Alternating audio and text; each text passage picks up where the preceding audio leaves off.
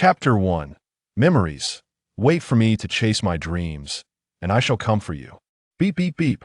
Lin Yu opened a friend list on the gaming platform, a list that had long been devoid of any online friends, former teammates, and rivals alike. Some had gotten married and needed to support their families, others had graduated from university, and some had simply switched games. The message that appeared on the platform came from an old teammate named Wei Wei. Lin Yu opened the message. Lin Yu, have you given any thought to what I mentioned? Lin Yu silently replied, I truly cannot bear to part with it. Wei Wei was not only his teammate in Warcraft 3, Shanghai 3C, but also his rival. In 2v2 matches, they were naturally allies in 1v1 competitions. They became adversaries. Both shared an impressive APM of 260 actions per minute comprising mouse clicks and keyboard presses. Another message from Wei Wei arrived. I know you have always harbored dreams of becoming a champion, and I share that aspiration. Now, an opportunity has presented itself. If you remain ensnared in memories, when will your dreams ever come to fruition? Lin Yu refrained from responding to Wei Wei and clicked to start another match of Shanghai 3C 1v1. After achieving a remarkable 100-game winning streak, he exited the game client, preparing to shut down his computer when he noticed the last message Wei Wei had left in the chat box. Brother, I genuinely hope you can fight alongside me once more. At the age of 17, Lin Yu found himself disinterested in studying, having begun his journey in Shanghai 3C at the tender age of 11, showcasing astonishing dexterity by controlling 7 heroes simultaneously. After all, this game had not been recognized as an esports event, and as a prodigy endowed with MOBA gaming talent, his remarkable APM was a testament to his skill. He had longed to prove himself on a grand stage, to gain the fervent cheers of the audience. Lin Yu persisted in playing this game, which could not be classified as an esports title, resigning himself to keep those cherished memories alive. Shanghai 3C was his nostalgia, the daily camaraderie with teammates, the banter over voice chat, and the shared conversations had seamlessly woven themselves into the fabric of his life. Yet, these were merely beautiful memories, not the dreams he yearned for. Having grown up in a city dominated by the esports industry, a championship was the dream Lin Yu had always aspired to chase. Thus, he navigated to a website, downloaded version 2.5 of League of Legends, selected the telecom district, and created the ID memories, Please Wait for Me. From a novice to a high-ranking player, Lin Yu transformed in a single season. As the precise barrage of the explorer Ezreal felled the last enemy hero, the final team fight of this high-stakes ranked match concluded with a triumphant 4-for-5 exchange at the Baron. With his agile positioning and relentless auto-attacks, Lin Yu wrapped up this ranked match in the telecom district, scoring 2,000 points. In Season 2, Lin Yu ascended to the pinnacle with a score of 2,300 points. Yang Shui, have you heard? Recently, a mysterious AD player in the telecom district has claimed the top spot. Alright, Xiao Qian, instead of envying others, why not focus on climbing the ranks yourself? We wouldn't want our female professional team's mid laner to remain at 1,800 points. It would concern the fans. The two conversing were the mid laner in support of the Beijing women's team. Seizing the opportunity for the season's conclusion, Lin Yu planned to rejuvenate himself. Suddenly, he received a call from Wei Wei. Hey, buddy, I heard from Annie that you haven't stepped outside these past few months. If I'm not mistaken, you're the one behind that newly topped ID, aren't you? Lin Yu remained silent, and upon sensing his acquiescence, Wei Wei hurriedly continued, Your championship dream is just one step away. They'll send you the address. Shortly, our TY team welcomes you. Beep, beep, beep. The call ended. Despite having said nothing, Lin Yu was already accustomed to Wei Wei's enthusiasm, which often translated into arranging matters for him to execute. In their previous games of Shanghai 3C, Wei Wei would often challenge others daily or stir up some rivalries. Lin Yu awoke in the evening, his mother always supportive of his endeavors, which allowed him to forego completing elementary school in favor of spending every day in internet cafes immersed in gaming. After a long slumber, he rose, consumed the dinner his mother had left for him, and then booted up his computer to check if his rank still held at the top. His score was a mere 50 points ahead of the second place. He opened the leaderboard. Second place, Jiao Xiao Shui, 2,289 points, frequently using champions like Lulu, Janna, and Seraphine. The gap was now only 11 points. He glanced at the time. There was merely half an hour remaining until the season reset. The third place was already 100 points behind her, and with only half an hour left in the season, even if she lost this match, she would still secure the second position. If she won, she would undoubtedly take the top spot, so there was no reason for her not to play this final ranked game. Lin Yu hurriedly logged into his account, knowing that typically high-end matches took a considerable amount of time to queue for. This time, however, he was matched instantly, landing in the first position. The first pick banned the currently dominant champions, Ezreal, Ashe, and Caitlyn. This left Lin Yu's champion pool somewhat restricted, and he took note of the first pick's ID, Xiao Shue's Dream Lover. As the game loaded, Lin Yu noticed that the support on the opposing team was indeed the second-ranked Xiao Shui. Team compositions were as follows. Lin Yu's red side, top Riven, jungle Lee Sin, mid-rise, ADC Sivir, support Nunu. Xiao Shue's blue side, top Jax, jungle Mundo, mid Orianna, ADC Vayne, support Lulu. This match marked the final high-stakes game of Season 2. Some players spectated the match, eager to witness whether the top two players would swap positions. As the match commenced, Lin Yu's duo in the bot lane swiftly secured level 2. Nunu utilized his W to enhance attack speed, while Lin Yu's Sivir skillfully cast a Q, hitting Vayne. Simultaneously, Lulu cast weakness on Sivir, and Vayne, believing the debuff would save her, hesitated to use her flash. Lin Yu's mind was remarkably clear as he timed his auto-attack intervals, and the moment the weakness effect dissipated, he flashed forward to execute a burning strike for first blood. Vayne was sent back to base, leaving Lulu to retreat to her turret. At this point, Lin Yu's duo had only half health remaining, and their jungler was signaling frantically, seemingly intent on diving Lulu under the tower. But how could that be feasible? After just securing a kill on Vayne, they were still level 3. Attempting to dive a level 2 Lulu with flash was exceedingly reckless. If the enemy jungler arrived, it could easily disrupt their rhythm. Lin Yu urgently signaled to retreat, but Lee Sin executed a Q, striking Lulu, and then leapt directly under the tower. Lulu flashed towards her second turret, reuniting with Vayne, who was just leaving the fountain.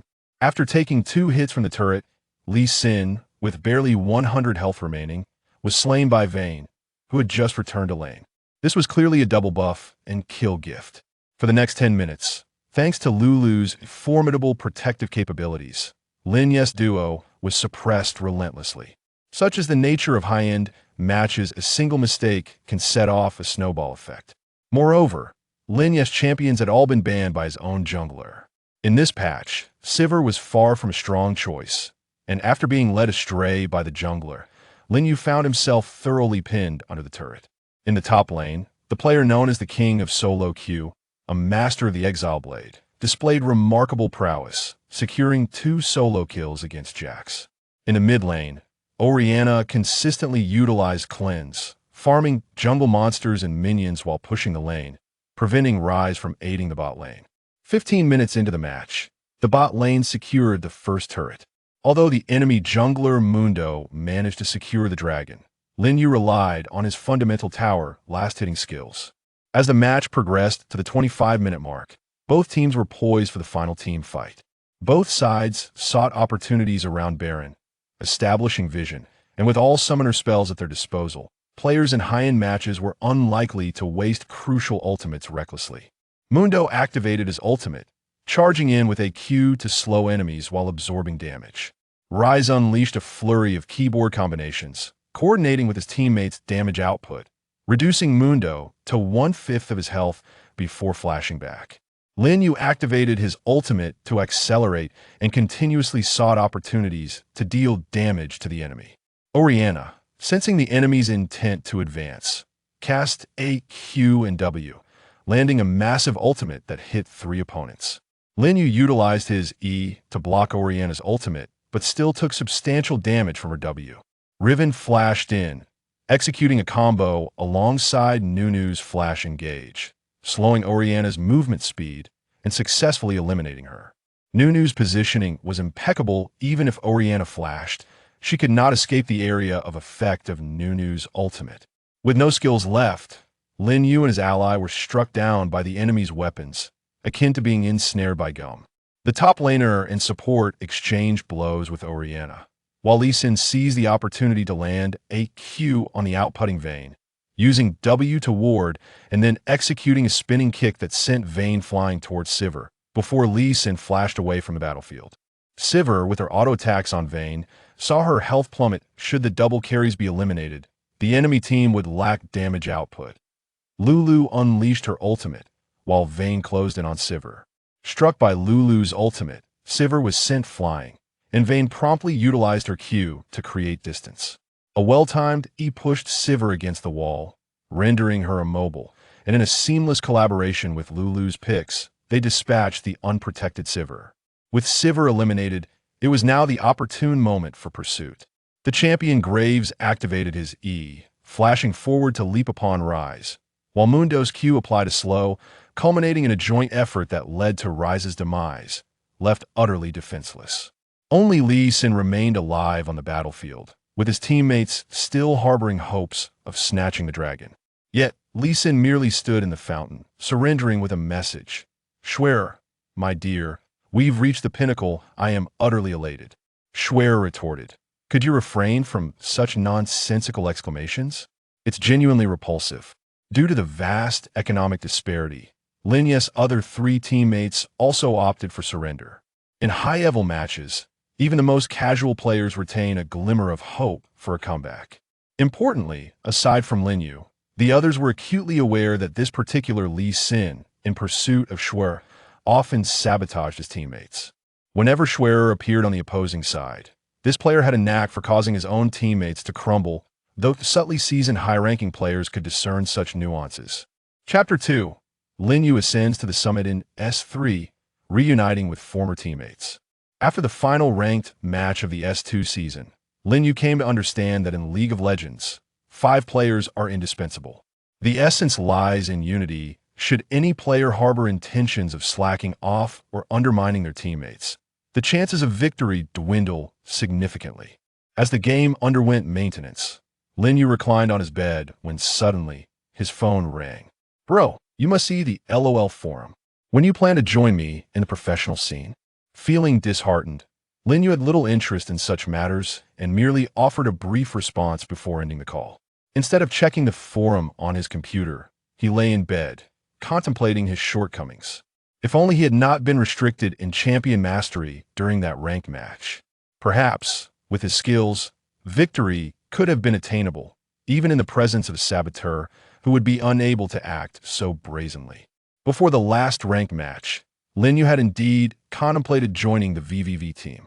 However, this match served as a profound lesson, illuminating his inadequacies, thus postponing his professional aspirations for the time being. Unbeknownst to him, Lin Yu's slumber extended into the following day. As per his usual routine, he awoke, attended to his hygiene, had breakfast, and powered on his computer. Suddenly reminded of VVV's words from the previous night, he logged into the LOL forum. What greeted him was a post that had surged to the top of the trending topics. Professional player, the beautiful Schwer, clashes with the mysterious AD Lane King in the last ranked match of S2. Schwer triumphantly reaches the summit. Upon clicking the post, he found a flurry of comments from the onlookers. Comment 1. This Lee Sin is genuinely terrifying, even the system fails to detect his sabotage. Comment 2. Let's be honest, who is this AD Lane King? I want to date him. Reply to comment 2. Oh please, it's clear you just want to ride his coattails. Comment 3. This mysterious player, instead of seeking fame in the professional scene, is content to be a data king in our telecom district. Comment 4. I doubt he could succeed professionally as champion pool is too shallow. Yesterday's Sivir performance was clearly lacking in mastery. Reply to comment 4. Sure, you're a master. I wouldn't be surprised if you're still stuck in gold. What right do you have to critique others' champion pools? Comment 5. Who knows who this AD Lane King is? Recommend him to me, there's a reward. The LXF club couldn't reach him for an invitation. Reply to comment 5. Wow. Finally a club has noticed him, but he's quite enigmatic, never interacting with anyone. I think it's going to be tough to identify him. Lin Yu paid little heed to these comments, and promptly closed the forum. The game version had been updated, and he embarked on his first placement match, concluding it with an unblemished victory. Throughout the season, Lin Yu's life revolved around eating, sleeping, and daily morning runs, dedicating the remainder of his time to ranked matches. As the season drew to a close, it was time to transition into the new season. His ranks had evolved from AK points to tiers: bronze, silver, gold, platinum, diamond, and finally, the Apex Challenger. Throughout the season, Lin Yu adeptly maneuvered through every AD champion to ascend to the rank of Apex Challenger, thereby enriching his champion pool and achieving a score of 1560, topping the leaderboard once more, with a staggering 200-point lead over the second place. Recalling the final match of S2, Lin Yu was resolutely determined to secure the first position. Throughout the season, VVV had reached out multiple times, inviting Lin Yu to pursue a professional career, yet he had declined each offer. The following day, Lin Yu awoke, adhering to his established routine. Upon logging into the game, he found himself at the pinnacle of the season, a record that would forever remain etched in his ranked history. Today, the forum was still buzzing with discussions about the mysterious player's ascent, with comments that had become even more exaggerated than the previous year. Lin Yu did not delve into the comments, but was instead captivated by the title of another post. The TY team, having finished last in the tournament standings, is on the verge of disbandment and departing from the professional arena. First comment: this year, that support player Wei Wei has truly regressed. Second comment: it is evidently the AD's lack of prowess. How can one claim Wei Wei has declined? Third comment: I recall this Wei Wei as a master from Chahai 3C. It's surprising that after such a long time in the professional League of Legends scene, I have become a fan. Fourth comment: in a neighboring thread, the mysterious AD player, the king of solo queue, has risen to the top. If the 2i team could recruit him, their bottom lane would be virtually invincible. Fifth comment: let it be. A team that lacks even the qualification to compete internationally in the S tournament, do you truly believe he would join them? Lin Yu shut down his computer, feeling no desire to chase after points this time. The reason he had consistently declined Wei Wei's invitations throughout the season was that he had yet to emerge from the shadows, and he had also recognized his own flaws and shortcomings. After a season of hard work, Lin Yu finally emerged triumphant. Ordinarily, reaching the pinnacle of success at the end of a season would be a cause for celebration. Yet, upon achieving this feat, he found himself devoid of congratulatory calls from Wei Wei. To his dismay, he discovered that his former comrade's team was languishing at the bottom of the rankings, on the verge of dissolution. After finishing his lunch, Lin Yu explained the situation to his mother, who wholeheartedly approved of his actions. She felt immense joy knowing that her son was willing to go to such lengths for his teammates. Lin Yu took his annual savings, packed his peripherals into a bag, and brought along 2 sets of clothing before stepping out of his home. In the year 2013, the capital city was a vibrant hub of esports, teeming with numerous gaming cafes, a plethora of players and competitors, and various teams establishing their presence in this bustling metropolis. Lin Yu boarded the bus directly to the TY team, eagerly anticipating his meeting with Wei Wei, hoping to assist him in overcoming his current stagnation. His teammate Wei Wei had been labeled as underperforming, which could either stem from unforeseen circumstances that hindered his training or from encountering a developmental plateau.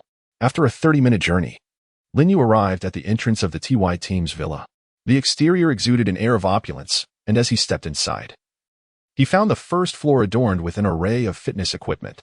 The intense training sessions before the computer could take a toll on the body, and these fitness apparatuses were perfectly suited for utilizing their spare time to enhance their physical well-being. Lin Yu ascended to the second floor, where photographs of the TY team adorned the walls, team portraits, individual shots, and captivating moments from competitions. He found it peculiar that, despite being on the second floor, he had yet to encounter anyone. As he ventured further inside, voices emerged from a room. Wei Wei, why haven't you been training? Where is your focus? Came the admonition. A hesitant response followed from Wei Wei. I. Clearly, he was flustered and uncertain of how to reply. Let me be clear. Wei Wei, if our competition scores continue to languish this season, I fear we may face disbandment. This is not just directed at you. All of you should take heed. The salaries outlined in your contracts are substantial, yet you deliver such lackluster results? An entire year has passed, and we remain at the bottom of the rankings. Lin Yu should have guessed that the reprimand came from their manager. You 3, during training hours, playing do Diju and gambling? Wei Wei, and you. How could you let your girlfriend's breakup distract you so completely from your training? I am utterly disappointed in you. Initially, I saw you as a talented player. But now it seems I was mistaken. Perhaps it is best if you leave. The manager, increasingly agitated, unwittingly spoke harshly. Wei Wei might simply be struggling with emotional issues. And as long as he could readjust, he remained one of the top supports in the capital. The manager regretted his impulsive words. His anger had led him to utter statements that were not truly reflective of his feelings. As soon as he finished speaking, Wei Wei nearly burst into tears, remaining silent. Lin Yu politely knocked on the door. When it opened, a beautiful young lady appeared, likely responsible for the player's daily needs, as evidenced by the apron she wore. Lin Yu understood that the absence of individuals on the first floor was due to everyone convening here for a critical meeting. Chapter 3. The Mightiest Bottom Lane. Former teammates battling side by side. Lin Yu stood at the entrance, the gaze of everyone in the training room fixed upon him. The manager, already in a foul mood, inquired, "Who are you?" Wei Wei, filled with immense excitement at the sight of Lin Yu, exclaimed, "He is my teammate. We are close brothers." "Lin Yu, you have finally arrived. Now we can fight side by side." Lin Yu responded, "Wei Wei, are you all right? I am aware of your situation, otherwise I would not have come here." The manager, perplexed by Lin Yu's words, retorted, "What are you here for? If you are looking for Wei Wei, please wait downstairs." Lin Yu smiled slightly and said, "Hello, manager. I am here for the trial, aspiring to join TY as the starting AD." As soon as he finished speaking, the AD player of TY displayed an unmistakable look of displeasure on his face and retorted, "Who are you? Just you? The starting AD?" Lin Yu placed the peripheral device he held upon Wei Wei's desk, for he recognized the mouse pad. This was a gift he had presented to her. Lin Yu logged into his account, drawing the attention of everyone to the illustrious ID, "Memories, please wait for me." The manager, astonished, inquired, "Are you the enigmatic player king? I consider myself exceedingly fortunate. You know, many teams have attempted to reach you, yet here you are, approaching our team voluntarily." "Manager, please do not misunderstand. I am a close brother to Wei Wei, a longtime teammate. Now that he is facing difficulties, how could I allow him to lose his fighting spirit?" "Lin Yu, is it? That is agreeable. I shall prepare a separate contract for you shortly, with merely a month before the competition. I hope you can lead them to achieve remarkable results. The meeting is adjourned. Lin Yu, please follow me." The manager took Lin Yu to sign the contract. Forgoing any trial period, for the mere prestige of that renowned ID provided him with considerable reassurance. Currently, TY's performance was dismal, its fanbase sparse, and its reputation rather tarnished. Should this continue, disbanding the team might be a better option. The manager could only hope that Lin Yu would guide the TY team to outstanding achievements, thereby attracting more fans. He presented Lin Yu with a contract, the terms being comparable to those of the other players. "Manager, I shall only sign for 1 year." He offered Lin Yu an annual salary of 1 million. If Lin Yu could extend his tenure and achieve commendable results, the salary could certainly be renegotiated. The manager sensed that 1 million per year was indeed somewhat modest, yet Lin Yu was indifferent to the salary. For him, money held little significance. His aspiration was solely for the championship. Another motivation for joining TY was to restore Wei Wei's form to its pinnacle. After Lin Yu signed his name, he made his way to the training room, for every minute was precious to him. "Lin Yu, allow me to introduce you to our mid laner, Wang Ping, the strongest king at 800 points in S3, our top laner, Wang Ji, with 500 points, and our jungler, known as Lu Bao, who has 600 points.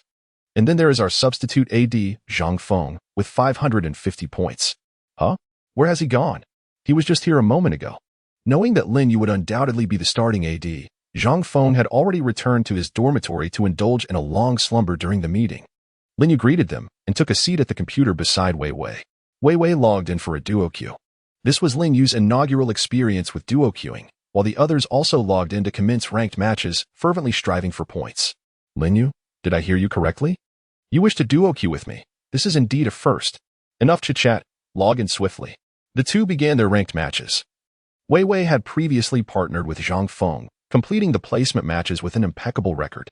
The manager, upon seeing posts where others evaluated his team, stormed into the training room, convening an impromptu meeting to address the matter. The two quickly advanced to the BAPK stage. Lin Yu selected Caitlyn, while Vivi locked in Thresh. The opposing bot lane comprised Ezreal and Blitzcrank.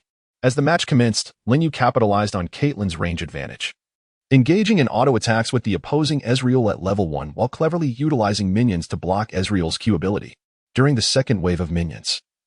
As the last melee minion lingered with a sliver of health, Vivi's Thresh advanced forward. Lin Yu dispatched the melee minion just as Vivi flashed in and unleashed his Q ability, landing a death sentence on Ezreal, followed by Ignite. Observing Caitlyn's approach, Blitzcrank attempted to launch his rocket grab, but Lin Yu anticipated his movement and deftly evaded the attack. The enemy team failed to secure level 2, allowing Caitlyn to inflict significant damage with her E ability on the half-health Ezreal, followed by a swift EQ combo. The shield from Ezreal's first level proved ineffective.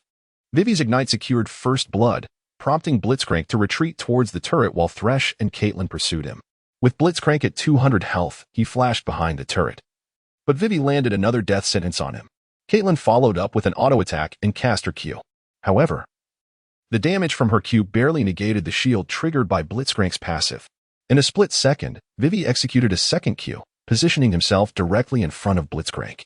The first level Blitzcrank's Q was still on a 5-second cooldown, and Ezreal was swiftly eliminated, rendering Blitzcrank's Ignite unnecessary. A seamless series of maneuvers ensured that Blitzcrank never laid a hand on Thresh, while Ezreal was promptly dispatched.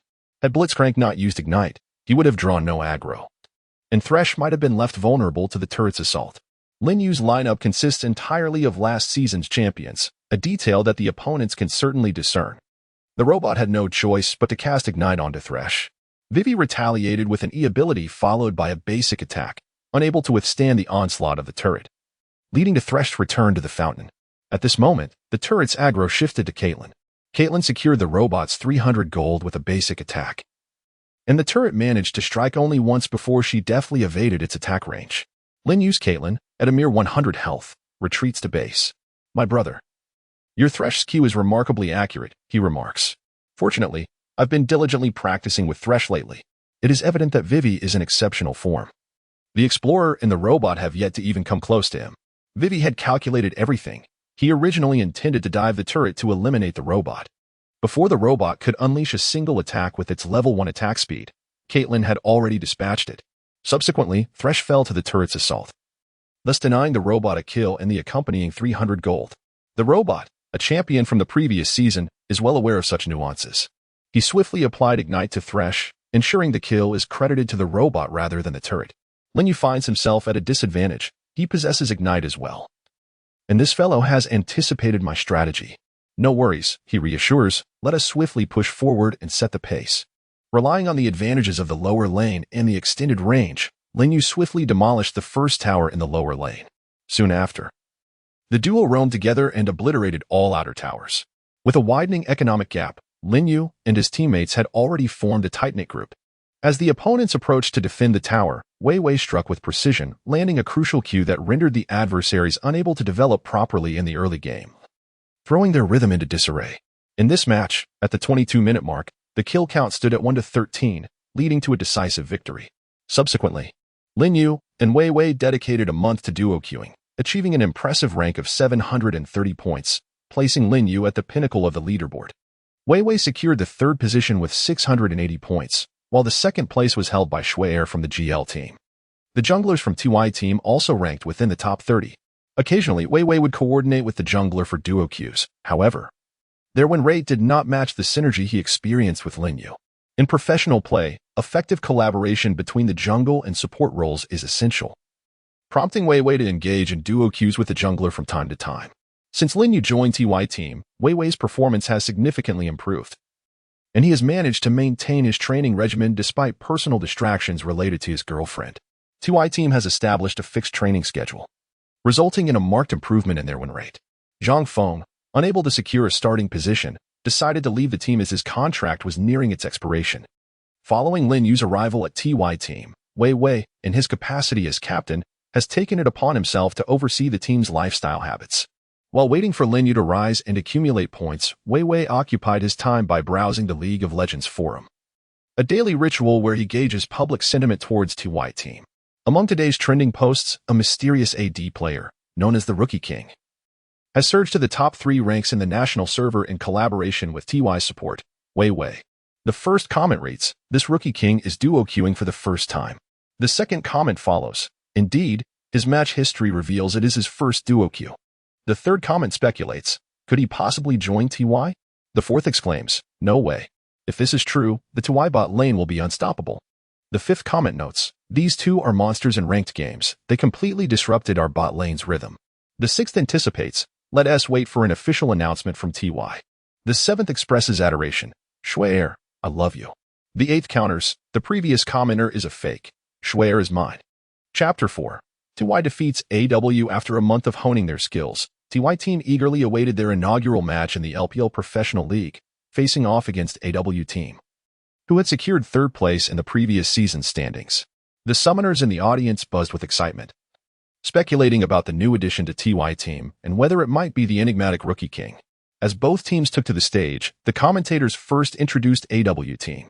The top laner, Aju, ranked 21st among the strongest players, showcased champions such as Rumble, Rise, and Shin. The mid laner, a Wei Wei, ranked 37th, has utilized champions like Orianna, Twisted Fate, and Lulu. The jungler, a Yewaji, boasts a ranking of 51st with champions like Lee Sin, Crystal Vanguard, and Jarvan 4. The bot lane duo includes AD carry Abai, ranked 8th with champions like Ezreal, Kaisa, and Graves, alongside support AQGG, ranked 11th with champions like Janna, Alistar, and Thresh. The passionate summoners erupted in applause, welcoming them to the stage. Now, it was time to introduce TY team. The top laner, Taiji, ranked 28th, has played champions like Riven, Fiora, and Nocturne. The mid laner, Tai Pengping, ranked 15th, is known for champions such as Twisted Fate, Orianna, and Cassiopeia. The jungler, Tai Lele, ranked 6th, has played champions like Lee Sin, Jarvan 4, and Nightmares. The bot lane duo features AD carry Tai Hai, currently ranked 1st, and support Tai Wei Wei, ranked 3rd with champions like Thresh, Janna, and Alistar. The audience erupted in applause once more, recognizing the prowess of TY team. Observers noted, look, it truly is the mysterious Rookie King. Did you not see the official announcement from TY? I knew it was him. The atmosphere was charged with excitement. It seemed that TY was determined to ascend the ranks this year. He looks so handsome. I wish I could date him, one fan exclaimed. Xiao Qian, can you please contain your infatuation? Shuair and Xiao Qian, transformed into spectators, settled among the crowd to witness the match, with Shuair eager to see the mysterious Rookie King after TY's announcement. As the two fans conversed, a sudden wave of screams erupted from the female audience. It turned out that on the day of TY's announcement, a devoted female fan had organized a fan club for Lin Yu. The fervent fans chanted, HY, go for it. Naturally, other players also had loyal supporters, with some male fans vocally attempting to overshadow the cheers of the female fans.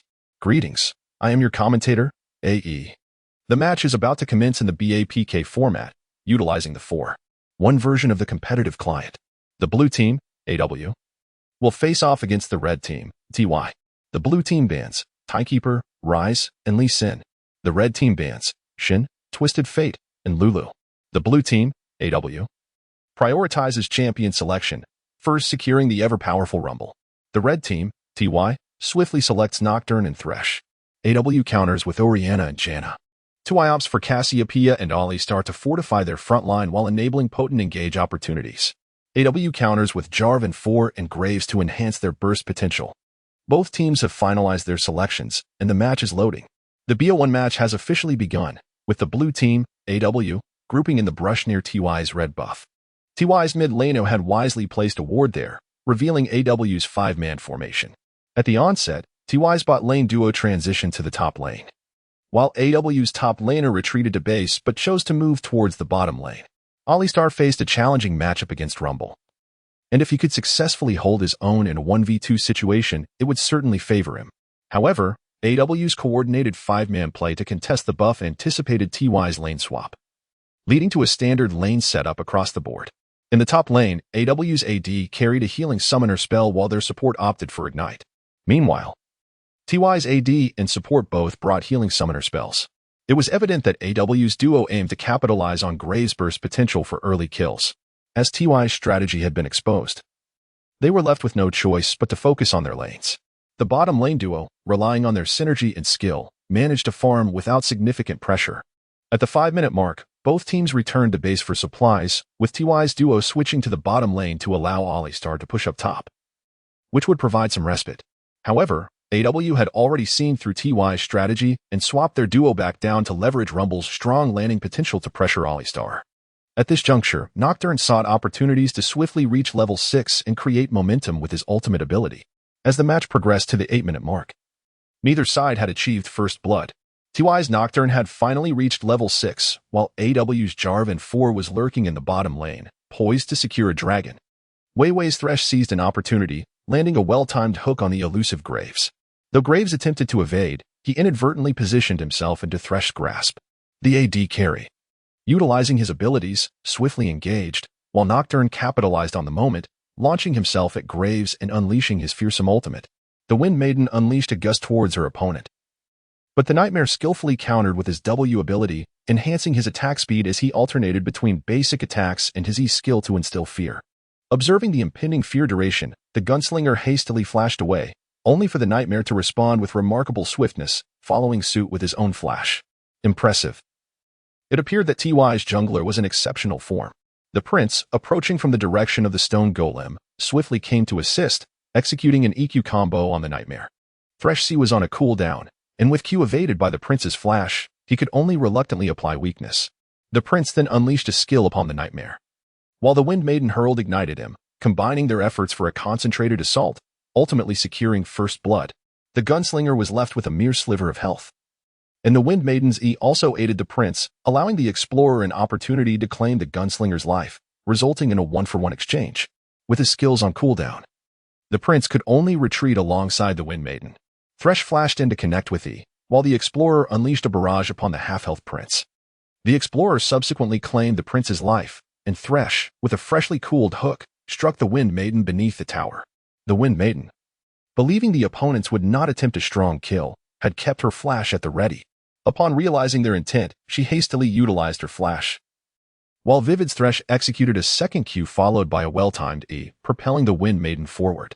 Due to their earlier double kill, both players had reached level 6. But Thresh's mana was depleted, rendering his ultimate unusable. The Explorer, lacking mana for his ultimate, could only utilize Q under the tower to eliminate the Wind Maiden. Lin Yu glanced at his mana bar, just 10 points short, and refrained from rushing under the tower to attempt a Q on the Wind Maiden. The TY bottom lane duo was indeed formidable. Even as a commentator, I had overlooked this detail.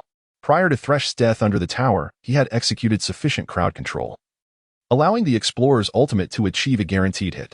Once his mana was sufficient, the Explorer delivered a precise barrage, slaying the Wind Maiden. This skirmish erupted into a small-scale team fight, resulting in a 2-4-3 exchange, with the Wind Maiden and Prince each claiming a kill, while TY's Explorer amassed 3 kills. A series of spectacular maneuvers incited waves of applause and fervent discussion among the audience. This Explorer was remarkable, demonstrating impeccable timing by withholding his skills until he had sufficient mana for his ultimate, achieving a perfect hit for the kill. The mysterious ruler of the lanes certainly had the details down pat. With a substantial advantage, the Explorer, leveraging his agility and formidable poke potential, collaborated with his teammates to secure the first dragon. The short-ranged gunslinger found it increasingly difficult to develop against the controlling Thresh and the overpowering Explorer. The red team swiftly grouped together, allowing their tree champion to grow stronger. By the 25-minute mark, the tree had developed well, boasting sufficient tankiness, while the blue team's composition evidently lacked execution power. AW's sole chance for a comeback hinged upon eliminating the Explorer to succeed in the team fight. Yet the blue team could only rely on the Prince for initiating engagements.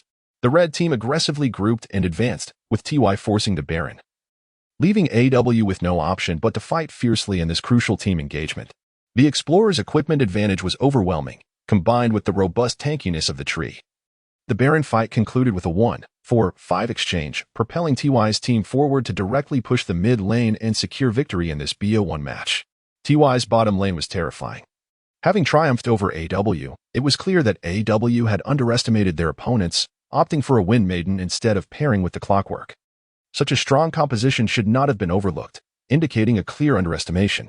The female fans of Lin Yu exuberantly called out, "Lurker Wang high, Lurker Wang high."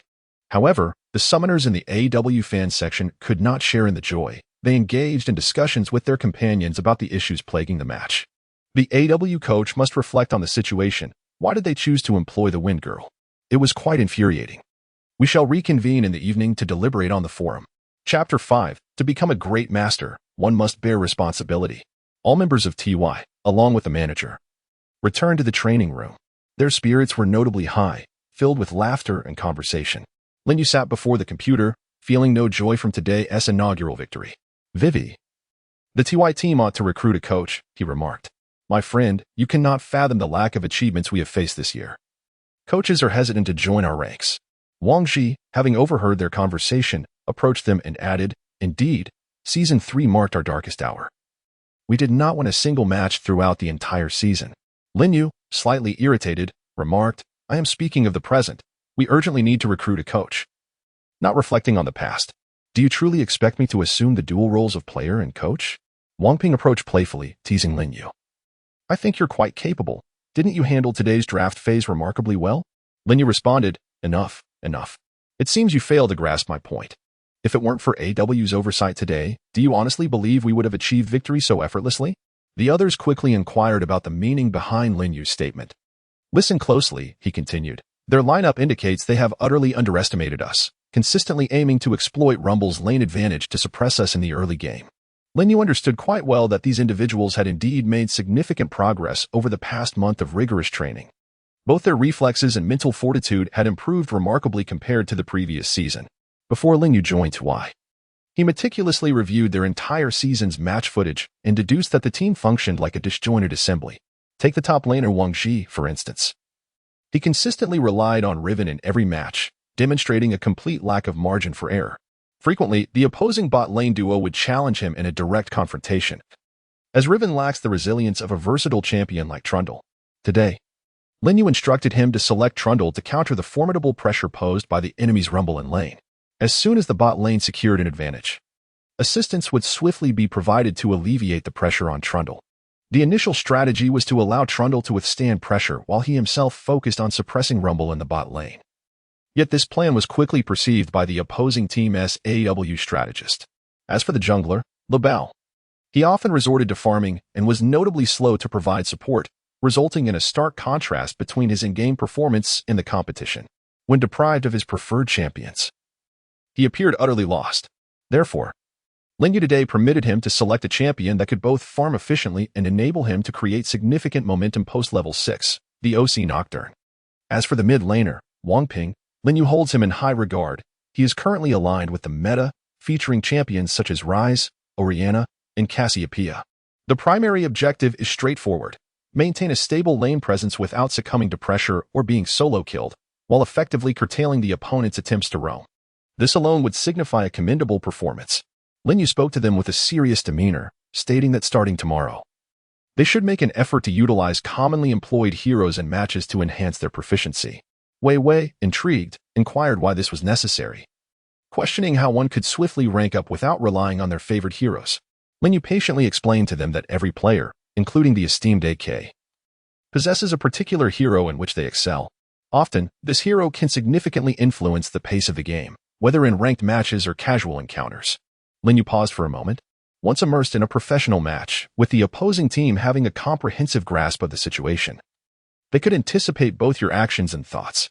In such circumstances, failing to act would indeed render one less effective than if one were to select a hero with higher utility. Upon hearing this, the others acknowledged the validity of Lin Yu's insights and promptly turned on their computers to expand their hero pool. Wang Ping, if you can master some heroes capable of securing solo kills in the lane, I will reserve the counter role for you. Understood. Rest assured. With 3 days remaining until the next match, I will diligently enhance my proficiency. All right, you all continue with your training. I will seek out the manager to discuss coaching matters. Lin Yu arrived at the manager's office and gently knocked on the door. Come in. Ah, it's you, Lin Yu. What brings you here? The manager, in high spirits, was delighting in the increasing number of fans on the forum for his team after today's victorious match. Well, manager, I believe it would be prudent to hire a coach during these 3 days. After all, as a player, I cannot devote all my time solely to studying the draft and bans. I also wish to utilize this time to further enhance my own skills. Lin Yu is now the savior of TY. The manager has no reason to refuse such a request. Very well, you may go. I shall promptly recruit a coach for you. Lin Yu exited the room, and the manager opened the LOL forum to post a recruitment notice for a coach. The first comment read, Manager Chen is truly impressive. Since you've managed to bring the Casual King to TY, I am wholeheartedly supporting your team. The manager replied to the first comment, Thank you. Our team will continue to improve. The second comment asked, Does TY still need a caretaker? Or perhaps a cooking it? Does the Casual King HY have a girlfriend? The manager responded, That is a personal matter I cannot disclose. I hope you will continue to support us at TY. Thank you. The third comment stated, I think Wei Wei is quite handsome as well. This duo in the bot lane is simply unbeatable. The fourth comment queried, does the team still require a water dispenser? The national server rating is 300. The manager replied to the fourth comment, thank you for your support. But we do not need one for now. The fifth comment inquired, what is the annual salary TY has offered the casual king? The manager, busy responding to various peculiar questions, completely forgot the original purpose of his post. Lin Yu emerged from the gym, took a refreshing shower, and entered the training room. Wei Wei, accompany me for a stroll, he requested. Wei Wei readily agreed. Typically, Lin Yu enforced strict discipline, forbidding them from wandering aimlessly, insisting on a stable 12 hours of training each day. Wang, having just secured victory in a ranked match, called out, Captain, please bring me back some barbecue. Make sure to include the crispy bones and go easy on the spice. Wei Wei retorted, somewhat annoyed, got it. But why do we have to eat so much every day? The two took a leisurely walk around the villa, an area bustling with over a dozen teams, including several women's teams. Along their path, they spotted professional players also taking a post-meal stroll to alleviate stress. In the capital, the city of esports, there existed both male and female professional arenas where opportunities and honors were equally bestowed, devoid of any bias.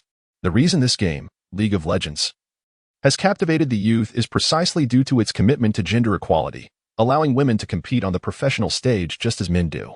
Wei Wei, I've noticed you've been frequently in touch with your girlfriend lately, Lin Yu remarked. Wei Wei was taken aback. How did you know? With a chuckle, Lin Yu replied, late at night, I could hear the sound of your keys clicking. How could I not be aware? Have you two reconciled? It's not quite a reconciliation, Wei Wei explained. She is also a professional player and chose to distance herself, fearing that being together might adversely affect us both. Lin Yu finally comprehended why Wei Wei appeared so haggard when they met. Throughout the entire season, TY had struggled to secure even a single victory. Given Wei Wei's prowess, it was inconceivable that he would perform at such a diminished level on any team. Wei Wei, if even women can grasp this truth, why is it that you, as a grown man, cannot understand it? Lin Yu was somewhat agitated, declaring that our ultimate goal is the championship. If there comes a day when you decide to retire, I will wholeheartedly support your pursuit of love. Lin Yu paused momentarily before continuing. You are not fighting alone. You must honor your teammates, the team manager, and your fans. You cannot afford to disappoint them any further. I understand what you are saying, Lin Yu, he replied. I never intended to linger on her. I had contemplated allowing her to return to my side after my retirement. However, yesterday happened to be her birthday, which compelled me to send her a message. Lin Yu listened to Wei Wei's explanation and made a mental note. One must not let others down again. To be a master, one must possess a sense of responsibility. Chapter 6. Shue'er's Worries. An encounter with Lin Yu. Wei Wei expressed her determination not to disappoint her teammates and manager again. Just then, 3 female players from the GL team approached from a distance. Hello, I am Yang Shui, and this is Xiao Qian, our team's mid laner. As for this one, I believe no introduction is necessary, Shue'er remarked, deliberately raising her voice for the last sentence as she glanced at Wei Wei. Lin Yu could certainly discern the underlying meaning in Shue'er's words, for he had noticed Wei Wei gazing intently at her for quite some time. Xiaoya, how are you? He inquired. Xiaoya gently replied, I am well. I watched your match during the live broadcast today. Keep up the good work. Perhaps having previously told Wei Wei that they should never meet again, Xiaoya finished her words and swiftly ran towards the GL team's villa, prompting Wei Wei to hurriedly pursue her. Lin Yu believed that it was better to clarify certain matters face-to-face, so he did not stop Wei Wei. Shue'er called out, Lin Yu. The esports community is quite familiar with the names of various players, as it is only through their prowess that they can etch their names into the memories of fans when the team officially announces the roster. I have a few questions I would like to discuss with you, if you don't mind. Lin Yu shrugged, suggesting they should proceed, mentioning he still needed to bring barbecue for his teammates. In such circumstances, how could Wei Wei possibly remember to bring barbecue for the team? This area is the most vibrant part of the capital, making it a desirable place for many to reside. The capital is also home to numerous investors focused on esports, who have erected various villas in different locations. This allows professional players and fans to interact closely, often encountering them on the streets and seeking autographs and photos. Along the roadside, an array of snacks can be found, alongside esports internet cafes, with the beach just nearby.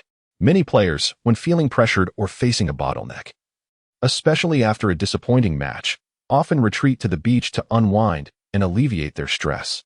The three of them sat on the sand, and Lin Yu was asked, "Why did you transition from other MOBA games to League of Legends?" Lin Yu pondered for a moment before responding to her. "In pursuit of the World Championship. I began my journey at the tender age of 11, while others were still in elementary school. I had already acquired my first computer and delved into the world of gaming." Lin Yu murmured, "I relished the synergy of teamwork, the intricacies of operation, and the training of my reflexes. Most importantly." At this point, Lin Yu paused. Shuai smiled warmly. "I understand. You need not elaborate. I believe that one day, you will stand upon the grand stage of the World Championship, holding the champion's trophy and sharing your heartfelt sentiments with esports enthusiasts worldwide." The two exchanged a lingering gaze, the atmosphere tinged with a hint of awkwardness, prompting Lin Yu to speak hastily. "Thank you. I will certainly strive to secure the World Championship with TY. Let's give it our all." A flicker of concern crossed Shuai's face. "Our team is encountering difficulties. It seems that this year GL may not even have the opportunity to compete internationally in the S tournament." Lin Yu listened patiently, allowing Shuai to express her thoughts without interruption. The issues plaguing the GL team stemmed from the chaotic personal lives of its female players, without stringent management. The top lane at Tang Tang and jungler Xiaoyu frequently missed training sessions. The GL team, once regarded as a formidable women's squad, suffered from a dismal start in their matches, resulting in 2 consecutive defeats due to the absence of their top laner and jungler. This predicament prompted Xiaoyu to propose a temporary breakup with Wei Wei. As the AD carry for GL, she could only strive to compensate for the shortcomings of the team's top and jungle positions alongside Shuai in the bot lane. Last year, TY's poor performance was attributed to the lethargy and irregular lifestyles of its members, who neglected training. Wei Wei found herself powerless in the face of such circumstances.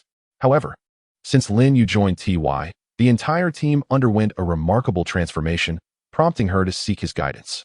Shuai, noticing Lin Yu taking a stroll, feigned a chance encounter in hopes of learning how to resolve the team's issues.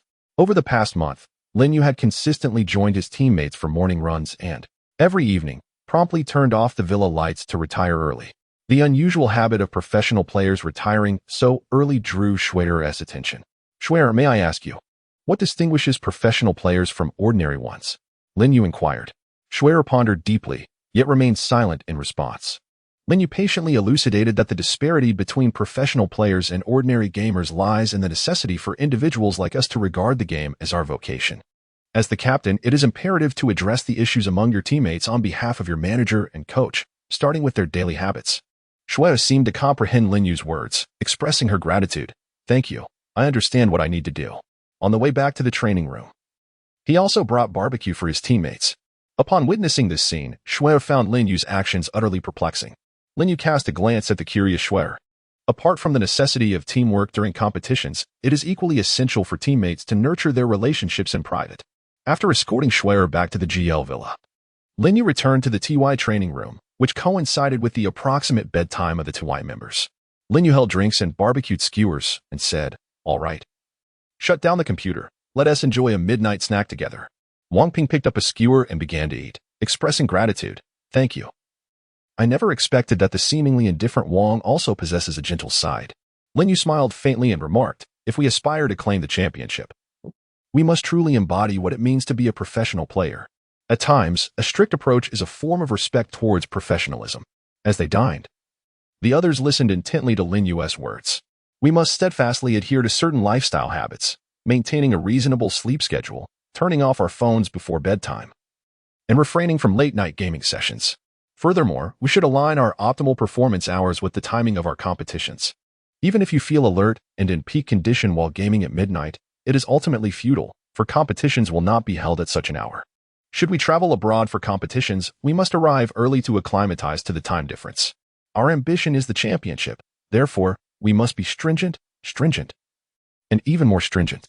After hearing Lin Yu's remarks, each individual felt a surge of confidence, and in unison, they declared, "Indeed, our goal this year is the championship." Lin Yu returned to the dormitory. "Wei Wei, are you all right?" "Brother, I am fine. Starting tomorrow, let us train diligently and strive to secure the top position in the summer tournament points." Lin Yu switched off the lights, a faint smile gracing his lips. "All right. Let us secure the top score first." The following morning, he roused all team members from their slumber. Groggy and yawning, they protested, Why are we up? I wish to indulge in a little more rest. Rise and shine, it's time for a run. The reason the TY team had failed to secure a single victory throughout the entire season was precisely the poor habits Lin Yu was determined to eradicate. Their triumph over the formidable AW team was ample testament to the efficacy of his leadership style. Gradually, the others awoke. And Lin Yu was already waiting at the villa's entrance. Schwer, look, isn't that the TY team? They've been maintaining their morning runs for a month now. Such a training regimen is rather peculiar. All right, Xiao Qian, sleep a little longer before we begin training. In Schwer's mind, Lin Yu's ability to instill such diligence in the TY team members was a clear indication of his exceptional qualities. Some team members, still languishing in bed, were engrossed in their phones, showing no inclination to rise, yet they couldn't help but notice the TY team jogging outside. Look. The TY team wakes up so early for their runs every day. What do I care? I'd rather focus on scoring points than running at dawn. Chapter 7. High-level matches. Perfect team engagement upon returning from their morning run. The TY members felt neither fatigue nor drowsiness. The 5 of them commenced ranked matches in the training room. As the game began, Lin Yu and Wei Wei formed a duo for the red team, with Yang from AW, ID, a YY, in the mid lane, and Li Yi from AW, ID, a Yi Wang, as the jungler. The top lane featured the top player from the LS team, whom they were to face next. The blue team comprised the mid-jungle duo from TY, the LS bot lane duo, and Wang Jun from AW, ID, Aju, as the top laner. For the red team, the bot lane consisted of Vayne and Nami, the mid lane held Orianna, the jungler was Lee Sin, and the top lane featured Riven. The blue team included the bot lane of Ezreal and Alistar, the mid lane of LeBlanc, the jungler of Jarvan 4, and the top lane of Dr. Mundo. During this period when all professional teams were adjusting their strategies, they generally began logging on to rank up, resulting in matches predominantly featuring professional players. As the game loaded, neither side invaded the jungle. Both teams positioned themselves in a long, serpentine formation, placing wards in each other's jungle to ascertain the jungler's opening movements. In the early levels, the bottom lane duo of Lin Yu exhibits a pronounced advantage over their opponents. Vayne and Nami relentlessly chip away at the health of Alistar through a series of auto-attacks. While Alistar, having learned his E at level 1, remains unfazed by their harassment due to his sustain. The bottom lane continues to farm peacefully, in stark contrast to the more tumultuous happenings in the top lane. With the selection of Camille and Nasus, a readiness for combat in that lane is unmistakable. At level 1, Camille employs her Q on a low-health minion, aiming to swiftly attain level 2. Seizing the opportunity as Camille approaches with her Q, Nasus retaliates by inflicting damage upon her, yet Camille refrains from engaging aggressively, opting instead to consume a health potion to gradually restore her vitality. Clearly, Nasus is outmatched in the race for level 2, and as Camille nears that milestone, he hastily retreats. Camille, utilizing her Q on the final low-health minion, promptly achieves level 2, refreshing her Q in the process, and then unleashes it upon Nasus, activating her W to leverage its healing and true damage for continuous harassment. The level 1 Nasus finds himself unable to retaliate, forced to activate his ghost to retreat swiftly. At that moment, Tylabao's Jarvan 4 makes a timely appearance from the blind spot, having ensured that the enemy minions were defeated.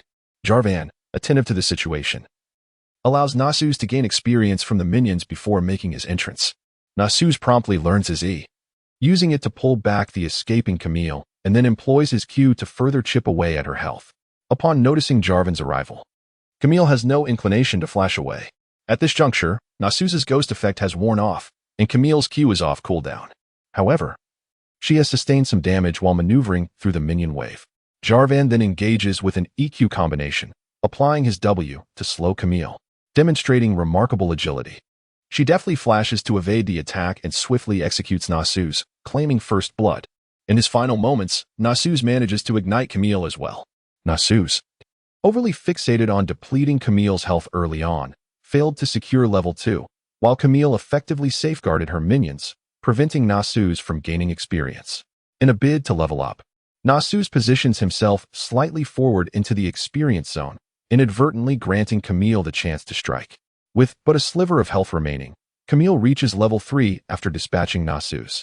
Just as Jarvan prepares to finish her with a basic attack, Camille retaliates with an E to immobilize him, attempting to refresh her Q passive by targeting a minion before successfully fleeing into the bush.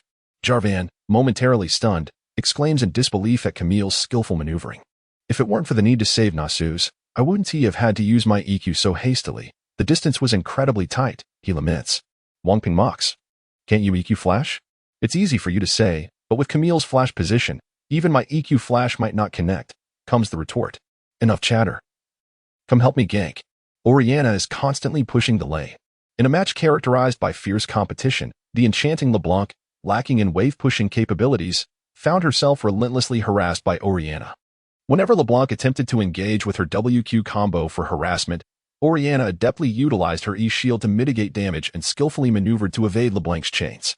This allowed Oriana to push the lane aggressively and secure last hits, knowing that LeBlanc's early tower damage was insufficient for effective farming under the turret.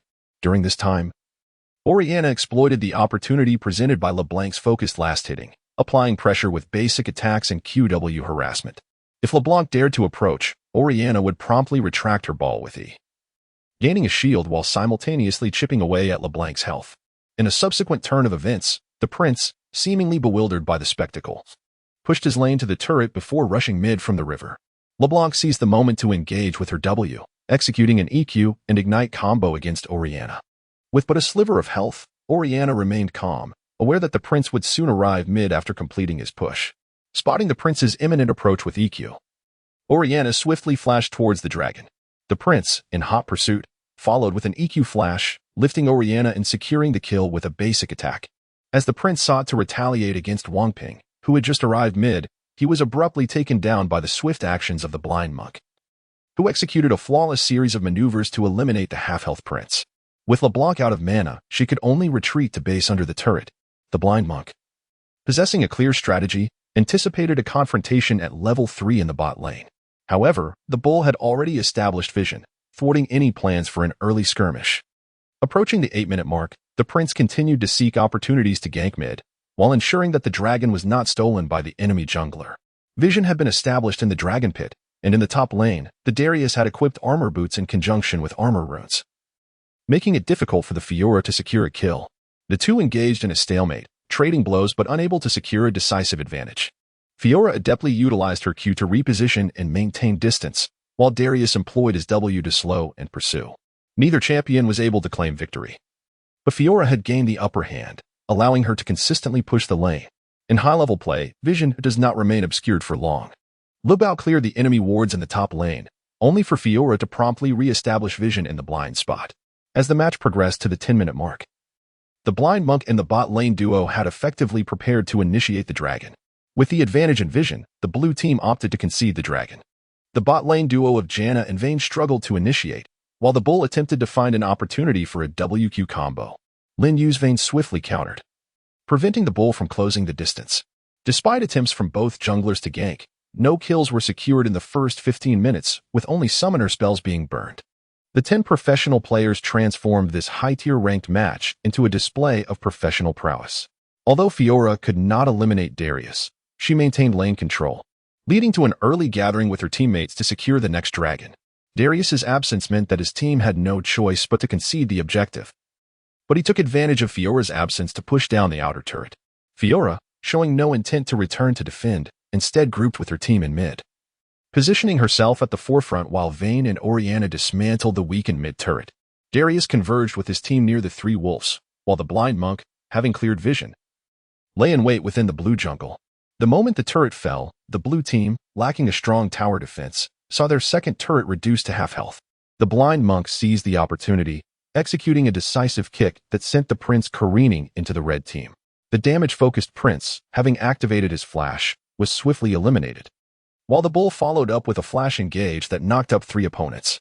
Oriana had already repositioned, tossing her ball to the blind monk, who, standing amidst the fray, absorbed damage while Oriana targeted the opposing Ezreal and Darius with her ball.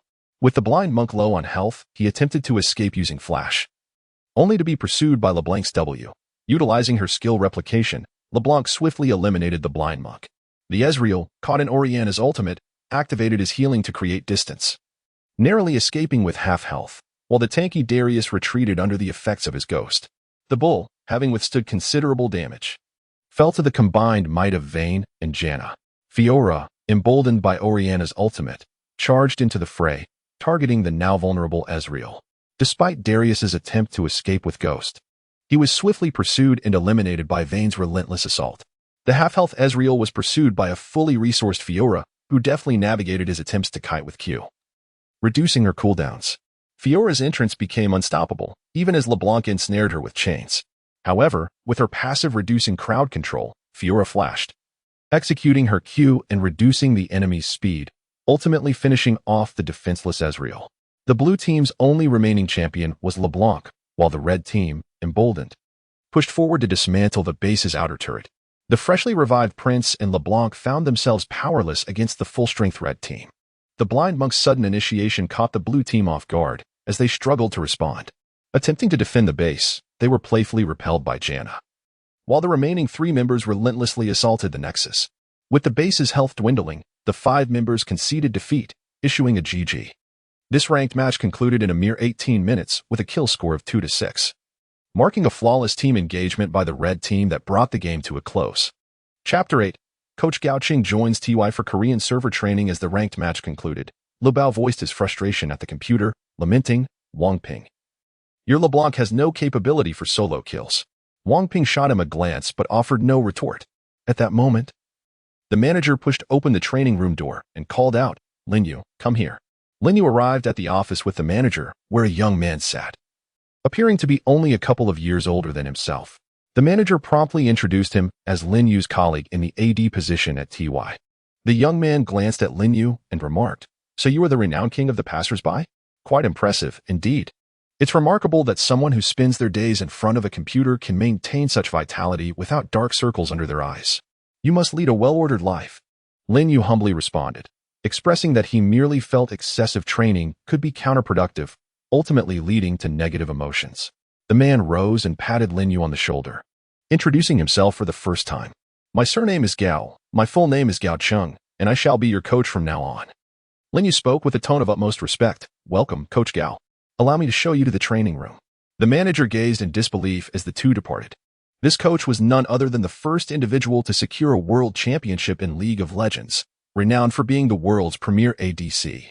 Initially, the manager found it hard to believe that he was here, as he had anticipated a serious discussion regarding annual salary and contract terms. However, upon Coach Gao's arrival, he merely expressed a desire to meet Lin Yu. After their encounter, he appeared thoroughly satisfied and promptly decided to remain at TY as the coach. The manager could hardly fathom that someone with such an illustrious array of championships would choose to coach at TY. What had transpired recently within the TY club? First, Lin Yu joined as the starting AD carry, and now with Gaoqing's arrival as coach, the prospect of victory in the championship seemed increasingly promising for TY this year.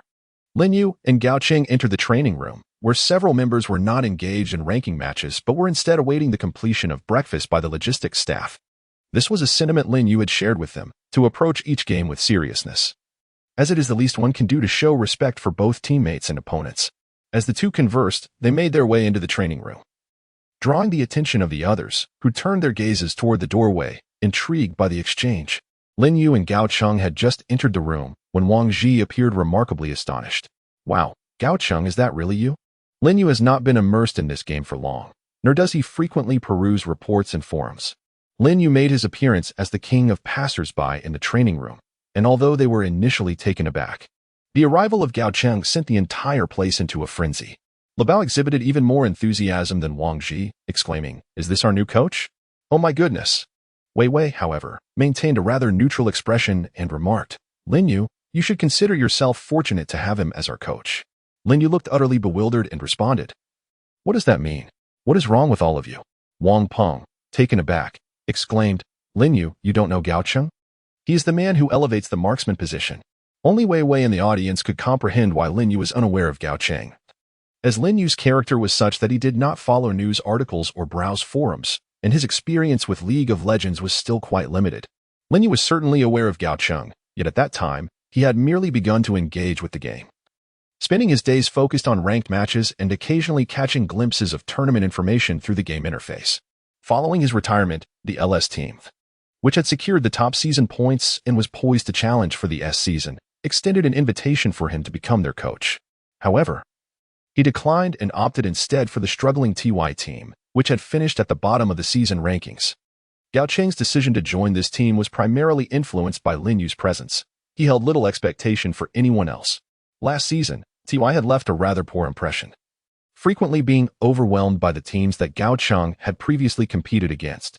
Upon entering the training room, he was pleasantly surprised to find that their current state was markedly different from the previous encounters on the battlefield, which filled him with a sense of hope. As the newly appointed coach of TY, he declared two pivotal objectives. First, his aim was to lead them in their quest for the S season, a commitment he vowed to fulfill diligently. The second point was that they would temporarily cease competing on the domestic server, starting today. All efforts would be redirected to the Korean server, where he expected to see them ascend to the rank of king within a month, with rigorous training to follow. After delivering his speech, Gao Cheng called Lin Yu aside for a private conversation. Lin Yu, I have reviewed your ranked records and match footage. You are undoubtedly a prodigious talent. Coach Gao, you flatter me. You have achieved a world championship, and I still have much to learn from you. I will require your guidance moving forward, Lin Yu responded humbly.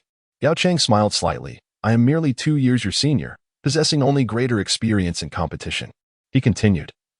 My directive for you all to play on the Korean server is to familiarize yourselves with their playstyle and adapt to their tempo, as our most formidable opponents in the S season will be teams from the LCK, particularly the former OG. Understood, coach. Since you believe in TY and have chosen to coach us, we shall not disappoint you or the TY club, Lin Yu affirmed. Very well. If there are no further matters, I shall return to the training room, he added. Gao Cheng replied, good. After breakfast, make sure to train diligently. Lin Yu returned to the training room, perplexed by the words spoken by Gao Cheng earlier, which ignited within him an eagerness to learn from the Korean server. Over the past few days, he and Wei Wei had achieved an impressive win rate of over 90, propelling them into the diamond rank. The members of the TY team found themselves gradually pushed down the rankings in the domestic server, now hovering around the 80th position. On his very first day at TY, Gao Cheng had insisted they train on the Korean server and cautioned Lin Yu that should they qualify for the S tournament, they would confront the strongest teams from that region. With the competition looming tomorrow, Lin Yu and Wei Wei decided to leave the villa after dinner to unwind at the beach. As they passed by the GL villa, they noticed a man standing outside, proclaiming, Schwerer, I truly like you. Will you be my girlfriend? From the second floor of the villa, Schwerer's voice rang out. If you don't leave, I will call the manager. I do not like you. Why can't you understand? Upon reaching the beach, Wei Wei sensed that Lin Yu was troubled and inquired. Lin Yu, you're not developing feelings for Schwerer, are you? Lin Yu hastily retorted, what nonsense are you spouting? Spare me. When we passed by the GL villa, I could see your mind was elsewhere. By the way, that man is the one who sabotaged you during the last ranking match. Lin Yu reclined on the beach, gazing at the sky. It no longer mattered. The ranking in the domestic server held no significance for him. What was paramount now was to train diligently in the Korean server and absorb their operational strategies. Brother, has the coach imparted something to you? Why have you suddenly placed such importance on training in the Korean server? Lin Yu took a moment to gather his thoughts. The coach had advanced to the S tournament and possessed a wealth of experience far surpassing that of any of us. I suspect he has already begun analyzing the LCK teams, formerly known as OG, which reflects his confidence in us. He believes we are capable of reaching the S tournament. My brother, do you think we have the confidence to triumph over them? Lin Yu slowly closed his eyes and said, let us not dwell on these matters at present. Instead, let us contemplate how to secure victory in tomorrow's match. In Chapter 9, TY battles against LS. This evening, Gao Cheng provided the team with extensive preparations for the upcoming match in the training room.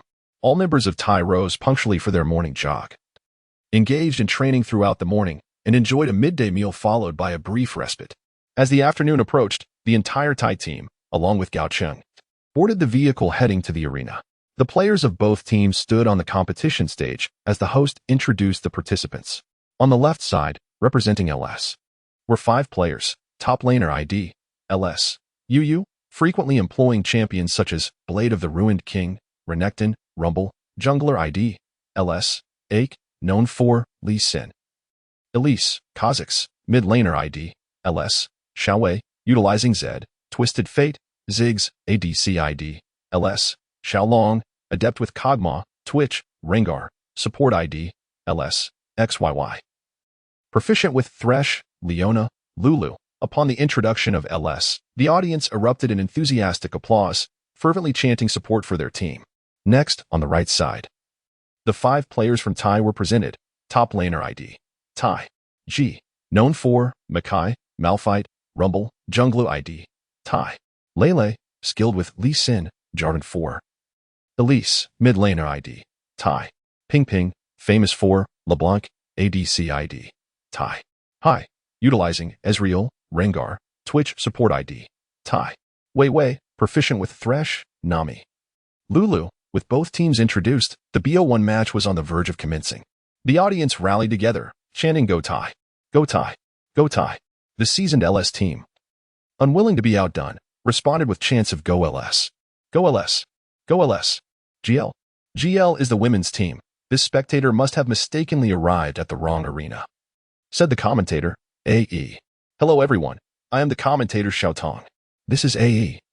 And Xiaotong is joining us for the first time to commentate on the LPL match. This bout features the Dark Horse tie against last year's top-ranked LS team. What are your thoughts on both teams? Asked AE. Xiaotong replied, having primarily commentated on the LGL Women's League while keeping an eye on the LPL. I noticed that Tai was not favored last year. However, with the addition of the Ruler King and the recent announcement of Gao Cheng as Tai's coach, I believe this match will be exceptionally thrilling. AE remarked, it appears that Xiaotong has kept a keen eye on the LPL teams. The players are now prepared, and both coaches have commenced their ban phase. AE continued, on the blue side, LS, on the red side, Tai. The players are starting to ban champions.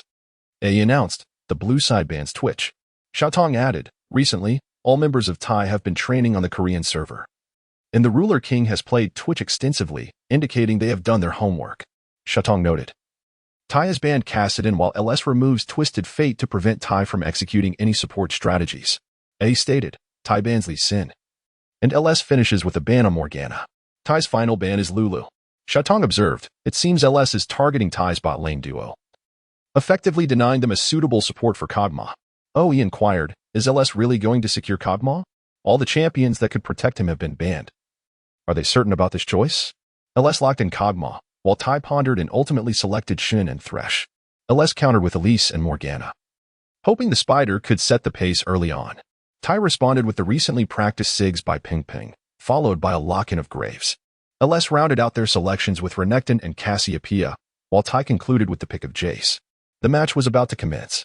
Xiaotong remarked, both teams have been training on the Korean server, and their champion pools are indeed formidable. Many of their usual champions are not in play. AE noted, with Gao Cheng as coach, Tai's ban pick phase has improved significantly. The game began, and both teams ventured forth.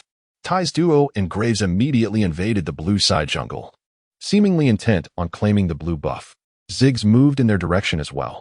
However, LS's duo opted to head up the lane and placed vision at the blue buff, indicating a lane swap. Both top laners also took teleport and proceeded down the lane. LS's Elise chose to solo the red buff, while Tai's Graves secured the blue before returning to his own jungle to claim the red buff. LS's Spider successfully soloed the red without taking damage and proceeded to invade Tai's jungle, eliminating their blue buff before clearing the wolves and heading toward the river instead of engaging the large wraith. Xiaotong remarked, Tai's Graves has not cleared the jungle monsters. After securing his red, he returns to base and heads toward his blue buff. AE warned, Graves is now level 2. Trouble may be brewing. Elise, having completed her blue, placed vision at the wraiths, contemplating whether to ambush Graves. With a level advantage, she could certainly secure a kill. Instead of returning, Elise sought opportunities in the mid lane. After Graves finished the wraiths, he reached level 3, at which point Elise was already aware of his movements. Graves, invisible, approached the bot lane, aiming for an ambush, while Elise circled behind through the brush. The top laners were engaged in combat. Shin activated his W, taunted Renekton, and executed a full combo. Renekton, fueled by rage, retaliated with his own combo. Both players remained engaged, with Graves activating his W to gain speed, followed by an EQ combo to deal significant damage to Renekton.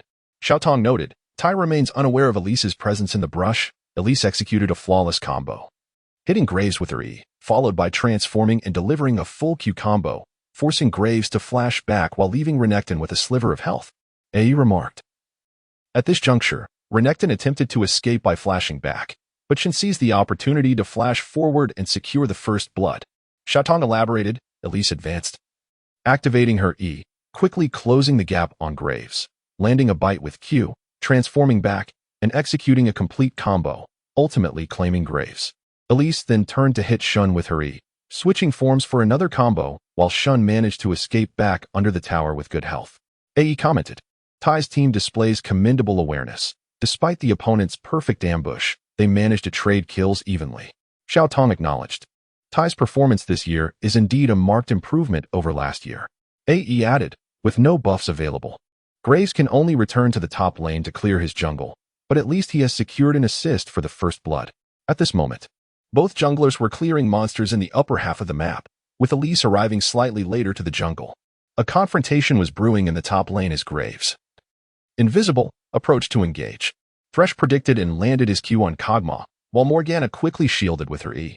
Thresh followed up with his second Q, providing a lantern for Jace, who then engaged Morgana in a full combo. Thorn ignited and cast upon the fallen angel, resulting in its demise.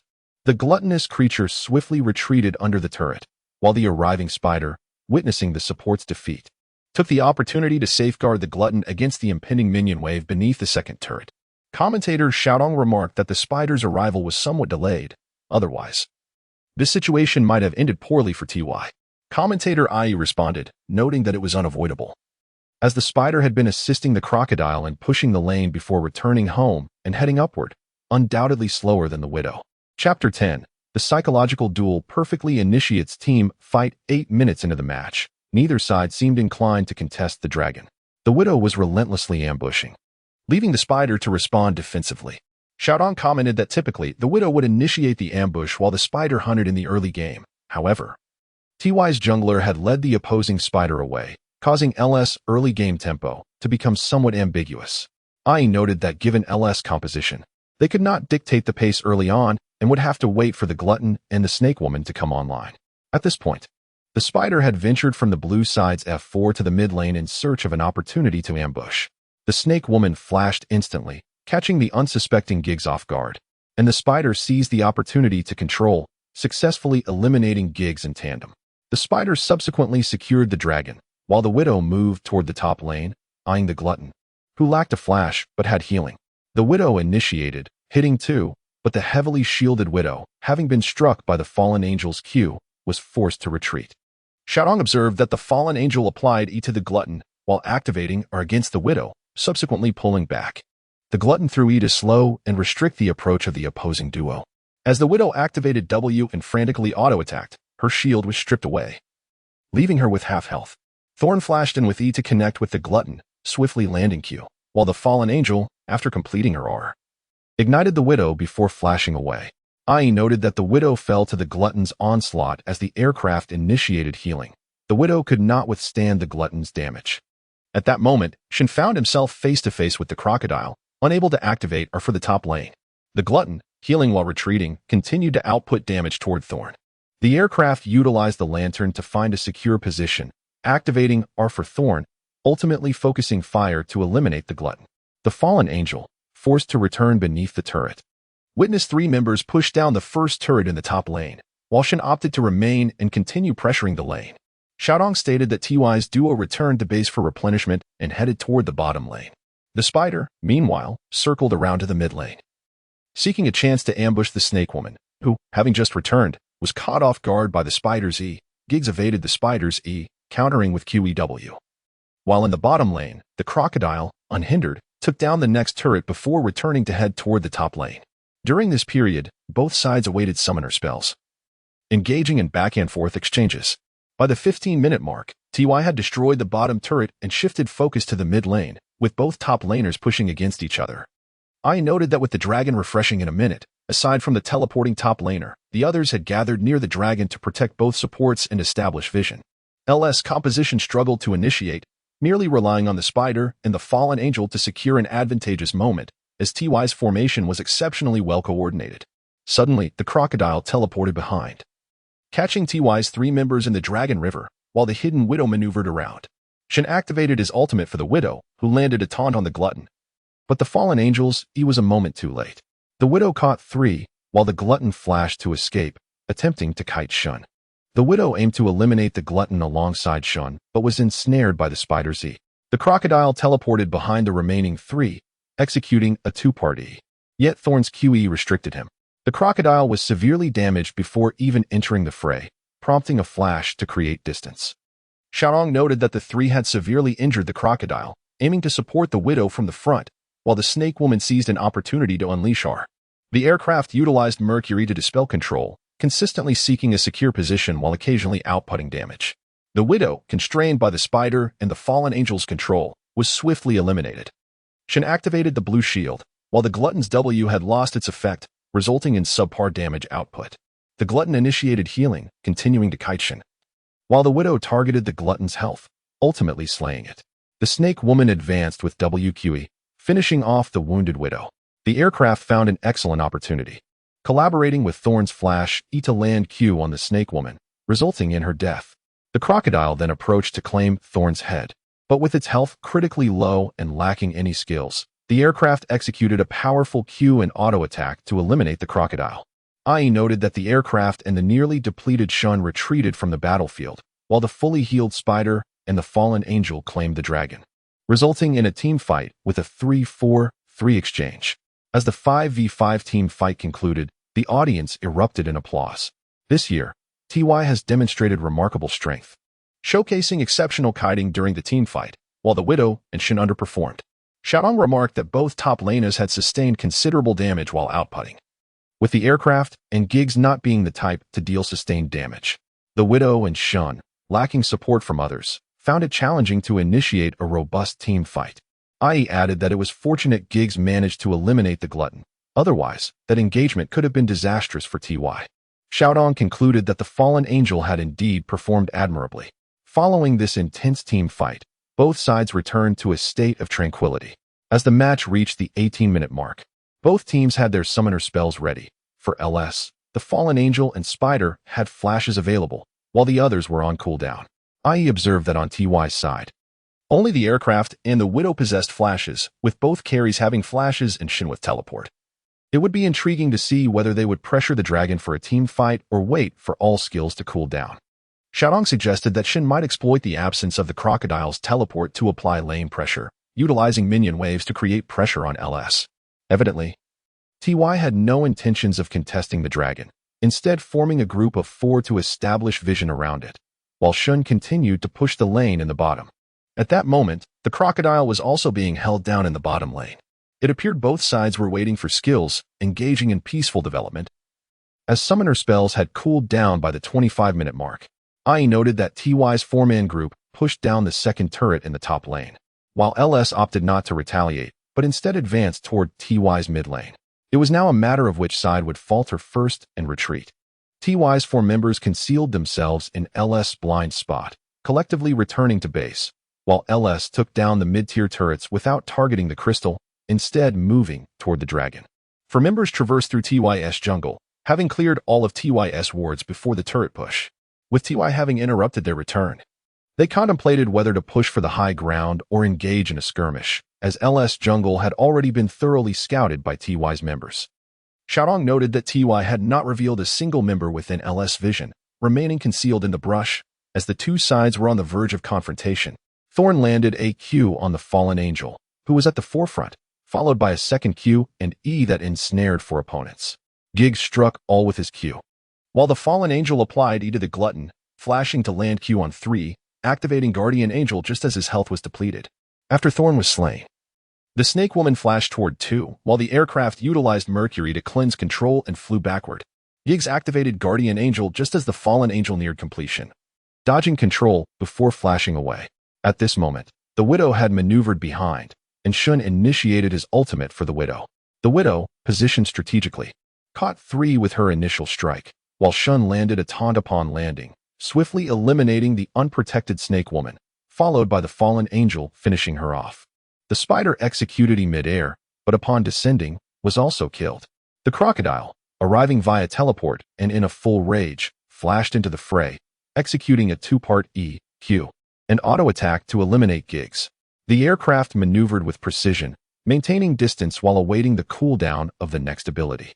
With a deft flicker of his flash, the formidable champion unleashed a barrage of attacks, though even the resilient Shun, positioned at the forefront, struggled to withstand the onslaught from the fearsome adversary. As Shin retreated, the tactical wheel strategy unfolded. The Widowmaker activated her acceleration and, in concert with a swift flash, eliminated the powerful foe. following the demise of their opponent. The two champions turned to combine their efforts against the crocodilian adversary, ultimately securing his defeat as well. This exchange of psychological warfare clearly favored TY, achieving a remarkable 1-for-5 exchange, leading to a decisive push that obliterated the enemy's nexus and crowned TY with victory. Chapter 11, Women's League. Schwerer's debut. Following this triumphant battle, TY garnered a plethora of new fans, while the manager reveled in the delight of the discussions unfolding on the League of Legends forums. Comment on the first floor: is this truly the TY team? They have bested LS. Comment on the second floor: I am an ardent supporter of TY now. The manager chuckled heartily as he perused the comments, while the coach in the training room summarized the day's match. Labao performed admirably, demonstrating a commendable fighting spirit compared to the previous year. After praising Labao, Gao Cheng turned serious, addressing Peng Peng. You still need to enhance your landing skills. Opt for a champion with greater range, such as Jigs. While your damage output is commendable, your survivability in team fights is lacking. Wang Ji exhibited significant improvement. The strongest aspect of LS was their top lane, and in this match, your presence was markedly superior to his. As for the bot lane, Gao Cheng chose to remain silent, subsequently leading everyone downstairs for a meal. TY had achieved 2 consecutive victories, including a triumph over LS, and the logistics personnel prepared a sumptuous dinner for the team. After the meal, Lin Yu, as was his custom, ventured out for a solitary stroll. Schwerer, observing him from the second floor of the GL villa, called out, Lin Yu, wait a moment. Schwerer, is there something you need? He replied. With hesitation, she stammered, would you be able to come and watch my match tomorrow? Lin Yu smiled faintly. Shall we take a stroll together? Of course. The two made their way to the beach. Lin Yu, thank you for enlightening me about the issues within the team last time. They have now been resolved. Is that so? That's wonderful. Let's give our best in tomorrow's competition.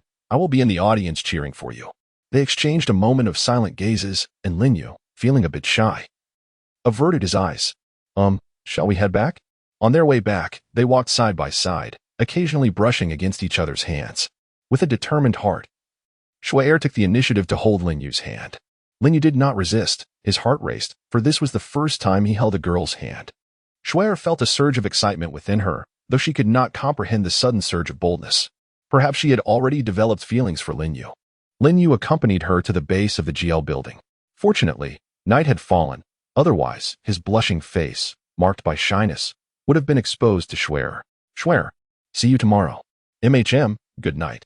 Lin Yu returned to the training room, and Wei Wei, noticing his flushed face, approached him and inquired, Brother, why is your face so red? Lin Yu whispered, It's nothing. I shall retire for the night. Lying in bed, he tossed and turned, unable to find sleep.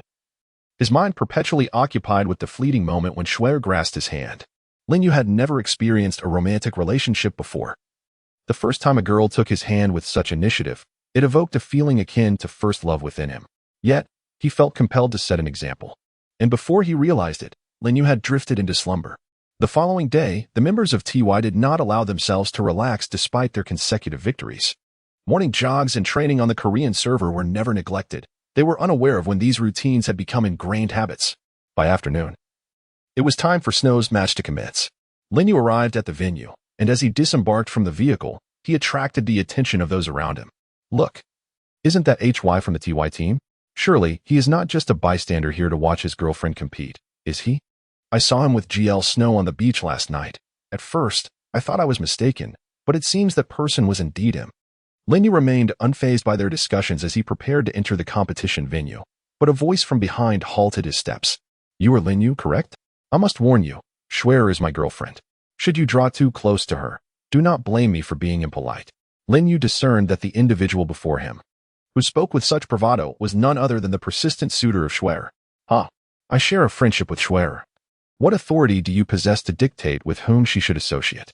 After uttering these words, Lin Yu turned and entered the competition arena. The man, seething with rage, gritted his teeth and shouted loudly, You will pay for this. Lin Yu sat in the audience, listening as the host introduced the competing teams. On the left, the GL team comprised of the top laner, GL Tang Tang, the jungler, GL Xiaoyu, the mid laner, GL Xiaoqian, the ADC, GL Xiaoya, and the support, GL Schwerer. On the right, the MG team included the top laner, MG Xiao Xiao, the jungler, MG Mimi, the mid laner, MG Tian, the ADC, MG Wei Wei, and the support, MG Shishi. After the introductions, applause and cheers erupted from the crowd. Lin Yu overheard two people behind him whispering. Shui from GL is stunning, skilled, and notably single. I've been her fan for 2 years. The other male quickly replied, I think Tian is beautiful. As the match commenced, the red side, MG, faced off against the blue side, GL. GL's lineup featured Dragon Lady in the top lane, Orianna in the mid lane. Lee Sin is the jungler, and a bot lane duo of Ashe and Thresh. Meanwhile, MG presented a top lane Crocodile, Syndra in the mid lane, and Spider as the jungler, accompanied by an ADC of Ezreal and a support of Blitzcrank. GL banned Lulu, Twisted Fate, and Alistar, while MG prohibited Kog'Maw, Rumble, and Twitch. The match began without any invasions into the enemy jungle, both teams opting for a standard start. Within 5 minutes, GL South bot lane saw a Thresh initiate with Death Sentence Q, hitting Blitzcrank, followed by a second Q to pull both enemies back. Ezreal, utilizing Arcane Shift E, distanced himself while continuously outputting damage with Q and W, Blitzcrank, instead of targeting Ashe with Rocket Grab Q, aimed for the retreating Thresh. Both ADCs engaged in skirmishes against the opposing support. Thresh ignited Blitzcrank and flashed to dodge Rocket Grab, while Ashe activated Heal, resulting in Blitzcrank's demise and granting Ashe first blood. Ezreal seized the opportunity to eliminate the weakened Thresh with a combination of Arcane Shift E and basic attacks, leading to a 1-for-1 trade in the bot lane. By the 9th minute, both junglers had reached level 6. GL's Lee Sin maneuvered to the mid lane, encountering a warded Syndra. Lurking in the bush, Lee Sin executed a combo with Sonic Wave and Resonating Strike Q, followed by a Ward Jump W and Dragon's Rage R, propelling Syndra towards Orianna, who unleashed a barrage of skills and secured the kill. Meanwhile, MG Spider had yet to make an impact and attempted a gank in the bot lane, but GL's bot lane was unaware of the impending threat. Blitzcrank placed a ward in the bush, and, once assured there were no wards, Spider entered the brush. Blitzcrank initiated with Overdrive W, but missed his Q. Thresh retaliated with Death Sentence Q on Blitzcrank, while Ashe followed up with basic attacks. Spider emerged from the brush, hitting Thresh with Cocoon E, and quickly closing the gap with Spider Form E and Venomous Bite Q. Ezreal unleashed a barrage, followed by Arcane Shift E. To finish off Thresh, Lee Sin rushed to the scene, executing a 2-part Sonic Wave and securing a kill on Blitzcrank, before shielding Ashe with Safeguard W as they retreated to the tower. As Ashe returned to base, Lee Sin opted to neglect the dragon and head top lane, while Spider and Ezreal collected the dragon and returned to base to upgrade their items. Lee Sin had already snuck into the top rush, while Crocodile remained unaware. Dragon Lady initiated with Flame Breath W and followed up with Dragon S Descent R, closing the distance to engage Crocodile with Flame Breath E and Dragon Tooth Q. Crocodile retaliated with Rage W, stunning Dragon Lady before executing a combo with Dominus R and Collateral Damage E, followed by a basic attack. Both top laners were left with half health, but Lee Sin's timely intervention with Safeguard W allowed Dragon Lady to execute Crocodile with Dragon's Rage R. As the match approached the 15-minute mark, Shui commanded, Xiaoyu, let us initiate a gank in the bot lane to push down the tower. Heeding her direction, Lee Sin, freshly equipped, arrived at the bot lane. Xiaoyu excitedly urged, you all go in first. I'll follow up. Lee Sin positioned near the bot tower as Ashe landed a crystal arrow on Blitzcrank.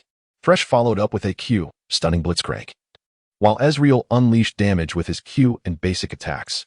Shui's Thresh tossed a lantern to Lee Sin, who utilized it to engage and shield Thresh, allowing them to output damage together. As Blitzcrank attempted to retreat, Thresh re-engaged, while Ezreal healed him. Wei called out Shishi, flash out quickly. Blitzcrank used Flash to escape, but was ultimately slain by Lee Sin's Q. Ezreal was forced to retreat under the pressure of 3 opponents, with minions advancing. The trio demolished the bot tower, secured the dragon, and moved towards the mid lane. Xiao Qian pushed the lane. Lee Sin circled behind the enemy tower as Syndra stunned him with Q and E. Despite being incapacitated, Lee Sin managed to execute a kick to reposition Syndra closer to his teammates. With less than 100 health, he attempted to escape but was taken down by Spider. Orianna retaliated against Syndra with her ultimate, but missed as Syndra flashed away. However, Shui's Thresh anticipated the move, landing a well-timed Q. With no abilities left, Syndra was swiftly eliminated by the trio, just as a wave of minions arrived, allowing them to push the tower while Spider attempted to defend but ultimately had to concede. At the top lane, Tang Tang signaled frantically for reinforcements. Approaching the 20-minute mark, GL gathered at the top lane, while MG prepared to engage in what could potentially be a pivotal team fight. The MG duo pushed down the bot tower and regrouped at the top lane, where Blitzcrank and Syndra had no flashes available. This presented GL with an advantageous opportunity. Shui Air directed Xiaoya. Ashe waited for the perfect moment to unleash her crystal arrow. As MG assembled near their tower, Ashe seized the opportunity, firing her ultimate into the fray. Blitzcrank, having just missed a hook, was caught by Ashe's arrow, allowing Thresh to follow up. With Blitzcrank focused, MG's members retaliated, while Syndra targeted Orianna. Ashe and Thresh combined their healing abilities, urging Orianna to retreat. Orianna flashed to distance herself and responded with a well-timed ultimate, catching both Syndra and Crocodile. The ensuing damage eliminated the flashless Syndra, while Crocodile, now half health, retreated beneath the tower. Meanwhile, Lee Sin had flanked the enemy, and Xiao Yu excitedly called out, "Let us take down the tower. I'll engage their ADC." MG had lost the initiative with Syndra and the robot, while Tong Tong's Dragon Lady stood resolutely at the forefront, collaborating with teammates to demolish the tower. With only 3 members remaining, MG retreated just as the tower was on the brink of destruction. At that moment, Xiao Yu, the blind monk, emerged from the brush, skillfully positioning himself with a W and flashing to deliver a devastating dragon tail, propelling the explorer towards his comrades. The spider's E ensnared the blind monk, allowing the crocodile to swiftly eliminate him, while the explorer utilized arcane shift to escape, prompting the clockwork to activate W for Thresh's acceleration. Shui'er's Thresh dashed to the explorer's side, utilizing E to push him back. The explorer flashed away, but Thresh's death sentence followed closely, striking true, before tossing a lantern to the Dragon Lady behind him, enabling the duo to vanquish the explorer. After dispatching the blind monk, the crocodile and spider found themselves devoid of combat capability. Shui'er commanded, "Let's take the Baron." The spider has already used its flash, making it impossible to contest. As a support, one must always remember the cooldowns and usage of the enemy's skills during chaotic skirmishes. Xiao Shui was certain that the spider had no flash left, prompting her to direct everyone to engage the Baron. The vision around the Baron pit was cleared by Thresh, and the half-health spider chose not to return to base, instead opting to circle around. Upon discerning the Baron's health, the enemy jungler transformed into spider form and boldly approached the pit, while several GL heroes launched their abilities at the spider. The spider dodged with E and reappeared beside the Baron, prompting Shui'er to urgently call out, "Hold back. Hold back, focus on the spider first." Realizing that everyone had ceased their assault on the Baron, the spider, seeing that it still had over 1,000 health, landed directly and swiftly dispatched it. Mimi from the MG team side, "There's nothing we could do. We tried our best." The execution and synergy of the GL team were exceptional. Even if just one more auto attack had landed, we could have secured that dragon without a doubt. After a grueling 30-minute battle, GL, with a lead exceeding 10,000 in gold, obliterated the opposing base, claiming victory in the first match of the Women's League. The crowd erupted in cheers, and after the players exited the stage, Shui'er received a text from Lin Yu. "Well done. I'm waiting for you outside." Lin Yu waited at the door for 15 minutes and saw Shui'er dressed in a short skirt and a t-shirt. With a slight smile, Shui'er said, "I apologize for keeping you waiting. On such a hot day, allow me to treat you to some ice cream." Lin Yu softly replied, "Then let us take a seat at this ice cream shop." The two settled into the parlor, discussing the day's match. As Lin Yu imparted the operational insights he had gleaned from his experiences in the Korean server to Shui'er. At that moment, Xiao Qian and Tang Tang also entered the ice cream shop. "Shui'er, no wonder you slipped out of the lounge so early. It turns out you were here on a date with the king of casual players." Shui'er waved her ice cream in front of Xiao Qian, retorting, "What nonsense are you spouting? I ought to use this ice cream to gag you." Tang Tang interjected coolly, "All right, Xiao Qian, let us go and purchase some cold treats." Tang Tang exuded an air of chilly detachment in her conversations with others. Lin Yu gazed at Tang Tang, pondering to himself, "Are all the girls who play singles this aloof?" Lin Yu contemplated the top lane player, Wang, who seemed to communicate infrequently with his teammates during the match, typically opting for a silent approach while still managing to stand out remarkably. At that moment, 2 individuals entered the ice cream shop. "Shui'er, will you be my girlfriend? I truly adore you." The GL team always frequented this place for ice cream after their matches, so it was no surprise that Shui'er's admirers were aware of her whereabouts. It seemed that this man's gaze was solely fixated on Shui'er. completely disregarding Lin Yu's presence. Shui set down her ice cream and took Lin Yu's hand, saying, "Let us go." As Lin Yu rose to his feet, he was immediately intercepted by the man. "Let us engage in a match of 5 versus 5. The loser, as you well know, must comply with the consequences." Shui quickly interjected, "Tang Feng, are you all right? You are well aware that professional players are bound by regulations against private duels." At that moment, Tang, who had just collected her refreshments from the front desk, approached with a sardonic tone. "Indeed, he's counting on the fact that professional players cannot engage in personal grievances." However, Tang Feng remained undeterred by the words of the two women, persistently challenging Lin Yu. "So, what will it be? Do you dare to accept, or are you afraid?" Shui grasped Lin Yu's hand firmly, urging, "Ignore him. Let us depart." Lin Yu exchanged a subtle smile with Shui before redirecting his gaze towards Tang Feng, and spoke slowly. "Very well, you have lost. I kindly ask that you refrain from disturbing Shui in the future." Chapter 13. Shui confesses to Lin Yu. The beautiful CAF owner. Lin Yu returned to the training room, where Wei Wei was intently browsing a forum. She hastily called out, "Lin Yu, come quickly and take a look." Lin Yu clicked on a post titled "High-Ranking Players in the National Server Challenge Professional Player Tie." The comments below were overwhelmingly in support of Lin Yu, as Tang Feng had offended numerous high-ranking players, and his behavior in the game was indeed despicable. Wei Wei patted Lin Yu on the shoulder, saying, "Brother, I will stand with you in this conflict." At that moment, other members of Tai echoed in unison, "Indeed. That kid Tang Feng is foolishly challenging us. We can easily crush them." Lin Yu smiled faintly, "No need for that. You all should focus on your training. Let us strive to secure the championship for the summer tournament." Wei Wei would undoubtedly not miss the opportunity to witness the rivalry between Tang Feng and himself. So Lin Yu graciously accepted his goodwill. After dinner, Lin Yu received a text from Shui inviting him to meet. "Brother, you prohibit me from pursuing romance while you maintain frequent contact with Shui." He understood that Wei Wei was not genuinely complaining. "Rest assured, I am merely in touch with her to discuss gaming topics. I shall not be burdened by emotions. After all, we aim to win the championship, do we not?" Lin Yu, having changed into his attire, arrived at the rendezvous point where Shui had asked to meet him. The capital city, renowned not only as a hub for esports but also celebrated for its romantic ambience, set the perfect backdrop for their encounter. Seated on a bench in the Lovers' Park, Shui spoke softly, "I am aware of your dedication as a player. Was it truly worth it to confront Tang Feng for my sake?" In response to her inquiry, Lin Yu simply uttered 2 words, "Worth it." In the serene park, Shui gazed at him with deep affection, causing Lin Yu's heart to race under her intense stare.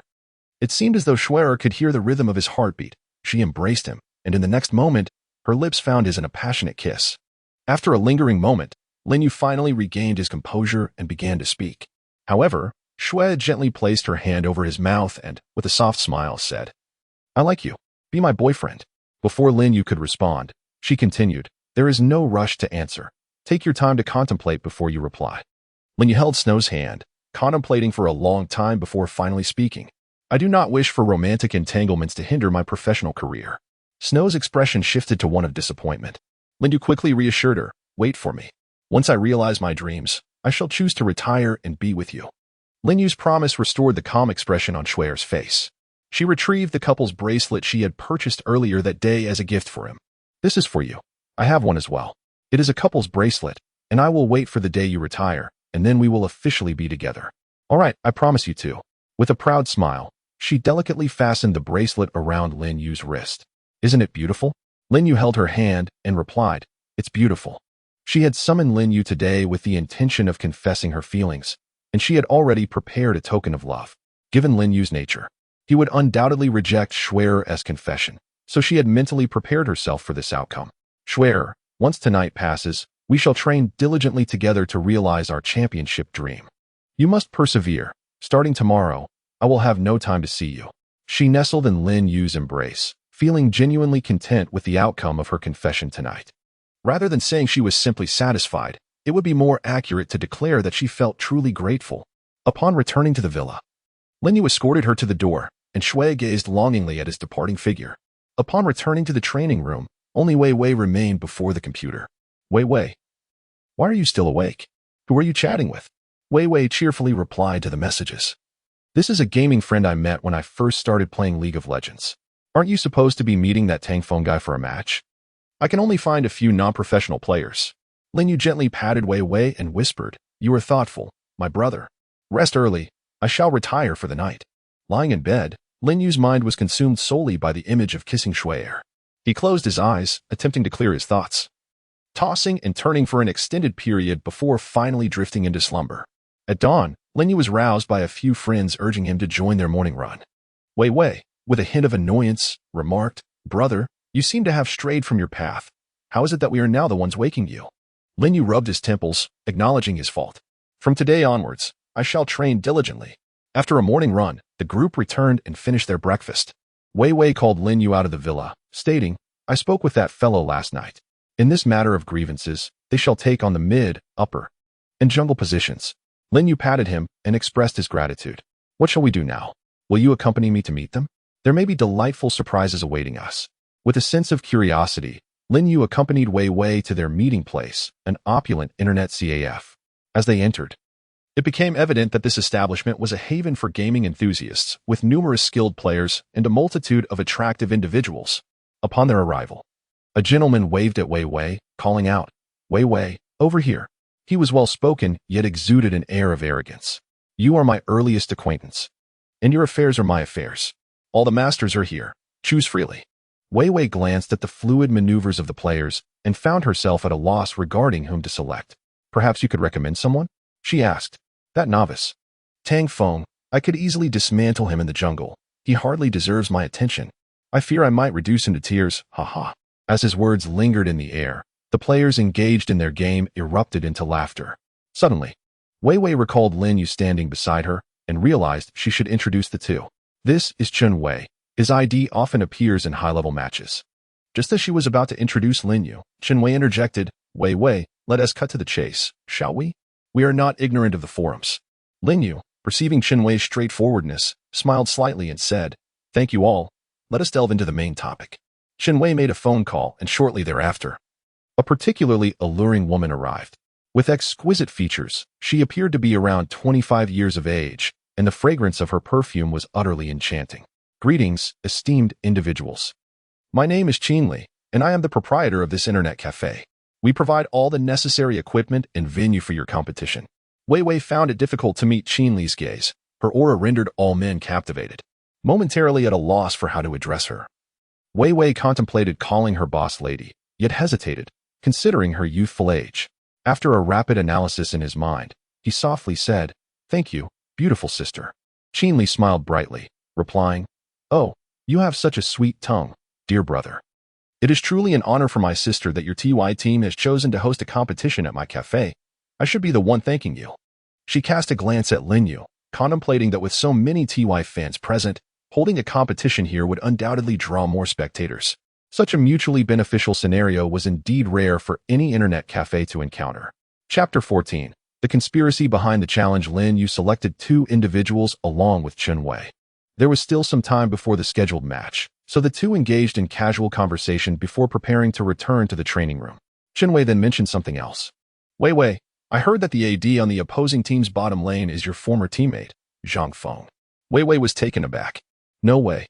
Is it possible that this guy is seeking revenge with Tang Feng because he couldn't secure a starting position due to Lin Yu?" Chen Wei took a drag from his cigarette and said slowly, "This upcoming match is not as straightforward as it seems. You all should exercise caution." "Exercise caution? What do you mean?" "Wei Wei, why are you so naive? Your TY team is currently favored by all players, and with Lin Yu's influence in the esports realm.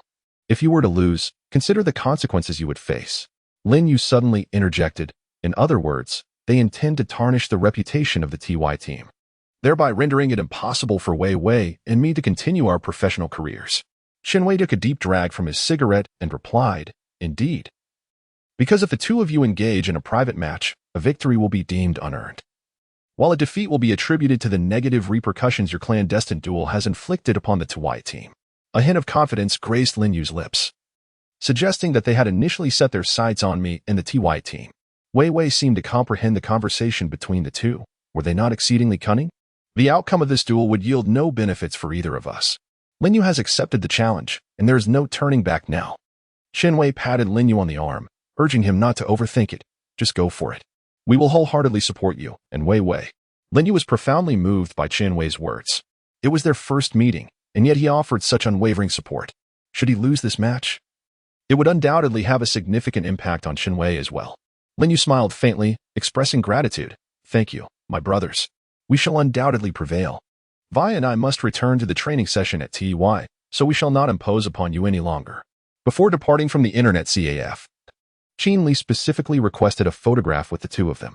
Vi, unable to resist the charm of a beautiful woman, readily agreed. While Lin Yu tactfully declined the offer for a picture, Li, possessing an alluring femininity and striking beauty, bore no ill will toward Lin Yu's refusal. Dear brothers, should you require assistance in the future, do not hesitate to approach your sister. After bidding farewell to Li, the two boarded a vehicle back to the TY training room. Gao Cheng was absent today, with only a few days remaining until the competition.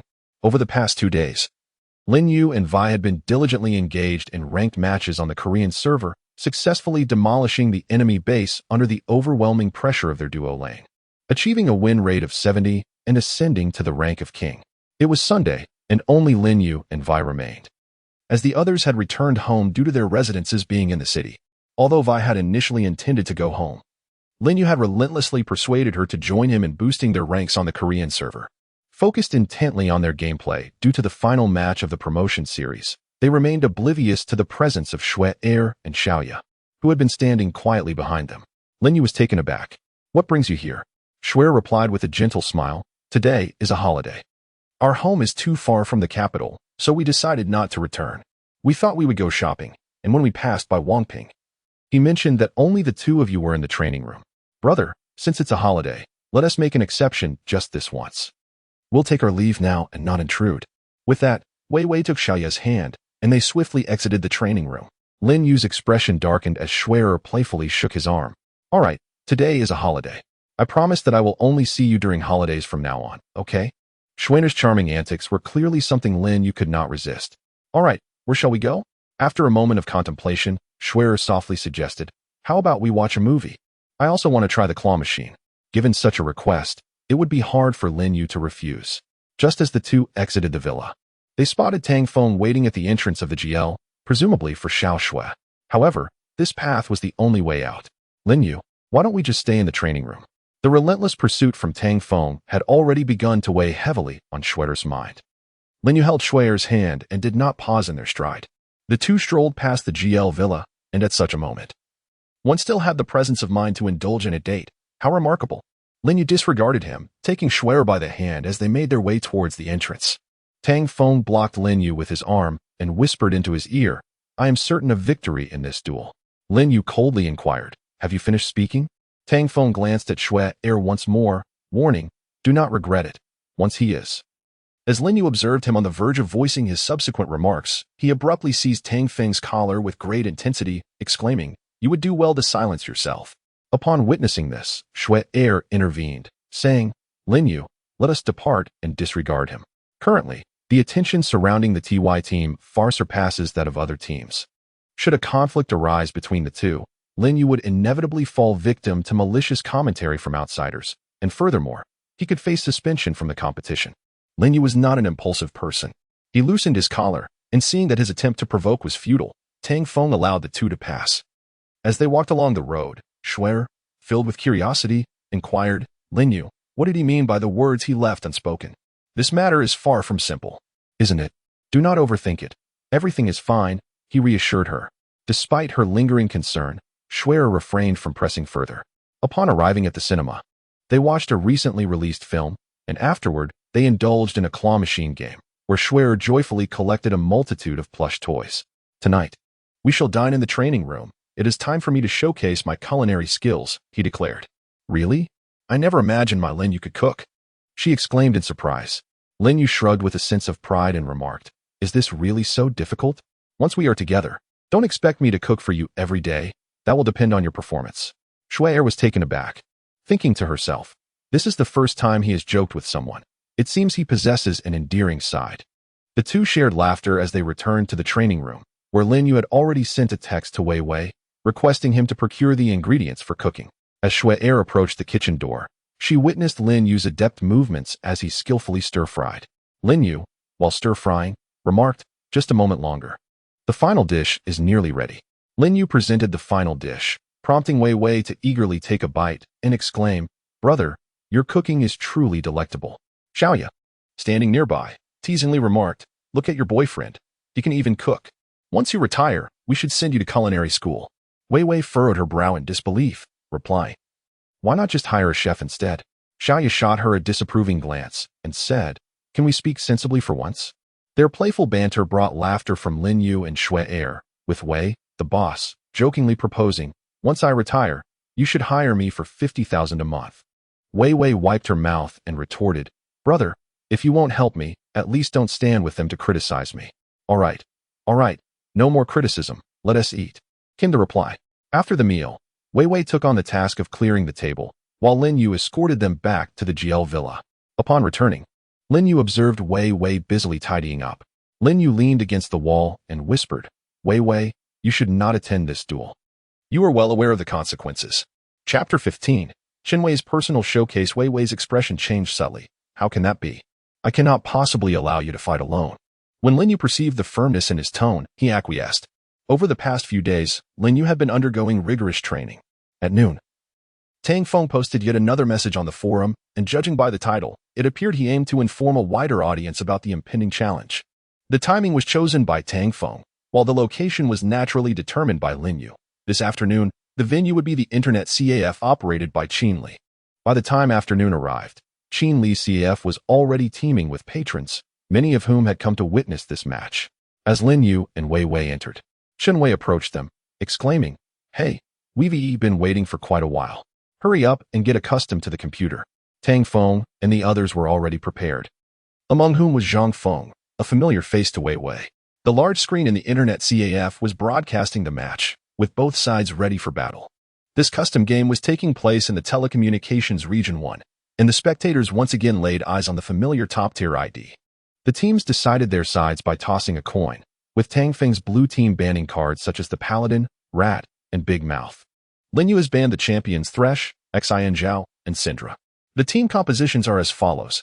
Tang Feng's team features a top lane Renekton, a jungle Lee Sin, a mid lane Orianna, and a bot lane comprising of Misfortune and Leona. The Lin Yu team comprises a top lane Shun, a jungle Kha'Zix, a mid lane Twisted Fate, and a bottom lane duo of Blitzcrank and Ezreal. The BO1 match is on the verge of commencing, with players from both sides positioned in the room for the contest. The large screen at the Internet CAF is crowded with numerous spectators eager to witness the event. As both teams set out, they align side by side, showing no inclination to swap lanes. Zhang Feng has been anticipating this opportunity for quite some time, seemingly eager to confront Lin Yu in a direct line matchup to prove his capabilities. 5 minutes into the game, the opposing Leona initiates with her E ability, striking Blitzcrank, while Tristana leaps forward to unleash her damage. Blitzcrank responds with his E, ensnaring Tristana and applying Ignite, as Lin Yu's Ezreal focuses his fire on Tristana. With Blitzcrank barely hanging on, he flashes backwards to evade the enemy's range, while Ezreal continues to harass, skillfully dodging Leona's abilities with his E. Tristana, now critically low on health, is forced to flash in an attempt to escape. This skirmish in the bot lane ends without any casualties. Yet Lin Yu's team gains a slight advantage. Both sides return to base to replenish their equipment. At this moment, the junglers from both teams converge on the mid lane. The Blind Monk lands a Q on Twisted Fate, combining forces with Orianna for a devastating output. "Hold on, I'm coming," he announces as he directly engages Kha'Zix. Twisted Fate, with a sliver of health, casts his yellow card at Kha'Zix, while Chen Wei's Blind Monk uses W on Twisted Fate, executing a seamless combo to eliminate Kha'Zix. Twisted Fate flashes backward, but Orianna retaliates with a flash Q, securing the kill on Twisted Fate. The Blind Monk, having exhausted his abilities, opts not to pursue Orianna further. He pushes the wave to the turret and subsequently clears the enemy's lower jungle. With Tristana lacking a flash, she retreats to safety, allowing Wei Wei's Blitzcrank no opportunity to initiate. "Be cautious down below. I'm heading back to gank top," Chen Wei advises as he returns to base and makes his way to the top lane. By the 8-minute mark, the Blind Monk has already outleveled Kha'Zix by 1 level. He places a control ward in the bush, an area devoid of enemy vision, yet the enemy crocodile is positioned quite far back. Shen seizes the moment and executes a flash taunt onto the crocodile. The Blind Monk, lurking in the bush, lands a Q on the crocodile, and together with Shen, they unleash a flurry of damage. The crocodile, now low on health, attempts to escape with a flash, But the blind monk uses W to secure the kill with a well-timed dragon's tail. Haha, Wei Wei, the opposing team is quite inept, aren't they? I told you. Tang Feng is as weak as a puppy, effortlessly cleaning out his jungle. Wei Wei chuckles in response. You're impressive, my friend. Why aren't you pursuing a professional career instead of lingering in this internet CAF like a washed-up fish? Please, there are teams that have invited me, but I simply don't find them appealing, he retorts. Their light-hearted banter brings laughter to the voice chat, while Lin Yu maintains a calm demeanor. Wei Wei glances at Lin Yu and inquires, what is the matter with you? You seem preoccupied. Lin Yu replied softly, I am fine, just focus on the game. At that moment, the blind monk had secured the dragon and made his way to the bottom lane. The robot landed AQ on the dawn. And upon witnessing the blind monk's flanking GNK, there was no need for the flash. Yet, the kill was claimed by the blind monk. He had already been on a rampage, and this match could be described as Chun Wei's personal showcase. Aside from Zhang Feng, who managed to stabilize the bottom lane to some extent, everyone else was essentially overwhelmed by Chun Wei's blind monk, coupled with the global speed of support.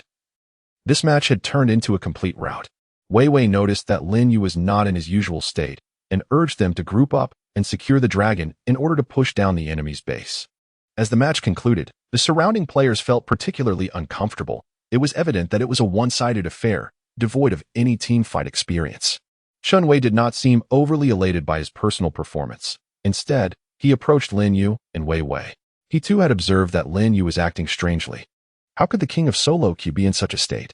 Lin Yu, what is the matter? He turned his phone screen towards them without uttering a word. It was a message from Gao Cheng. He had been preoccupied with important matters for the past few days and had not kept up with the forums. By the time Gao Cheng was informed, Lin Yu and Wei Wei were already in the match. Wei Wei's expression darkened, and he anxiously inquired, when did the coach send the message? Just before our match, came the reply. Wei Wei transformed into a parrot. This is bad. We need to hurry back. Upon their return to the training room, they found everyone seated with notably grim expressions, undoubtedly having just faced a reprimand from the coach and manager. The training room was hauntingly silent. Gao Cheng, noticing their entrance, was the first to speak. Lin Yu, Wei Wei, tell us what is going on. Do you know how the online community is currently discussing TY? Lin Yu, without needing to glance, was acutely aware that Tang Feng's scheme had succeeded. He was likely perusing the comments on the posts as we spoke. With a hollow victory, professional players boasted over casual gamers, claiming our team lacked proper management. Gao Cheng relayed the comments to the two, and now it seemed that the league had imposed a one-year suspension on both of them, alongside a hefty fine of 50,000. Upon hearing of the suspension, Wei Wei instantly panicked, lamenting that they had no substitutes. Wouldn't this result in an automatic forfeit? Gao Cheng retorted, you're aware of that, aren't you? You two ought to reflect on your actions during this year. I will have to find 2 replacements. The manager, rather than displaying anger, recognized that it was Lin Yu who had initially brought TY back. And now it was he who was on the verge of ruining TY. The manager approached the two, sighed, and said, in the future, exercise restraint, regardless of the situation. At the very least, consult with us in management. With that, he turned and walked towards the exit. Suddenly, Lin Yu, who had remained silent until now, called out to the manager, I'm sorry, I won't let it happen again. The manager nodded in acceptance of his apology. Following that, the two offered their apologies to Gao Cheng and the other team members, after which Gao Cheng departed the training room. Wang Ping stepped forward, assuring them, it's all right. We have the 3 of us for the competition. Rest assured, we'll manage just fine. Chapter 16, Esports Academy, personal mentor Lin Yu has been suspended for a year. Initially, he signed a 1-year contract with TY, and the manager did not impose a fine on Lin Yu due to the contract issues. Instead, he graciously covered a fine of 50,000 for him. Lin Yu departed from TY as a free agent, and regarding his potential return after a year, TY has assured him that the doors will always remain open. As for Wei Wei, he has signed a 3-year contract and is still a member of TY. However, during this year, TY will not be providing him with a salary, leaving him to rely solely on his streaming income for sustenance. Subsequently, Tang Feng ceased to pursue Shui Air, and TY's competitions proceeded without their participation. Following rigorous restructuring by Lin Yu and Gao Cheng, TY's competition results have remained quite favorable. Half a month has passed, and Lin Yu and Wei Wei have already surged into the top 50 of the Korean server. Lin Yu, I'm going crazy. It's only been half a month, and I desperately want to compete. Lin Yu felt a profound sense of guilt, perceiving that he had undergone significant changes. Shui was his first love, and he found himself disregarding his own principles. Over the course of the past half-month, Lin Yu had incessantly pondered whether his actions were right or wrong. Wei Wei replied, "What are you saying? We are brothers, and you had advised me as well. It was merely my failure to heed your counsel." Lin Yu was unaware of the severe consequences he would face regarding this matter. Before departing as a free agent, Wei Wei had requested him to stay in TY for half a month to elevate their Korean server ranking. Now that both had achieved the rank of king, it was time for Lin Yu to return home. Lin Yu closed the computer and said, "Wei Wei, I must take my leave. I owe you and Team TY an apology." Wei Wei inquired, "It's all right, my brother. What are your plans for the future?" Lin Yu pondered for a moment before responding. "Let's return for now. I feel I have lost all my principles, and I wish to take some time to recalibrate." Wei Wei did not insist on keeping him, replying, "All right, we shall return to the professional arena in a year." "Indeed, we will." Lin Yu tidied up his belongings and boarded the direct train home. His mother had already prepared a sumptuous dinner for him. He recounted all the events that had transpired during this period to her. You have reached adulthood. Once you have made a choice, do not harbor regrets. In a year's time, let your actions serve to make amends for the TY team." Lin Yu nodded, acknowledging his understanding. "Thank you, mother." In the ensuing months, Lin Yu diligently practiced alongside Wei Wei at home, while the TY members shared insights from their competitive experiences. TY achieved a commendable third place in the summer tournament. Lin Yu, as usual, had just finished a voice call with Wei Wei and was preparing to take a rest when his phone suddenly rang. An unfamiliar number appeared on the screen. "Hello, little brother, guess who I am?" The voice was not surprising to Lin Yu. "Li Jie?" It had been a few months, yet he had not forgotten his sister.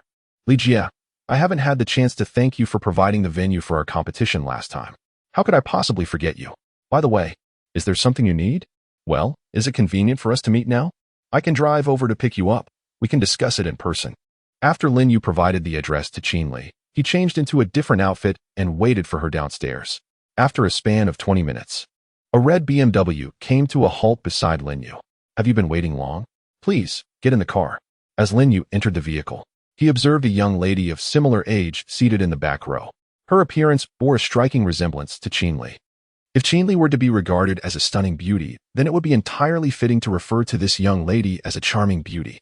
With a gentle smile, Qin Li introduced her, saying, "This is my younger sister, Qin Na, who is currently a student at the Sports Academy." Lin Yu smiled and said, "Hello, my name is Lin Yu." Qin Na, however, disregarded his greeting. Observing this scene, Qin Li's expression turned particularly awkward. Na, someone is greeting you. How can you be so impolite?" she chided. When Qin Li noticed that her admonition did not resonate with Na, she smiled gently and added, "Lin Yu, do not take it to heart. She is in a foul mood after her school lost in the first round of the competition." "Li Jie, what brings you to me?" Lin Yu inquired. "Well," Qin Li began, "I heard from Qin Wei that you have been suspended from competition. I would like to ask you to accompany my sister to the Esports Academy and serve as her personal mentor for the next 6 months." As soon as Qin Li finished speaking, Na interjected, "Sister, I don't need him. I am certain that I can reach the finals in the next competition." Lin Yu was originally prepared to refuse Qin Li's request, feeling unworthy of the mentor role due to past events. "Sister, why him? I certainly do not want him as my mentor," Na remarked dismissively. Qin Li responded slowly, Na, this individual is an esports expert. 6 months ago, Lin Yu was renowned in the capital as a formidable player, having reached the pinnacle of the national rankings." Qin Na cast a sidelong glance at Lin Yu and retorted, "What does that have to do with me? I only acknowledge the current national rankings."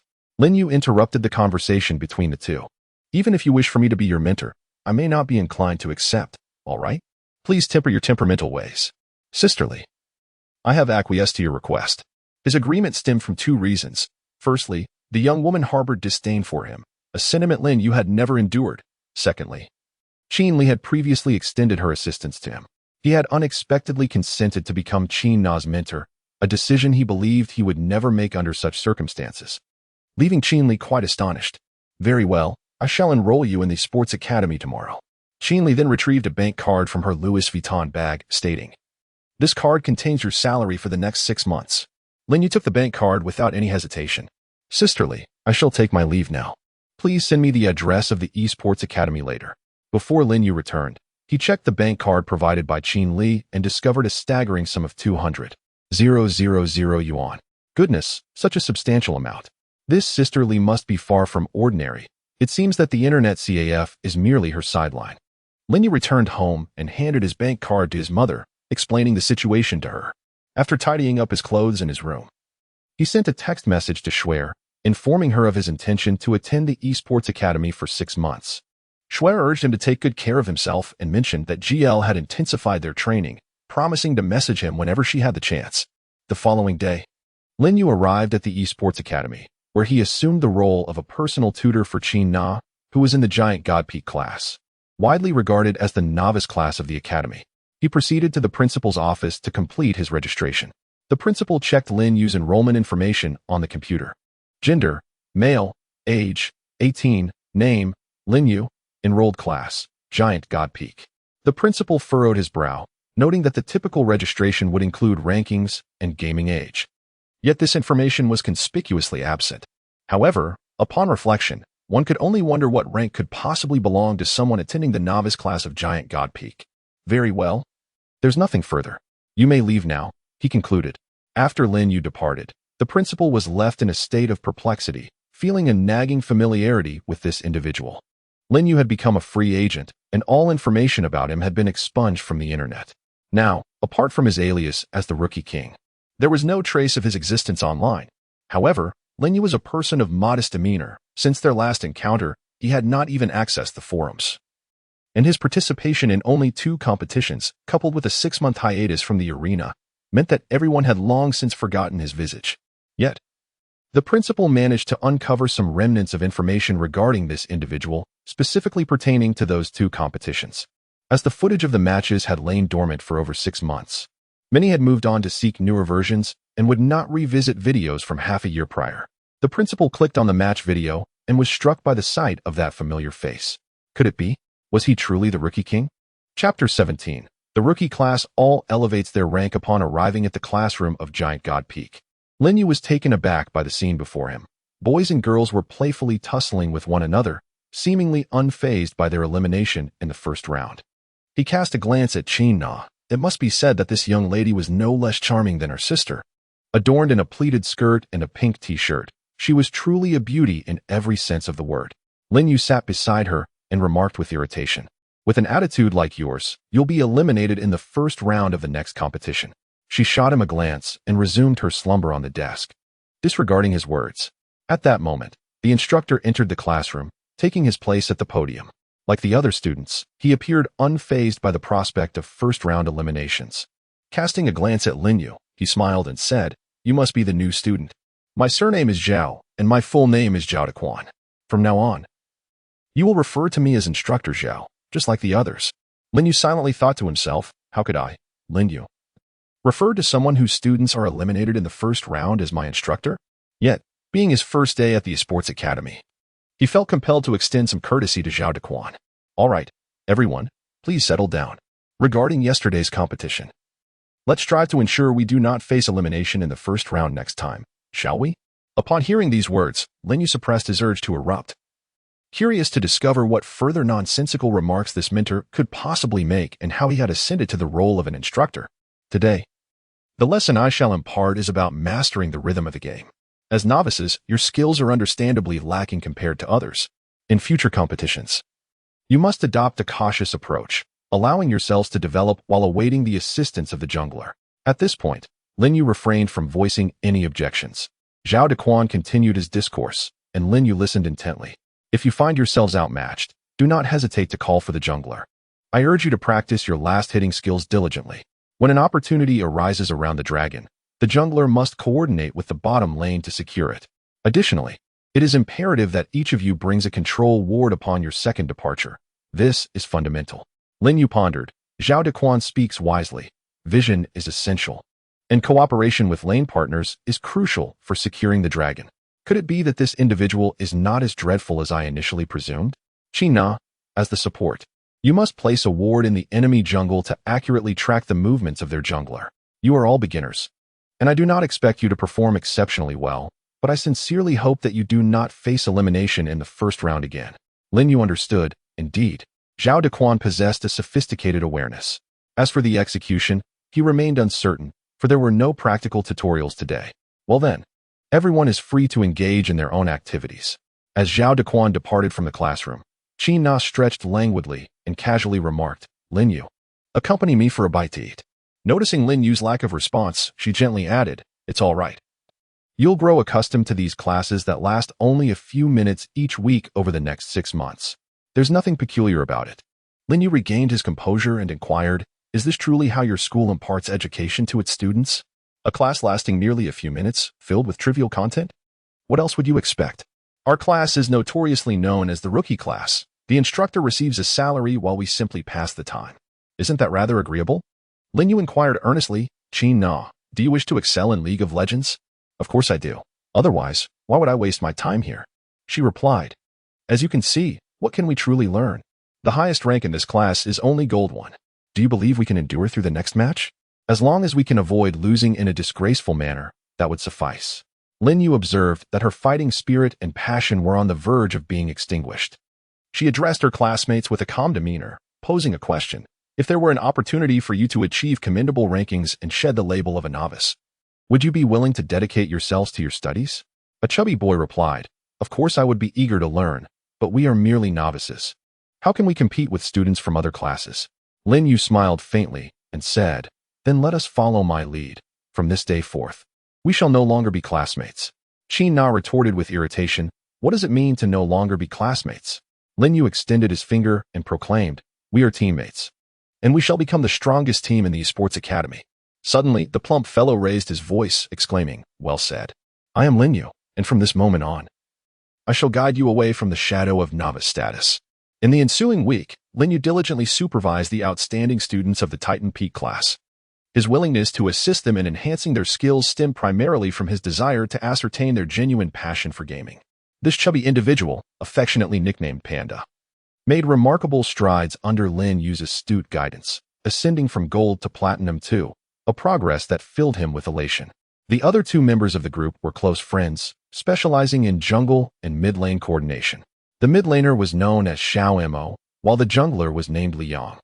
However, they had consistently approached ranked matches in a misguided manner, resulting in fluctuating rankings.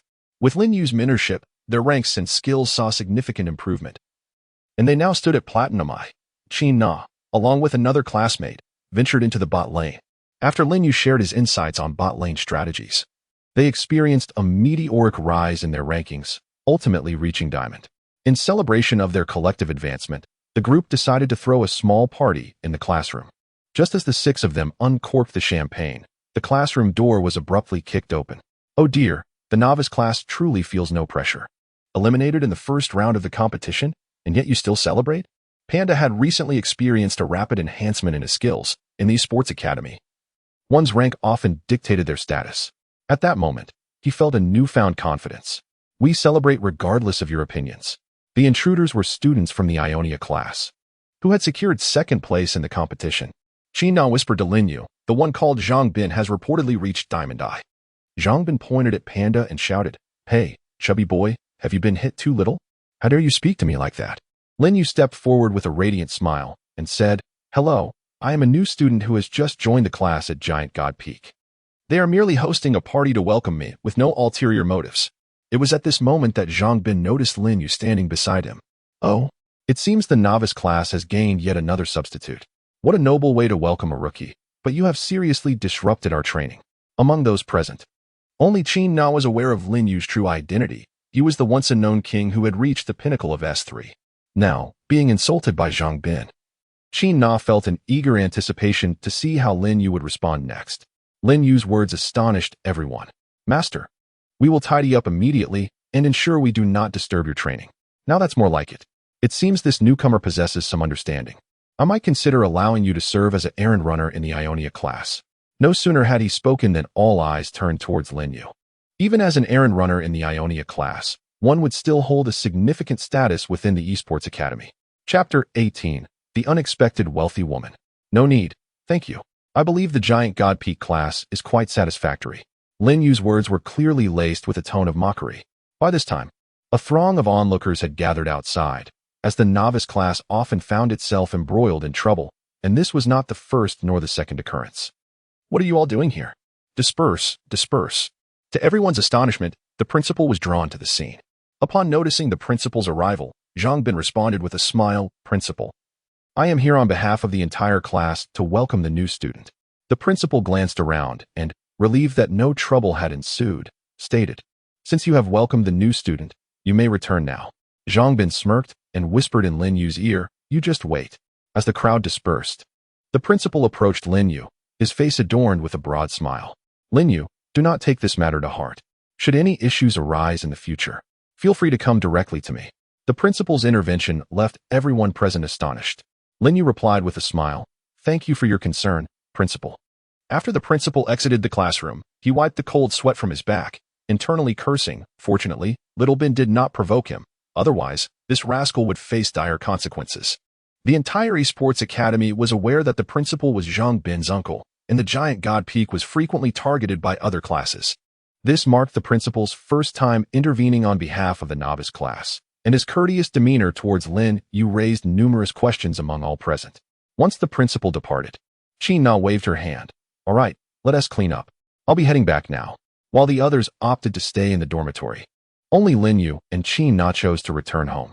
As they stepped out of the school gate, Qin Na shot him a glance and asked, "How long do you intend to play the fool?" Lin Yu let out a sigh and replied, "There is no other choice. The disparity in strength between the two sides is too great. My actions are intended to make them underestimate us." "Humph, you indeed still look down upon us. Yet you have witnessed our rapid progress. Do you truly lack the confidence to lead us to victory?"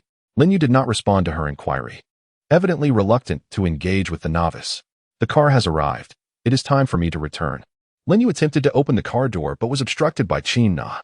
She tossed 200 yuan to the taxi driver, stating he won't be riding. "You may leave now." This was a novel experience for the driver, who, without waiting for Lin Yu to speak, accepted the money and drove away. Lin Yu said irritably, "Miss, what are you planning to do?" "Humph, I shall present you with two choices. The first is to get into my car, and the second is to patiently wait here for another taxi." Lin Yu glanced around. In such a suburban area, being fortunate enough to find a single taxi was already a stroke of luck.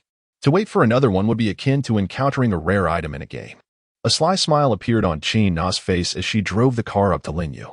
"Well, have you made up your mind? Once the sun sets, you won't be able to return." Lin Yu felt an unbearable itch in his teeth from frustration as he took a seat in the back row, only to find that Qin Na remained unresponsive, failing to start the vehicle. Lin Yu, with impatience, asked, "Are you leaving or not?" Qin Na, with a look of grievance, replied, "Are you scolding me? Do not forget that I am your employer." In the past, upon hearing such words, he would have undoubtedly thrown a substantial amount of money at this young lady and declared emphatically, "I shall no longer serve you." However, at this moment, Lin Yu found himself unable to act in such a manner. The 200,000 he received from Qin Li had already been allocated. He gave 15,000 to his mother and 5,000 to Wei Wei. The funds provided to his mother were not something he could reclaim, and Wei Wei's one-year suspension was a consequence of his actions. Now, without a steady income and living extravagantly, he could only rely on the arduous task of live streaming and the generosity of fans to sustain himself. Lin Yu felt a deep sense of guilt. Thus that evening he transferred 50,000 to Wei Wei. Although he was a professional player, he had only played for a little over a month and had not earned any substantial income. "All right, young lady, speak your mind. Let us refrain from uttering such unpleasant words." Qin Na commanded sternly, "You will sit in the passenger seat." Lin Yu pondered to himself, "I can endure this. It is merely for half a year." Shortly thereafter, Qin Na drove the car to her family's villa. Lin Yu curiously inquired, "Why have you brought me to your home?" Qin Na chose to remain silent, leaving Lin Yu with no choice but to follow her inside. As he surveyed the interior, he remarked, "Your residence is quite lavish, isn't it?" "This is merely my own villa," Qin Na replied. Having changed into a set of pajamas, she gestured towards a room, inviting him in. Taken aback by her actions, Lin Yu stood rooted in place, hesitant to advance. She was aware that Lin Yu's thoughts had strayed, so she questioned, "What are you thinking?" "This is the computer room. I merely need you to teach me how to play League of Legends." Upon hearing her words, Lin Yu finally exhaled in relief. "Could you refrain from being so enigmatic next time? If you had been forthright from the outset, I would have gladly taught you." Qin Na shot him an exasperated glance. "Oh, please. As a novice, you hardly wish to engage with me. If I hadn't pressed you, would you have taken the initiative to instruct me?" Lin Yu retorted with irritation, "Do not underestimate a gentleman by measuring him with the mind of a villain." The two opened their computers. and Qin Na requested him to assist her in gaining points while also providing guidance on her shortcomings. Lin Yu jestingly remarked, "Are you asking me to help you rank up? That falls outside my purview. You must compensate me for that." She understood that Lin Yu was merely joking. As a wealthy second-generation heiress, Qin Na nonchalantly tossed a wallet in front of Lin Yu. "How much do you earn for winning a game? You can take it yourself." Lin Yu handed her his wallet, embodying the essence of extravagance. Fully aware that I was jesting, yet he chose to indulge the banter. Thus, the two engaged in ranked matches for a continuous span of 3 hours. In the final round, Lin Yu, utilizing the Explorer in conjunction with Qin Na's Wind Girl, concluded the game with an impressive total of 25 kills. As a result, Qin Na advanced to Diamond 3, achieving a remarkable 6 consecutive victories. Lin Yu glanced at the time and exclaimed, "Is it really 11 o'clock? How am I supposed to get back? Since I invited you, I certainly have considered where you would spend the night. With so many rooms available, you may choose any one that suits you." At this moment, Lin Yu realized that he was not merely a personal mentor, but rather a companion for amusement. The sound of his stomach growling caught Qin Na's attention, prompting her to recall that since the party had ended, they had yet to have dinner. "Lin Yu, shall we step out for a late-night snack and return? I could also purchase a men's sleepwear for you." Lin Yu waved his hand and replied, "As for the pajamas, they are of little concern. A single night's stay is easily manageable. Who said you could merely stay for one night? You are, after all, my personal mentor for the next 6 months, and you shall undoubtedly reside here for half a year." Lin Yu rubbed his face and asked, "What did you say? Staying for half a year?" But Sister Li only mentioned being your personal mentor at school. She took out her phone and, with a flurry of activity, said, "All right, you can take a look at your phone now. Is this acceptable?" Lin Yu glanced at his phone and discovered that Qin Na had transferred him a sum of 100,000.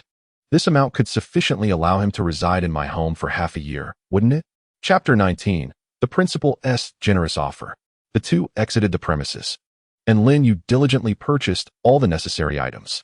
He graciously accepted Qin Na's contribution, acknowledging that while the sum may not be substantial, it would undoubtedly prove useful. As they settled in the restaurant, Qin Na excused herself to the restroom, encouraging him to order whatever his heart desired. Upon witnessing her enter the restroom, Lin Yu took out his phone and dialed Wei Wei's number. "Has your live streaming been going smoothly lately?" he inquired. "What smoothness could there be? It all depends on these fans showering me with gifts," she replied. Lin Yu smiled gently and said, "Consider this matter a personal favor deal. I will transfer another 20,000 to you shortly. Should you encounter any difficulties, do not hesitate to reach out to me." "Wow, my brother. Is the mentor earning that much? Perhaps I should wait for my contract to expire and join as well." "All right, this is merely a temporary situation. Let us not lose sight of our dreams. I shall speak no more for now." At that moment, Qin Na emerged from the restroom and inquired, "Why haven't you ordered anything to eat?" Lin Yu politely said, "Please order. I am not particular about food." Qin Na, however, did not glance at the menu but instead kept her gaze fixed on Lin Yu. He felt somewhat bashful under the scrutiny of this charming young woman before him. Lin Yu touched his face and inquired, "Is there something dirty on my face?" "No. I am merely curious as to why you withdrew from the professional arena 6 months ago. What transpired?" She was aware that Lin Yu had been a professional player for the past 6 months and that he had once reached the pinnacle of the rankings. However, she was oblivious to the other details. Qin Na had also searched for information about Lin Yu online, but found little about his past, only uncovering 2 of his matches. In response to her inquiry, Lin Yu did not conceal the truth and recounted the events to Qin Na. After listening, Qin Na expressed her astonishment and asked, "Do you still keep in touch with Shui'er?" "Of course, we have been together for 6 months now." A hint of disappointment crossed Qin Na's face as she replied, "Let us not delve into this topic any further. Let us eat instead." Lin Yu had no inkling of her thoughts. As the waiter placed the dishes on the table, he began to eat heartily and with great enjoyment. After they finished their meal, Qin Na drove Lin Yu back to the villa. Early the next morning, they arrived at the esports academy where the principal summoned Lin Yu to his office. Upon seeing him enter, the principal greeted warmly, "Master, please have a seat." Upon hearing his call, Lin Yu pondered, "Since the principal knows who I am, may I inquire as to why I have been summoned?" The principal, with a smile gracing his face, murmured, "Our esports academy has many novices, and it is likely that many may not pay attention to the professional arena. Thus, my students could hardly fathom that a master such as yourself would grace us with your presence. I kindly ask you not to take to heart the provocation my nephew presented yesterday." Lin Yu observed his humility. After all, he still had to serve as Qin Na's personal mentor for half a year, so the principal had to extend a certain courtesy. Principal, the heart of a master is not as narrow as you might think. I have not taken this matter to heart at all. The principal wiped the cold sweat from his forehead and continued, that is reassuring. It is indeed our honor to have someone of your caliber grace our institution. Most individuals at this esports academy are like frogs in a well, either inexperienced novices or those who believe that holding a high rank is the pinnacle of achievement, leading each person to overestimate their own prowess. However, upon graduation, many will inevitably encounter the harsh realities of the professional arena, at which point they will understand the true brutality of competitive play. The principal tentatively inquired, Master, what brings you to our school this time? Lin Yu replied with a hint of annoyance, of course, I am here to learn. Otherwise, why would I spend money to come here? Please, don't jest, esteemed expert. He pondered for a moment and realized that it was indeed implausible for a professional player to attend a novice academy. Anyone would find that hard to believe. Lin Yu, wearing a serious expression, recounted the events that had transpired here to the principal. The principal, taken aback, exclaimed, Is it truly that simple? You were invited here for merely 200,000 over the course of 6 months? As the astonishment faded from his face, he gradually spoke, Esteemed master. The situation is as follows.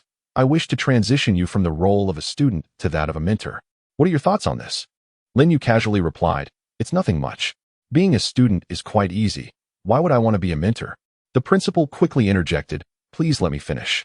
I will offer you a salary of 500,000 for half a year. Upon hearing this figure, Lin Yu pondered. The only explanation for Tai offering him a mere 1 million for an entire year is that Tai is genuinely unable to afford higher salaries for other players. He holds the highest salary in Tai, and previously, due to a lack of achievements, the upper management contemplated disbanding the team. The manager, however, grit his teeth and granted Lin Yu a 1 million salary.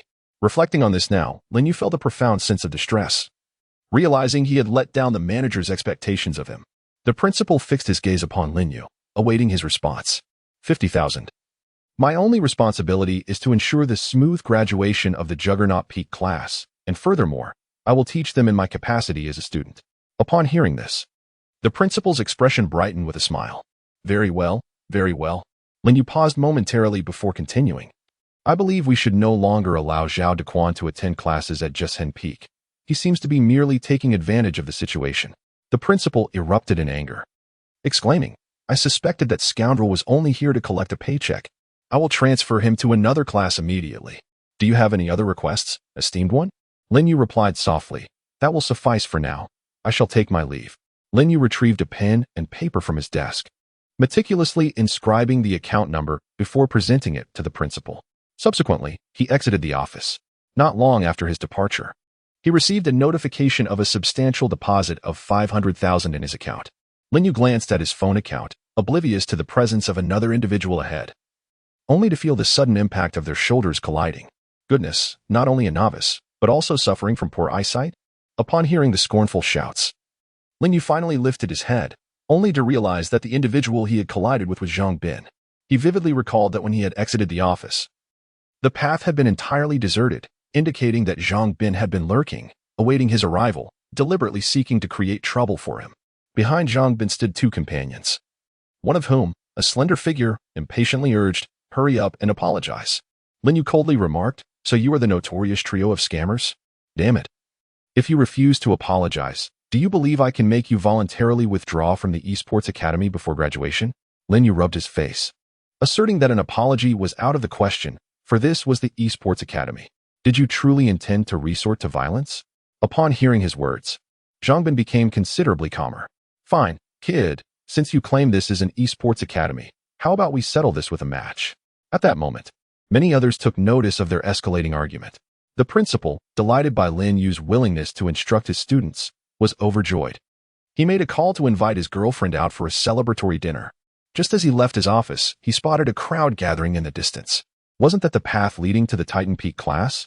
Goodness, I hope that lad doesn't provoke Lin Yu. Just then, the principal arrived, declaring, I wish to challenge this novice to a match. I kindly ask for your arrangement.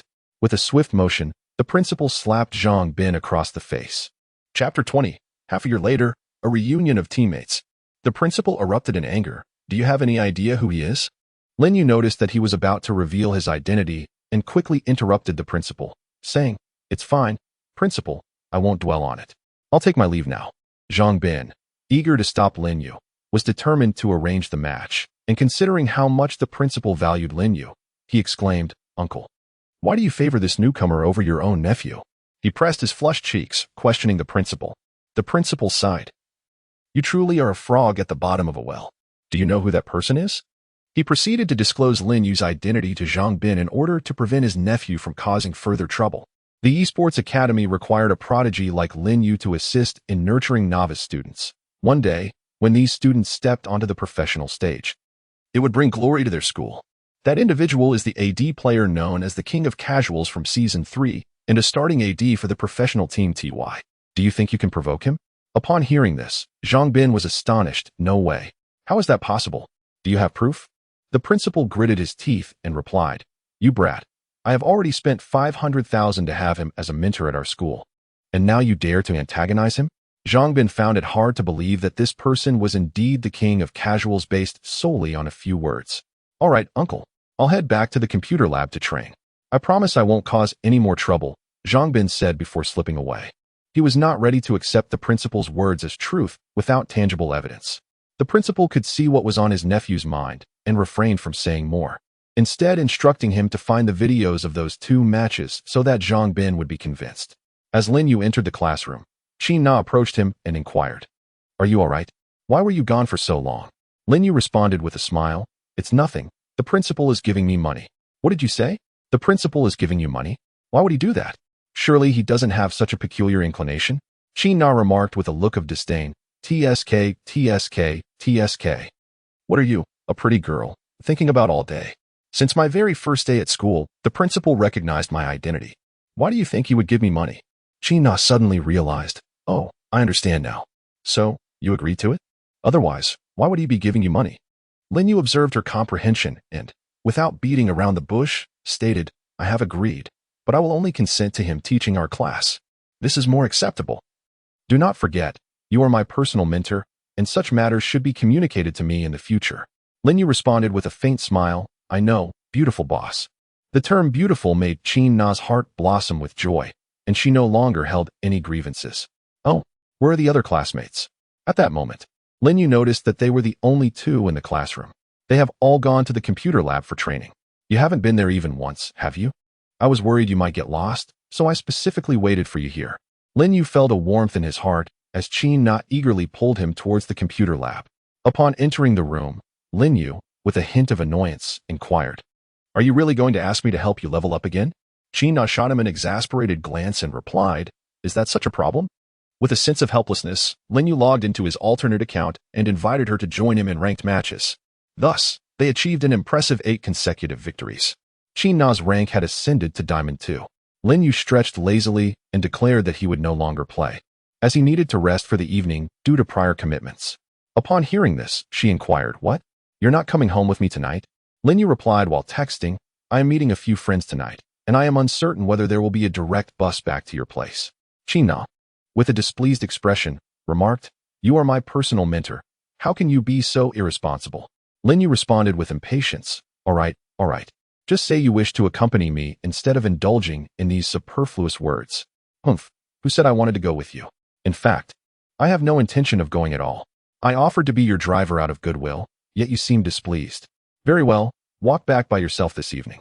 Lin Yu stepped out of the classroom, casually remarking, "Do as you wish." Qin Na, infuriated, stomped her feet and retorted, "You'd better wait for me, Lin Yu." After school, Lin Yu stood by the school gate, awaiting a taxi. The same scene unfolded once more. It was unclear when Qin Na had arrived, but she tossed 200 yuan to the driver who refused to take her. The driver, having taken the money, callously drove away, prompting Lin Yu to let out a deep sigh and remark with irritation, "I ask you, miss, do you possess an abundance of money? Or are you simply intent on tormenting me?" Qin Na grinned mischievously and replied, "What business is it of yours? Perhaps I do have plenty of money." Today, all professional players had a day off. Lin Yu had initially planned to meet Shui Er, but she texted to say she had already returned home. Consequently, Lin Yu reached out to Wei Wei. Lin Yu planned to invite several teammates from TY for a sumptuous feast, but at that moment, they were still waiting for him at the TY base. With Qin Na's unexpected intervention, he had no idea when he would be able to meet them, so he reluctantly joined her in the car.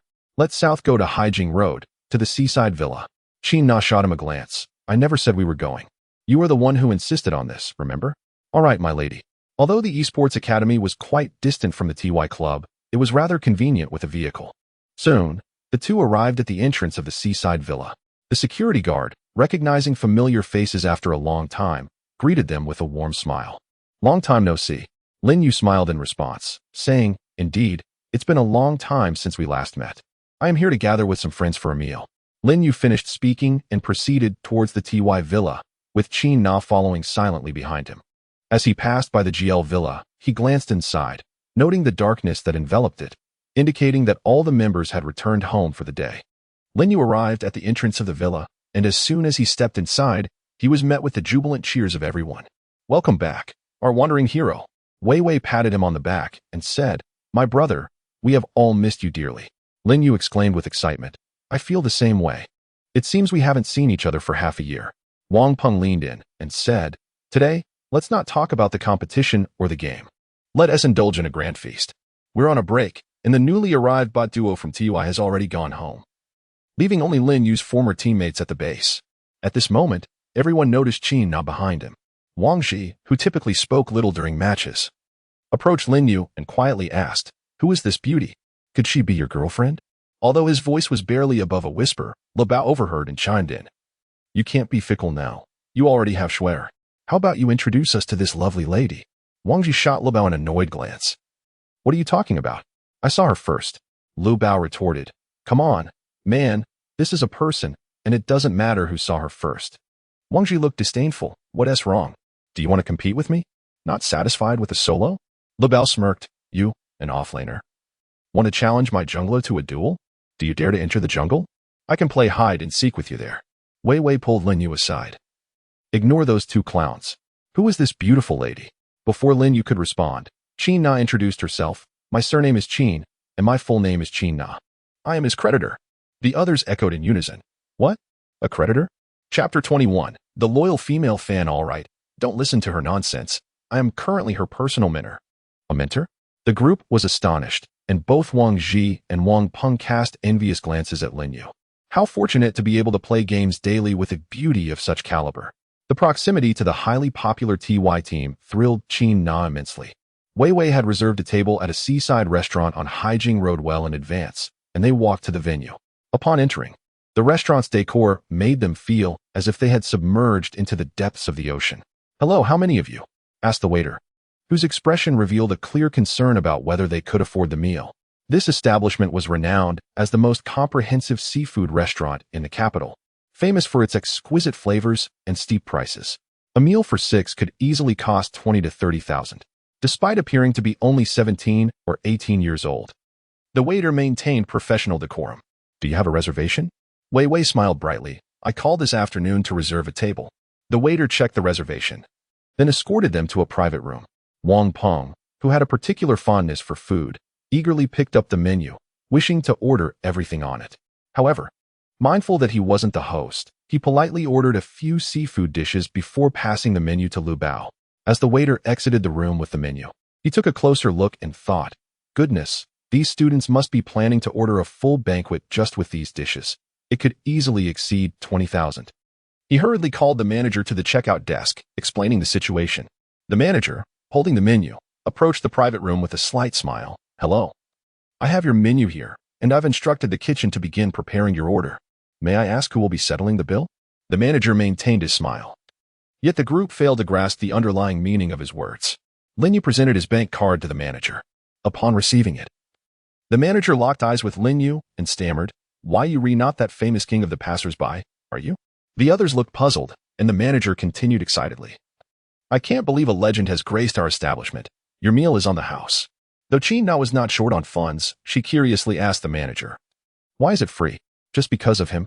The manager quickly explained, This beautiful lady might not be aware, but our restaurant is famed for its scenic views and seafood, and is considered one of the most romantic spots in the capital, attracting many couples. However, relying solely on couples for business isn't enough to expand our clientele.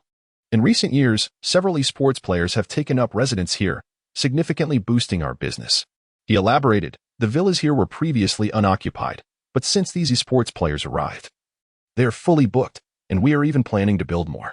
Growing impatient, Qin interjected, "Please, can you get to the point? The villas have nothing to do with me. I simply wish to understand why this meal is complimentary because of this guy." The manager, dropping the roundabout explanations, got straight to the point. Ever since these players began residing here, they have attracted numerous fans, which in turn has expanded our customer base. Qin now began to grasp the situation, yet the reason remained unclear. Why was Lin Yu's meal free? The manager muttered, "It's because 6 months ago, this esteemed player entered the professional arena and gained a massive following from just 2 matches. During that month, all the businesses along Haijing Road benefited significantly. With most of the newcomers being fans of the king of the passers-by, Lin Yu could no longer contain his curiosity and inquired, 'My fans? How could I be unaware of this?' The manager responded, 'You have yet to comprehend the fervor of these fans. Among them is a young female admirer, in her 20s, who nearly frequents our establishment daily. Seated in that corner, gazing at the beach through the shop's window each evening, Lin Yu remained perplexed, questioning the purpose of observing the beach. Qin Na cast him a disdainful glance and retorted, 'Are you foolish? They are not merely gazing at the beach. They are clandestinely watching you, you know?' The manager gave Qin Na a thumbs up, acknowledging her astuteness. The female fan had spent over 100,000 in our establishment throughout the entire month. Qin Na, somewhat irked, remarked, 'You all are rather unscrupulous, aren't you? She merely borrowed the space, and you compel the customers to spend.' The manager's expression darkened as he hastily clarified, 'That's not the case. The lady herself ordered the dishes, feeling that occupying the area without making a purchase would weigh on her conscience.' Lin Yu's heart was somewhat tumultuous as he contemplated. He had visited the beach for solace 20 days out of the month, yet he himself had not been there for 10 days. If that female admirer had not laid eyes upon him, would she not feel an overwhelming sense of disappointment? Lin Yu expressed his heartfelt thoughts, to which the manager patiently responded, 'During the days I did not see you, I often noticed her eyes glistening with tears, her face marked by disappointment. Such a devoted fan is someone you should cherish.' With a deep sigh, the manager exited the private room. Observing Lin Yu's somber expression, Wei Wei gently patted him on the back. 'Come on, brother. If it weren't for our meal here today, you wouldn't have realized you have such a devoted female admirer. You should feel grateful, shouldn't you?' Lin Yu's eyes glistened with moisture as he exclaimed, 'How can I be happy? If I had not stubbornly agreed to the challenge, neither of us would be facing suspension, and I would not have disappointed those fans.' Upon hearing his words, Qin Na felt a profound sense of blockage within her heart. The atmosphere among those present grew heavy with silence, devoid of the warmth that typically accompanies a reunion after 6 long months. With a voice choked with emotion, Lin Yu lamented, 'I am deeply sorry to the manager, to the coach, to Wei Wei, and to all the fans. I truly am a selfish person.'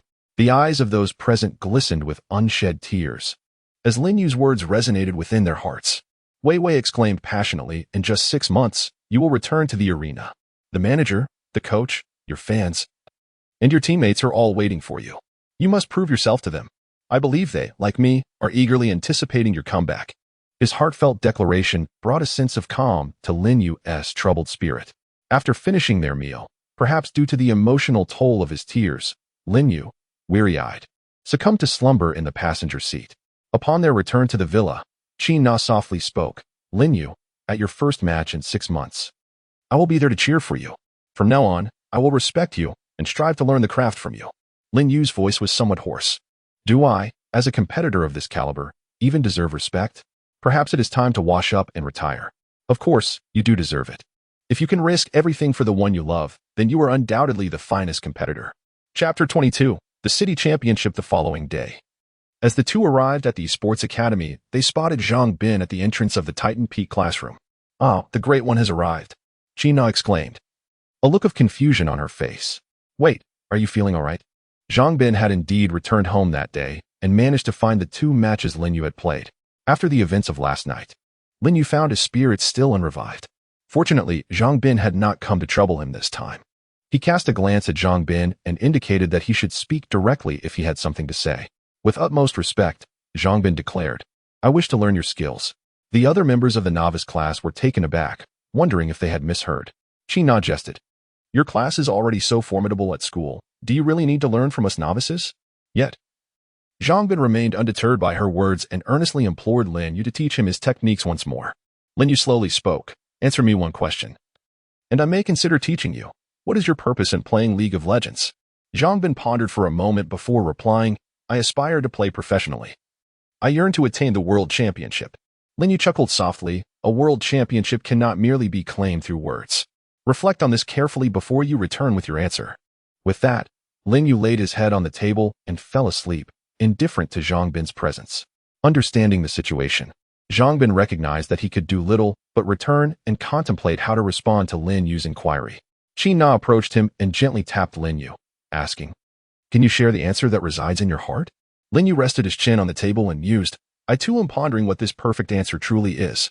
As a fortnight passed, Lin Yu had been diligently climbing the ranks in the Korean server, while Qin Na seemed to have hit a plateau. Her rank stagnating at Diamond I. The entire novice class had ascended to Diamond 3, liberating themselves from the label of beginners within the school. Zhangbin had approached him several times, yet each time Lin Yu was not entirely satisfied with the responses, which led him to decline the role of his mentor. That afternoon, after finishing his lessons with them, Lin Yu received a call from Wei Wei. Brother, it seems you owe me another meal. I have located your female fan. Lin Yu replied with irritation, Don't be ridiculous. You're not here merely for a meal. Surely, there is something else at play. Wei Wei quickly interjected. One of your female admirers has entrusted me with an invitation for you. What invitation? He inquired. Could you not just convey it directly? Given your current financial state, do you not need to conserve your phone credit? She continued, Your female fan's father is organizing a League of Legends City Championship. And it is said that a significant portion of the elite players from the capital have registered. The prize for the first place is a staggering 1 million. Lin Yu furrowed her brows, questioning, So many? What does her father do? It seems improbable that he would organize a competition without reason. I am also unaware. If you wish to form a team, you might consider reaching out to Chun Wei and the others. The competition is in a fortnight. Do your best to assemble your team. Good luck. Lin Yu hung up the phone, and Qin Na approached him. Are you going to participate in the city championship? She inquired. Yes, I am only banned from professional competitions. This city championship is privately organized and open for all. There are no restrictions. Qin Na whispered. I would like to join you as well.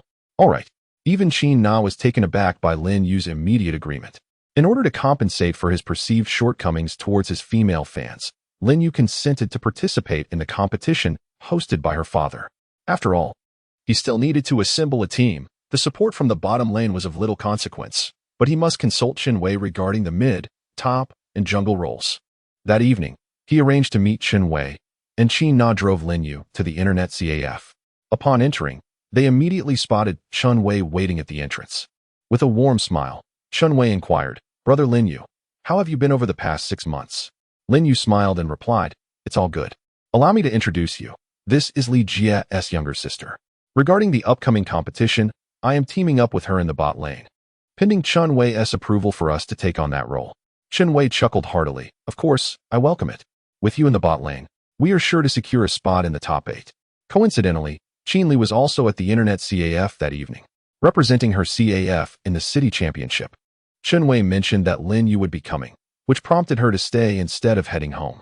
At that moment, Qin Li approached. Lin Yu, you are intending to bring my sister along for the competition, are you? Indeed, Li Jia. I am partnering with her in the bot lane, and we still need 3 more players, which is why I sought out Chun Wei. Seeing that there was nothing more to discuss, Chun Wei said, Lin Yu, feel free to chat. I will take my leave now. Nana, the competition is just half a month away. Give it your all. And remember not to get too nervous during the match. Qin Na retorted playfully, Sister, don't worry. I've made tremendous progress lately. Just ask Lin Yu if you don't believe me. All right, you both do your best. It's getting late. You two should head back. After bidding farewell to Qin Li, they returned to the villa. Lin Yu, are you truly not concerned about me holding you back? Lin Yu coldly remarked. Do you lack confidence in competing? I can replace you at any moment. Qin Na, flustered, quickly waved her hand and replied, No, it's not that. I merely fear becoming nervous during the competition. Lin Yu patiently articulated, You must regard yourself as a competitor, unafraid of bearing the blame, and remain impervious to external distractions. Approach it as you would a regular ranked match. Maintain a calm demeanor. The opponents in the preliminary rounds will not be formidable, and securing victories will alleviate any anxiety. He continued with a firm tone. Starting tomorrow, we shall intensify our training. During your free time, I encourage you to watch VV's live stream to observe how he positions his vision. Remember, in the bot lane, it is typically the AD carrying the support, or vice versa. Upon hearing Lin Yu's words, she felt a sense of reassurance. This was indeed the perfect opportunity to prove herself. As they conversed, they entered the computer room. This time, Lin Yu did not retreat into his usual solitary practice. Instead, he guided her while simultaneously engaging in gameplay, even meticulously dictating the vision placements to Qin Na. After the final ranked match concluded, Lin Yu returned to his room. He spoke with Shui for half an hour, during which she noticed his frequent yawning and promptly ended the call, urging him to rest well. The next day, upon entering the classroom, Zhang Bin hurriedly approached Lin Yu. "Master, I aspire to excel in gaming, but I do not necessarily seek to become a world champion. I cherish the trust and synergy among teammates, the thrill of solo kills and team battles, and I have a fondness for the intricacies of landing. My passion for League of Legends does not require a specific goal. In truth, your initial question had no definitive answer. It is simply our love for the game, a way of life." Lin Yu displayed little reaction upon hearing this. "A mere way of life. Very well, I can instruct you and aid in enhancing your abilities. From this day forth, no one shall bully the freshmen and novices at our school." A smile graced Zhang Bin's face as he replied, "Indeed, Master. I too shall assist newcomers in honing their skills, just like you." Chapter 23. The City Championship, Round 1 advancement. After a fortnight of collaboration, Lin Yu's team, consisting of Zhang Meng in the top lane, Chen Wei in the jungle, Xiao Fei in the mid lane, and Lin Yu alongside Qin Na in the bot lane, was finally prepared. All participants who had registered awaited the commencement of the City Championship, which was scheduled to take place in the largest shopping mall of the capital. The vicinity of the competition attracted numerous spectators. The opponents in the elimination rounds were not particularly formidable. Chen Wei's Lee Sin only assisted the bot lane once in the early game, allowing Lin Yu and Qin Na to decisively penetrate the enemy's defenses. Thus, Chen Wei's team secured their first victory. They were soon to confront another victorious team. In Group B, two teams engaged in a climactic battle over the final dragon after 35 minutes, ultimately concluding the match. The victorious team was familiar to Chen Wei. Their 5 members were among the top 100 players in the national server. Both sides prepared for the final match of the winner's bracket today. Lin Yu's team comprised of Lee Sin, Shin, Twisted Fate, Lulu, and Vayne. Opposing them were Oriana, Dragon Lady, Rengar, Ezreal, and Thresh. Chen Wei confidently proclaimed, "Lin Yu, in this match, we will protect one while the others attack. It's all on you." "No problem, we'll make quick work of it. I've already reserved a private room at the restaurant for the celebration," Lin Yu replied. Qin Na shot him a glance, questioning his unwavering confidence. As the match reached the 5-minute mark, no first blood had been drawn, as the opposing team consisted of high-ranking players from the national server who were not easily caught off guard. However, at the 8-minute mark, Chen Wei's Lee Sin maneuvered from the enemy's blue jungle to the bottom lane, placed a ward, and executed a swift kick, sending the enemy ADC right into Vayne's path. Chen Wei's Lee Sin's RQ landed flawlessly, allowing Lin Yu to eliminate Ezreal and secure first blood. By the 13th minute, the enemy jungler Rengar activated his ultimate, teaming up with Thresh's initiation to ambush Lin Yu's Vayne. Thanks to Lulu's protection, Vayne was not instantly eliminated. Shen found a secure position and used his ultimate to shield Vayne, descending from the top lane. The enemy Dragon Lady and Oriana teleported to the bottom lane simultaneously, while Twisted Fate activated his ultimate, landing a yellow card on Oriana. Lee Sin flanked from behind, coordinating with Shin's taunt to take down Oriana before she could react. With Vayne, now low on health, and Lulu kiting effectively, they managed to withstand the onslaught from Dragon Lady and Rengar. The enemy's offensive was thwarted by Lin Yu's global strategy of 4 protecting 1, resulting in a team fight that ended in a 0-4-3 exchange. The 5 members then grouped up to demolish the bottom tower. Following this proactive engagement, the opposing team found themselves ensnared by Lin Yu's global strategy. Any attempt to isolate a player would be met with swifter support from Lin Yu's team. Despite being high-ranking solo queue players, the opposition struggled to contend with Lin Yu's strategic gameplay. The match concluded in a mere 25 minutes, as Lin Yu's Vayne, under the protection of the 4, left the enemy with no avenue for a comeback. The final team fight around the Baron resulted in a 1-4-5 exchange, sealing the victory. In the first round of the playoffs, Lin Yu's team achieved a remarkable consecutive victory, advancing to the next match. After the game concluded, as Lin Yu stretched leisurely, he caught a glimpse of a striking beauty in the corner, who was gazing intently at him. Qin Na followed his gaze and remarked, "That enchanting woman staring at you must be that fan from your last encounter, right?" Upon hearing her words, Lin Yu contemplated the possibility that she might indeed be that devoted female fan. Judging by her attire, it was evident that she hailed from a wealthy family. A true young lady of affluence. There was a certain purity in her allure, intertwined with an undeniable sensuality reminiscent of gracefulness.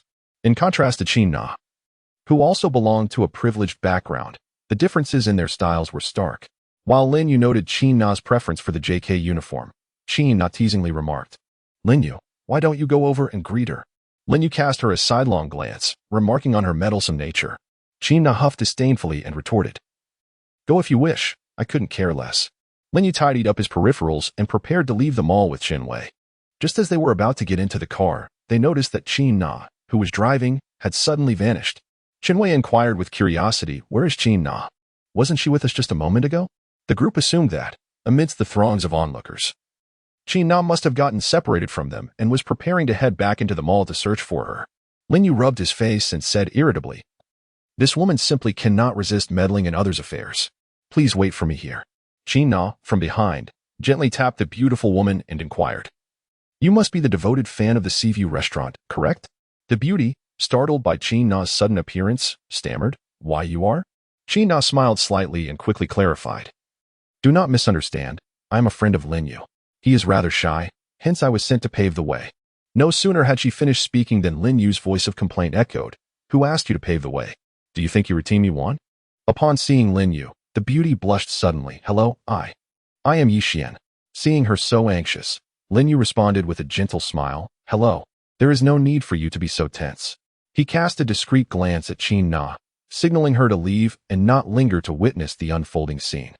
Qin Na understood the cue but chose to stay, seemingly intent on witnessing the spectacle to its conclusion. This infuriated Lin Yu, who felt a mounting irritation.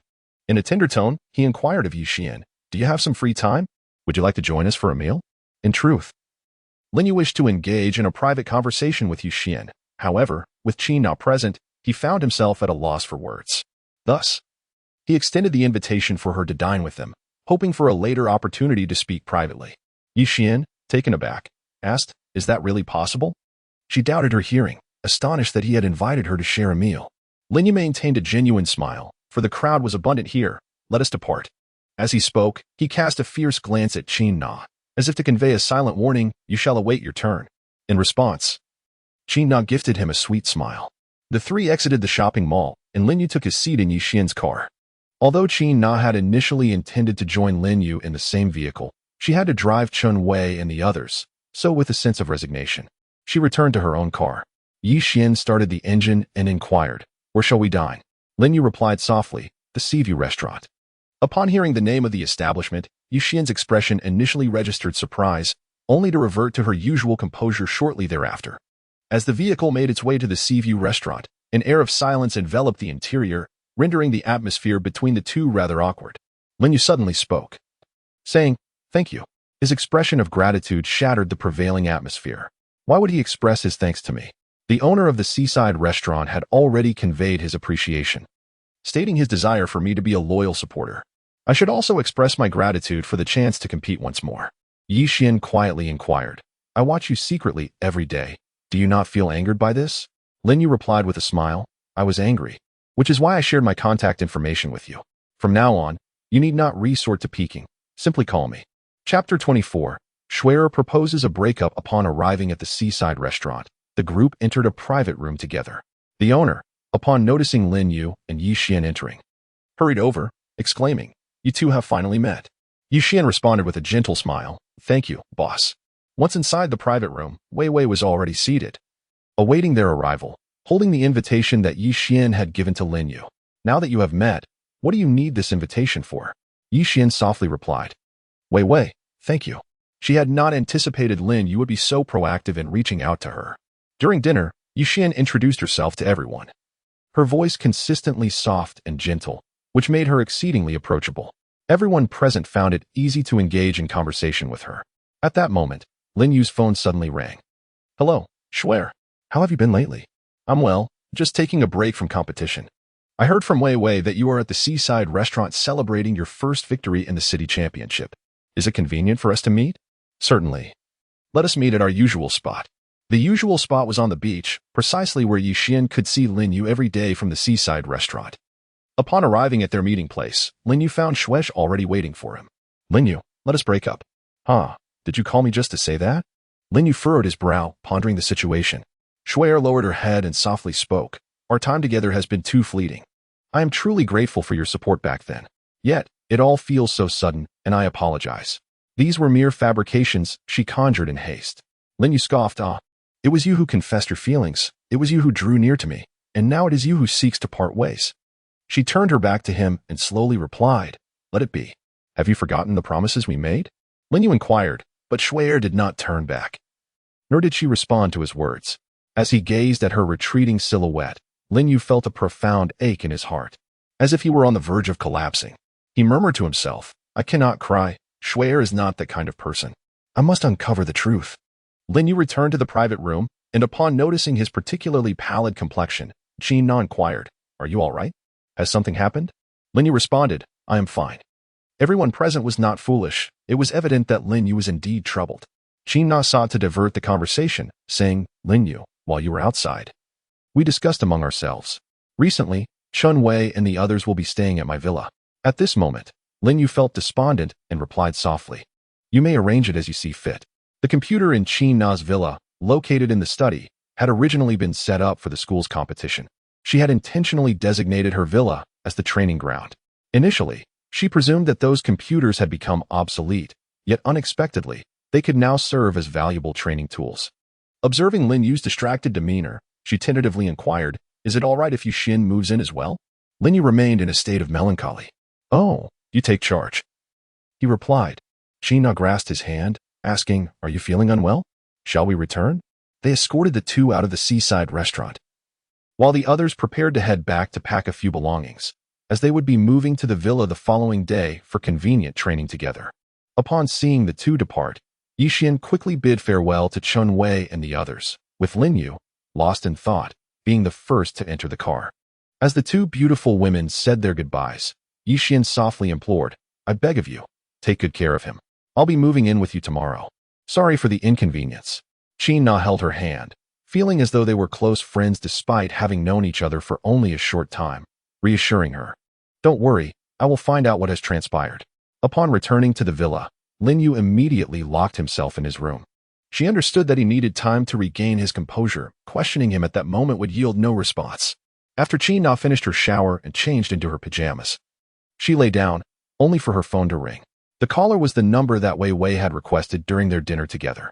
Is Lin Yu feeling any better? She heard Wei Wei voice his concern as soon as the call connected. You truly are good friends. It's already midnight, and you're calling to check on him. You're not aware? Lin Yu broke up with his girlfriend, Wei Wei replied. Qin Na was taken aback by this revelation. I must have misheard. Lin Yu mentioned that their relationship was going well. How could they have split up? At that moment, Wei Wei was the only one awake in the villa. He spoke softly. I'm not sure of the details. My girlfriend, Xiaoya, told me that after Shue'er returned to the villa, she locked herself in her room and cried for a long time. Wei Wei continued, what about your competition? With Lin Yu's current state, how will he compete the day after tomorrow? What can we do? Let Chen Wei find a substitute for the match. I want Lin Yu to rest well. He has been training tirelessly for the competition. Indeed, that seems to be the only option. Then, I entrust Lin Yu's care to you. After ending the call, Qin Na leaned against her headboard, reflecting on Lin Yu's breakup. The next morning, Qin Na was awakened by the commotion at home. It turned out that Chun Wei and the others had already packed their belongings and arrived at the villa. Yawning, she inquired, have you seen Lin Yu? Chun Wei pointed to Lin Yu's room and whispered, he just opened the door for us and then returned inside. He hasn't come out since. At that moment, the villa door was ajar, and Yixian managed to find her way to the villa using the address. Na, is Lin Yu feeling better? Qin Na rubbed her temples, replying, he broke up with Shue'er. How could he possibly feel better so soon? After contemplating for a moment, Yixian decided to knock on Lin Yu's door. Come in. It was not locked, so she pushed the door open and entered. Are you all right? Is there anything I can assist you with? I'm fine, thank you. As Yixian prepared to leave, Lin Yu suddenly called out to her. Do you know why I was suspended? Of course, you willingly fell into a trap set by others because of Shue'er. Lin Yu softly inquired. Do you think I'm foolish? In the end, she still chose to part ways with me. Yixian pondered for a moment before responding, once you have loved, Do not harbor regrets. There may be a reason behind her decision to break up. I believe you should investigate thoroughly before deciding whether to let go. I sense that there is still a chance for you two to reunite. Yi Xian continued, do you have any regrets? He shook his head, declaring, no regrets. I will certainly uncover the reasons behind your choice to end our relationship. Yi Xian smiled brightly and said, that's the spirit. You should focus on preparing for the current competition, rather than allowing matters of the heart to cloud your emotions. Remember, you have more than just me as a fan. You cannot afford to disappoint your other supporters. Lin Yu listened to her, and then took down the token of love that Shui Er had given him. Chapter 25, The Promise to Yu Xian. That evening, in the Huya live streaming room, Wei Wei was skillfully maneuvering his Thresh in a ranked match of the Korean server. The game had been ongoing for 35 minutes, and from the current situation, Wei Wei's red team was at a disadvantage, as the 3 lanes crystals on the red side respawned. Both teams gathered at the Barren Pit to contest this pivotal moment that would ignite a team fight. Wei Wei was the type of player who dared to fight, take risks, and shoulder blame. He positioned Thresh in front of his teammates, seeking opportunities to initiate a fight, just as the opposing team attempted to poke with their skills. Wei Wei's Thresh landed a hook, directly ensnaring the enemy's most developed champion, Orianna. With the red team's control seamlessly following up, Orianna was eliminated in an instant, without even the chance to use her Zhonya's Hourglass or Flash. With the blue team at a numerical disadvantage, retreating would only invite further attacks, leaving them no choice but to engage in a 4v5 team fight. Lacking sufficient damage, the red team effortlessly won the battle and turned the tide of the game. The fans in the live chat flooded the screen with 666, and it was already 1 a.m. All professional players were in their off-season, adjusting their strategies, while Wei Wei, due to his suspension lasting another 6 months, could only stream alone in the training room at midnight. This was also to avoid conflicting with the schedules of major streamers. Only world champion players could afford to stream simultaneously with popular League of Legends streamers, such as Gao Cheng, another world champion. Wei Wei's streams were devoid of humor and boasting, and in high-level matches, he couldn't afford to be distracted by the chat interactions. With no salary coming in, he was nearly at the point of not being able to afford meals, making it impossible to provide benefits to his fans. Streaming during the day alongside major streamers would surely draw less attention than his current late-night sessions. To all the viewers, if you find the streamer's performance commendable, consider subscribing. Those with platform currency can acquire a fan badge to show support for the streamer, while minors are kindly advised against gifting, as diligent study remains paramount. The chat was rife with 666, alongside other comments praising the streamer's prowess, suggesting that if he joined AW, the hope for this year's World Championship would be bright. Another comment noted that the streamer was originally a professional player, serving as a support for TY, but was now suspended. Why was he suspended? Did he secretly play for others? Another viewer queried. Wei Wei, reading these comments, thought to himself, wow, am I really that unknown? Is it rumored that I was suspended for playing on behalf of others? The chat moderator, noticing the shift in topic, diligently posted a red font reminder that discussions around account boosting and suspension keywords were prohibited, or else the chat would face a 7-day ban. Following the moderator's warning, the chat finally ceased discussing the previous topic. Just as Wei Wei was about to end the stream, the viewership suddenly surged, and the chat overflowed with 666. A familiar ID, TYHY, flooded the chat with 10 messages of Huyas number 1. Thank you, my good brother, for your 10 messages. In the dead of night, Lin Yu, unable to sleep, was stealthily watching Wei Wei's comeback stream. Anyone following the TY team knew who this ID belonged to. Those unaware might mistakenly think it belonged to a wealthy benefactor. Wasn't this the streamer's friend, the player known as Lurker King? He seemed to be part of the same TY team, and the suspension appeared to be linked to a female professional player. At this moment, the chat moderator quickly issued warnings, but due to the influx of new viewers drawn in by the gifts, the topic of suspensions piqued their interest. I heard Lurker King was suspended for that girl, but they recently broke up. By now, Wei Wei had already started to mute the chat. Yet the number of people discussing the topic was only increasing. They have insider information.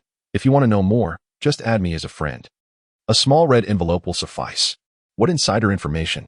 Did that girl cheat? Or did this guy cheat? This comment caught both Lin Yu and Wei Wei's attention, prompting Wei Wei to hastily end the stream and privately message the viewer with insider information. The person revealed the details of Lin Yu's breakup with Shui Er to Wei Wei. He dialed Lin Yu's number. Brother, thank you for your gift. Lin Yu's voice came through on the other end. No need to be polite. I know you noticed that comment. Quickly, tell me the reason for my breakup with Shui Er. Wei Wei's handling of the situation reassured Lin Yu. The chat had been lively. Yet Wei Wei did not take advantage of the new viewers to solicit subscriptions. Rather, it was that comment about insider information that prompted him to end the stream swiftly. Wei Wei did not beat around the bush. I believe this insider information is likely true, that Gai Tangfeng is probably the one stirring the pot. Lin Yu scoffed. This person has completely provoked my ire. What else did he say to you? Not only did he instigate discord between you and Schwer, but over the past 6 months, Tangfeng has relentlessly pursued her. After you departed from the TY villa, he escalated his harassment of Schwer through various other means. Wei Wei sensed that Lin Yu on the other end of the line was on the verge of an explosive outburst. Lin Yu, please do not act impulsively. Since we are aware that he is the instigator, let us devise a solution together. I will consult Xiaoyu about it. After Lin Yu regained his composure, he expressed his gratitude, saying, Thank you, my brother. It seems I need some time to reflect. In 6 months, I shall return to Tai. During this period, I hope you can take good care of Schwer. If that individual comes to pester her, I will not let him off easily. Once the call ended, Wei Wei noticed an inexplicable addition of 100,000 to his savings account. Balance, 101,560. What on earth is this? Am I being kept by a man? Earlier, Wei Wei generously transferred 999 yuan to that person. Regarding his good friend Lin Yu's situation, despite his current financial struggles, Wei Wei was willing to spend money to assist Lin Yu in acquiring the necessary information, believing wholeheartedly that this individual was worth the investment. After Lin Yu hung up the phone, he hurried into the bathroom and took a refreshing cold shower to awaken his senses. Understanding that acting impulsively at this moment would serve no purpose, Lin Yu had just donned his pajamas and emerged from the bathroom when he suddenly sneezed. Achoo! Yi Xian, having seemingly appeared from nowhere, expressed her concern. Are you catching a cold? Feeling parched, she rose to pour herself a glass of water, only to hear Lin Yu sneezing again. Clad in a silky pink pajama set, Yi Xian's delicate features and alluring figure radiated an enchanting aura. Even without makeup, she exuded an irresistible charm. She poured a cup of warm water for him, saying, Drink some water. He accepted the glass gratefully, replying, Thank you. Lin Yu took a sip, and as he placed the cup on the table, he was suddenly enveloped by a soft embrace. This unexpected gesture left his mind blank. It was Yu Xian. Realizing that her actions had startled him, she gradually loosened her hold. I'm sorry, I just wanted to give you an encouraging hug. But the moment I held you, Yi Xian stammered, flustered. It's all right. Thank you for your encouragement. I'm truly fine. And I will definitely seize the championship in the city competition. Her eyes glistening with unshed tears, she gazed at him. Really? He extended his pinky. Indeed. Let us make a promise. Though it seemed somewhat childish, Yu Xian linked her pinky with his. Pinky swear, 100 years without deceit. This was his vow to her. Lin Yu gently brushed his finger across her nose and said, All right, go to sleep now. Yi Xian was taken aback by his gesture. The girl who had been on the verge of tears just moments ago now blushed and hurried back to her room. As Lin Yu observed her retreating into her room, he stood alone in the grand hall, letting out a deep sigh. His emotions were in disarray, yet in order to prevent others from worrying, he maintained a facade of nonchalance. Chapter 26. Unrequited Love. Lin Yu returned to his room, tossing and turning, finally succumbing to sleep just as dawn approached. The group trained relentlessly from morning until noon, only dispersing when someone mentioned their hunger and suggested they go for a meal. Qin Na had not seen Lin Yu all morning, and at this moment, she arrived at his door. Knock, knock, knock. Lin Yu, Lin Yu. When Qin Na received no response from within, she gently pushed the door and discovered it was not locked. Lin Yu lay peacefully asleep on the bed. Lin Yu, wake up, it's time for lunch. Why are you sleeping like a pig? He rubbed his bleary eyes and sheepishly replied, I'm sorry. I didn't sleep well last night, and I couldn't join you for training today. Qin Na shot him a disapproving glance and asked, Are you feeling any better? Lin Yu propped himself up against the headboard and assured, It's nothing to worry about. After a moment's hesitation, she mustered the courage to ask, If everything is fine, could you accompany me for a stroll in the shops? Qin Na was on the phone with the boutique owner, arranging to pick up a dress this afternoon. Lin Yu rubbed his face and sighed. The reason he acquiesced was that it was the first time Qin Na had made such a request. To refuse her would come across as rather unfeeling. After lunch, Yu Xian returned to her father's company, claiming she had some business to attend to, and might not return that evening. Qin Na had not driven today, instead walking with Lin Yu to the boutique, where their laughter and conversation lightened Lin Yu's spirits considerably. Lin Yu, wait for me a moment. I'm going to try on a dress. At that moment, a man entered the store. Although the air-conditioned interior was quite pleasant, his presence ignited an immediate fury within him. Isn't that Lin Yu? This is a ladies' boutique. Do you really have that kind of preference? He sneered, fixing his gaze on Zhang Bin, who chose not to retaliate. The garments in this women's boutique were not within the means of the average consumer. They were predominantly favored by wealthy second-generation heirs and affluent businessmen, who would place orders over the phone for the latest styles to gift to their wives or mistresses. Qin Na was also a regular patron of this establishment, though she always handled her transactions in person. Noticing the escalating tension, the owner of the boutique sensed the predicament. Zhang Bin's provocations had Lin Yu clenching his fists, ready to retaliate. Should a brawl break out in her store, it would jeopardize her business. However, Zhang Bin was also a frequent customer. He would personally come to collect the latest arrivals, and the owner mistakenly presumed Lin Yu was Qin Na's boyfriend. Caught between two clients she could not afford to offend, the seasoned owner quickly devised a solution. With a warm smile, she handed a dress to Zhang Bin. Here, handsome. This is for your girlfriend. I'm certain she will look stunning in it. Men like Zhang Bin, driven by obsession, were delighted by the owner's words, especially the last remark, which filled him with a sense of gratification. As the owner redirected their attention, Zhang Bin turned to examine a few other new arrivals. No longer paying any heed to Lin Yu. Emerging from the fitting room, Qin Na asked, Lin Yu, does it look good? Lin Yu gazed intently at her, remarking that it was the first time he had seen her so mature. She retorted with irritation, I asked if I looked good. Why are you looking there? In what way am I mature? Lin Yu quickly averted his gaze. No, that is not what I meant. The dress you are wearing exudes a sense of mature sensuality. Qin Na typically adorns herself in youthful attire, often opting for JK uniforms. But today, she has deliberately chosen a dress that embodies a more sophisticated allure. At this moment, Zhang Bin noticed the exchange between the two and remarked, Oh, have you changed girlfriends? Lin Yu coldly replied, Isn't it all thanks to you? No, do not pin the blame on me. Your breakup with Shui has nothing to do with me. Some women, after all, have a penchant for luxury, as long as you indulge her with daily gifts. No wall is too high to scale. He cast a glance at Qin Na before turning his gaze back to Lin Yu. The speed at which he changes girlfriends is quite remarkable, yet this time he seems rather astute, aware that purchasing such extravagant luxuries is essential for a girlfriend. However, given your salary, I doubt you can afford a second item. Lin Yu was scolded by him, and he clenched his fists, on the verge of erupting. Qin Na produced her bank card and handed it to the shopkeeper for payment. The shopkeeper respectfully remarked, Thank you. This dress, along with the additional fees, totals 50,000. Please check the receipt, my dear. The shopkeeper felt somewhat displeased by Zhang Bin's earlier remarks, particularly his claim that as long as one buys luxury items for women, there is no wall that cannot be breached. Consequently, she deliberately raised her voice to reiterate the price of the dress. Qin Na accepted the receipt without a glance, promptly packed the clothes she had changed out of, and linked her arm with Lin Yu's. Darling, the bed at home is far too small. Since we're living together, shouldn't we invest in a larger bed? As she spoke, she cast a sidelong glance at Zhang Bin's expression. Qin Na continued, There's no helping it. My beloved is just too impressive, so we ought to buy a bigger one. Zhang Bin, flustered and enraged, redirected his ire towards Lin Yu, exclaiming, I see. You've been kept by a rich woman. No wonder you appear so lively. Qin Na responded with a bright smile, Indeed. Unlike you, who seems rather wan. I gather you indulge in fantasies about others quite frequently? Pointing at Qin Na, he appeared guilty and retorted angrily, Don't you dare slander me. Do I seem like a man who lacks women? Qin Na rolled her eyes at him, implying that those who understand would comprehend. She and Lin Yu exited the boutique together. Once they were a distance away, Qin Na suddenly burst into laughter. Haha, did you see that person's expression just now? Lin Yu said irritably, Please, how can I face Shui in the future if you speak of our relationship in this manner?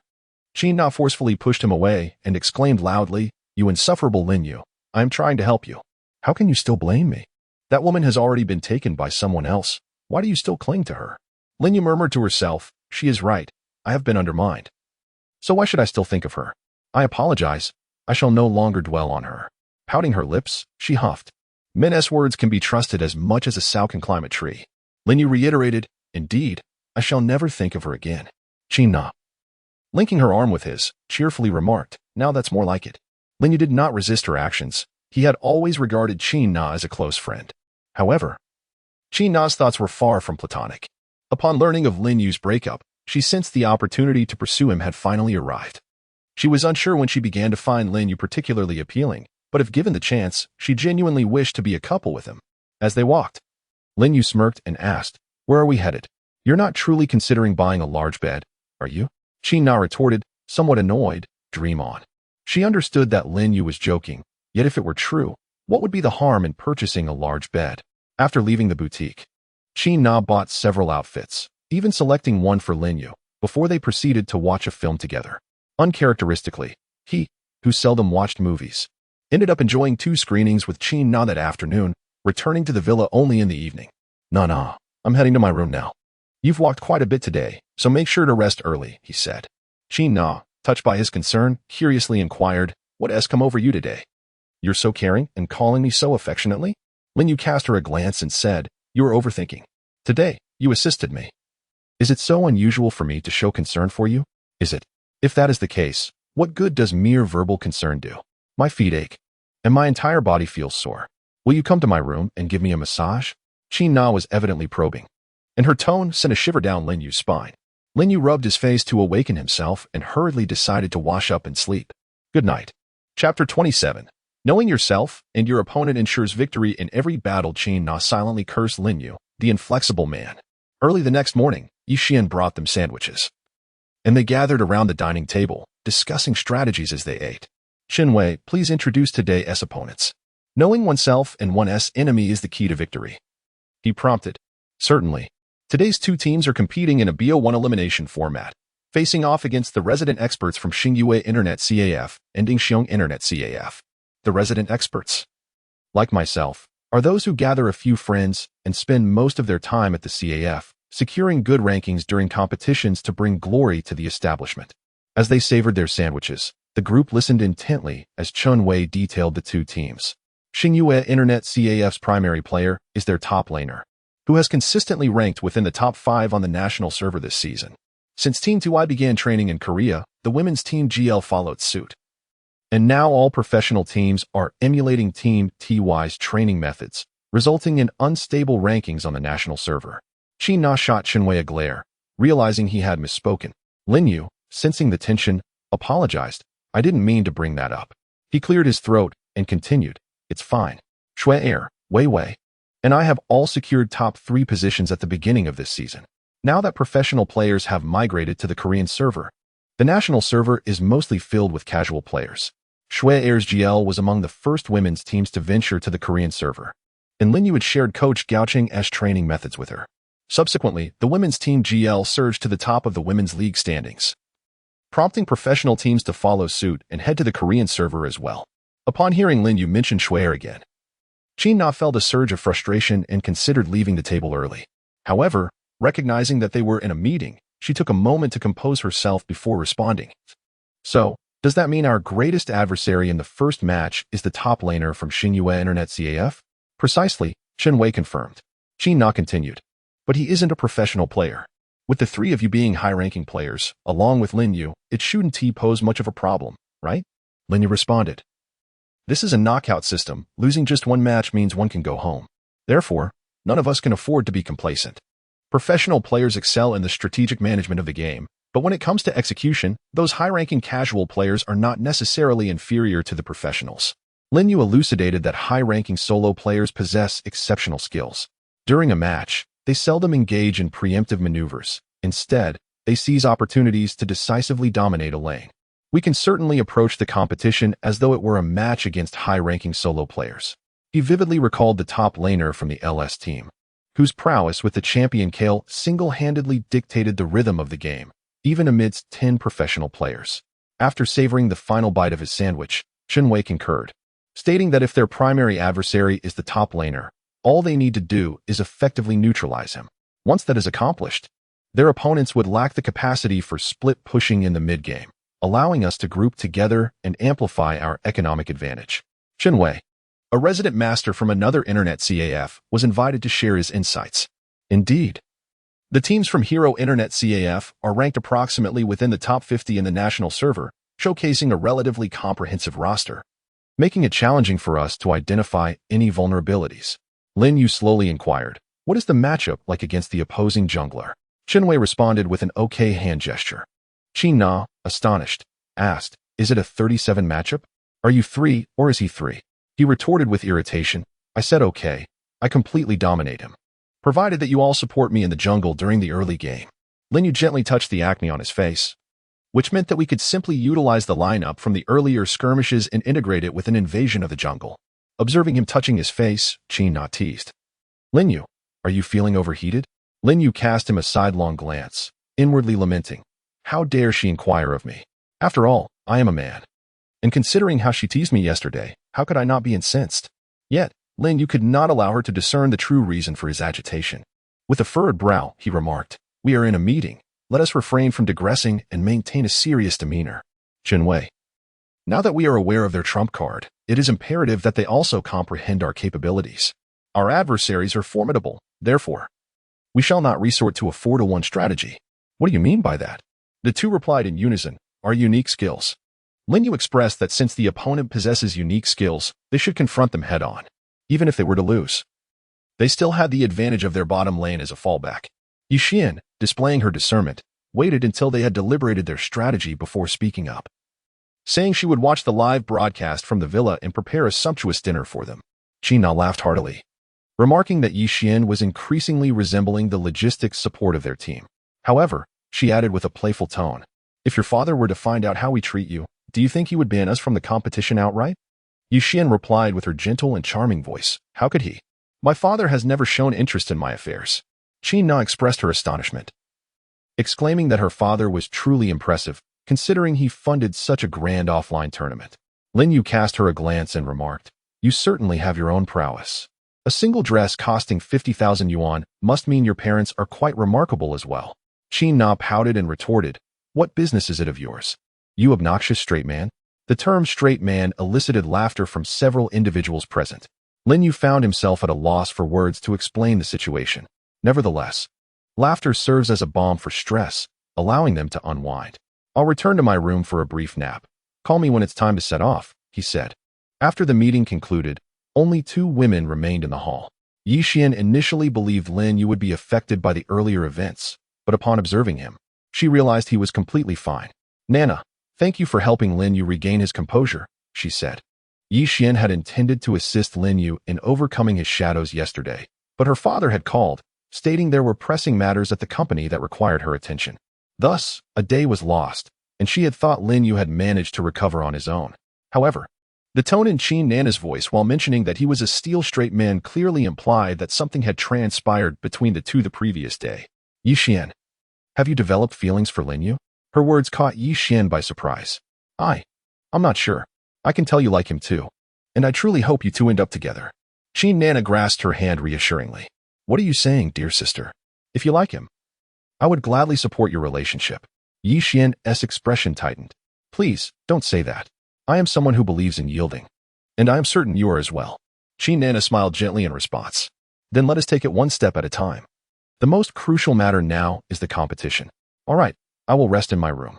Wishing you both great success in the match," Yixian said as she retreated to her room, leaving Nana alone in the hall, pondering to herself, "How have I become so accommodating?" Chapter 28. The game between junglers today. The competing teams arrived at the shopping mall center. After setting up their equipment, they began the ban phase. The first match featured Li Jia Internet CAF against Xingyue Internet CAF. Wei's Li Xin was a terror in high-tier matches, and the opposing team was well aware of this, promptly banning him. "Wow, they really have studied us," Wei remarked in the voice chat. The blue team then banned the champion favored by their opponents, Riven. The initial ban phase was filled with palpable tension. The blue team banned Riven, Rise, and Riven. The red team responded with bans on Ezreal, Vayne, and Li Xin. "Haha, they are really targeting you too?" Nana quipped in the voice chat. "Less chatter. My champion pool is adaptable." Wei, "Pick me misfortune," he commanded. Wei was taken aback. "What? I've never seen you play her." "Are you sure?" "Absolutely, just select her," came the assured reply.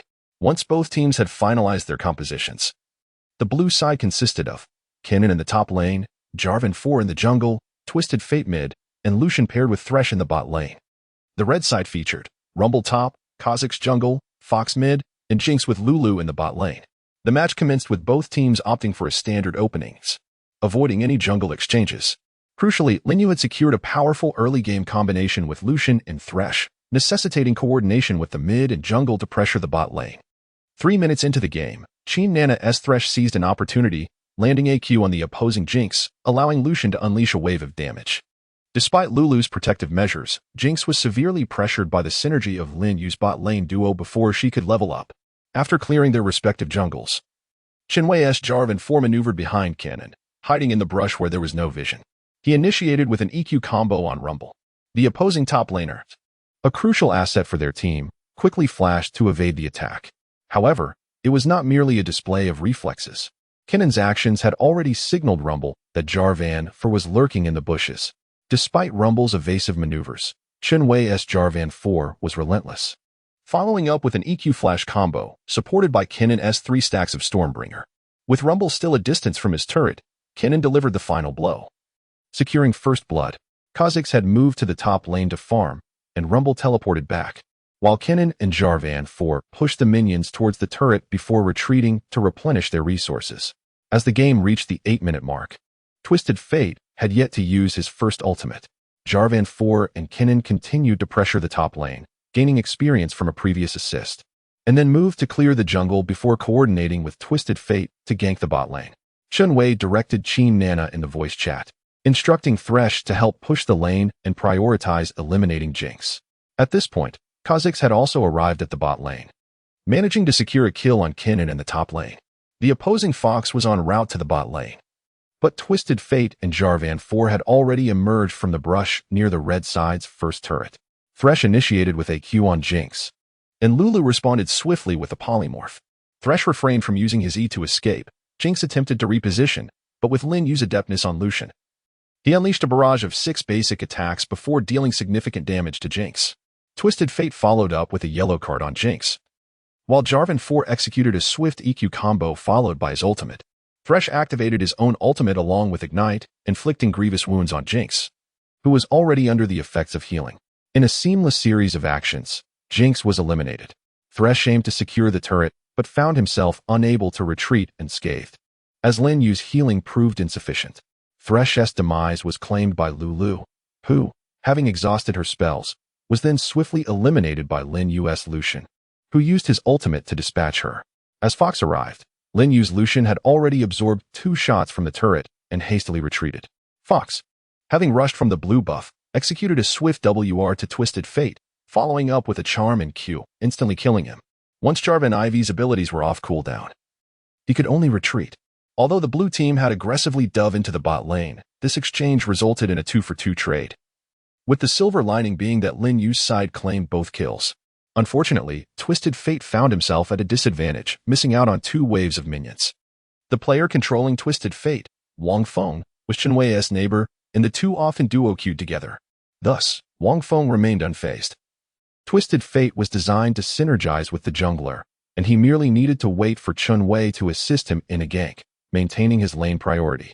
Lin Yu has established a significant advantage in the bottom lane, outpacing his opponent, Kog'Maw, by over 20 minions. With control of the lane, he and Chen Wei's Jarvan 4 swiftly secure the dragon. Observing the enemy team's engagement with the dragon, the Manus anticipates opportunities in the mid lane. Aware that the duo frequently collaborates in ranked matches, Chen Wei, cognizant of the enemy jungler's familiarity with his playstyle, opts not to assist the card in the mid lane, but instead directs his efforts toward the bottom lane. Upon seeing Jarvan Ivy's arrival, Qin Na promptly initiates with Thresh's Q, engaging in combat in the lower lane. At this juncture, the card has retreated to his own jungle, and Wang Feng's Twisted Fate seamlessly coordinates with Jarvan 4, unleashing a gold card on Kog'Maw, resulting in yet another flawless capture. Jarvan 4's EQ combination leads to the swift elimination of 2 adversaries, culminating in Lucian's double kill. With no opposition in the bottom lane, they effortlessly dismantle the enemy's first tower. At this moment, Lin Yu, wielding Qin Na's Thresh, turned towards the top lane to alleviate some pressure off Cannon. Cannon's player, Zhao Jian, is also a resident master at the Ligia Internet CAF and the sole top laner. Although his rank in the national server hovers around the 50th position, he still feels considerable strain when facing off against the top 3 players in the national server. Lin Yu instructed him to farm in the bot lane, as the duo could suppress Rumble. At that moment, The opposing duo respawned but did not head towards the bot lane. Both Kha'Zix and Ahri simultaneously moved to assist in the top lane, where Qin Wei, in conjunction with Twisted Fate, executed a decisive play that eliminated Rumble under the turret with 4 players. The enemy support arrived just a moment too late, allowing Twisted Fate to return to the mid lane and demolish the first turret. The opposing team, outnumbered 4-3 in the top lane, needed to initiate a play. Otherwise, they risked being systematically overwhelmed. Ahri initiated with her WREQ, hitting Jarvan 4, while Lucian and Thresh attempted to rescue him. Although Ahri still had 2 segments of her ultimate, she hesitated to continue attacking Jarvan 4, as Ahri's Ignite failed to finish off Jarvan 4. Kha'Zix swooped in with a Q, securing the kill. Thresh's lantern was cast, but it arrived just a moment too late, and Thresh's long-range Q was dodged by the enemy's flash. The score now stood at 5-3, with Lin Yu's Lucian at level 30 and Qin Wei's Jarvan 4 at 0-1-5. Statistically, Qin Wei's Jarvan 4 dictated the pace of the game, while the enemy bot lane moved from their fountain to the top lane, forcing Lin Yu and Qin not to retreat. Twisted Fate pushed down the first turret in the mid lane, and the only strategy left was to continue demolishing turrets to widen the economic gap. After taking the first turret, Twisted Fate's ultimate cooldown had reset, and Wang, having prepared a yellow card, descended to the bot lane to assist in eliminating Rumble. The opposing team, now grouped to push down the top turret, compelled Lin Yu to retreat to the second turret. Observing that 2 enemies were in the bot lane, with Jarvan 4 respawning, and only Lucian and Thresh remaining in the top lane, Kha'Zix recognized that the Baron would respawn in this version after 15 minutes. He directed the team to engage the Baron, as this was their sole opportunity for victory. Qin Wei called out in voice chat, "Lin Yu, help harass the enemy. I'm on my way." Chapter 29. Turning the tide, the enemy team forcefully engaged the Baron, with Jarvan 4 just respawning, yet the river lacked vision. Qin Na, having rapidly ascended in rank, primarily due to Lin Yu's leadership, found it unacceptable that there were no wards near the Baron as it just spawned. The Baron's health dwindled, 8,000, 7,000, 6,000. Thresh positioned himself at the forefront, attempting to use his hook and lantern to scout, but it was exceedingly challenging to gauge the Baron's health. Twisted Fate and Kennen were en route to assist at the Baron. However, they had already utilized their ultimates to eliminate Rumble. Jarvan 4 arrived just in time, and Lucian unleashed a barrage of Divine Scepter shots towards the Baron pit. Upon noticing that the Baron's health was around 1,000, Qin Wei's Jarvan 4 dashed into the pit with an EQ combo. But Kha'Zix swiftly executed a Q and Smite to secure the Baron. In the ensuing chaos, they also eliminated Jarvan 4, and the opposing team began to chase Lucian and Thresh. Although Twisted Fate's yellow card provided some protection, they could not escape the acceleration from Lulu and Kha'Zix's Purification W. Rumble had just respawned and teleported from behind, unleashing his ultimate right beneath Lucian and Thresh. The devastating output swiftly took down both Lucian and Thresh, while Kennen had already retreated to safety. Twisted Fate, attempting to save Lin Yu, found himself in a precarious position and was ultimately slain by the enemy. This Baron play resulted in a 0-for-4 exchange, leveling the economic playing field for the red team. Qin Na, lacking the expertise of high-tier support players, received comforting words from Lin Yu in voice chat. "It's all right. We still have opportunities. Let us hold on to the Baron buff and stabilize." Lin Yu remained remarkably composed, as the opposing team, lacking a flash ability, could not feasibly mount an assault on the high ground with their current lineup. The adversary's composition was devoid of frontline crowd control, and having already expended their flash while pursuing Lucian, it was evident that if Kennen could seize the opportunity to unleash his ultimate on the 2 damage dealers, victory in the team fight would still be within reach. Following their acquisition of the Baron and retreating to replenish their resources, the red team capitalized on the Baron buff to demolish all outer towers, resulting in the opposing team trailing by approximately 2,000 gold at this juncture. Lin Yu commanded his team to evade confrontation, utilizing the ultimate ability of Card Master to capture the split-pushing Rumble. As the match approached the 25-minute mark, they resumed their strategy of targeting Rumble during his split push. Indeed, Rumble encountered difficulties. Whenever Card Master arrived nearby, he could coordinate with Kennen to eliminate Rumble. The opposing top laner faced relentless support from Card Master during these crucial moments, rendering him unable to draw attention away. "Rumble, stop pushing. Let us group up," came the call. Enough of the chatter. Card Master is aware of the support. Why aren't you? The red team struggled to breach the enemy's high ground, as Rumble's capture hindered their advance. At this juncture, the formidable Kog'Maw faced no restrictions. Fortunately, the other three teammates managed to dissuade the duo. All right, enough arguing. Let us secure vision around the Baron. The prince's equipment began to exhibit some resilience, while Lin Yu had assembled a robust build of 3.5 items. At this point, both sides were evenly matched in terms of gear, and the outcome hinged upon which team would falter first. Lin Yu was directing through voice chat, instructing the team to establish vision around the Baron area alongside Thresh, and then to seek an opportunity. Qin noted that there was not a hint of panic in his tone. Perhaps this reflected the mindset of a professional player. The blue side had thoroughly cleared the Baron vision, and Lin Yu's team had begun engaging the Baron. The red side's microphone was already buzzing with urgency. Hurry, hurry. The Baron is at 5,000 health. Rumble, don't forget to teleport. As the red team advanced, they cast wary glances, unwilling to move forward with boldness. As the Baron appeared poised to be claimed by the blue side, the Fox initiated her ultimate in an attempt to eliminate Lucian. However, at the moment her ability activated, Thresh, lurking in the blind spot, landed a hook that connected perfectly, coordinating with Jarvan and Card's yellow card to immobilize the Fox. Despite Lulu's ultimate providing protection, the Fox was swiftly eliminated. Rumble teleported down and unleashed his ultimate into the dragon pit. At this moment, Lucian and Card had already retreated from the pit, with the dragon's health dwindling to 2,000. Lin Yu commanded them to halt their attack. Just then, Rumble shouted in voice chat, "Quick, retreat. Kennen has flanked us." No sooner had he spoken than Kennen, who had been waiting near the red buff for an opportunity, flashed into the fray, unleashing a devastating combination of damage and control that swiftly dispatched three opponents. At this juncture, Rumble could only retreat alone, while Chen Wei excitedly exclaimed in the voice chat, "What a play! The blue side just executed a flawless 0-4 for a Baron." With Rumble lacking any skills to halt the blue side's advance, the game, nearing the 30-minute mark, concluded with a hard-fought victory for the blue team. After the game, Qin Na apologized to everyone in voice chat, saying, "I'm sorry, everyone. It was my vision that led to the issues." Lin Yu gently replied, "As long as we win, I will teach you when to secure vision when time permits. You should check out Wei Wei's live stream when you have the chance." Qin Na completely reassessed her opinion of Lin Yu after this match, admiring his calm analysis in the face of adversity and his refusal to blame his teammates.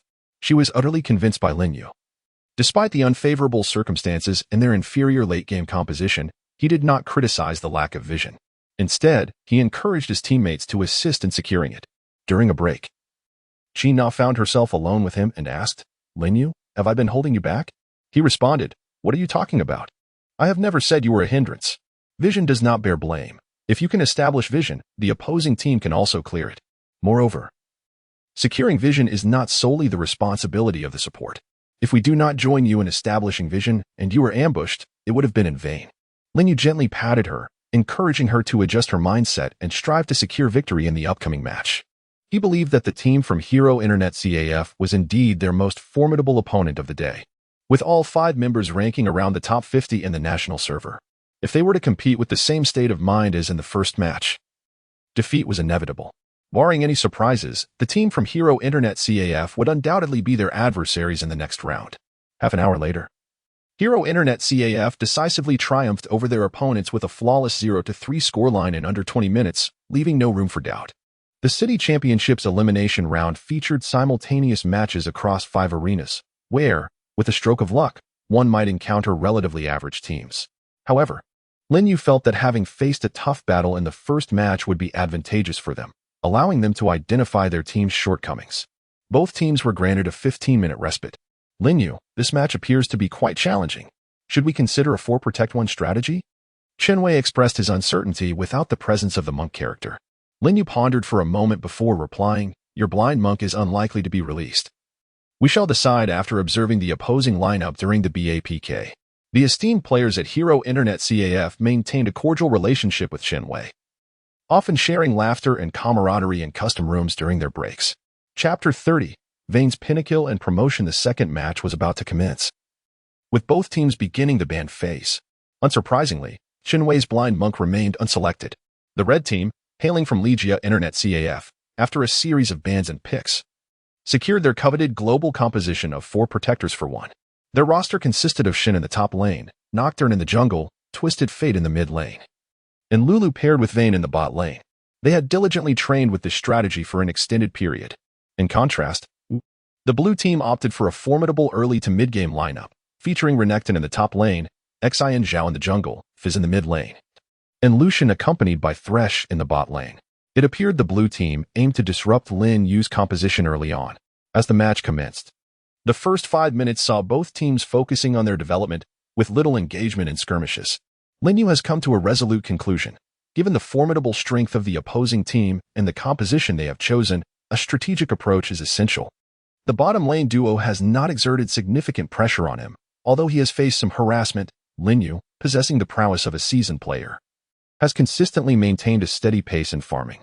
As the match reached the 8-minute mark, the Nightmare attempted to secure the dragon, yet Lin Yu's bottom lane lacked lane control, allowing the blue side to establish vision in the dragon pit. At this moment, Lucian and Thresh, in coordination with Zhao Xian, have made their way towards the river. Thresh initiated with a hook, which the Nightmare countered with a W ability, subsequently securing the dragon. Upon witnessing the dragon being taken, the opposing team refrained from pursuing the Nightmare, as their composition was well-equipped for support at any moment, compelling them to watch the Nightmare claim the dragon. The red side's composition was not conducive to aggressive plays. As the game progressed to the late stages, Lin Yu's Vayne, alongside Lulu and Shin's ultimate, would make it exceedingly difficult for the opponents to eliminate Lin Yu's AD. In the mid lane, the Fishman targeted minions with a Q, closing in on the Card Master. A well-timed ultimate summoned a shark that bit the Card Master, who then ignited. Meanwhile, Shun had retreated towards the turret, prepared to unleash his ultimate at a moment's notice. The Mercury treads on the Card Master clearly indicated that the Fishman could not eliminate him in one swift move. However, the opposing jungler lurked in the brush, and Zhao Xian seized the opportunity to flash in with an EWQ combination, launching a series of attacks that knocked the Card Master airborne. At this juncture, Shin deployed his ultimate to shield the Card Master, providing a significant portion of protection. The Card Master, positioned perilously close to the turret, along with the Fishman, coordinated with the jungler to force a kill. Nonetheless, the shield proved too robust, and the blue side's mid-jungle duo had no skills left to inflict further damage, helplessly watching as the adversaries retreated to safety beneath the turret. Suddenly, the screen darkened as the Nightmare unleashed an ultimate directly towards Zhao Xian, in concert with Shin's E-Flash. The Card Master, having prepared a yellow card, did not target Zhao Xian. Instead, he executed a Q skill to eliminate the jungler and then tossed the yellow card to the Fishman, who initiated with QR and still held a flash at the ready. The wounded Fishman adeptly utilized his E ability combined with a flash to escape. The terrifying potential of global mobility lies in its capacity to both react passively and launch proactive assaults, with the added advantage of a late-game strategy of 4 protecting 1. Once the red side's ultimate was on cooldown, Lin Yu's bottom lane became particularly cautious, denying Thresh any opportunity to engage. In the subsequent 2 minutes, the opposing mid and jungle converged on the bottom lane, forcing down the outer turret with their 4-man grouping. Vayne and Lulu had retreated to the second turret early, indicating that the opposing team recognized their composition could not sustain a prolonged fight and aimed to accelerate the pace of the game. They understood that the red side's composition was particularly vulnerable to grouped engagements, prompting the blue side's voice comms to direct teammates to group and push forward. Lin Yu commanded everyone through voice chat, instructing the team to execute a 1-3-1 formation, with the card wielder heading down to the bottom lane to split push. Should the opposing team group together, the card wielder was to continue pushing towards the high ground. At this moment, the second dragon had respawned, leaving the Fishman no choice but to defend against the card wielder's split push, compelling the blue team to relinquish the second dragon. In a similar 1-3-1 setup, the red team could swiftly provide support, leading to a successful collaboration between Nightmare and the duo, ultimately securing the second dragon. Lin Yu smiled faintly and remarked in a voice message, "In terms of operations, we truly have nothing to fear with this lineup." As their economic advantage expanded, the blue team found themselves utterly at a loss, compelled to follow the lead of the red team's strategies. The Card Master, having cleared a wave of minions in the bottom lane, vanished from the enemy's map, subsequently applying pressure on the blue team's 3 mid-lane players. The trio in the mid lane hesitated to take the initiative. Should they overextend, the Card Master would undoubtedly unleash his ultimate to provide assistance. At that moment, the fisherman regretted not bringing a teleport. Engaging the Card Master was supposed to be an opportunity to collaborate with the formidable Zhao Xian to suppress the mid lane. Once they gained lane control, they could execute a dive in the bottom lane to overwhelm the enemy. However, Prior to the match, Lin Yu had instructed them to play more conservatively in the early game, awaiting level 6. The 2 ignites in the mid lane were rendered completely ineffective, and the blue team grew increasingly anxious. The red team capitalized on their advantages, with Lin Yu's Vayne gradually whittling away at the health of the mid lane tower. As the blue team's trio retreated from the first tower, the red team sought to press on towards the second. At this juncture, the fishermen stealthily maneuvered from the jungle to the mid lane. Unbeknownst to the enemy, the small fish was in their blind spot. Despite the card master having provided information regarding the fisherman's potential approach to mid lane, Lin Yu remained unperturbed as the fishman unleashed a powerful ability directly aimed at Vayne. Skillfully, he maneuvered backward, while Lulu cast her ultimate to support Vayne. The fishman, in concert with his 3 allies, surged forward to engage the enemy. Vayne, utilizing her flash, distanced herself, and with Lulu's enhanced state, she successfully eliminated the advancing Zhao Xin. At this moment, Shen also bestowed his ultimate upon Vayne, and as she landed, he swiftly taunted the attacking Lucian. Seizing the opportune moment, Lin Yu executed a perfect Q and A combo, achieving a double kill. While Carmaster's ultimate soared towards the fleeing fishman, Lin Yu's Vayne pursued and eliminated the fishman, while the card master prepared a yellow card, flashing to assist Thresh, who aimed to toss a lantern to the fishman. Vayne's true damage, combined with Lulu's picks, allowed her to unleash a devastating assault, swiftly dispatching Thresh, who had stacked a substantial amount of armor. With Vayne achieving a quadruple kill, the crocodile rushed in. But Lin Yu's Vayne had already methodically kited his teammates to their demise. Qin Wei exclaimed loudly, "Lin Yu, pinnacle, hurry." No sooner had he spoken than Nocturne activated his ultimate, soaring directly to the crocodile's side, instilling fear in him. Instantly, the crowd erupted in applause, chanting pentakill, pentakill, pentakill, PTA kill. Lin Yu exclaimed, "Push the high ground. We shall return to the dragon." Qin Wei, astonished, responded, "What? They surrendered?" It was evident that one wave could not possibly secure a victory, yet their opponents had indeed conceded. At that moment, a figure approached Qin Wei from behind and gently patted him on the shoulder, remarking, "Your lineup is truly taxing. It seems we have been somewhat complacent." The speaker was Li Jian, a fellow player from the opposing team, known for his prowess as a merman. He and Qin Wei were friends within the gaming realm and occasionally duo queue together. Qin Wei chuckled, "Friendship comes first, competition second."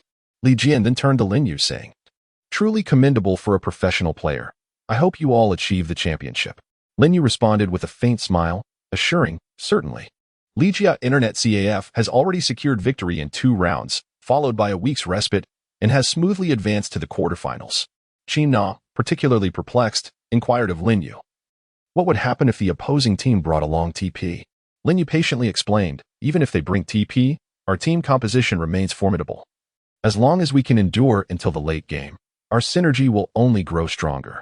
Chapter 31. A declaration through action. Upon returning to Qin Na's villa, they found Yuxian had prepared a sumptuous feast. The past 2 matches had been arduous, yet they had successfully advanced, making this dinner particularly joyous. Qin Na, with a modest appetite, took only a few bites before losing interest, while the other 2 observed Lin Yu devouring the food with such fervor that one might think he had not eaten in ages. Yuxian glanced at her watch, her expression slightly peculiar. "I must take my leave now. During this time, I may not be able to return. Once I finish my matters, I shall come back to find you all." The others at the table, while eating, remarked, "Does this mean we won't be able to enjoy the culinary delights crafted by the beautiful Yuxian in the future?" Qin Na shot them a disapproving look. "Sister Yuxian only prepared this dinner to celebrate your victory. Don't take advantage of her kindness." It was evident that Qin Na was jesting, and Qin Wei teased, "When will the lovely Qin Na prepare a meal for us?" Just wait patiently," Qin Na responded, rising from her seat. "Sister Yuxian, allow me to escort you." As they exited the villa, Yuxian offered a faint smile. "During this time, I must entrust you to take care of Lin Yu. My father insists I return to assist with matters at the company." "Not a problem, Sister Yuxian. Once you're done, you must return to us." "Indeed. I shall come back once my duties are fulfilled." Yuxian maintained a calm demeanor, though this marked her first experience with deception. However, she felt reassured knowing it was a benevolent lie. In truth, Yuxian had recently experienced considerable discord with her father, leading her to leave home in frustration. Initially, she had intended to stay at Qin Na's place for both refuge and the opportunity to see Lin Yu daily. However, upon discovering yesterday that Qin Na also harbored feelings for Lin Yu, she resolved to depart. Having studied abroad, Yuxian returned to assist her father with the family business post-graduation. She possessed many admirable qualities: beauty, grace, and a lack of arrogance typical of a privileged daughter. Yet her singular flaw was her reluctance to express her inner thoughts. Thus, she decided to step back and allow Qin Na to pursue her feelings, fully aware of the adage that proximity fosters affection. Yuxian understood that leaving now meant she would only encounter Lin Yu on the competitive stage henceforth. Returning to the dining table, Qin Na noticed Chen Wei had already departed, while Lin Yu remained silent, his face reflecting deep despondency. She grasped Lin Yu's hand gently and whispered, "Are you missing Sister Yuxian? It's not too late to chase after her." Indeed, they all sensed that something was amiss with Yuxian. Lin Yu did not release her hand. "Stop talking nonsense. We are all exhausted today. Let us tidy up and rest, for we must return to school tomorrow." That night, Lin Yu lay in bed, watching Wei Wei's live stream. Qin Na pushed open the door and discovered that he had no intention of sleeping. "Nana, why are you still awake at such a late hour?" The way he addressed her filled her heart with sweetness. It was only when this man called her Na that it felt particularly delightful. Their relationship had not been explicitly defined, yet their words and actions had undeniably transcended mere friendship. "Lin Yu, let us bring Sister Yuxian back.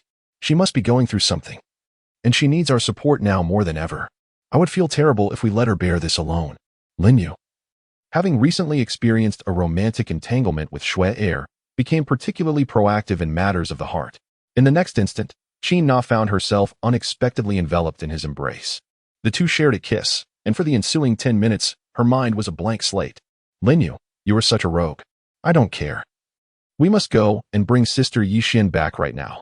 Lin Yu took a moment to compose himself and responded, "Given our current relationship, do you believe she can return? I perceive that Sister Yuxian is not the type of woman to do so." At that moment, Lin Yu's phone rang, and Qin Na swiftly snatched it up, initially assuming it to be a call from Yuxian, but the screen displayed the name Chen Wei. Chen Wei spoke something on the other end, to which Lin Yu merely expressed his gratitude before hanging up. He gazed at Qin Na and asked, "Have you thought this through?" Qin Na nodded obediently, affirming, "Yes, I have considered it carefully. I am certain we must bring Sister Yuxian back." "Very well. Let us proceed," he replied. The two drove to a hotel, and Lin Yu inquired, "What brings you here?" Qin Na, perplexed, retorted, "We have only just begun our relationship. And you bring me to a hotel?" He shot her a glance, bemused by her naivety, for Yuxian resided in room 1801. "Is this not because of you?" she grumbled. Following Lin Yu, she took the elevator to the 18th floor. "This is the one. You should ring the doorbell," he instructed. Ding, ding, ding. Yuxian's voice echoed from within, "Coming." As the door swung open, Qin Na, her voice tinged with emotion, embraced Yuxian. "Sister Yuxian." She then cast a surprised glance at Lin Yu, asking, "How did you know I was here?" "Chen Wei informed me," he replied. Lin Yu had initially intended to rush out and clarify matters but reconsidered, prioritizing his declaration of feelings to Qin Na later that evening, chiefly to spare her further distress. Chen Wei, perpetually indulging in instant noodles or takeout at the internet CAF, had parents frequently absent due to work and received only a modest allowance each month. When he savored a dinner prepared by Yuxian, he resolved to follow her discreetly and relay her location to Lin Yu, planning to bring her back once he confirmed her whereabouts. "Now, can you enlighten us about what transpired?" Lin Yu asked. After a moment of contemplation, Yuxian spoke. "My father has commanded me to return home to marry." Qin Na, astonished, exclaimed, "What era is this? Is it not akin to a dramatic tale where a daughter is wed off for the sake of family interests? I have known him since childhood. Our families have supported one another in business. However, I have always regarded him as an elder brother. I am merely 21 and do not wish to marry so early, relinquishing my youth." Qin Na grasped her hand, resolutely declaring, "Sister Yuxian, that villa shall be your home. For now, why not stay with us? Once your father comes to his senses, he will surely cease to interfere with your affections." Yuxian cast a heartfelt glance at Lin Yu. Lin Yu was well aware of her innermost thoughts. Indeed, the villa would soon become your home, and we would be the best of friends henceforth. His words clearly reflected a lack of emotional intelligence. Although Yuxian harbored feelings for him, she recognized that affection cannot be forced. "All right. Let us become confidants who share everything with one another." After tidying up her belongings, Yuxian checked out at the front desk, preparing to return to the villa with Lin Yu. As they waited in the car, Lin Yu said, "From now on, let us refrain from being overly affectionate in front of Sister Yuxian. I fear it might upset her." Lin Yu jested, What a pity, such a beautiful woman. I wonder who her man will be in the future? She fiercely pinched his face, exclaiming, What did you say? Have you no shame? It's a pity? I am not lacking, you know. Ouch. That hurts. It's not a pity. Let go of me. Qin Na released her grip, huffing, That's more like it. She then kissed the spot she had just pinched, declaring, It doesn't hurt anymore. Chapter 32. The frantic bullet screen in the live stream that night. Qin Na tossed and turned in bed, unable to sleep as visions of kissing that man flooded her mind. She muttered to herself, Darn straight man, darn straight man. After the three returned, Qin Na sent Lin Yu a message in her room, hinting at how much she missed him. However, Lin Yu replied, Don't mess around. I'm going to sleep. Frustrated and wide awake, she opened her laptop and entered Wei Wei's live stream. An idea struck her, and she sent 10 rocket emojis to Wei Wei. Instantly, the live chat exploded with messages. Thank you, boss. Thank you for the 10 rockets. Qin Na responded in the chat, You should thank that ironclad straight man. He asked your good brother Lin Yu. Is that you, Qin Na? Wei Wei, curious, wondered why she was up at this hour and in her live stream. The tone of her messages hinted that Lin Yu might have annoyed her. Qin Na typed back, He won't help me sleep and deliberately makes me angry. I need some embarrassing stories to threaten him with. If you tell me, I'll send you 10 more rockets. Although Wei Wei was Lin Yu's close friend, he didn't know of any embarrassing moments involving him. I truly have no idea if he has any embarrassing stories. Qin Na huffed, All right. I want to put you in a difficult position.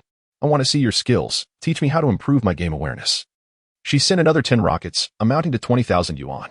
Wei Wei's fans marveled at the generous support from the boss, flooding the chat with requests for contact information. Of course, this was all in jest. Wei Wei's loyal fans understood who Lin Yu was in her context. From the chat, many speculated that after Lin Yu's breakup, he might be with this boss. Fans playfully teased Qin Na, calling her sister-in-law, even asking when Lin Yu would return to the TY team. Hearing them call her sister-in-law filled Qin Na with joy, a recognition of her relationship with Lin Yu. Grateful for their approval, she was happy to answer their adorable questions. Actually, he is still under suspension. This question was commonly posed by fans in the live stream, well aware that the duo was a golden duo in the lower lane. Despite Lin Yu's short career, he had already garnered a substantial fan base. Many fans felt a sense of loss upon learning about their suspension, as they were the beacon of hope for all esports players. However, with both suspended, it meant they would miss the World Championship this year. Fans were envious of Lin Yu. Despite the suspension, he had a wealthy girlfriend. In contrast, Wei Wei had to hustle daily for income, often scheduling his streams late at night to avoid larger streamers. Since the suspension, Lin Yu had earned a considerable sum, allowing him to sustain himself until he could return to the stage. However, many outside the situation were unaware of this. A new message popped up in the chat. Sister-in-law, have you considered letting Lin Yu be a streamer? This question was clearly posed by a devoted fan. Lin Yu had led the TY team to 2 consecutive victories, showcasing remarkable skills and gaining numerous fans. If he and Wei Wei streamed together, Wei Wei wouldn't have to force himself to stream at night. Many believed that while Lin Yu's popularity might not match that of top streamers, a collaboration with Wei Wei would surely create a sensation. Qin Na replied in the chat, I don't want him to work too hard. It depends on his own wishes. I want to interfere. In her heart, she believed she didn't need the money, so there was no reason for him to stream for income. Even if Lin Yu did nothing all day but play games with her, as long as he was happy, that was enough for her. As the inquiries continued, Qin Na answered each one, but sleepiness began to wash over her. Before shutting down her computer, she sent Wei Wei 10 more rockets. Unbeknownst to her, she drifted into a dream where Lin Yu was passionately kissing her, their bodies entwined, as he repeatedly called her name. Then, na. It was just a dream. Lin Yu gazed at her blushing face and inquired, What dream did you just mention? It's time to get up and head to school. Qin Na gradually regained her consciousness, and, upon noticing Lin Yu beside her bed, retorted, You insufferable male, please step outside. I need to change my clothes. Lin Yu stepped out of the room, still recalling fragments of the dream that lingered in her mind. She touched her body, feeling the intact fabric of her pajamas, reaffirming once more that it was merely a dream. Qin Na, now an adult, did not dwell on such dreams. She merely pondered if her thoughts during the day had inadvertently manifested into that nocturnal reverie. After preparing herself, she drove along the road with Lin Yu seated in the passenger seat. A wave of embarrassment washed over Qin Na. Although Lin Yu remained blissfully unaware of the dream she had experienced the previous night. Na, what troubles you? Why is your face so flushed so early in the morning? Lin Yu inquired, her hand gently touching Qin Na's forehead.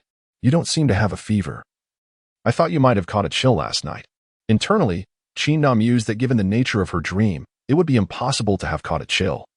It was rather a heat that enveloped her entire being. I am fine. Let us head to the classroom, she replied, attempting to brush off the awkwardness. As they made their way to the classroom, Qin Na linked her arm with Lin Yu's, drawing envious glances from numerous students along the path. With her striking beauty and chic style, Qin Na exuded an aura of both maturity and youthful charm. Standing at 168 centimeters, she possessed a flawless figure. And each time she dressed up, she radiated a captivating allure. Her family background was equally impressive, as she owned several villas. In contrast, Lin Yu, though not unattractive, was rather ordinary in appearance and dressed quite simply. Standing at a height of 178 centimeters, he was merely a novice in a rookie class. Yet he had managed to associate with the campus belle of the Esports Academy within just a few days. Among the envious gazes, a man inquired, Ling Air, is this guy more handsome than I am? Does he rank higher than me?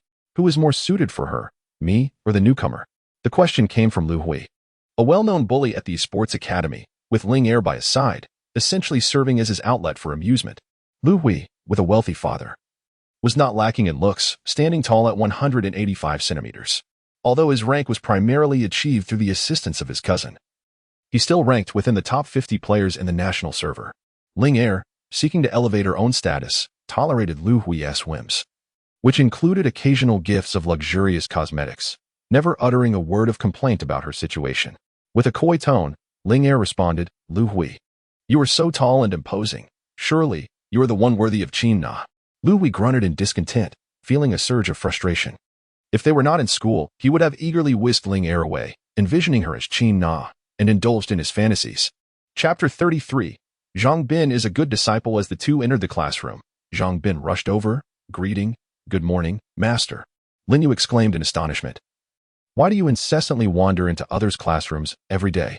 Zhang Bin, exhibiting a newfound humility devoid of his previous arrogance, replied respectfully, I have applied to transfer to our class. It will facilitate my learning of skills from the master. Upon learning of Lin Yu's arrival at the school, the principal hurried to meet him early in the morning. Lin Yu, please come to my office, he requested. After they departed, the students in the classroom began to murmur amongst themselves. Noting that Lin Yu had only attended school a few times yet had already been summoned to the principal's office on 2 occasions, Lin Yu followed him into the office, where the principal fumbled with his phone, tapping erratically on the screen. Ding! This was the sound of a text message on Lin Yu's phone. The principal chuckled and said, why not take a look at your phone, my friend? Lin Yu glanced at his phone and discovered that the principal had transferred him 200,000 yuan. What is this for, principal? He inquired. The principal cautiously replied, since you have advanced to the top 8 in the city championship, there will surely be interviews conducted with you. I hope you could mention our Esports Academy a few times. Upon hearing this, Lin Yu began to comprehend the situation. Now that he had reached the top 8, although his team represented Legia Internet CAF, the duo in the bottom lane consisted of students from the Esports Academy. It was evident that there would be interviews, and the principal aimed to capitalize on Lin Yu's rising fame to promote the academy he had established. Lin Yu smiled gently and said, Principal, no problem, but what about the money? The principal suddenly appeared flustered and replied, that's quite all right, esteemed one. If you feel the amount is insufficient, we can certainly increase it. Lin Yu spoke with a grave expression. What I mean is, since you have asked me to promote, just a word will suffice. There is no need to compensate me. Upon hearing this, the principal was taken aback and replied, please, do not be so modest. Consider this payment as an advertising fee.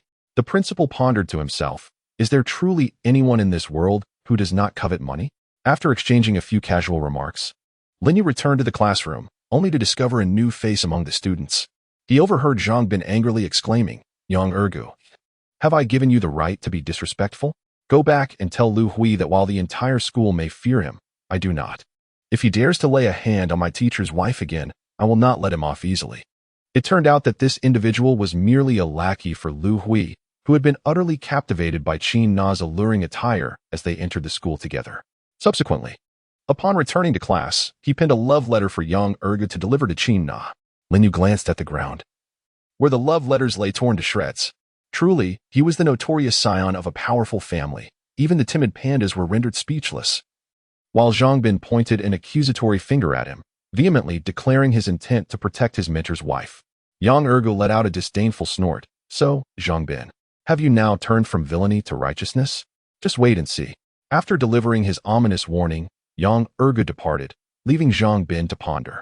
Hey, isn't this academy known for your wickedness? Is there someone even more ruthless than you? Zhang Bin scratched the back of his head in contemplation. Master, I am far from the most nefarious here. Within the sports academy, there are many who eclipse my villainy.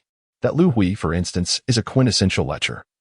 Countless female students have fallen prey to his deceit. Lin Yu smiled and said, all right, let's head to the computer room for some training. Soon after, the group arrived at the computer room, where Lin Yu invited him to take a seat at his workstation, pairing up with Qin Na for a duo match. His primary intent was to assess Zhang Bin's prowess as an AD player in the bottom lane. Initially, Qin Na harbored no fondness for Zhang Bin. But after witnessing his courageous intervention on her behalf, her perspective shifted. Thank you for earlier, she expressed. Qin Na's attire today was such that any man would be captivated. Perhaps it was a result of her blossoming romance with Lin Yu. Should they walk together, onlookers would undoubtedly regard the man with envy for having such an elegant girlfriend. Yet she never anticipated that it would also attract the unwanted attention of lecherous suitors. Zhang Bin, feeling bashful, replied, "You're welcome, teacher." He then asserted with confidence, "I've been wanting to deal with that guy for a while now. From now on, you can rest assured at school. Anyone who dares to disrupt your relationship with the teacher shall not escape my wrath." Lin Yu, standing behind the two, exclaimed sternly, "How much longer do you intend to converse? Let us commence our training without delay." After 5 hours of focused practice in the bottom lane, Lin Yu discerned that while Zhang Bin may not be a prodigy, he undoubtedly possesses the potential to embark on a successful professional career. With a record of 7 victories and 2 defeats in Diamond 1 matches, the results were commendable. "That will suffice for today's training," he declared. Curious, Zhang Bin inquired, "Master, you have yet to provide me with guidance regarding my landing issues." Lin Yu, with a serious expression, stated, "I cannot disclose to you where the issues lie. Please make an effort to review all of today's ranked match recordings." The reason for withholding this information was to encourage Zhang Bin to independently identify the problems. If Lin Yu were to reveal the issues, Zhang Bin might not retain the information. It is only through self-discovery that one truly remembers the mistakes, thus ensuring improvement in future matches. Many players engage in ranked games, sometimes even accumulating thousands of matches, yet they neglect to review their gameplay footage. Within the confines of the game, players often fail to recognize their own errors. It is only when assuming an observer's perspective that one can meticulously pinpoint their shortcomings in laying. Consequently, Zhang Bin was left alone in the computer room, dutifully watching the recordings of the ranked matches from earlier. Lin Yu solemnly declared, "If you put in the effort now, I assure you that by next year, you will be on the professional stage just like me." His words bestowed upon Zhang Bin immense encouragement and motivation. He and Qin Na departed from the computer room, intent on returning to the villa, for the freedom of movement here was unrestricted, and lingering at school after completing their tasks would only squander time. Once they were alone, Qin Na inquired, "Darling, shall we head back?" "Yes, but you should go ahead. I need to get off halfway. I have some matters to attend to." Qin Na was eager to discover what he intended to do, believing that as Lin Yu's girlfriend, she had the right to know. However, she also felt that their relationship had developed rather abruptly, leaving her with the impression that their bond was not yet solid. She worried that applying pressure might jeopardize their feelings. Ultimately, she refrained from voicing her concerns and let Lin Yu off partway. It was not until 6 p.m. that Lin Yu finally returned home. Since her return to the villa, Yu Xian had frequently gone out to socialize with friends, while Chen Wei and others were in the hall watching the LPL matches, but Qin Na was notably absent. Chen Wei exchanged a glance with him and quietly remarked, "She hasn't left her room since coming back. I asked her to eat, but she refused. What's going on between you two?" Lin Yu let out a soft exclamation, promising to explain later. He pushed open the door to find Qin Na sprawled across the bed in a deep slumber. From his pocket, he retrieved a beautifully wrapped box, within which lay a platinum necklace he had purchased for her, adorned with a pendant depicting the image of a maiden playing the chain. Chapter 34. Sweethearts. Upon returning to the villa, Qin Na had rushed to her room, repeatedly muttering under her breath about the stupid straight man. While others counted sheep to fall asleep, she vocally transformed her indignation towards him into a battle against drowsiness. Lin Yu set down his belongings and exited the room, joining everyone in the hall to watch the match. The points from the summer tournament were crucial, determining the opportunity to compete in the S tournament abroad. It was the focal point for all teams vying for points.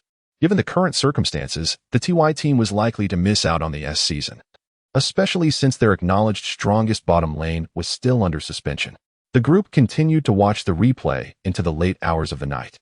While Chen Wei and others gradually returned to their rooms to rest, Lin Yu lay on the sofa, unaware of when he had drifted off to sleep. Upon awakening, he discovered that Qin Na had nestled against him, sound asleep in his embrace. At that moment, Lin Yu was unable to rise. He gazed at the peacefully slumbering Qin Na and instinctively caressed her cheek. Her tranquil visage was graced with a faint blush, as she relived the scenes from the previous day in her dreams. Startled by his gentle touch, Qin Na awoke and exclaimed, "Lin Yu, you're awake. Nana, why are you sleeping here? You might catch a chill. Your face is flushed," he replied with concern. It was only then that she recalled her recent dream. With a playful huff, Qin Na retorted, "Mind your own business." Having spoken, she swiftly returned to her own room. Before closing the door, she glanced back and softly said, "Lin Yu, thank you for the necklace. I truly adore it. You should also return to your room to rest. It's chilly here." Lin Yu fixed his gaze upon her, and just as the door was about to close, he uttered a word of hesitation. This single utterance halted her motion, and in an instant, Lin Yu sprang from the sofa and dashed into Qin Na's room. The next moment, he found himself nestled within her blankets, leaving Qin Na standing at the doorway, momentarily stunned. This unexpected action took even Qin Na by surprise, and she retorted with a hint of annoyance, "Well, not only are you a blatant straight man, but it seems you are also quite the lecher." Lin Yu playfully responded, My room is too far away. I can't walk. May I borrow your bed for a while?" Seriously, such a flimsy excuse.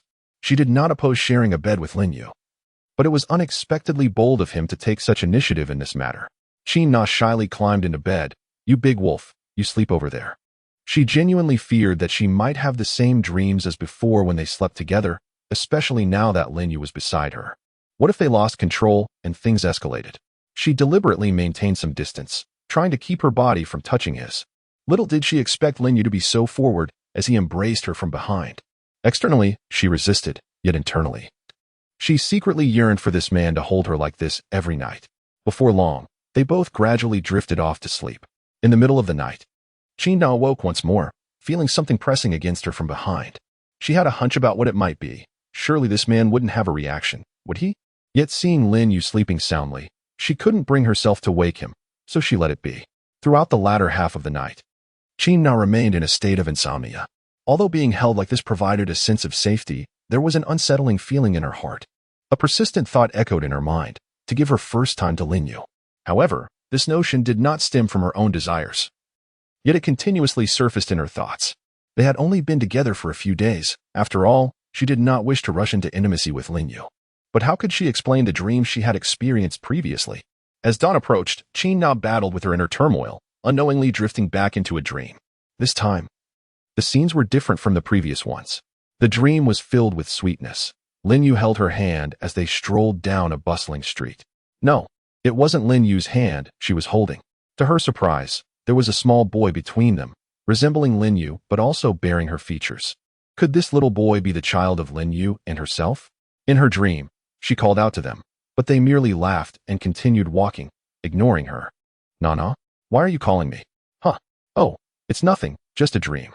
She certainly wouldn't let Lin Yu know about her dream. He would undoubtedly tease her. At that moment, she noticed Lin Yu holding a bowl of century egg and lean pork congee. "Nana, wake up and freshen up.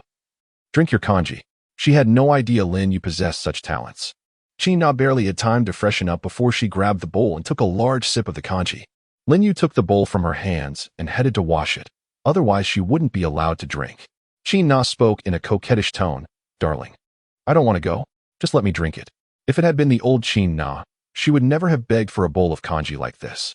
The primary reason was that she hadn't eaten dinner last night and felt a bit hungry. Moreover, this bowl of congee was truly delicious, and most importantly, it was specially made for her by Lin Yu. Lin Yu cast her a glance and remarked, "That's not acceptable. Hurry up, no one is competing with you." Realizing she could not outmaneuver Lin Yu, Qin Na reluctantly got out of bed to brush her teeth and freshen up. Upon returning to her room, she found Lin Yu leisurely reclining on her bed, engrossed in his phone. Since there was a first time, this was no longer surprising. Qin Na leaped into Lin Yu's embrace, attempting to kiss him.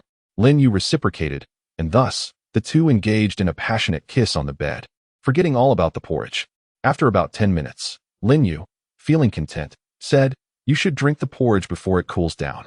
Clad in their clothes, they continued to kiss until Lin Yu exited the room. Qin Na felt a surge of confidence. If Lin Yu could withstand her advances, she had certainly underestimated him. That day, the villa was occupied solely by the couple, as Yixian had gone on a short vacation with her friends. And Shun Wei had accompanied his friends to the Lijia Internet CAF, for he, being a frequent patron, had grown accustomed to the comforts of the CAF over any other place. Lin Yu reclined on the sofa, engrossed in an old television drama, while Qin Na nestled her head against his chest. Thus, the couple spent a leisurely afternoon together. As for their studies in esports, they felt free to attend whenever they pleased, as Zhang Bin's recorded gameplay was not something that could be consumed in a short span of time.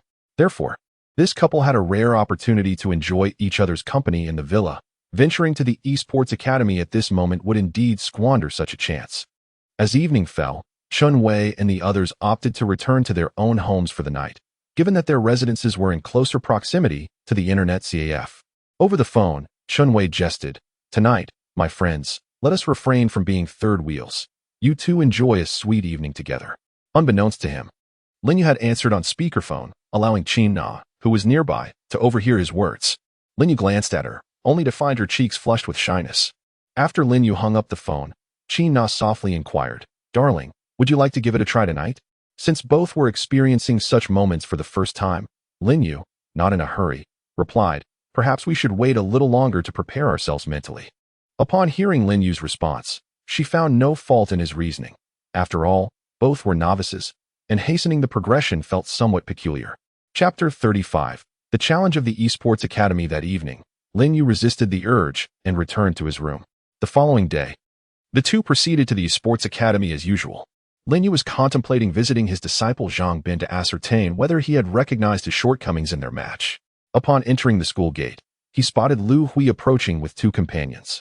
"Qin Na, would you honor us with your company for lunch?" Qin Na replied coldly, "No. I will be dining with my boyfriend." He pointed at Lin Yu and scoffed. "Him? Does he even stand a chance?" Lu Hui squinted at him, considering. "This fellow dresses plainly and is not as handsome as I am. How does he possess the charm to be a kept man? She might as well break up with him and be with me." Lin Yu initially intended to maintain a low profile at school, focusing primarily on his role as a mentor. However, Lu Hui's behavior had become utterly intolerable. The incident involving Shuer served as a cautionary tale. He seized Lu Hui by the collar and admonished fiercely, "Do you disregard my presence entirely, or do you genuinely seek to instigate trouble?" The actions of Lin Yu left Qin Na, who stood nearby, utterly astonished. Lu Hui had never been subjected to such treatment. The surrounding students were also drawn to the commotion. Lu Hui, being taller than Lin Yu, posed a genuine concern that Lin Yu might come to harm in a confrontation. Although Lu Hui stood at a height of 1.8 meters, he appeared rather frail, likely having devoted most of his energy to pursuits of a more intimate nature with women. Although Lin Yu was somewhat shorter in stature, his regular exercise and 2 years of training in Sanda equipped him with considerable skills. However, Qin Na was unaware of this and promptly intervened, pulling them apart. "Lin Yu, let's go. There's no need to pay him any mind." As they distanced themselves from the gathering crowd, Lu Hui shouted menacingly, "You just wait. I assure you won't last a day at the Esports Academy."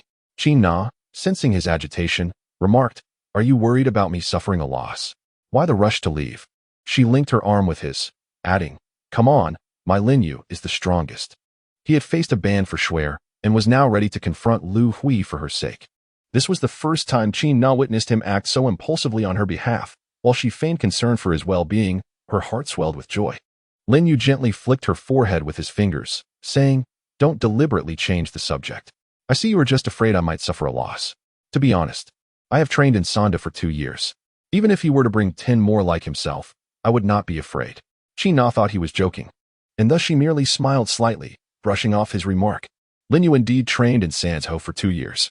Initially, while he was a prominent figure in an internet CAF, his curiosity led him to join a private Sanzhou gym alongside some friends. The reason for his 2-year training was that the master eventually absconded. His disciples, embroiled in criminal activities, caused trouble and shifted the blame onto their mentor. As adversaries repeatedly sought him out, the master, feeling helpless, decided to cease operations, having earned enough money and deeming it unnecessary to continually take the fall for others. Lin Yu chose not to pursue the topic further, and the two soon arrived at the classroom.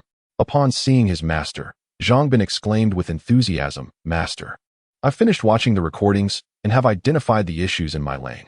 Observing Zhang Bin's diligence brought Lin Yu great satisfaction. "Very well, please share your insights." Zhang Bin continued, "In my ADC role, I heavily rely on my support. If I engage in the bot lane alongside a random support, my playstyle might inadvertently provide the opposing jungler with opportunities to exploit my weaknesses." Lin Yu inquired, "Indeed, your talent is remarkable. However, your approach is excessively aggressive. The enemy jungler is consistently lurking nearby. Were it not for Nana's timely reminders by your side, you might have faced dire consequences." In truth, Zhang Bin's style is quite reckless. To put it bluntly, it lacks thoughtfulness. A victory results in a display of skill, while a defeat merely hands over free kills. Lin Yu spoke to him with a grave demeanor. In the lower lane, playing solo and duo are entirely different games. If you choose to play solo, the optimal strategy is to focus on farming. Utilize your lane control to support the jungler, and then await his assistance for ambushes. This game during the landing phase is fundamentally about the synergy among the three lanes and collaboration with the jungler. Instances of casually dominating the lower lane are merely a phenomenon seen in lower-tier matches. In the classroom, Lin Yu's voice resonated clearly, capturing the attention of Zhang Bin and several others, who were enraptured by his discourse. Suddenly, the door was forcefully kicked open, and Lu Hui, with a provocative glare, pointed at Lin Yu, declaring, "I will give you 2 days to prepare for a challenge. The loser must shout 3 times in the broadcasting room that they are a failure for the entire school to hear." In the realm of the Esports Academy, there is no room for a refusal. Lin Yu, eager to vent his frustrations, was taken aback by Lu Hui's audacity in confronting him. Zhang Bin quickly interjected, "Lu Hui, do not seek trouble unnecessarily." Lu Hui, possibly incensed by Lin Yu earlier, seemed irritable towards everyone. "Zhang Bin, do not presume that your uncle being the principal grants you the right to yell at me in the Esports Academy." The reason Lu Hui felt emboldened to act so arrogantly stemmed from his family's influential background and the fact that he belonged to the strongest class in the Esports Academy. In the previous competition, Zhang Bin's class had secured the championship, but this was solely due to Lu Hui's brother's absence. Within this context, Zhang Bin's greatest rival remained Lu Hui's sibling. Lin Yu coldly remarked, "I accept your challenge." Lu Hui evidently directed his ire at Lin Yu, disregarding Zhang Bin entirely. "Very well, since you have accepted, let this individual elucidate the specific rules." After Lu Hui departed, he inquired of Zhang Bin, "What are the rules?" Zhang Bin sensed that his master had been deceived and sighed. "Master, the rule is that during competitions at the Esports Academy, participants may only select teams from within this venue. I find that quite reasonable. I can simply form a team at school. Master, you may not be aware, but Lu Hui's brother possesses formidable strength." However, the latter part of Zhang Bin's statement remained unspoken. In truth, Lu Hui's brother was his greatest inner demon. How formidable can he truly be? Is he a professional player? Or perhaps someone who has reached the pinnacle of the national server? As I just mentioned, he is strong within ranked matches, yet once 5 individuals engage in communication, his strengths become less apparent. Zhang Bin chuckled foolishly, "You are right, master. Look, I almost forgot. My master has reached the apex of the national server and even played professionally. What I have to fear?"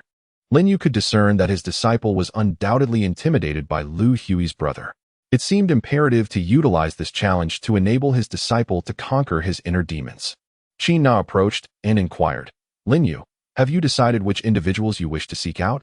Lin Yu shrugged nonchalantly, suggesting they pick a few candidates at random. If he couldn't triumph over this group of students, then his title as the king of passers-by would be rendered meaningless. In truth, he already had some individuals in mind. His own disciples, Zhang Bin and Qin Na, would take the bottom lane, while the panda would assume the mid-lane role. He himself would experiment with the jungle position, leaving the top lane choice still under consideration. "I will inform you of the selections tomorrow. For now, you may proceed to your training," he said. The others headed to the computer room, while Lin Yu wandered aimlessly around the school.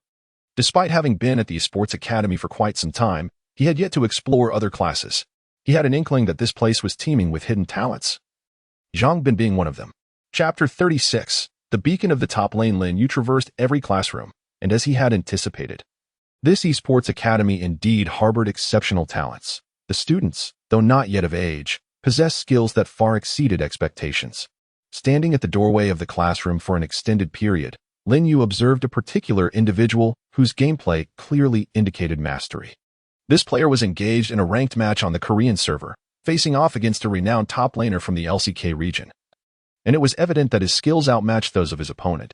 Lin Yu watched the entirety of this player's ranked match, seemingly catching the attention of the individual, who inquired, "Are you Lin Yu from Team TY?" Lin Yu was taken aback. "You know me?" he exclaimed.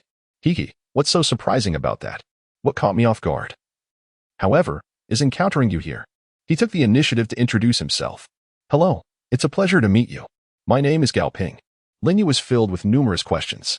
This individual evidently possessed the caliber of a professional player. Why, then, was he in any sports academy? Noticing Lin Yu's expression, he seemed to have an inkling of his thoughts. "I understand what you're curious about. The truth is, I am here simply because I enjoy the ambience. This place gathers a community of individuals who share a passion for esports." His subsequent statement left Lin Yu utterly perplexed. "The atmosphere here truly aids me in earnestly climbing the ranks." Lin Yu, upon hearing his words, pondered the logic behind them. Is the context truly a factor in seeking points? Gao Ping nodded, asserting that, for him, the circumstances must indeed be taken into account. In those novels, why do cultivators always seek out the immortal mountains? Lin Yu was utterly defeated by his logic. If you possess such remarkable skills, why not pursue a professional career or engage in other endeavors?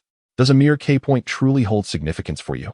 He pondered for a moment, clearly reluctant to respond. Just as Lin Yu decided not to press further, Gao Ping interjected, "It is of no consequence. I simply find myself rather isolated, yet upon seeing you, I feel otherwise. Perhaps you are indeed a worthy adversary." Lin Yu smiled faintly and replied, "I consider myself quite fortunate." The two engaged in a lengthy conversation, during which Lin Yu learned that Gao Ping was, much like himself, a high-scoring player who preferred solitude and shunned social media, even going so far as to refuse communication with strangers. Thus, he had been diligently striving for ranks in the Korean server. Gao Ping confided in Lin Yu about a long-suppressed dream. He aspired to conquer the Korean server and attain the top position. In the past, numerous teams had extended invitations to him, all of which he had declined, as he yearned to join a team capable of rivaling those in the LCK. Regrettably, the current teams excelled only in domestic competitions, failing to showcase their prowess on the international stage. Consequently, Gao Ping had become somewhat disheartened over the past 2 years, which led him to enroll in the Esports Academy, a place where everyone shared a profound passion for gaming and the atmosphere was exceptionally vibrant. As Lin Yu prepared to depart, he coldly remarked, "If you possess a heart resilient to the Korean challenge, you must first allow the fans to witness that you are the beacon of the top lane." His words struck a chord with Gao Ping, illuminating the notion that to win the hearts of the people is to secure the realm, no matter how exceptional one's skills or how high one's rank. Without the fervent support and cheers of the fans, even the strongest resolve against Korea is rendered futile. Lin Yu returned to the classroom, where Chin Na and the others had already returned from the computer room. "Na, what was the win rate of you and my apprentice today?" Chin Na gave a huff and replied, "Guess." Lin Yu could discern from her expression that their duo's winning rate in today's ranked matches was undoubtedly 100%. "Do you think I'm guessing or not?" she teased. "All right, let's tidy up and head back." Zhang Bin, noticing that they were about to return home, quickly interjected, "Master, have you selected the team members for the competition the day after tomorrow?" Lin Yu observed his disciple, who appeared exceedingly anxious about the upcoming match. It seemed that Lu Hui's younger brother had indeed instilled a considerable sense of dread in his apprentice. "You and Chin Na will take the bottom lane, while I shall assume the role of jungler. Panda will handle the mid lane. As for the top lane, I am still contemplating my options." In truth, Lin Yu found himself at a loss for potential candidates for the top lane. He originally intended to return and deliberate further, but unexpectedly, a figure appeared at the entrance. Gao Ping coldly declared, "I will take the top lane." Lin Yu smiled gently at him, welcoming him to join. After Lin Yu's departure, Gao Ping came to realize that the path of resistance against Han could not be traversed by a solitary individual. Thus, he chose to first assist Lin Yu in resolving his troubles. The challenge posed by Lu Hui had stirred the entire school into a frenzy. Initially, when Lin Yu was absent, Gao Ping was quite curious about which skilled individuals from the Giant God Peak novice class would dare to accept Lu Hui's challenge. Upon witnessing Lin Yu's arrival, he comprehended that the formidable talent from the Giant God Peak class was none other than Lin Yu himself. Gao Ping coldly remarked, I shall aid you in overcoming your current predicament, but you must promise me that if the opportunity arises, you will stand with me against Han. Lin Yu brushed past Gao Ping, assuring himself that everything was fine before heading back. Once they were in the car, Qin Na inquired, "Darling, who was that person? I couldn't comprehend a single word of your conversation."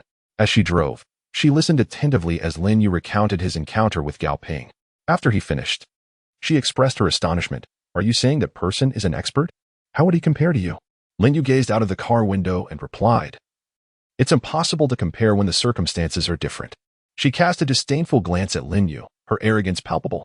Upon their return to the villa, they found the hall shrouded in darkness. Chun Wei and the others had yet to return, leaving the evening to the intimacy of just the two of them. Observing Qin Na's weariness, Lin Yu decided to prepare a sumptuous dinner for her himself.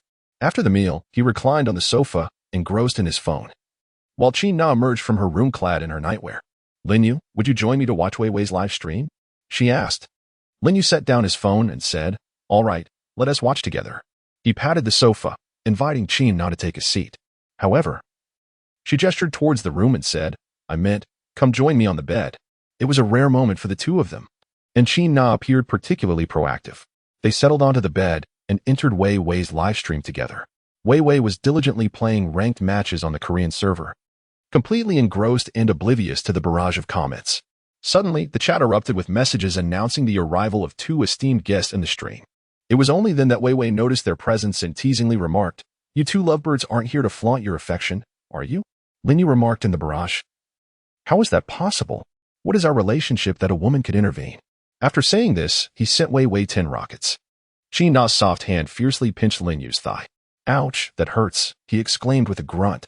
"Am I not allowed to intervene?" Lin Yu rubbed his aching spot and quickly responded, "Yes, indeed." Qin Na shot him a glance of disdain and remarked, "I'll let it slide this time." With that, she effortlessly sent 20 rocket gifts to Wei Wei. The live broadcast room buzzed with excitement once more, as it was the first time they witnessed both individuals appearing in Wei Wei's stream simultaneously. Wei Wei, seated before the computer, remarked, "My sister-in-law is truly impressive." Lin Yu replied in the comments, "Is it true? You sided with her after just 20 rockets? Are you unaware of how she bullied me just now?" Chapter 37, Galactic Battleship. The gifts from Lin Yu and Qin Na garnered a significant number of subscriptions for Wei Wei's live stream. Although he endured quite a bit of dog food, he remained content with the earnings. Qin Na watched the live stream until the late hours of the night. While Lin Yu had already nestled into her embrace, fast asleep, she glanced at the slumbering Lin Yu, his expression resembling that of a child. With a gentle kiss upon his lips, Qin Na closed the live stream and drifted off to sleep, holding Lin Yu close. That night, Qin Na did not experience any peculiar dreams, perhaps due to the day's training compounded by the extensive hours spent watching the live stream. The two remained in slumber until dawn. Early the next morning, Qin Na drove Lin Yu to the Esports Academy, as the challenge loomed just a day away. Lin Yu intended to train with everyone for the day to foster synergy. Upon opening the door, they found only Gao Ping, who had arrived early to the classroom, having transferred from the advanced class to the novice class. Now, with Gao Ping and Lin Yu's presence, the novice class was poised to become the academy's strongest team in the eyes of the principal. "Lin Yu, Qin Na, good morning," Gao Ping greeted. His demeanor markedly different from before. He smiled and acknowledged both of them. "Good morning. Once everyone arrives, we shall commence training." Soon after, Panda arrived. Yet Zhang Bin was still nowhere to be seen, which irked Lin Yu somewhat. The group waited nearly an hour before Zhang Bin, looking haggard, entered the classroom. "Master, I apologize for my tardiness," he said. Lin Yu wore a solemn expression and inquired, "Please tell me, why did you arrive so late?" Zhang Bin promptly explained, "After returning home last night, I played solo until the wee hours before finally getting some rest." Lin Yu was not an overly stern individual. He understood that his apprentice was likely feeling anxious before the competition, so he chose not to press the matter further. Subsequently, the group proceeded to the computer room, where Lin Yu was eager to experiment with the jungler role alongside Gao Ping, a player of considerable skill. After their training session, the others, apart from Lin Yu, were profoundly astonished by Gao Ping's prowess, their curiosity piqued by the presence of such a hidden talent within the Sports Academy. Much like the legendary sweeper monk of Shaolin Temple, Zhang Bin, upon learning of Gao Ping's abilities, found himself considerably less tense than before. From Lin Yu's perspective, this was a positive development. It was natural for any competitor to feel nervous prior to a match. This encounter was pivotal in helping Zhang Bin conquer his inner demons, marking a significant step toward his aspirations of becoming a professional player. That evening, upon returning to the villa, Lin Yu found that Chun Wei and the others had also returned. "Have you two been sweet on each other these past few days?" Chun Wei jested, clearly teasing them. Lin Yu chose not to respond to the banter, but instead inquired if Chun Wei was familiar with Gao Ping. After a moment of contemplation, Chun Wei suddenly recalled, "I remember now, before you made your appearance in the national server, he was the reigning king of the solo lane, consistently topping the charts. However, he mysteriously vanished from the rankings." He pressed further, "What is this? Do you know him?" Lin Yu nodded, affirming that this individual had been residing in the esports academy, as if in seclusion. Subsequently, Lin Yu recounted the events of their acquaintance to Chun Wei. "What? Resistance against Korea? It's merely a game. How could that person possess such grand aspirations?" Lin Yu cast him a glance and remarked, "You are a master of the internet CAF, devoid of dreams. His aspiration is to secure the world championship for the LPL region, undoubtedly a different mindset." Chun Wei inquired, "Are you implying that you have agreed to embark on the journey of resisting Korea with him?" Lin Yu pondered for a moment and replied, "Indeed, I promised him. But my motivations extend beyond him. I aspire to lead the TY team, with which I have previously fought, to secure a world championship for the LPL in the S season." Qi now listened to his lofty ambitions, feeling both envious and awed by Lin Yu's greatness. To be his girlfriend was, indeed, a privilege she cherished. Lin Yu had always been curious about why Chun Wei preferred to linger in internet cafes as a prominent figure rather than pursue a professional career. Given his exceptional prowess, numerous teams would eagerly vie for his talents. He voiced his inquiries, and Chun Wei candidly replied, "Playing professionally lacks freedom. If a game as fervently popular as League of Legends emerges in the coming years, I might unreservedly venture into that new realm."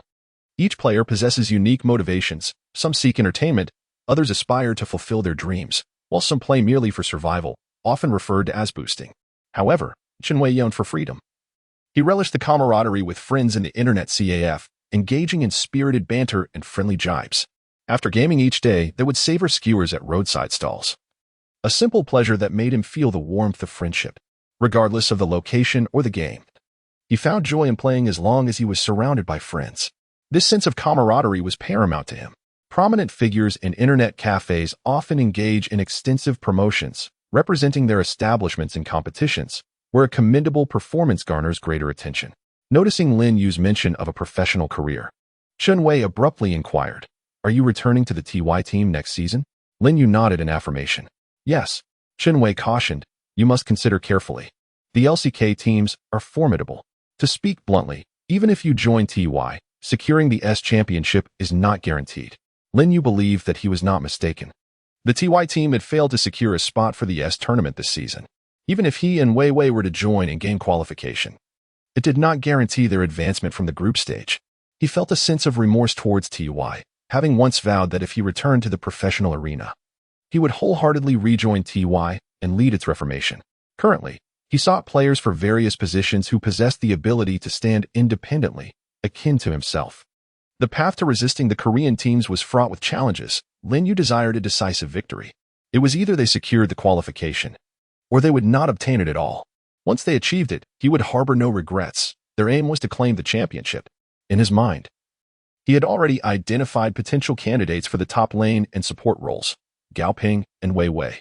He had also contemplated bringing Chun Wei along on this journey against the Korean teams, but he deemed Chun Wei unsuitable for a professional player, having decided to rest. He recalled that he and Nana were scheduled to compete at the Sports Academy the following day. Upon returning to his room, he called Wei Wei and learned that following their suspension, TY's performance had plummeted and other players in the jungle, mid, and top positions were preparing to retire in the next season. Lin Yu shared his aspirations with Wei Wei over the phone, revealing his intention to form a formidable team akin to the Galactic Battleship and embark on a journey to challenge the Korean teams, ultimately aiming to seize the championship title at the S5 tournament. Wei Wei, in response, agreed to stand by Lin Yu for another year. However, upon receiving the news that the mid and jungle roles would retire next season, Wei Wei had initially contemplated retiring alongside them. Although they had promised to wait for Lin Yu's return, circumstances changed unexpectedly, and TY found themselves at the bottom of the league. The ease of being a streamer compared to a professional player weighed on his mind. Yet, when Lin Yu conveyed his ambitions, Wei Wei resolved to support him for one more year.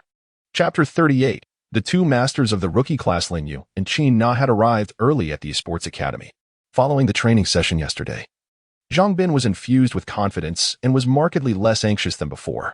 Both teams had gathered at the competition venue, while students from across the campus congregated in the computer lab to watch the large screen. This challenge was merely a personal vendetta, devoid of commentary, featuring only a live broadcast. In this decisive match of a best-of-one format, the losing side would honor the wager agreed upon by both parties. Lu Ming, determined to vindicate his brother Lu Hui, had journeyed from a distant city. Master, that is Lu Ming, Zhang Bin indicated towards a slender, dark-skinned individual seated in the AD position. Lin Yu remained unfazed, merely advising him not to be overly anxious. His stipulation was straightforward: earn $80 in 10 minutes. As long as he avoided being eliminated single-handedly. He was uncertain of Lu Ming's true capabilities, thus setting a baseline for his apprentice. Qin Na's current prowess positioned her among the top support players in the school, and Lin Yu was confident that their duo in the bottom lane would manage well against Lu Ming. Both parties commenced the match by entering the room, officially transitioning into the band phase. In the red team, we have Lin Yu with the top lane Crocodile, the mid lane Fox, the jungle Spider, and the bottom lane consisting of the Explorer and Lulu.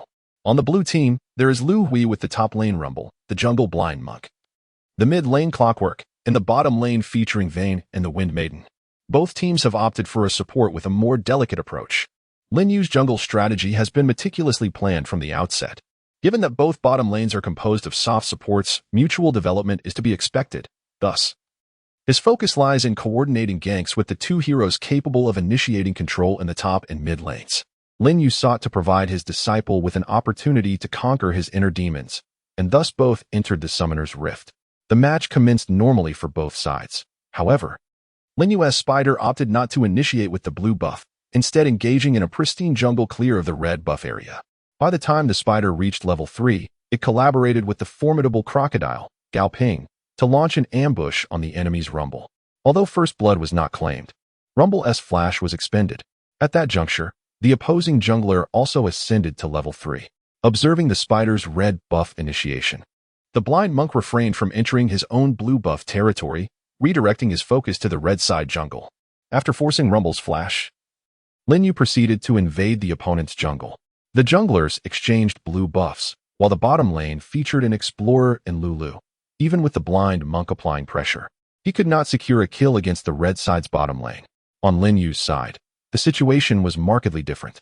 At this moment, Gao Ping had already subdued his opponent at level 1.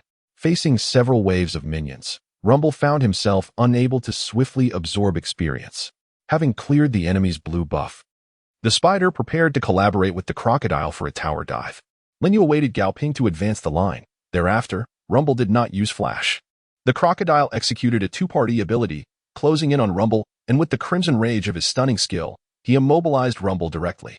Lin Yu initiated control over the Spider, flawlessly coordinating with the Crocodile to eliminate Rumble in a single exquisite maneuver, thus securing the first blood. Lu Hui, present at the scene of the match, exclaimed loudly, "What the heck?" Indeed, it was Rumble that Lu Hui had been operating, and Lin Yu was already prepared to teach him a lesson in this round. Upon respawning, Rumble opted for a teleport to the defensive tower, primarily to seize a few waves of minions. Failing to do so might leave him 2 levels behind the Crocodile. However, as he teleported down, the Crocodile had already gained the experience from First Blood and reached level 6. With the ultimate ability activated, and after accumulating enough rage, he once again coordinated with Lin Yu's control to eliminate Lu Hui's Rumble. After his Rumble was vanquished, Lu Hui expressed his frustration. "Goodness, these two are insufferable. Are you foraging for herbs in the jungle? Come assist me." Returning to base, Gao Ping immediately purchased an offensive item and stated in his voice chat, "All set. Watch how I dominate this lane. You go assist the other lanes." Lin Yu smiled slightly and responded through the voice chat, "All right, I'll meet you in the mid lane." After returning to update his equipment, the Spider made its way to the mid lane. The Panda's Fox skill, known for its charm, showcased an impressive hit rate. However, the opposing Orianna had already planned to develop into the late game, equipping herself with a cleanse. Consequently, she was swiftly freed from danger. Lin Yu's Spider dashed towards Orianna without controlling her, unleashing a full set of damage and forcing her demise. At that moment, the enemy Lee Sin was attempting to ambush the Crocodile in the top lane, and Lin Yu's Spider was about to lend assistance there. Confidently, Gao Ping declared. Go secure the dragon. I can achieve a double kill. No sooner had he spoken than news of a double kill echoed from the top lane. After securing the dragon, the spider glanced at the data comparison in the bottom lane, noting that Zhang Bin had fallen behind by over 20 minion kills, with Lu Ming having already forced out both of Zhang Bin's summoner spells. Lu Ming, undoubtedly the psychological nemesis of his apprentice, had gained a significant advantage in the landing phase. If this trend continued, once Fane reached her potential, combined with Oriana, the opposing side would undoubtedly have the capacity for a comeback. Lin Yu meticulously cleared the vision in the bot lane, while the crocodile secured a double kill and retreated home to acquire a significant item. At this juncture, the crocodile was already in a dominant phase, particularly given its impressive development. It promptly teleported to the bot lane, collaborating with Lin Yu to ambush the opposing duo. Despite the enemy's Lee Sin just emerging from the fountain and becoming aware of the impending danger, the Soraka had already been vanquished. Under the protection of Soraka's ultimate, Thane utilized both summoner spells to successfully rendezvous with Lee Sin and escape. At this moment, the opposing team began to crumble, and Lu Wei recognized that they were facing a team of novices, albeit with 2 skilled players among them. At this point, he found no hope of turning the tide. Regret surged within him for having placed his bet alongside Lin Yu in this match. As the game reached the 25-minute mark, Lu Ming typed GG in the chat, signaling the end of the contest. Lin Yu perceived that Lu Ming truly embodied the spirit of esports. Regardless of the attempts to thwart him or the adverse circumstances he faced, he remained composed at the computer, refraining from any outbursts. After the conclusion of the match, Lu Ming had already departed from the venue, while Zhang Bin and Panda approached him. With a cheerful demeanor, Zhang Bin inquired, Well, isn't it time for you to fulfill your promise? Lu Ming, reluctant to honor his commitment, retorted vehemently, To hell with you. What promise? He pointed accusingly at Lu Ming. Stuttering with rage, You, how shameless can you be? Lu Ming, unable to meet the gaze of Lin Yu and the others, steadfastly refused to acknowledge the wager they had established when they initially challenged the rookie team. Lin Yu patted Zhang Bin on the shoulder and said, Forget it. Let us not stoop to the level of such deceitful individuals. Let us observe how he manages in the Esports Academy from here on. Subsequently, Lin Yu and his companions returned to the rookie class, where the forum of the Esports Academy buzzed with discussions over the next 2 hours. The majority were abuzz with the arrival of 2 mysterious experts, while a portion of the comments lamented Lu Hui's lack of integrity. Lu Hui, upon seeing the comments, furiously hurled his phone to the ground and stormed towards the broadcasting room. Ling Er, clinging to him, pleaded with a quivering voice, Don't go. He forcefully shook her off and pointed at her, saying, Silence. Go back and clean up, then lie down and wait for me. Lu Hui felt a deep sense of frustration. He had never anticipated that the rookie class would harbor 2 formidable talents. At that moment, he was solely inclined to vent his pent-up emotions on Ling Er. As Lin Yu tidied up his equipment, preparing to return to the villa with Qin Na, a voice suddenly echoed from the broadcasting room. Hello, I am Lu Hui. I lost today's match. I am here to fulfill my bet. He remained silent for a long while, and then the loudspeaker crackled to life again. I, Lu Hui, am worthless. I have lost to the rookie class. Chapter 39. X and current. By evening, Zhang Bin overcame his inner demons and proactively suggested treating everyone to dinner. Lin Yu, not wishing to dampen the spirits, agreed.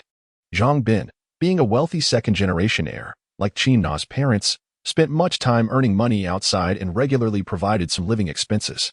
Given his affluence, Lin Yu allowed him the liberty to choose a place for their meal. They settled on a seafood stall, where Zhang Bin suddenly remarked, Let me share a little insider information. The Esports Academy is hosting another competition. Given Zhang Bin's credibility, there was no doubt that this news was absolutely true. Lin Yu took a sip of the freshly poured boiled water on the table. Nana and I still had to compete in the city championship. As for this school competition, you all can participate on your own. It was then that Zhang Bin realized his master, Lin Yu, had no time to join. Lin Yu could discern that his disciple was once again plagued by self-doubt. He gently patted Zhang Bin on the shoulder and inquired, What is this? Having just triumphed over your inner demons, you're losing your confidence? He reassured him, Rest assured, with Gao Ping by our side. Our class is destined to secure the championship. Gao Ping, joining in, also patted Zhang Bin and affirmed, Absolutely, no problem at all. Although Gao Ping was not particularly fond of constantly pressuring these students, he had no choice. He was merely biding his time for Lin Yu. After Lin Yu stepped onto the professional arena, Gao Ping would undoubtedly follow him to join TY. Thus he could only remain in the novice class for now. assisting Lin Yu in guiding this group of individuals. At this moment, Qin Na and Panda had already returned from the supermarket with an array of beverages. Panda, cradling them in both arms, placed them on the table for everyone to choose from. Suddenly, Zhang Bin spoke up, "Isn't it true? When dining at a roadside stall, one surely indulges in alcohol. Teacher's wife, why did you purchase so many drinks?" Lin Yu glanced at him and said, "Since tomorrow is a holiday, if you wish to indulge in some drinks, let the boss bring over a few bottles." Qin Na shot him a disapproving look and whispered in Lin Yu's ear, "Aren't you concerned that drinking might lead to reckless behavior?" Lin Yu had recently been sharing a bed with Qin Na, and he himself had consumed 2 bottles of beer, the kind that could lead to reckless abandon. To avoid such indiscretions, he opted for a soft drink instead.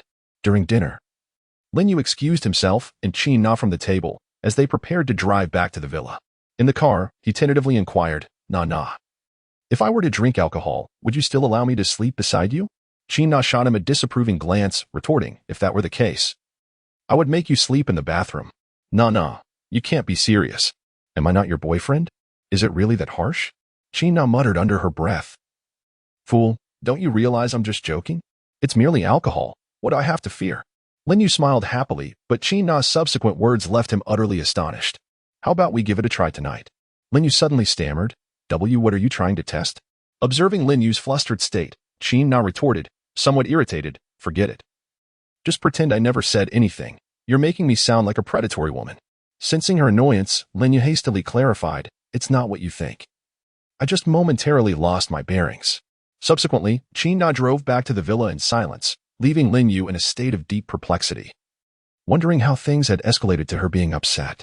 Upon returning, Qin Wei and the others had already retreated to their rooms for the night. After a refreshing shower, Lin Yu reclined on Qin Na's bed. Shortly thereafter, Qin Na emerged from the bathroom, her expression even more displeased than before. Lin Yu feared he had inadvertently upset her again, but then he recalled the conversation they had in the car. In an impulsive moment, he playfully pushed her onto the bed and leaned in to kiss her, just as he was about to remove her nightwear. Her next words shattered his anticipation. "I'm about to get my period." "What? No way. What a coincidence." The carefully orchestrated romantic ambience was abruptly disrupted by her impending menstruation. Consequently, the two could only lie there, each in their own thoughts. As Lin Yu played with his phone, reflecting on the possibility that Qin Na's earlier irritability stemmed from the onset of her menstrual cycle, Lin Yu rose from the bed and poured her a cup of steaming hot water, placing it gently on the bedside table. This gesture, in her eyes, was undeniably warm. However, Qin Na couldn't help but retort, "Humph, you insufferable straight man. Do you think you can just make me drink more hot water?" Lin Yu was utterly bewildered by her actions, feeling that whatever he did would be deemed wrong. "Fine, I shall do nothing at all. I shall merely sleep. And that should suffice, right?" These thoughts lingered in Lin Yu's mind, yet he dared not utter them aloud. Lin Yu quickly fell asleep as he lay on the bed. Qin Na noticed his deliberate avoidance but, understanding the situation, refrained from waking him. She skillfully opened her laptop and entered Wei Wei's live stream. As was her custom, she initiated her presence by sending 10 rocket gifts, a token of appreciation for the entertainment. Wei Wei, seated at his computer, inquired, "What's wrong, Qin Na? Still awake at this hour? Has Lin Yu been bullying you again?" Qin Na replied, "Yes, he has no conscience. He fell asleep first and didn't comfort me." Wei Wei joked, "No worries. I have plenty of charming boys in my stream. A little banter in the chat could easily lull you to sleep." Qin Na stifled her laughter, mindful not to disturb Lin Yu. "Is this a technical training stream or a chatty one? Do you offer such services?" Wei Wei quipped, "What can I say? My female fans are few, and it's mostly male fans. I wish I could have a female fan to tuck me in after my streams." Qin Na recognized his playful banter, which brought her unexpected joy, and she sent another 10 rockets to Wei Wei. The popularity of Wei Wei's stream gradually increased, with Qin Na often gifting no less than 20,000 yuan each time she visited, evoking envy among his fans towards both Wei Wei and her boyfriend, Lin Yu. Just as Qin Na began to feel drowsy, a prominent viewer sent 10 rockets. Upon seeing the username, Qin Na was taken aback. "GL Shui? Wei Wei?" Equally startled by the ID, hesitated to speak until Shui sent a message in the chat. "Can you help me contact Lin Yu?" Qin Na's heart raced as she read the message, fully aware that Wei Wei was aware of her reaction. At that moment, Wei Wei was at a loss for how to respond, prompting Qin Na to boldly send a message herself. "Lin Yu is right beside me. What do you want with my boyfriend?" This message was evidently more impactful, causing Wei Wei to avert his gaze from the chat. Shui replied, "Are you his girlfriend? Are you free tomorrow? Can we meet to talk?" Qin Na was intensely curious about Shui's intentions with Lin Yu, especially since she was the one who initiated the breakup. She yawned and replied in the chat, "No problem. I'll have Wei Wei message you the meeting place. I'm tired. I'm going to sleep." Wei Wei was left speechless, pondering, isn't it usually tense for exes to meet current partners? Why is their chat so calm? This was her first encounter with Shui, and Wei Wei agreed with Qin Na to keep Lin Yu in the dark for the time being. The next afternoon, Qin Na concocted an excuse to leave home and drove to the CAF, where she was to meet Shui. Upon entering, her instincts led her to believe that the beautiful woman seated in the corner was Shui. "Shui?" Qin Na called out tentatively. The woman turned, acknowledging her. "Hello. You must be Qin Na." Sitting opposite her, Qin Na got straight to the point. "What do you want with Lin Yu?" Shui did not directly answer, instead smiling slightly. "I didn't expect you to be so beautiful." Qin Na retorted, "You're quite lovely yourself, but let us get to the matter at hand." Noticing Qin Na's impatience, Shui quickly stated, "I asked you here simply to see how beautiful Lin Yu's girlfriend is. Is that all? Since you've seen me, I'll be on my way." Qin Na was aware that Shui had ulterior motives, so she feigned leaving to provoke her. As Qin Na stood to go, Shui urgently said, "Please tell him I plan to retire." After a pause, she continued, "I had my reasons for breaking up with him." Qin Na, intrigued, steadied herself and sat back down. "Reasons? No matter what your reasons are, do you know how Lin Yu has been coping these last few days?" Without waiting for a response, she continued, "To you, Lin Yu is clearly insignificant, isn't he?" "No, Lin Yu is very important, but compared to his future career, I had to choose to break up with him." Qin Na, taken aback, asked, "What do you mean?" Shui composed herself and softly replied, "It's Tang Feng. If I don't leave Lin Yu, he has the power to ensure Lin Yu can never pursue a professional career." Qin Na, incredulous, questioned, "Do you think that makes you noble? If you truly want to protect Lin Yu, why are you here to tell him?" Shui's eyes glistened with unshed tears. "You misunderstand. I wanted to check on Lin Yu and see how he was doing. When I learned he had you by his side, I requested to meet just to see what kind of girl could be with a man like him." "Huh. Lin Yu pursued me. He is a remarkable man, and we love each other sincerely. If you think your actions are noble, feel free to tell him." Qin Na then added, "If you genuinely wish for his happiness, please do not appear in his life again. I'll relay your retirement plans to him. Goodbye." With that, Qin Na left the CAF, returning to the villa where Lin Yu seemed just awakened. He yawned and asked, Na, did you bring me lunch?" Qin Na, already simmering with anger, found her frustration boiling over as she saw Lin Yu just waking up. She exclaimed, "There is no food, but your ex-girlfriend sent me to bring you a message." Lin Yu waved his hand, saying, "There's no need to tell me. I do not wish to hear it." In truth, Lin Yu was not devoid of emotion. Rather, he sensed that something was amiss with Qin Na's demeanor. If he were to inquire about her feelings, it was likely that he would find himself expelled from the villa that very night, forced to seek refuge on the streets. He was acutely aware that Qin Na was his girlfriend, and regardless of her temper, no matter how unreasonable her behavior, he resolved to endure, patiently waiting for her menstrual cycle to conclude. Seeing that he was perceptive to her mood, Qin Na wrapped her arm around his, playfully apologizing, "Come on. It's just that time of the month. Have a little compassion." Such a complete turnaround left Lin Yu unmoved. He retorted, "I truly do not wish to know. You are my girlfriend, and I am already preoccupied with your well-being. Why would I concern myself with anyone else?" Her heart warmed at his words, and she quickly rose, saying, "Wait here, I shall fetch you some lunch." After casting a glance at the door and ensuring that Qin Na had driven away, Lin Yu retrieved his phone and dialed Wei Wei's number. Beep, beep, beep. "Hello, what is up, brother?" Wei Wei's voice was noticeably hoarse, a clear indication that he had just awakened from slumber. Aware that Qin Na might return at any moment, Lin Yu refrained from indulging in unnecessary chatter and directly inquired, "What does Shui want with me?"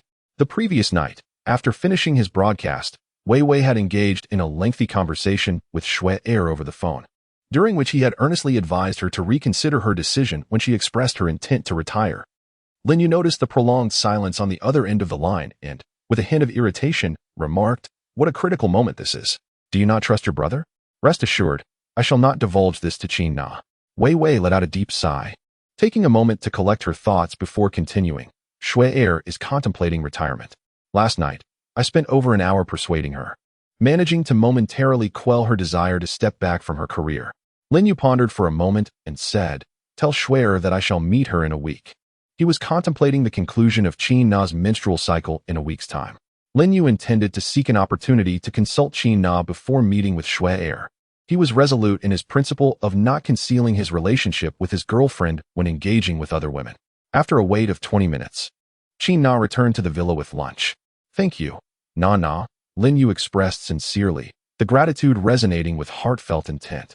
Alone in the car, Na had reflected on many matters, recognizing that she had indeed been unreasonable at times since last night. Yet, Lin Yu bore no resentment nor impatience towards her. For this reason alone, she felt immensely fortunate to have a man like him in her life.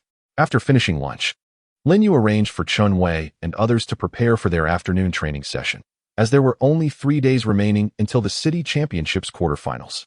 He was curious about the formidable opponents they would encounter in the upcoming matches. Lin Yu also harbored a plan to assemble a stellar team, yet he still needed to secure a mid-laner.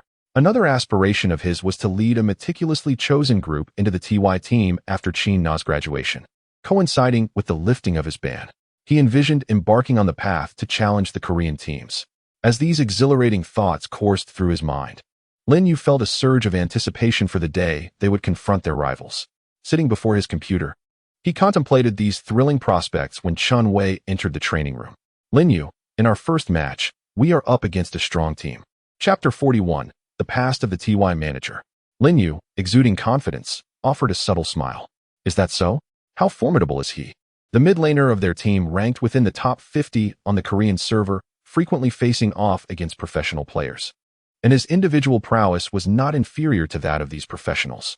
Upon hearing Chun Wei's words, Lin Yu felt a strong desire to meet this individual, as his own star-studded roster was currently lacking in synergy between the mid and jungle positions.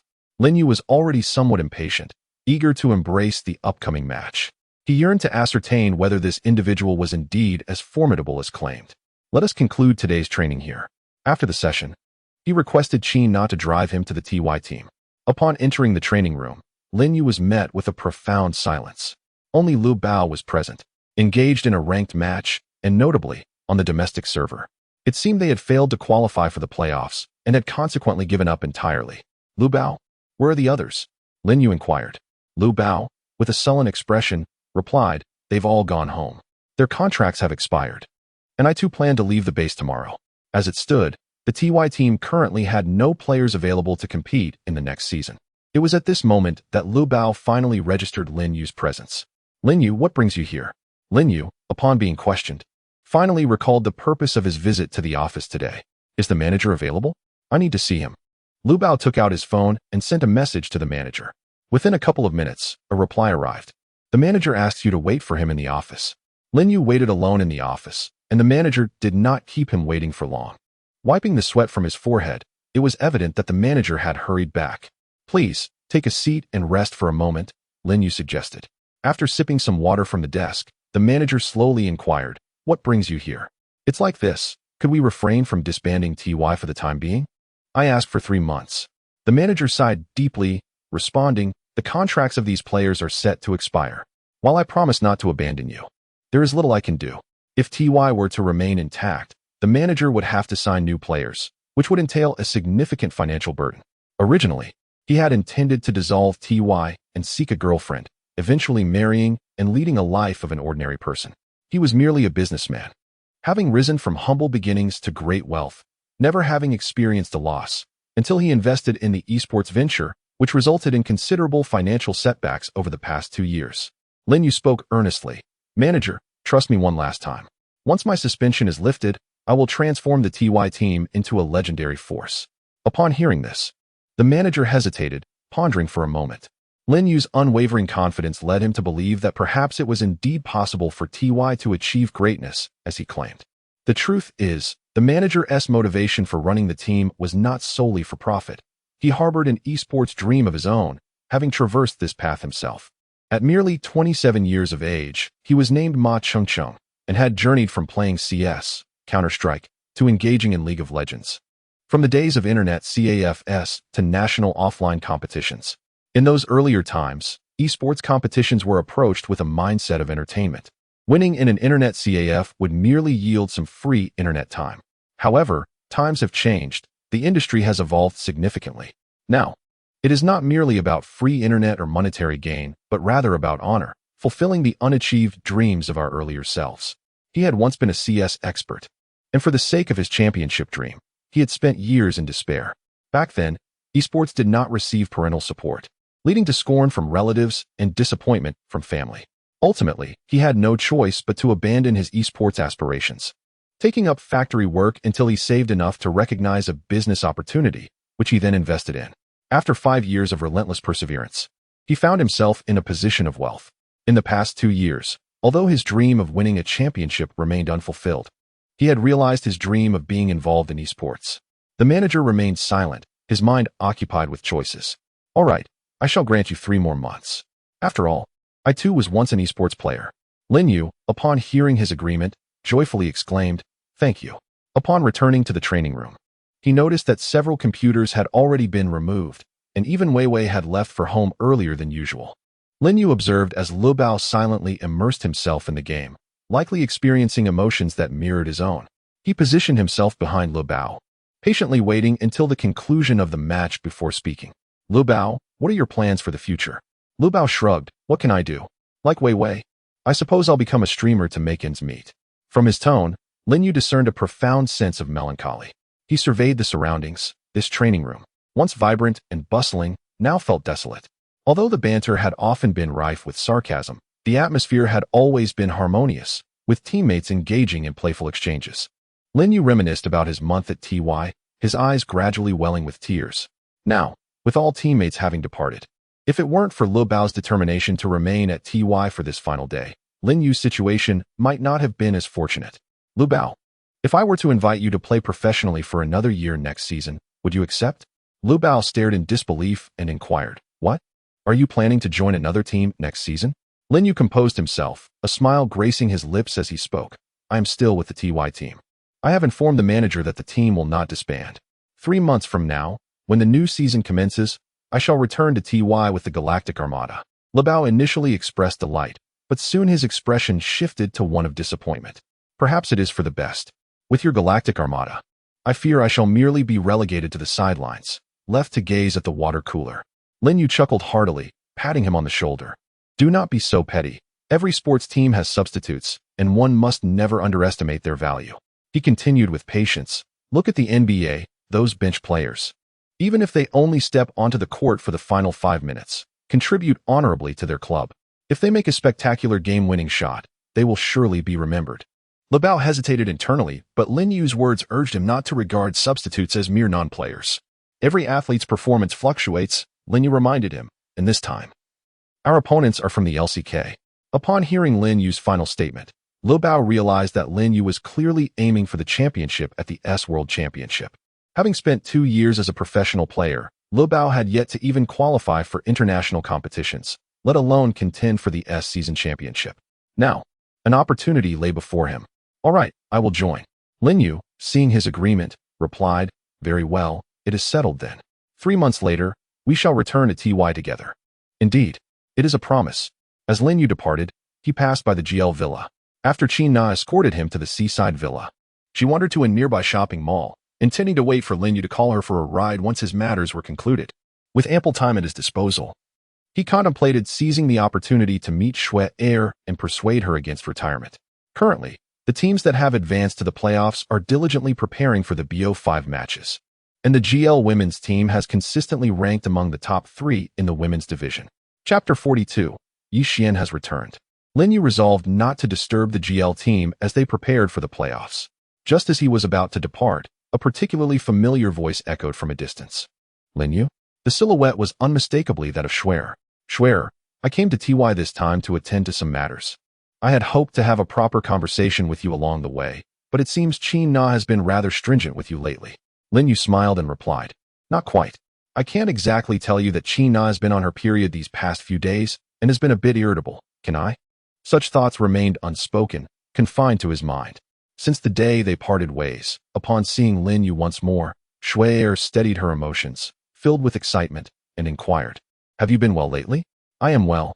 Nana has never treated me poorly." Lin Yu spoke candidly, yet his words stirred an unsettling feeling within her. Noticing that Shui Er was persistently seeking conversation, Lin Yu directly broached the subject of her retirement. Why did you choose to retire? He inquired, stammering. She found her words ensnared, recalling the reasons that had led Wei Wei to decide on retirement, as well as her intention to convey the rationale behind her desire to part ways with Lin Yu. She had entertained a rather naive notion. Only by irrevocably severing ties could Tang Feng be compelled to relinquish his hold on her. However, she was acutely aware that should these matters come to light, they might indeed cast a shadow of negativity upon the GL team. Thus, she opted for retirement, intending to reveal her reasons to Lin Yu and pursue reconciliation.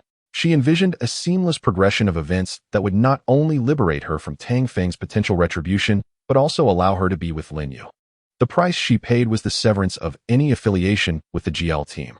Yet, amidst her meticulous calculations, Wei Wei failed to foresee the presence of Qin Na by Lin Yu's side.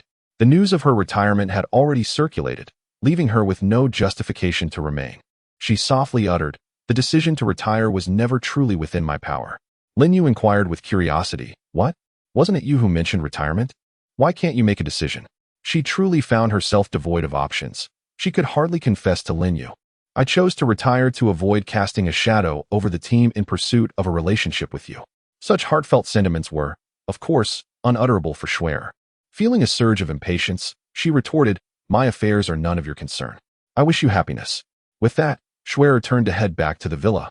But Lin Yu grasped her hand firmly and demanded, "You need to clarify this for me."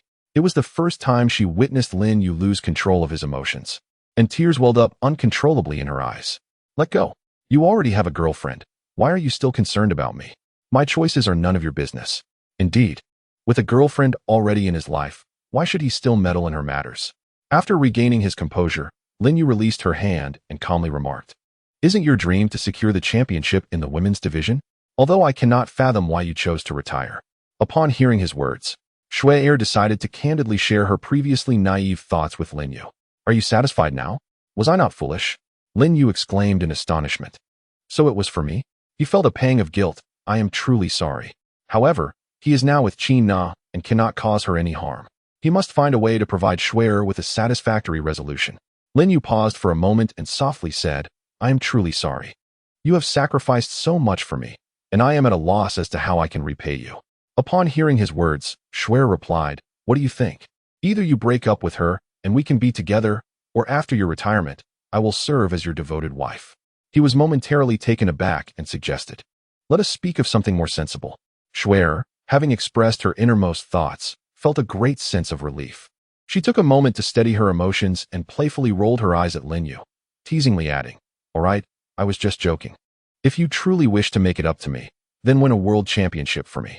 Lin Yu retrieved the token of love that Wei Wei had once bestowed upon him from his pocket. "I return this to you, and I sincerely hope you encounter a boyfriend who adores you deeply. Kindly entrust this to him." Wei Wei accepted the memento, her voice barely above a whisper, "I will. I am heading back now. After this season concludes, I will retire and seek a partner who loves me even more than you do." Upon her return to the villa, a familiar voice echoed behind Lin Yu. "How touching. Nana, when did you start eavesdropping on our conversation? Just look at your phone in your pocket. Wasn't it you who called me to come and pick you up?" Upon realizing he had not hung up the phone, Lin Yu thought to himself, how could this be?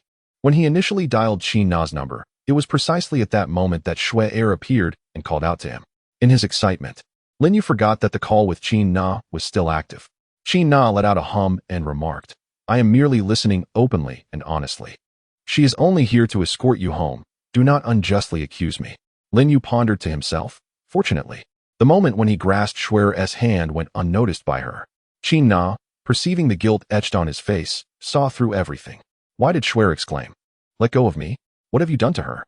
Taken aback by such an inquiry, Lin Yu exclaimed, "Do not wrongfully accuse me. Everything is as it appears. I merely held her hand to clarify matters." Observing his flustered demeanor, Qin Na found a hint of endearment in his excitement. "Well, look at how startled you are.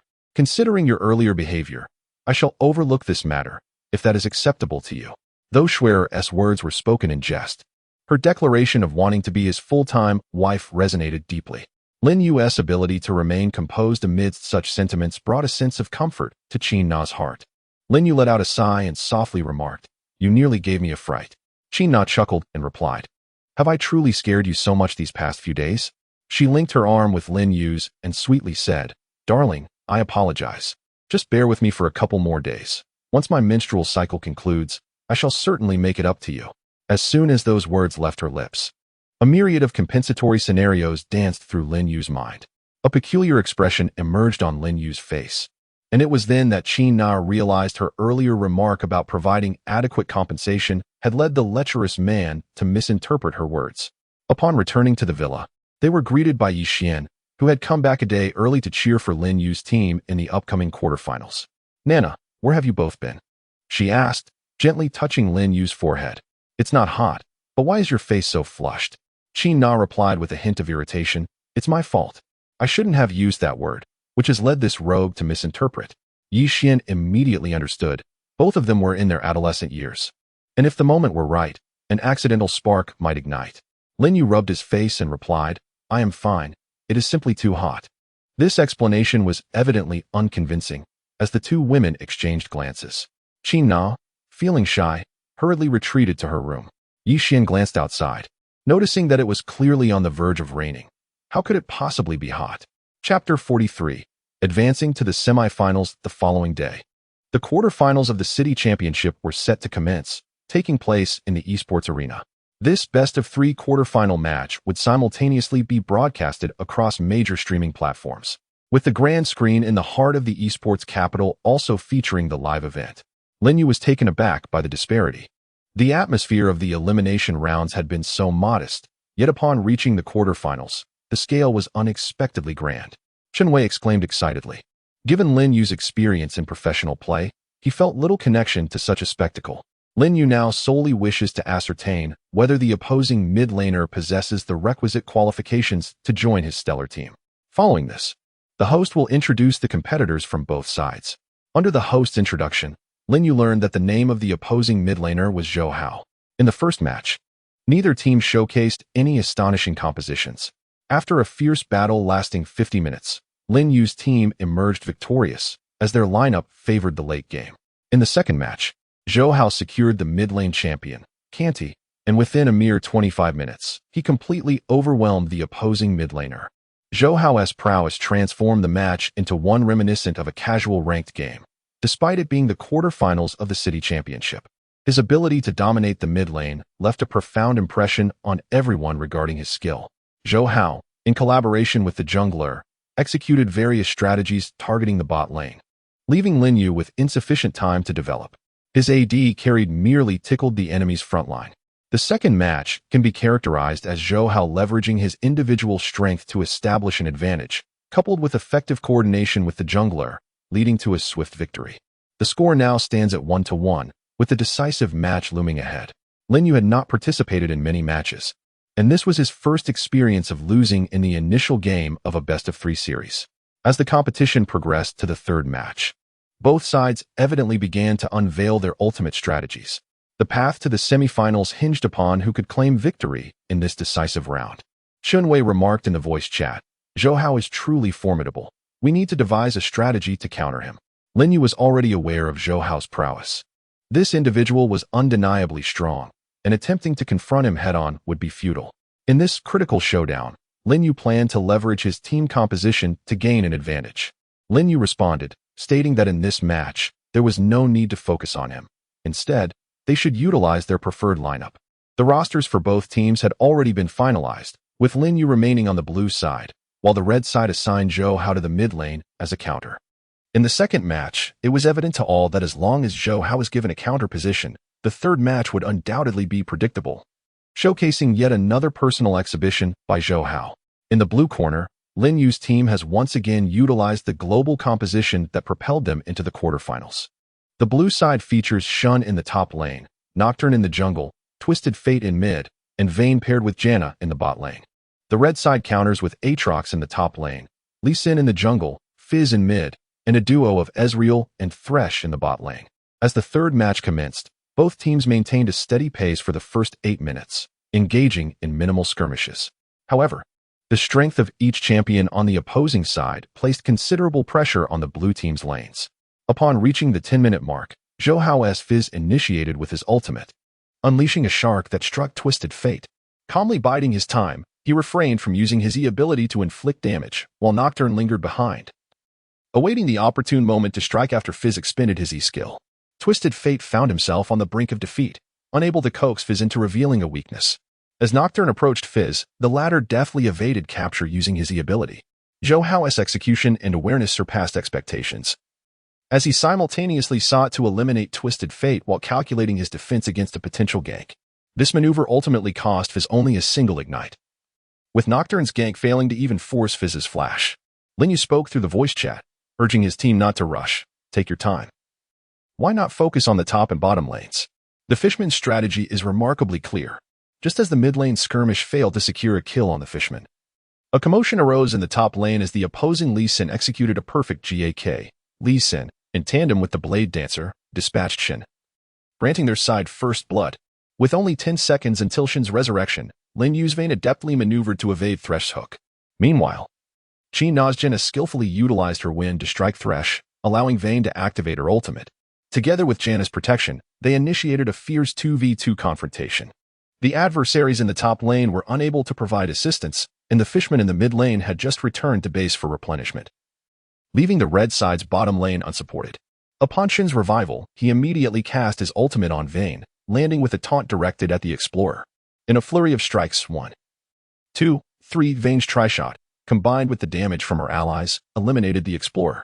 Ultimately, Thresh could not escape his fate, as Vayne secured a double kill. Lin Yu's blue team finally discovered a breakthrough in the bottom lane, securing 2 kills and allowing Vayne's equipment to completely dominate the opposing duo. However, in the top lane, the red team's Riven was gaining an increasingly significant advantage, executing several successful tower dives alongside Nautilus to eliminate Shin. Card and Nocturne were powerless to provide assistance, as the top lane 3v3 proved overwhelmingly in favor of the opponents.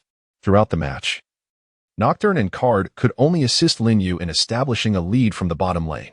As the game progressed to the 30-minute mark, Vayne had acquired her full build, complemented by 3 supportive items from Janna, leaving the opposition unable to find any opportunity to eliminate her. Despite numerous teamfights favoring the red team, they consistently failed to bring down Vayne and Janna. Each time the front lines were vanquished, the red team still struggled to push against the blue team's high ground. With a lead of 131 points, the blue team continued to stall for time in search of an opportunity.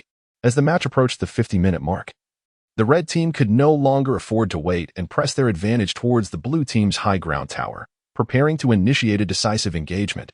Now was the moment. As reinforcements were on their way from the side lane, Lin Yu let out a mighty shout, and after the opposing champion was vanquished, the team battle transformed into a relentless pursuit by the blue side. Ultimately, only Zhou Hao's small Fishman managed to escape. Yet even this solitary figure could not defend the red side's base nor delay the resurrection of his teammates. The blue side, propelled by their momentum, pushed forward to obliterate the red side's stronghold. Wei and the others, seated before their computers, joyfully exclaimed, "We have triumphed. We have triumphed." Na took a deep breath, suppressing her exhilaration. She advanced alongside her team until the moment of the base's explosion, still in disbelief that they had indeed secured a place in the semifinals. After the match concluded, Lin Yu did not share in their exuberance. Instead, he surveyed the opposing team, his attention fixated on Zhou Hao. Observing Zhou Hao's expression, which retained its smile and composure, Lin Yu recognized that this demonstrated his qualifications as a commendable professional player. Wei also noted Zhou Hao's demeanor and remarked, "Lin Yu, what are your thoughts? Would you like to discuss things with him privately?" "There's no need. Perhaps we can engage him in conversation at a later opportunity," Lin Yu replied. Lin Yu believed that approaching someone who had just lost a match to discuss such matters would undoubtedly be met with resistance. At that moment, Yuxian joyfully dashed towards a few people, embracing Lin Yu, while Na did not take her action to heart. Na held a great deal of trust in her, remembering how both of them had cherished Lin Yu, and it was Yuxian who had selflessly stepped back to allow her to pursue him. Regarding the match, Zhou Hao's skills, awareness, and mindset were all commendable, which he greatly admired. Chapter 44. The initial dream. The Legia Internet CAF team had advanced to the semifinals. Na's sister, the proprietor of the CAF, wished to invite the team for a celebratory meal. Another motivation for this gathering was her desire to inquire about her sister's relationship with Lin Yu.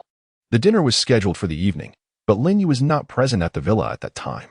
This Internet CAF was renowned among the top 3 in the esports capital. With vibrant graffiti adorning the walls and lavish decor, Lin Yu and Wei Wei guided by a waitress, swiftly arrived at the most secluded private room within the CAF. "Boss, they have arrived. You may leave now." The waitress respectfully exited the room, closing the door with great courtesy. Lin Yu cast a glance at the surroundings, realizing that this was no mere private room. The ambience was resplendent, resembling a lavish suite. They stood in awe of the exquisite design before them. "Hee, please take a seat. This is my home, connected to the internet CAF I operate." As the two settled down, Wei Wei courteously began to introduce Lin Yu. "Wei Wei, there is no need for such formality. I am already familiar with him." Lin Yu interjected, recalling that he had once been Wei Wei's formidable rival, having embarked on their professional journeys concurrently, albeit not within the same team. Wei Wei offered a shy smile. "Zhou Hao, then I shall drop the pretense. This is my dear brother, and today I accompany him to meet you." Zhou Hao displayed no excessive surprise, for he had conducted his research on opponents prior to competitions and had only recently crossed paths with Lin Yu during the day. "May I inquire if you have any matters to discuss?" At this moment, Lin Yu finally spoke up, revealing his intentions. "I wish to extend an invitation for you to join us in our quest for the championship title in the upcoming S tournament." Zhou Hao let out a cold laugh in response, saying, "I am aware of your genius, but you must understand that the strongest team at present is LCK. Can a mere statement from you secure the championship title at the S tournament?" Upon hearing this, both individuals appeared somewhat perplexed by his words.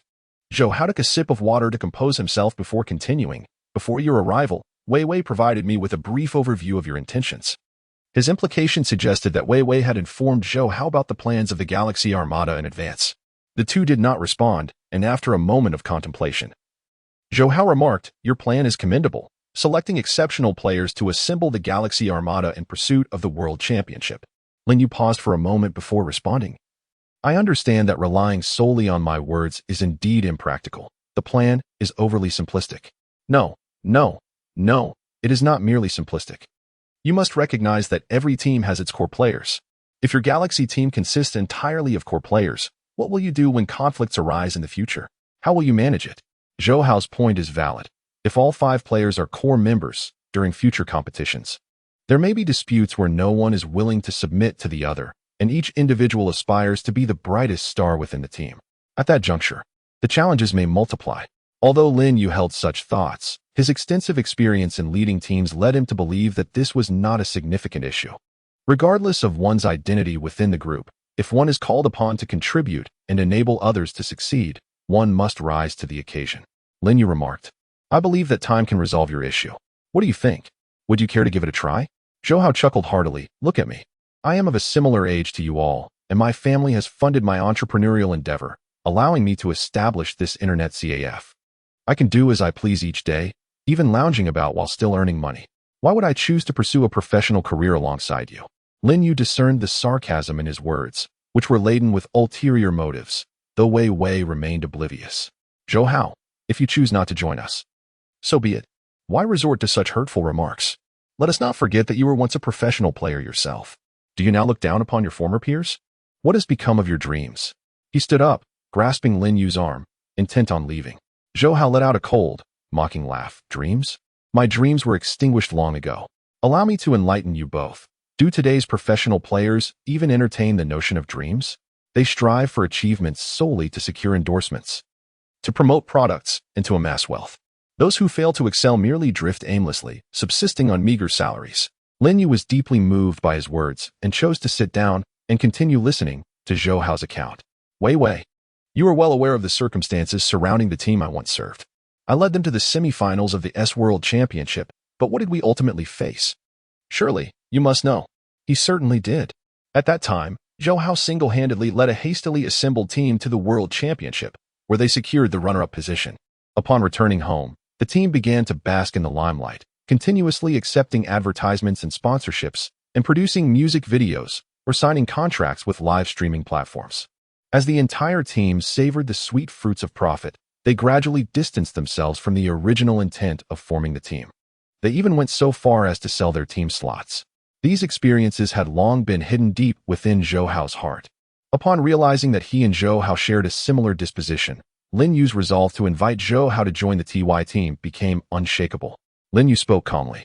"If the team does not proceed in this manner, how can we pay your salaries? The team owner relies on this income. It is entirely reasonable." Zhou Hao, feeling somewhat agitated, was taken aback by Lin Yu's adherence to the same outdated mentality as those before him. Reasonable? If one forsakes the original intention of joining a professional team merely for the sake of profit, I fear you have chosen the wrong path. Lin Yu did not offer a rebuttal. Instead, he recounted the situation concerning manager Tai to the two individuals. Wei Wei expressed her astonishment, stating, "Having served at Tai for 2 years, I had no idea that our manager shared the same aspirations as us." This revelation resonated deeply with Zhou Hao, who, whether as a professional player or later as an internet CAF owner, had always harbored dreams of becoming a world champion. Consequently, whenever he encountered particularly promising players at a CAF, he would often offer them free access and provide them with an exceptional environment. It was not that Zhou Hao lacked financial means. Rather, he believed that certain dreams could not be fulfilled merely with money.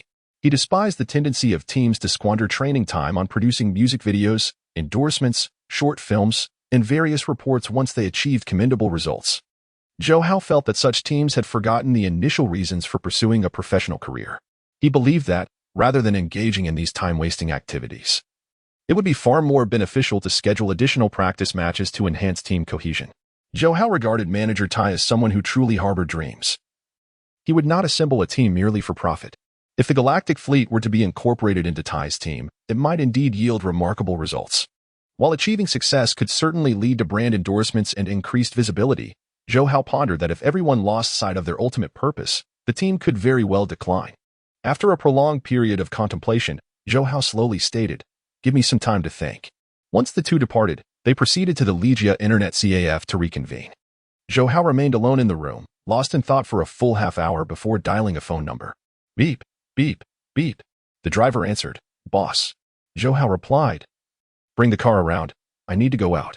Chapter 45. Domestic mid-laner joins as the proprietor of the Ligia Internet CAF hosted a celebratory banquet at an upscale hotel. A jovial atmosphere enveloped the table. Qin noticed that he appeared somewhat gloomy and inquired, "Lin Yu, what's the matter?" After their return, she had observed that Lin Yu seemed a bit off. "I'm fine. Come, let us eat." Lin Yu skillfully picked a piece of fish, meticulously removing the bones before placing it into her bowl. Wei Wei, pray tell, what transpired?" Qin, his superior, generously bestowed gifts worth 20,000 yuan during each live broadcast. Faced with her inquiry, Wei Wei could only respond candidly, "We just met with Zhou Hao." Lin Yu extended an invitation for him to join, but it did not go as smoothly as anticipated. Qin retorted irritably, "That Zhou Hao. What is he so proud of? We could simply find another mid-laner."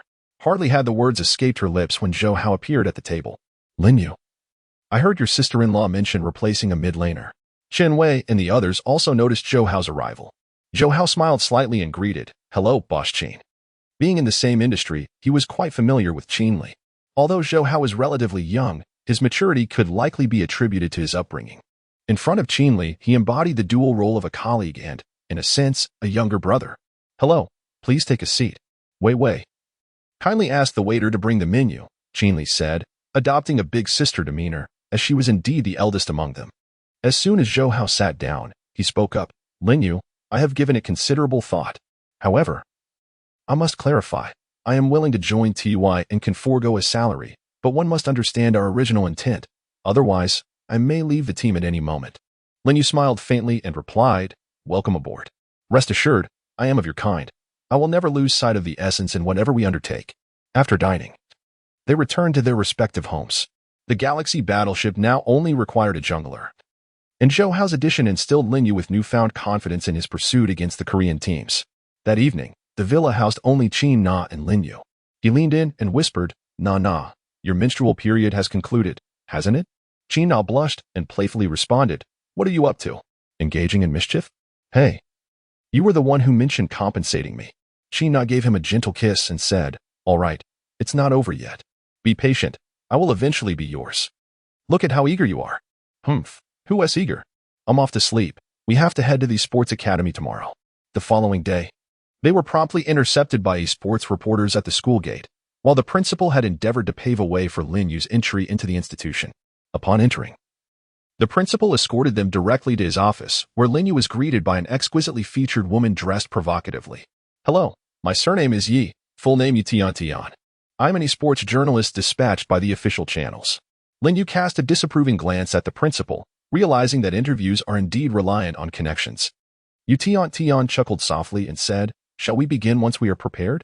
All right, let us commence." Before the interview, she extended her congratulations to the Li Jia Internet CAF representative team for successfully advancing to the semifinals. Question: as a former professional player, which team has posed the most pressure on you in these recent matches? Answer: I believe it would be the teams in the quarterfinals, as they were responsible for my first defeat. Question: you have triumphed over Zhou Hao, a fellow former professional player renowned for his prodigious mid-lane skills. Could you provide an evaluation of this player for everyone? Lin Yu paused for a moment before responding with a smile. He can be considered a top-tier player. Endowed with extensive competition experience, he shares my resolute spirit against our Korean rivals. Question: does this imply that you will become allies in the fight against Korea? Answer: he is already my teammate. Next season, we shall face the professional arena together. Question: one final inquiry. Do you believe you can secure the championship in this city competition? Answer: we shall strive to do our best. After the interview concluded, Yu Tian proactively shared her contact information with him, entirely disregarding Qin Na, who was listening nearby. Upon returning to the classroom, Qin Na maintained a displeased demeanor towards him throughout the morning. Lin Yu also sensed something was amiss. Nana, are you feeling jealous? Humph. What reason do I have to be jealous? Why did that woman give you her contact information? Lin Yu expressed his helplessness, stating that the contact information was not something he had sought after. He took out his phone and said, Nana, look, I can simply delete her number, can't I? Qin Na pouted and replied, at least you are perceptive. At that moment, Gao Ping returned from the computer room with several others. Congratulations. You have advanced to the semifinals. Lin Yu observed that he had become considerably more cheerful compared to when they first met. Gao Ping took the initiative to speak. I heard you brought Zhou Hao into our team? Indeed, you two don't have any past grievances, do you? Gao Ping fell silent for a moment before responding. There were indeed some past grievances, but that is all behind us now. Lin Yu understood that they had once been professional players, and perhaps there were some misunderstandings during that time. However, that is fine, regardless of any misconceptions. Our dreams remain the same. Gao Ping replied with a smile. Indeed, that is true. Lin Yu suddenly felt a sense of curiosity and inquired, by the way, what misunderstanding exists between the two of you? Would it be convenient for you to share? There is nothing inconvenient about disclosing it. In fact, these misunderstandings can be found online, he replied. Previously, he and I were part of the same team. Gao Ping took a seat on a nearby chair, and the others gathered around, eager to indulge in the gossip as they listened intently. He continued, you may have heard from Zhou Hao about how the team disbanded. At that time, the other members, including the substitutes, had already gained considerable fame, leading to endorsements and various reports aimed at enhancing the team's visibility. Our team's performance began to decline, yet Zhou Hao and I consistently maintained our form. We were once very close friends. But then he chose to depart from the team. Lin Yu found this quite normal. Given Zhou Hao's character, it would have been abnormal for him to remain with the team. At that time, I asked him to stay and finish the last few matches with me. But he departed from the base the very next day. Lin Yu felt that this incident had transformed them into strangers. It is inconsequential. These are mere trifles. Although Zhou Hao possesses a somewhat peculiar temperament, if given the time to reflect, he is certain to come to an understanding. Considering the prolonged absence of communication, he may have already grasped the situation. Lin Yu patted his shoulder and declared earnestly, rest assured, you are teammates once again. No misunderstanding can hinder our united resolve against our adversary. Upon returning to the villa, Lin Yu contemplated that once they had located the final jungler, they would gather together for an introduction. Chapter 46, Yi Tiantian's Calculated Intentions. The semifinals are merely a week away, and the game version has reached its final update for this season. In recent days, Lin Yu has been diligently honing his skills with the new hero, Callista.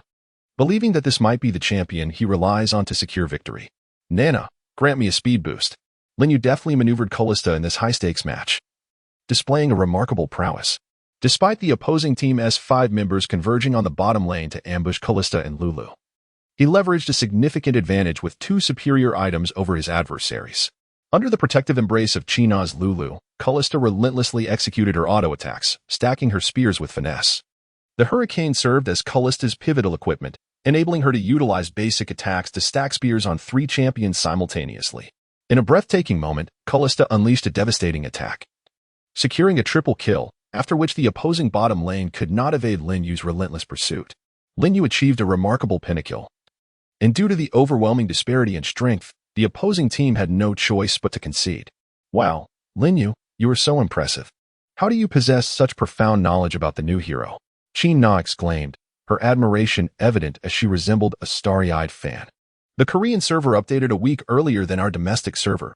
I've merely played a few extra days, and perhaps this hero simply aligns well with my style. Lin Yu replied modestly. Qin Na, brimming with excitement, inquired, isn't this hero's release perfectly timed? Will you be using him in the upcoming semifinals? Lin Yu pondered for a moment before responding, I still need to practice more. The performance of this hero in competitive matches may indeed differ significantly from that in casual games. She pouted and added, that is true. Lin Yu continued. I believe it would be wise to reserve this strategy for the finals. If we unveil it in the semifinals, it may very well be countered in the final match. He perceives the hero's South dominance in the lane as exceedingly formidable, initially intending to deploy it in the semifinals. He now harbors concerns that it could be specifically targeted in the championship. Lin Yu placed a gentle kiss on her lips and said, Nana, shall we go for a meal? To this gesture, Qin Na had grown accustomed. All right, I desire to dine at Haidaleo, just the two of us. As she drove, they had barely entered the establishment when they heard someone calling out to him from a distance. Qin Na also noticed that at a nearby table, consisting of 3 men and 1 woman, the woman who had called out was none other than Yu Tian, the interviewer from that morning. She tugged at Jin Yu's arm and remarked with irritation, I no longer wish to eat. Let us leave. Lin Yu understood that she spoke this way due to the presence of Yu Tian. He chuckled softly and said, all right, don't be angry. I will just greet her and leave. Qin Na was no child. In matters like these, she would not make things difficult for Lin Yu. With a smile, he greeted Yu Tian, remarking on the coincidence. Indeed, what a coincidence. Is that your girlfriend? Her gaze was fixed on Qin Na. Lin Yu smiled gently, affirming, yes, she is my girlfriend. Yu Tian responded with a soft oh, revealing a hint of disappointment. She had initially thought that the girl was merely Lin Yu's teammate, only to discover that they were a couple. During their first encounter, she had felt a spark of affection for Lin Yu and had even exchanged contact information with him. My girlfriend is feeling a bit unwell, so I will take her home, he said. After they left, Yu Tian muttered quietly, what does that girl have that makes her prettier than me? Although her voice was low, the 3 boys heard her. I believe that girl is quite beautiful. One of them remarked. These 3 young men were close friends of Yu Tian, and their banter carried a teasing undertone. Yu Tian threatened playfully. I'll give you another chance to speak properly. One of the boys raised his hand in surrender. You're beautiful, indeed. Just look at your figure. What man could resist such an alluring physique? Oh, so, you're saying you aren't just ordinary men? Do you dare claim you have no other thoughts about me? They all shook their heads, insisting, we regard you as one of the brothers. We truly have no ulterior motives. If you don't mind, you could choose one of us to keep you company through the long night. Yu Tian had grown somewhat immune to their playful remarks.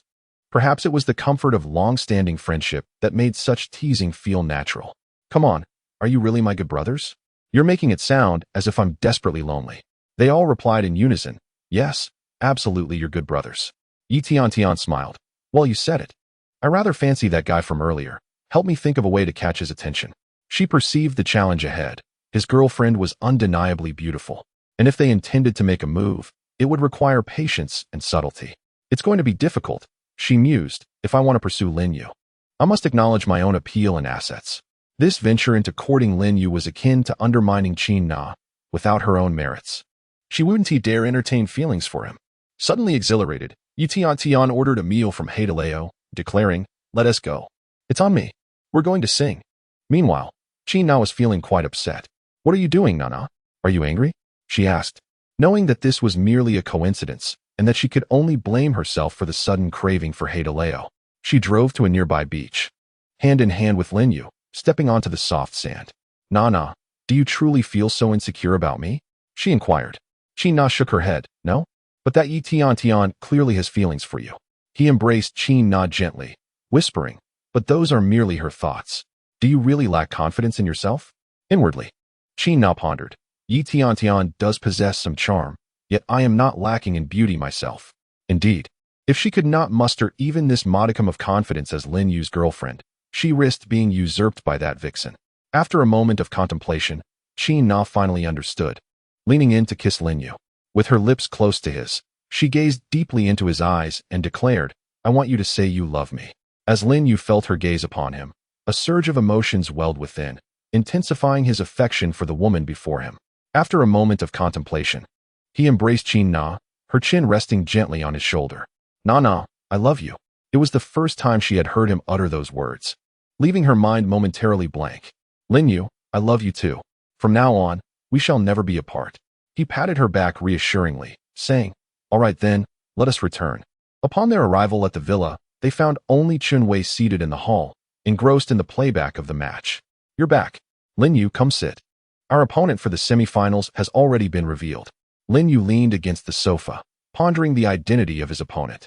A look of bewilderment crossed his face as he replied, It is indeed strange. I can hardly believe that this team has made it to the semifinals. Lin Yu took a sip of the water on the table and remarked, What is there to disbelieve? Can't someone have a deity residing within? The mention of a deity residing sparked a sudden realization in both of them. Chun Wei interjected, I need to ask you for a favor. Interrupting Lin Yu's words with a smile, I understand. Chapter 47.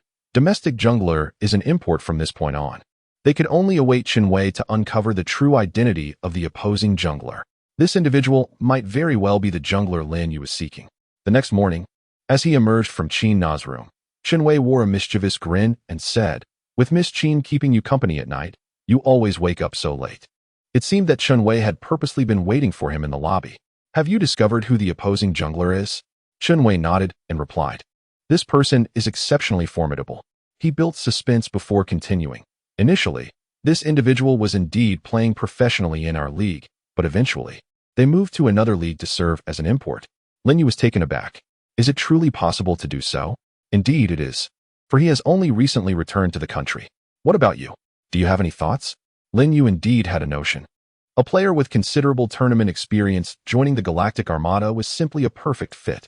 Although he and Wei Wei were professional players, they lacked the experience of major competitions, being merely familiar with the rhythm of their own regional matches.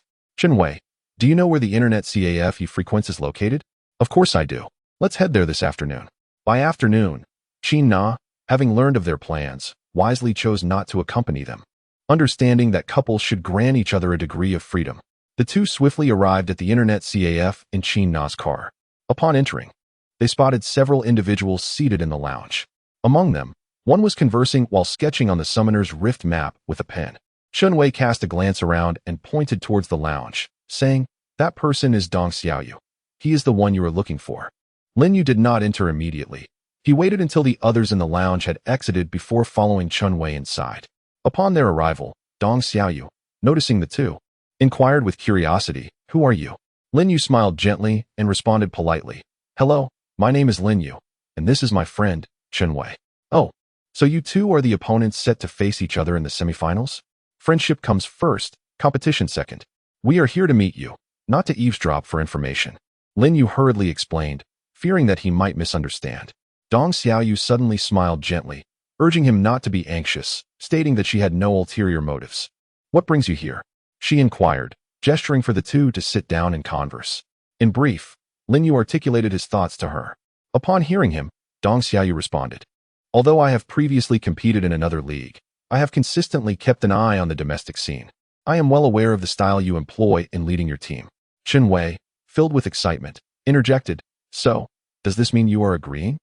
She cast a glance at Chun Wei and replied, I have not agreed yet.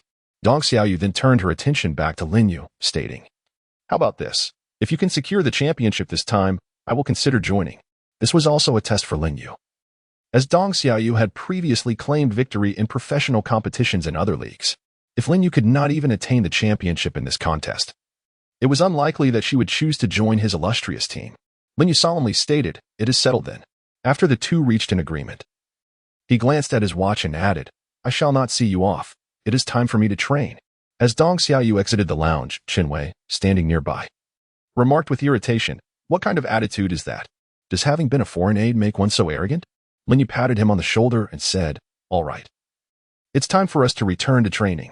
Unlike Chun Wei, he did not dwell on such matters. For competitors of this caliber, regardless of their attitude, even if the captain were to be assigned to him, Lin Yu bore no grievances. Upon their return to the villa, Yixian suddenly approached, exclaiming, Come to my room. I have something to discuss with you. Once inside, Yixian produced a combat roster, saying, Take a look at this. Lin Yu clearly saw the names of several teams in the semifinals, and one of the names startled him. Tang Feng, Zhang Feng. He was undoubtedly familiar with both. One was a former rival in love, and the other was Lin Yu's substitute. Both harbored a deep-seated animosity towards him. This list was unearthed by Yi Xian from her father's office. During this period, their father-daughter relationship had returned to its former warmth. While Yi Xian was assisting her father in organizing documents, she unexpectedly stumbled upon this list. Lin Yu stared at the matchup list, utterly astonished that these two individuals had managed to reach the semifinals.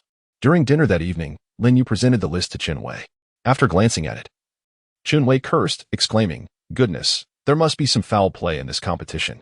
Is Tang Feng's team truly only facing novices?" Yi Xian, with a demure nod, affirmed. Of course. Upon hearing his words, Lin Yu pondered the possibility of a hidden agenda, yet it seemed rather implausible. Perhaps it was merely a stroke of good fortune for the competitors? Qin Wei furrowed his brow and asserted, "Lin Yu, believe me. There is undoubtedly a conspiracy surrounding this competition." He reiterated the notion of a conspiracy as Lin Yu exchanged glances with Yi Xian. In a state of urgency, Yi Xian exclaimed, "Surely, you do not genuinely believe such a thing?" Lin Yu picked up a stalk of green vegetable and placed it into her bowl. "No, don't listen to his nonsense. We have already advanced to the semifinals, so there is nothing to fear." He cast a glance at Qin Wei, effectively quelling his curiosity. After finishing their meal, the two returned to Lin Yu's room. "Qin Wei, please refrain from mentioning this matter in front of Yi Xian next time." Qin Wei understood that this matter referred to the underhanded dealings. Lin Yu remarked, "I believe that even if there are hidden agendas, I have not suffered any loss." Indeed, he had not incurred any detriment. Following this competition, Lin Yu's galactic fleet was on the verge of formation. For him, the championship title was of little significance. However, having made a promise to Dong Xiaoyu, this championship had now taken on greater importance than it initially held. Lin Yu paused for a moment and said, "As long as we defeat Dong Xiaoyu's team, we can effectively designate the champion in advance." What could possibly be wrong with that? He felt that Lin Yu's reasoning was quite sound, and thus the issue of underhanded tactics was no longer brought up by anyone. Suddenly, the door to Lin Yu's room was pushed open, and Qi Na entered with a look of distress, exclaiming, "Have you seen Yi Xian? This is bad." Lin Yu knew without a doubt that Yi Xian would undoubtedly return to inquire with her father about the match schedule. At this moment, Qin Wei felt an overwhelming sense of guilt and regretted bringing up the matter in front of everyone. Nana, driving, intercepted Yi Xian before she could return home. The two women got into the car, and just as Qin Nana was about to start the engine, someone suddenly appeared at the back door, declaring, "I'm coming with you." This situation arose because of my careless words, and I feel it is necessary to personally apologize to her. There was no question about Qin Nana's driving skills. Even when navigating the complexities of life with Lin Yu, she was exceptional. Apologies for the abrupt halt and updates. Today was a moving day, and I was quite busy. Tomorrow, I shall provide 2 updates to make up for it. Chapter 48, Cosplay Yi Xian, I am truly sorry. Qin Wei said, "You have misunderstood. I never took it to heart." Lin Yu interjected, "Since there is no longer an issue, let us return together." If Yi Xian were to ask her father about the match schedule at this moment, Lin Yu and the others would undoubtedly be troubled by it. Thus, she decided it was best to return to the villa with them and postpone any inquiries regarding the match schedule for another time. On the way back, she chose to sit in Yi Xian's car. Yi Xian then asked, "Lin Yu, if this truly is a conspiracy, would you blame me?" Lin Yu smiled and replied, "How could there be any underhanded dealings in a competition hosted by my uncle? Besides, we have already advanced to the semifinals, so you needn't worry. We are sure to secure the championship." Prior to the competition, Lin Yu and his companions intensified their training. The semifinals were still held at the esports venue. Yet today's match did not involve Lin Yu's team. "Lin Yu, shall we go and watch the match?" Lin Yu set down the mouse in his hand. What is there to admire about these two teams? Qin Wei tugged at his arm, urging him to go together. Mentioning that the venue was filled with numerous beautiful women and asking him to assist as an advisor, as he understood. Lin Yu sighed and remarked, "Let me make this clear. I can assist you in pursuing women, but I shall not watch their matches, for they are merely a bunch of amateurs squabbling amongst themselves." Upon their arrival at the venue, they were greeted by a sea of spectators, all of whom harbored dreams of excelling in esports. In the blink of an eye, Qin Wei was captivated and drawn towards a group of alluring young women clad in enticing short skirts. Lin Yu shook his head and sighed. Yet he did not pursue further. Typically, he would arrive at this venue in the capacity of a competitor. However, this time as a spectator. He naturally wished to explore the surroundings. Beauty, I'm a top-tier player, ranked among the elite. Would you consider a relationship? I could assist you in realizing your dreams of achieving greatness. In the realm of esports, rank and skill speak volumes, yet there are also many unscrupulous men who, under the guise of helping women elevate their standings, exploit their vanity for personal gain. A young woman in a short skirt found herself cornered against the wall by a man who, while speaking sweetly, let his other hand wander indecently beneath her skirt. The girl, startled by this advance, closed her eyes, bracing for the unwarranted touches that awaited her. Lin Yu suddenly pulled the girl into his embrace. The man, believing he was on the verge of success, was thwarted by this unexpected disruption. Gritting his teeth, the man said, "Kid, mind your own business." Lin Yu let out a cold snort, declaring that he would indeed intervene in this trivial matter. "Sister, there's nothing to worry about. You may leave first." She suddenly wriggled out of Lin Yu's embrace, asking, "Are you all right? Were you attempting to play the hero and rescue the damsel?" Lin Yu sensed from her tone that he had indeed overstepped his boundaries. This woman was genuinely willing to sacrifice her appearance in exchange for a higher rank proposed by the man. "Humph, do as you please." Lin Yu cast aside a remark and turned to leave, only to be intercepted by the man, disrupting the atmosphere between them. "Are you planning to slip away just like that?" he taunted. "What other options do you propose?" Lin Yu retorted directly, expressing his unwillingness to squander time on such matters. Shouting, "Brother, I apologize, but I may choose not to hold this against you." Initially, Lin Yu had no intention of pursuing the issue, after all. One was willing to strike while the other was willing to endure. However, the man's final remark completely incensed him. Lin Yu turned to the young lady and said, "Are you certain he ranks among the top 10 in the national server?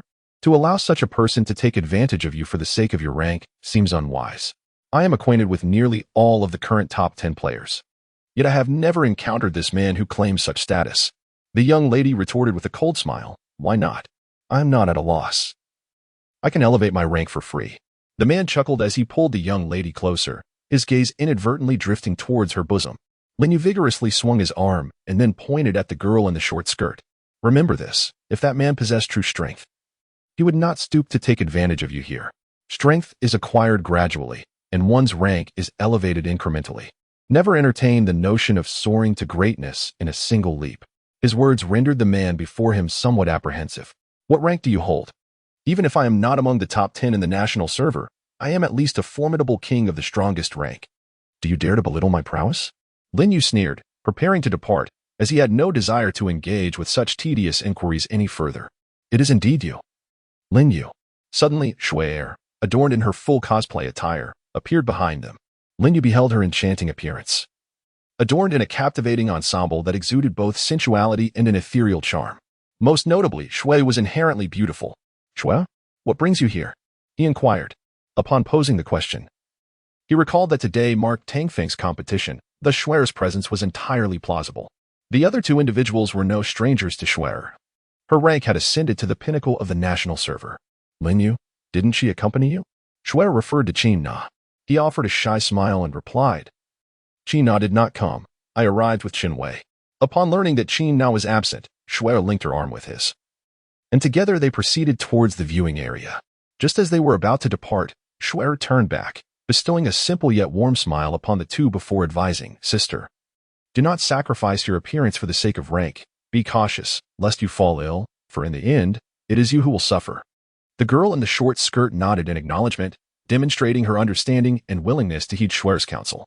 As the only woman to achieve the top rank in the national server, Shui was an idol within the esports realm, representing the pinnacle of achievement in this game. After their departure, she swiftly withdrew her hand from Lin Yu's arm. Lin Yu is not foolish. He is acutely aware that Shui's actions are intended to preserve his dignity. Ever since that man provoked Lin Yu, Shui has been attentively observing them. Consequently, she resorted to leveraging her status as the top player in the national server to alleviate a predicament for Lin Yu. While seated in the audience, Lin Yu hesitated and said, "I won't accompany you to watch the match." She mistakenly believed that Lin Yu had misconstrued something and hastily replied, "I did not come here for Tang Feng." Lin Yu, noticing her desire to explain herself, curiously inquired, "What brings you here?" Shui shot him a glance, retorting, "This is a cosplay event. These are my passions." Lin Yu suddenly realized, "Is it true? You have such a hobby? How was I unaware of this while we were together?" Following Lin Yu's gaze, she pointed to a couple in the distance. "Take a look for yourself."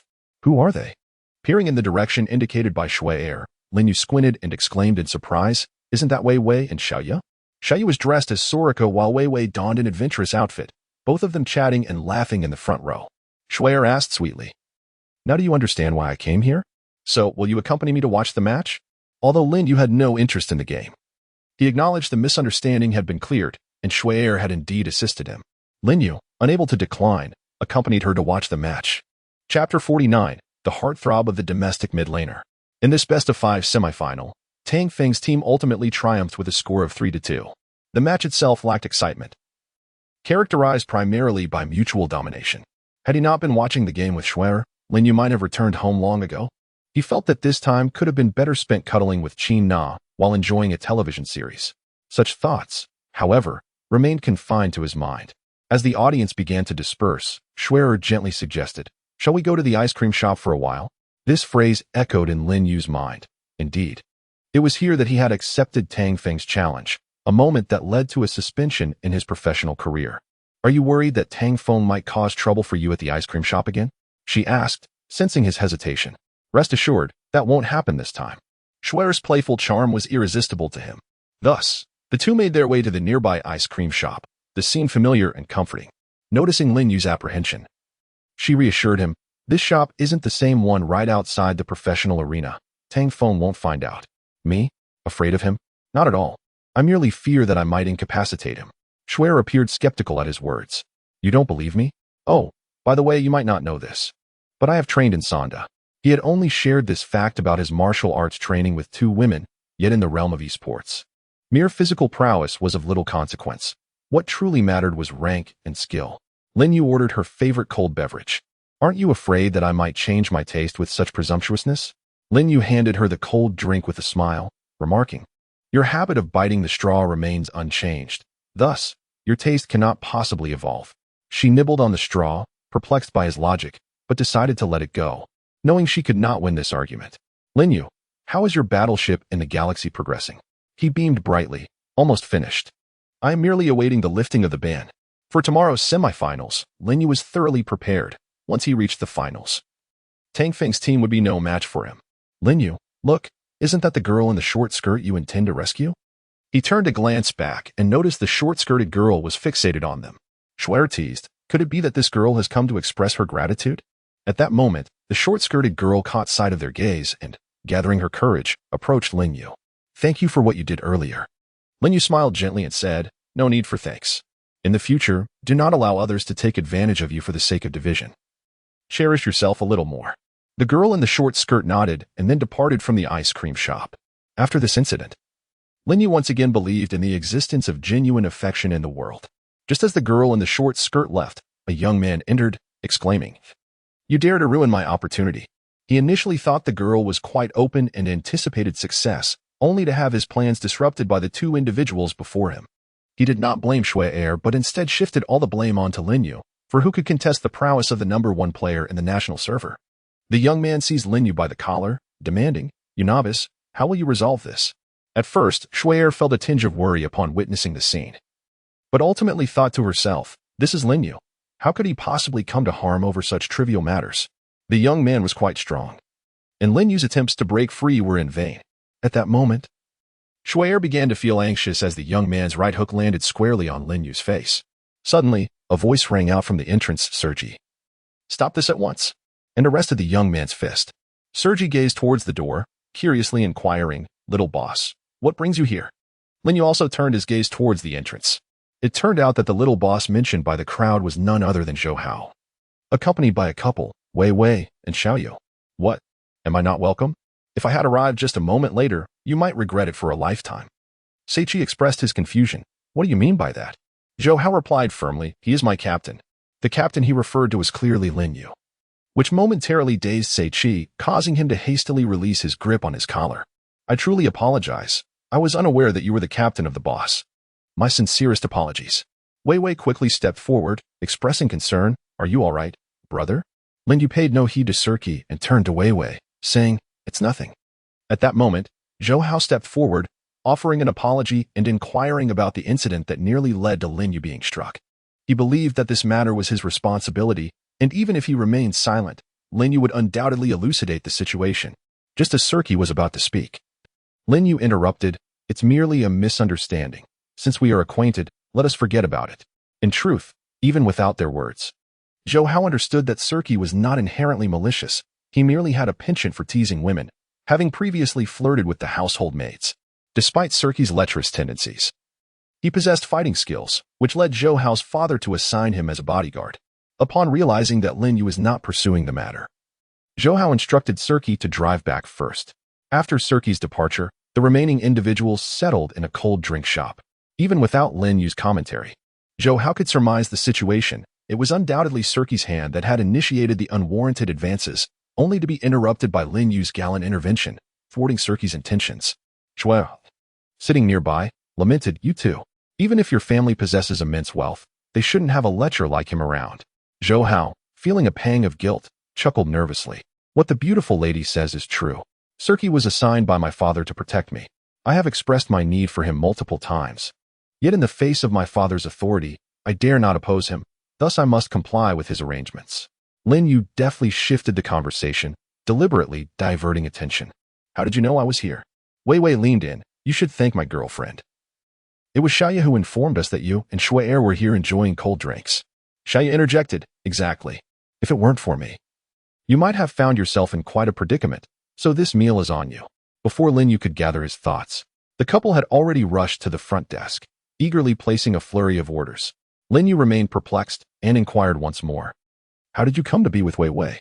Zhou Hao, feeling bashful, replied, "How should I put this?" Lin Yu and Shui awaited his response, but Zhou Hao hesitated. At that moment, Wei Wei had already approached, prompting Lin Yu to direct his inquiry towards him. After all, it was not a matter that concerned them directly.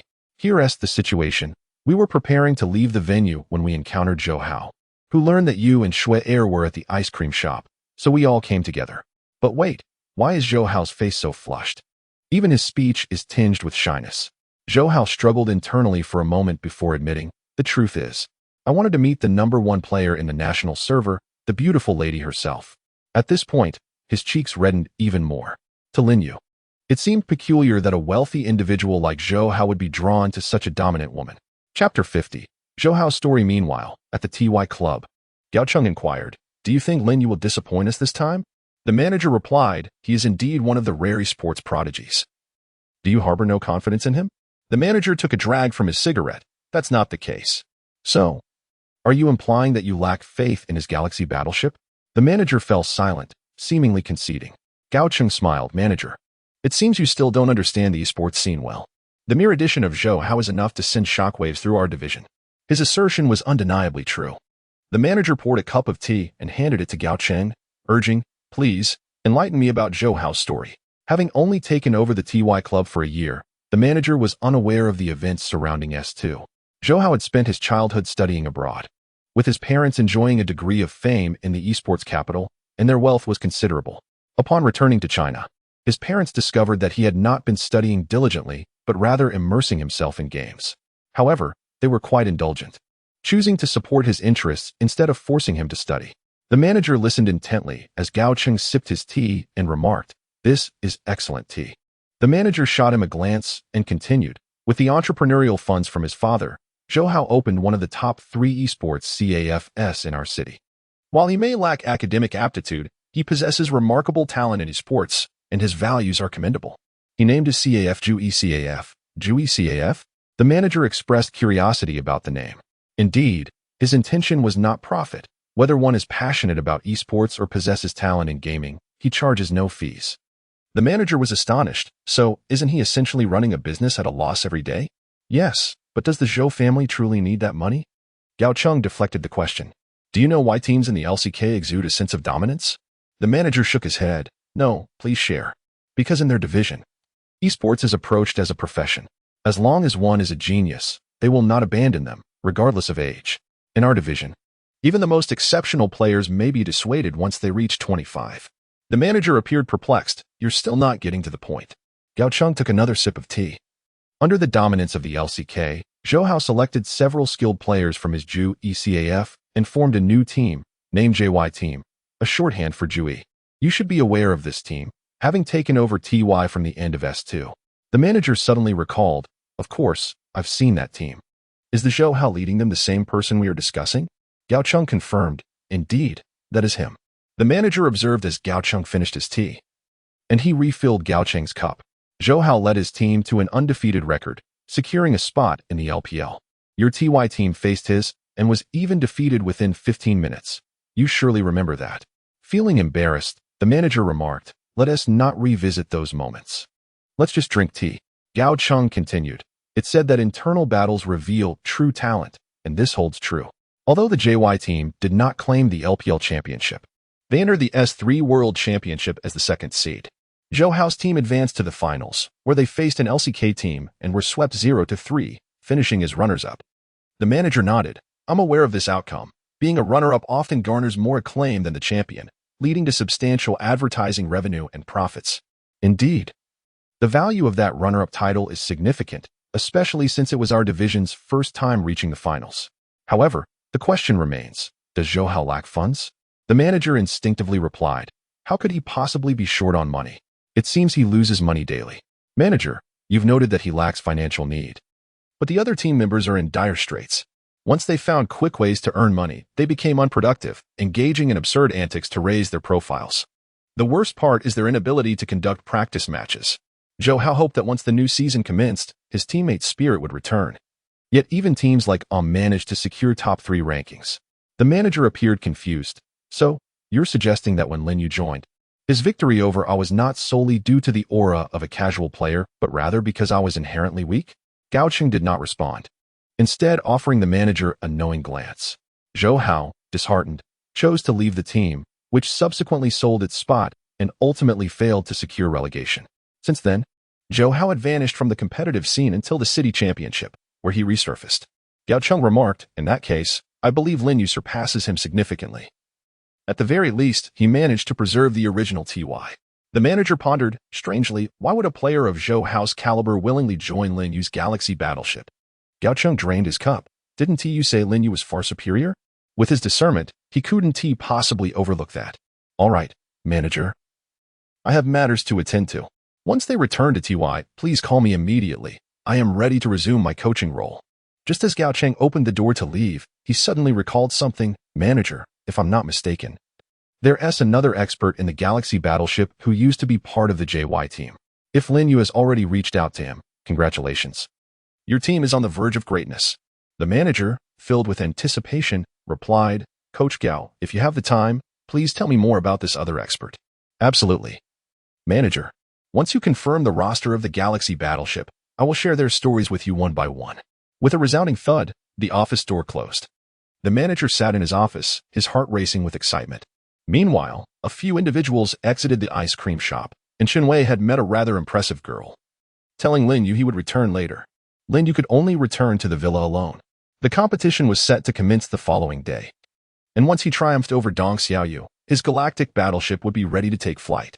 At the thought of this, Lin Yu couldn't help but chuckle. As a single word surfaced in his mind, surge.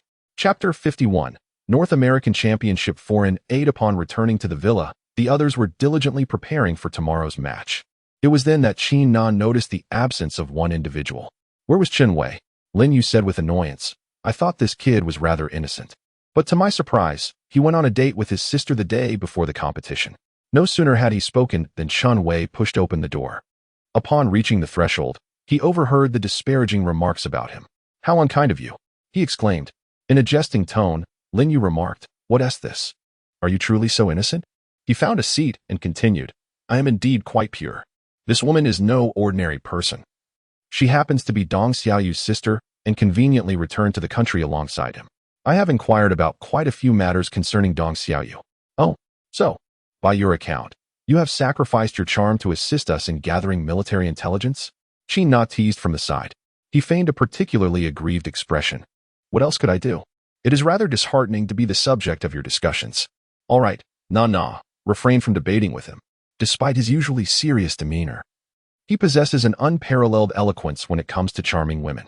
Do share your tale, Chen Wei urged, lifting a cup of cool water and gulping it down. The story goes like this. Initially, Dong Xiaoyu was a Chinese foreign aide in the North American division. His family background is not as affluent as that of Zhou Hao. Dong Xiaoyu's decision to become a foreign aide was entirely for the sake of his sister. The two siblings have relied on each other since childhood. He chose to forego his dreams to care for her, working menial jobs in North America to support them both, yet this barely sufficed for their daily meals. In an effort to enhance their quality of life, Dong Xiaoyu opted to take on the role of foreign aide in the North American division. His initial performance was far from stellar, and as skepticism surrounded his capabilities as a Chinese foreign aide, he noticed that Qin Na was particularly engrossed in the narrative, prompting him to pause deliberately. "Do continue," she urged. Chen Wei grinned mischievously, having sworn an oath. Dong Xiaoyu assured that as long as all team members adhered to his command, they would secure the championship in the North American division. Lin Yu was taken aback. Where did this person derive such confidence? Subsequently, the team he represented, under the command of Dong Xiaoyu, entered the S World Championship as the top seed. Qin Na, intrigued by his statement, pondered why he chose to depart from the team and return home, considering how rare such an opportunity was. The contract he had signed merely required him to assure the team that under his leadership, they would secure a place in the World Championship. Once they claimed victory, the contract would expire, and he would be a free agent. Before his departure, he addressed everyone in the team, stating, "I was once an inconspicuous professional player in the LPL region. To enhance my sister's quality of life, I reluctantly took on the role of a foreign aide. I have fulfilled the promise I made, and my sister has now graduated. I intend to return home with her to pursue our future. Regardless of our past as teammates or employer-employee relations, I will always remain a professional player of the LPL region."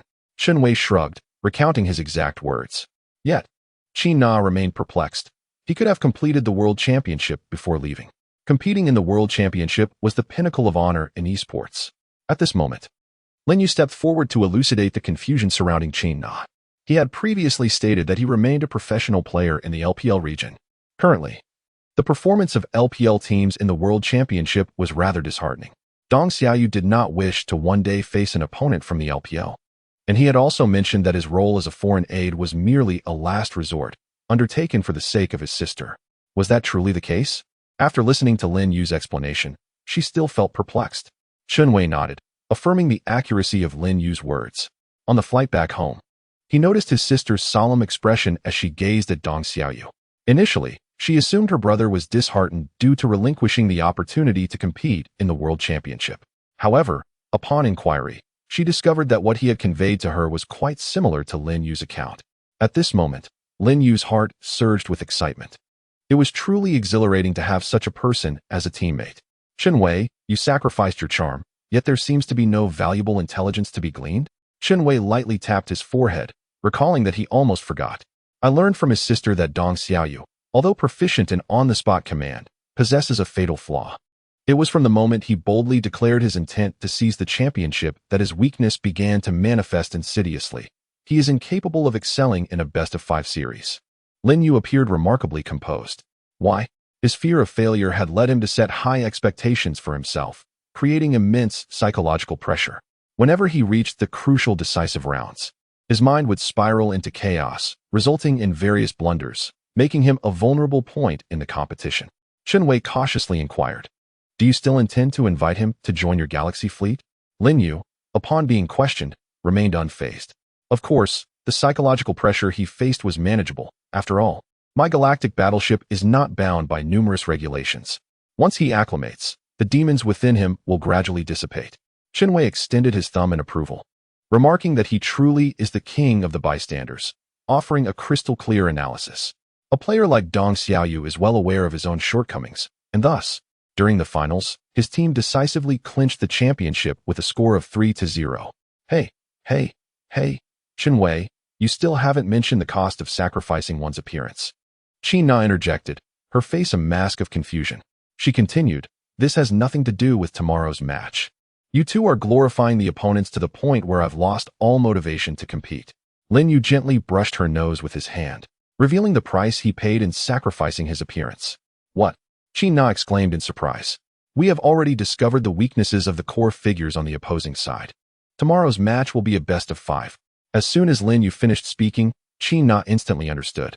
"We shall present our strategies and line up tomorrow, showcasing all our unique skills in an effort to secure the match point." At that moment, Lin Yu smirked coldly. "Do you understand now?" Wei stepped forward and reiterated the explanation to those present. Once we secure the match point, Dong Xiaoyu's formation will effectively collapse without any direct assault. However, is it appropriate to exploit his vulnerabilities in such a manner? Qin Na, standing nearby, teased, they are our adversaries. What is inappropriate about it?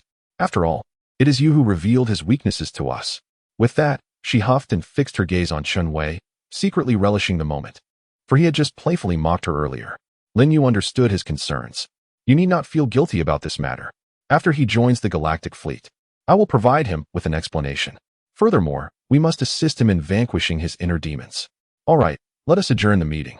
Everyone should rest well tonight, as we aim to triumph in tomorrow's finals.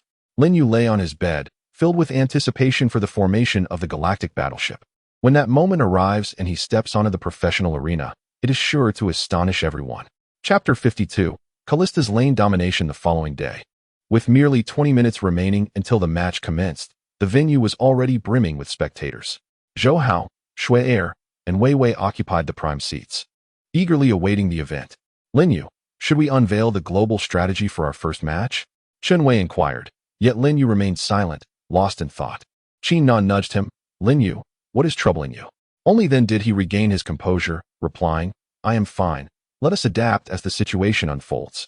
Lin Yu contemplated that, given the formidable commanding prowess of his opponent, Dong Xiaoyu should have already begun to strategize against their lineup during the ban phase. In the presence of a skilled player like Dong Xiaoyu, it was inconceivable that they would allow any openings. They had advanced to the semi-finals utilizing a global strategy. As the time for the match drew near, the arena resonated with exuberant cheers. This indicated that the competition was on the verge of commencing, and the host took to the stage to introduce the contestants. Following the introductions, both teams entered the ban phase, with Lin Yu representing the blue team and Dong Xiaoyu representing the red team. The ban on the champion, Renekton, was executed. Lin Yu was directing through the voice command. On the opposing side, the red team promptly banned Shun in the first move, effectively rendering the global strategy unviable. Lin Yu surmised that the adversaries would not allow the global strategy to be deployed. At that moment, Wei realized that the questions he had posed to Lin Yu prior to the match were largely inconsequential. The card had been banned. Lin Yu instructed the first floor to ban the cards as well. At this moment, Wei felt a twinge of panic. With both the nightmare and the cards still in play, why would we choose to restrict the cards ourselves? Lin Yu offered little explanation. In the next moment, the opponent had already banned the nightmare. The adversary was also well versed in this system. Heroes capable of swift support should either be entirely released or not released at all. Lin Yu took a moment to gather his thoughts before continuing. Prohibit the spider. At that instant, a bittersweet smile graced Dong Xiaoyu's face. The red team swiftly eliminated the mouse. This unexpected turn of events left Lin Yu astonished. He had assumed he understood Dong Xiaoyu's spider well. Yet the opponent demonstrated a deeper comprehension of his mouse. Wei requested assistance from the first floor to secure his most confident champion, Li Xin. After a round of champion selection, the blue team's lineup consisted of a top lane Gragas, jungle Li Xin, mid lane Fizz, and Lin Yu introducing the newly released champion, Callista, alongside Thresh in the bot lane. The crowd erupted in cheers at the unveiling of the new hero. Zhou Hao smiled and remarked, Isn't Lin Yu getting a bit ahead of himself? The new champion has only been out for a few days, and he's already using it in a match. Meanwhile, Shui Er wore a worried expression. However, Wei Wei smirked, reassuring everyone, Don't worry, I've seen his Callista in action. He can wreak havoc in ranked games. Just watch. The red team finalized their composition with a top lane Dragon Lady, jungle Kha'Zix, mid lane Phoenix, and a bot lane combination of Kog'Maw and Lulu. Zhou Hao chuckled, realizing Lin Yu aimed for an aggressive early to mid-game strategy. As the match commenced, both teams opted for a standard opening. After acquiring Li Xin, Wei exuded newfound confidence. Despite facing the top North American foreign aid, he did not falter in the jungle. Having cleared both buffs, Li Xin approached the top lane, mirroring Kha'Zix's movements as both junglers converged on that area. Dong Xiaoyu refrained from making the first move, as Kha'Zix continued to farm the stone golems. Li Xin, positioning himself behind the turret, sought an opportunity to initiate the first gank. Regardless of Gragas's attempts to feign vulnerability, the opposing Dragon Lady remained unfazed, denying Li Xin any chance to strike. Kha'Zix, having finished with the stone golems, began to set up a counter ambush, as both junglers engaged in a psychological battle. With his extensive tournament experience, Dong Xiaoyu observed the movements of Gragas and discerned that Li Xin had not retreated. Just then, the Dragon Lady inadvertently positioned herself poorly, allowing Gragas to slow her with his Q ability, followed by an E ability that collided with her. Li Xin, hidden in the brush, executed a sonic wave, followed by a two-part Q to close the distance, then unleashed his E ability to strike, landing several auto attacks.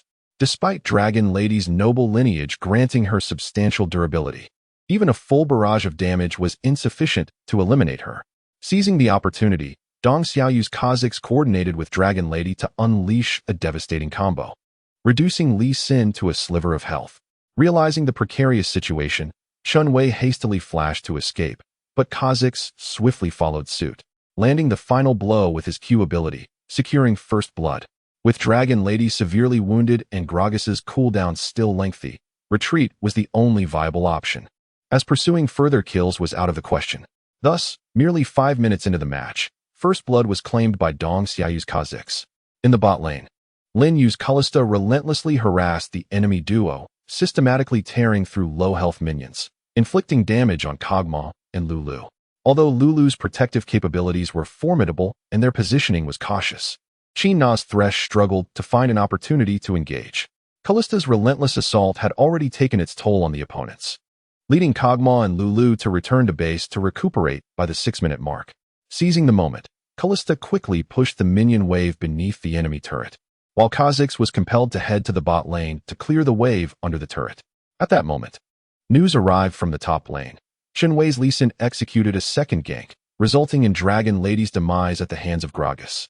The formidable pressure exerted by Lin Yu in the bottom lane completely disrupted Dong Xiaoyu's rhythm.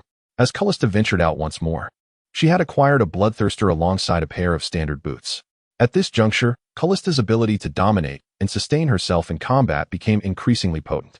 Lin Yu deliberately controlled the minion wave on his side, and upon witnessing the opposing champion, Kog'Maw, advance to attack the minions, Qin Na sensed an opportunity. She swiftly executed Thresh Flash followed by E, pulling Kog'Maw back into position, while Lulu provided him with a speed boost and shield. Empowered by this support, Kog'Maw, having been frustrated by previous pressure, resolved not to retreat now that the battle had commenced.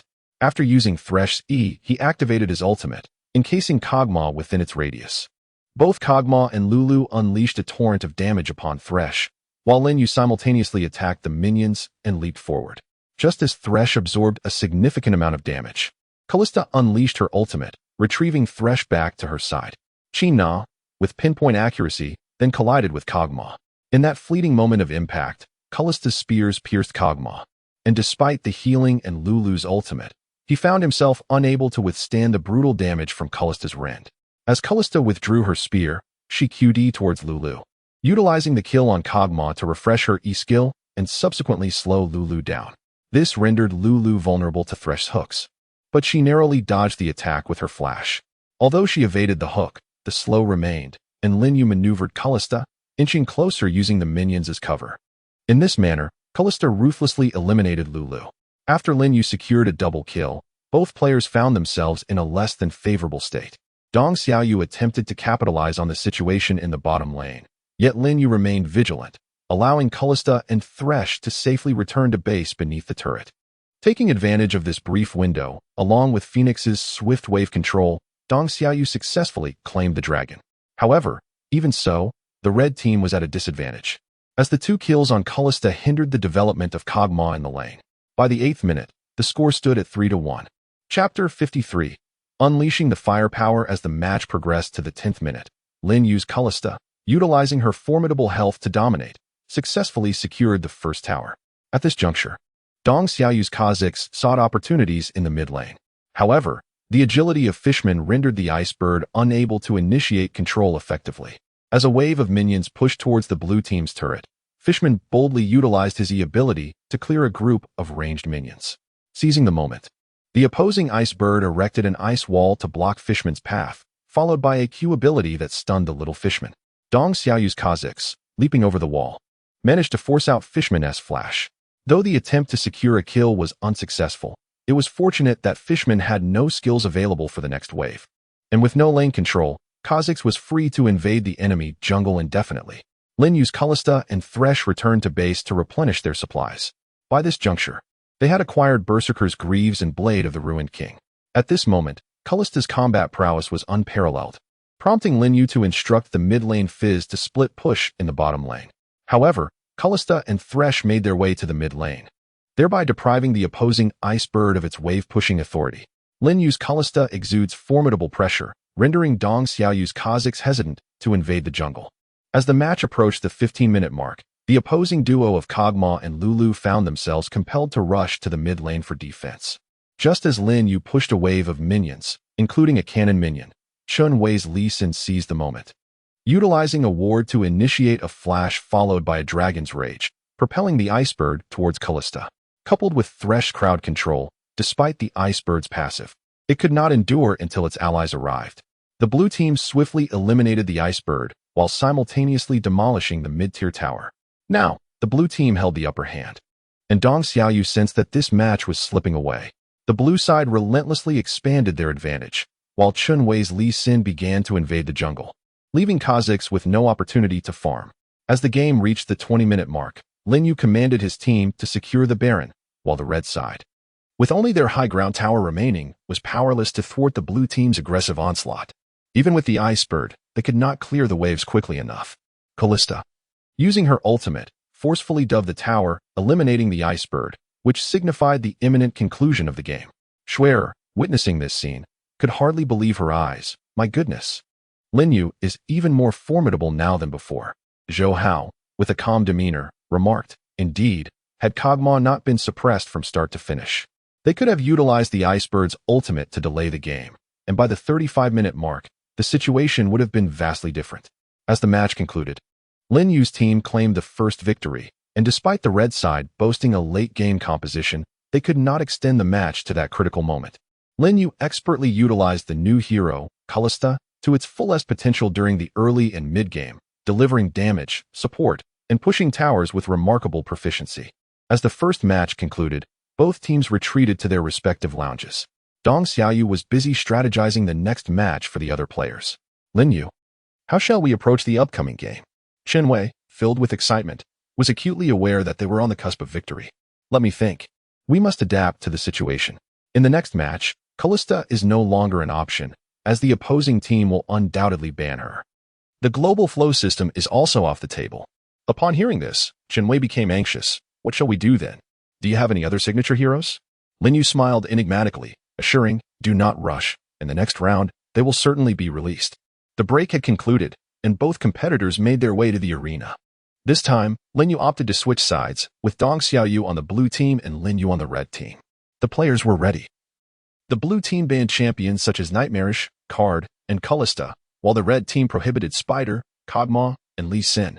Just as Lin Yu anticipated, Callista could not be left open for the second match.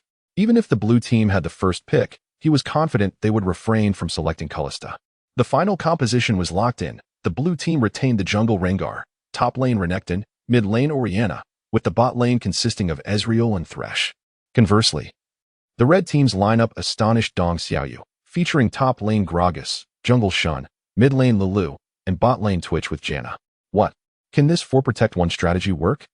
Zhou Hao pondered, recognizing that if Lin Yu's Twitch were to be eliminated swiftly, there would be no damage output left. This maneuver was merely a testament to Lin Yu's confidence in his own skills and positioning. Schwerer and Vivi, of course, had unwavering faith in Lin Yu. As the match commenced, within the initial 5 minutes, Lin Yu's Twitch remained under pressure. Even the slightest misstep in positioning could result in being ensnared by Thresh's hook. This predicament made Chun Wei increasingly uncomfortable. Despite the early game synergy with Ease Taunt aiding Gragas in securing first blood, the jungle farming efficiency was dismally slow. Dong Xiaoyu chose not to engage in ganks this match. His Rengar aggressively invaded the red team's jungle, and even with Lulu's assistance, they could not vanquish Rengar. As the match progressed to the 15-minute mark, Dong Xiaoyu's Rengar had achieved a 2-level advantage over his opponent's jungler. This left Chun Wei feeling quite frustrated. Yet he understood the necessity of contributing to the team in a competitive setting, even if he sacrificed all jungle resources for his allies. Winning the match would validate his efforts. Leveraging his unassailable advantage over the opposing mid and jungle, Rengar, in collaboration with the bot lane, dismantled all of the red team's outer towers. At this juncture, Shin began to share the economic burden. and even Lulu commenced acquiring support items. From this perspective, the blue team's advantage had reached unprecedented heights. Lin Yu's Twitch cleared the bot lane and subsequently harvested his own jungle camps. He then proceeded to the mid lane to farm minions, demonstrating that regardless of the blue team's aggressive push, the red team's strategy was to retreat and avoid conflict, offering whatever was necessary except for battles. As the game reached the 25-minute mark, Dong Xiaoyu instructed his teammates to advance towards the enemy's base to conclude the game. At this moment, all spectators were riveted, focused on the camera angle showcasing Twitch. Zhou Hao began to feel anxious. What was Twitch about to do? Twitch activated his stealth, maneuvering around the jungle in a wide arc, successfully evading the enemy's vision. In the next instant, Janna and Lulu, seemingly oblivious, positioned themselves closer. Seizing the opportunity, Dong Xiaoyu lunged forward, aiming to eliminate Janna. However, Janna's ultimate ability dispersed the enemies. In the following moment, Wei Wei charged through the crowd with his ultimate, directly hitting two carries. Just as Twitch's stealth effect concluded, he unleashed his ultimate, raining down damage. Even though Lulu and Janna fell, Gragas's robust physique shielded Twitch, compounded by the buffs from the fallen supports. Before Twitch's ultimate could conclude, the opposing team was utterly obliterated. Zhou Hao was astounded. What output was this? A glance at Twitch's itemization revealed that he had acquired 4 full items by the 25-minute mark. Twitch executed a decisive team wipe, returning home to enhance his equipment, leaving everyone in awe once more. What?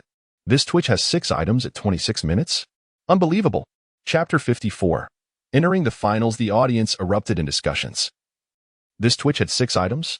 The opposing bot lane, despite their relentless pressure, barely managed to assemble 4 items. As the match progressed to 30 minutes, the red team secured the Baron, accompanied by Lulu and Janna, demolishing all of the enemy's outer towers. The underdeveloped Shin began to split push, and despite his earlier struggles, he had now compensated for his deficits through the economic advantages of the defensive towers and his split-pushing experience. The purely tanky Gragas advanced forward, making it nearly impossible for the blue team to counter. Even Rengar, who had once dominated the red team's jungler, found himself now at a disadvantage, trailing behind in levels. Lin Yu awaited the opportunity to advance along the designated path, guiding the line forward towards the elevated ground. The Barrelman seized the moment, unleashing a decisive ultimate ability that sent the opposing clockwork flying back. At this juncture, the rat no longer needed to maneuver from behind, for the enemy's equipment had not seen significant enhancement, primarily due to Lin Yu's rat, who had achieved full build status. Exploiting this window of opportunity, he stealthily roamed across various lanes, seeking to instigate trouble for the adversaries. Under such circumstances, the enemy had little time to develop their strength.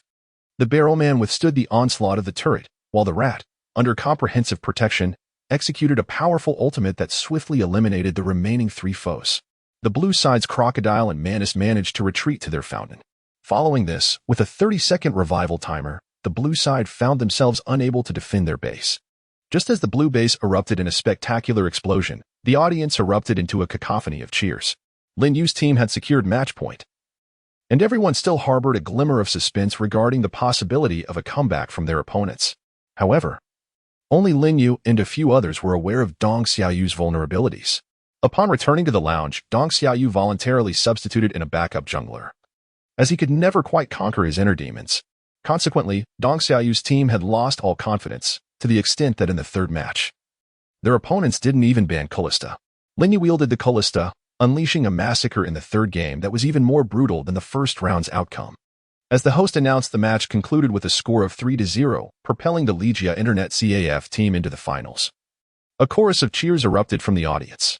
Some spectators had even recognized that the MVP of these 3 games was none other than the former king of the casuals.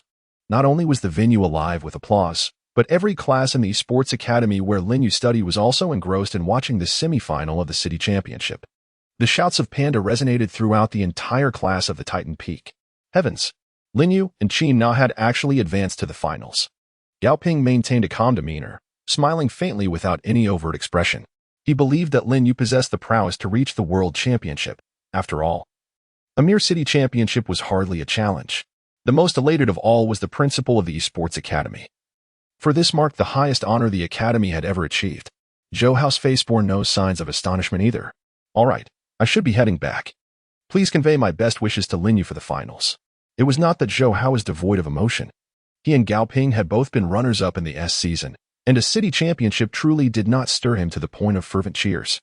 Just as Lin Yu and his companions returned to the lounge, contemplating where to celebrate, Dong Xiaoyu burst through the door.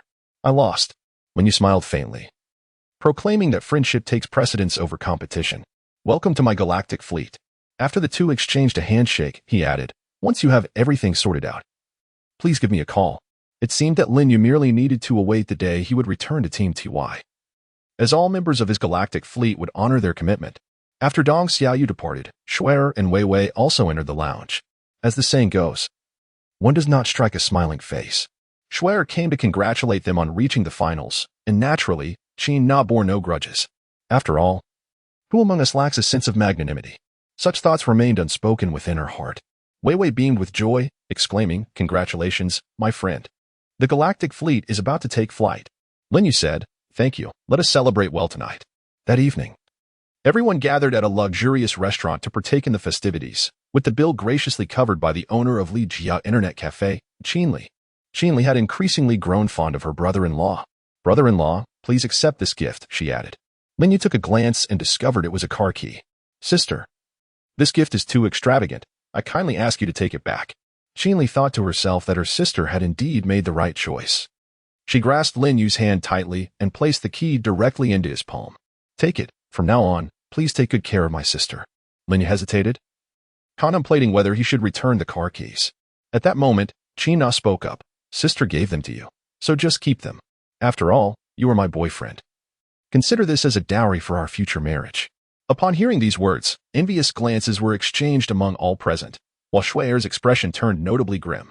"Everyone, the GL base has a training match, so I must take my leave." Shuer's excuse seemed rather feeble.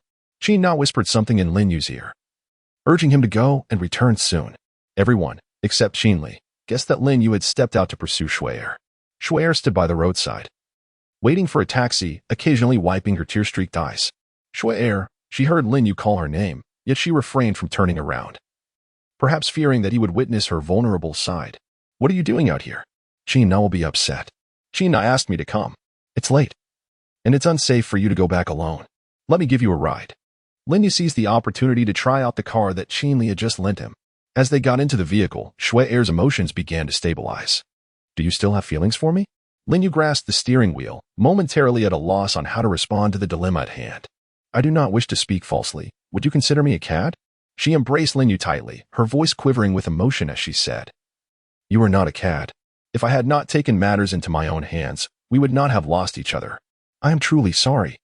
Lin Yu did not push her away. Shuer remained in his embrace, unaware of how long she had been crying.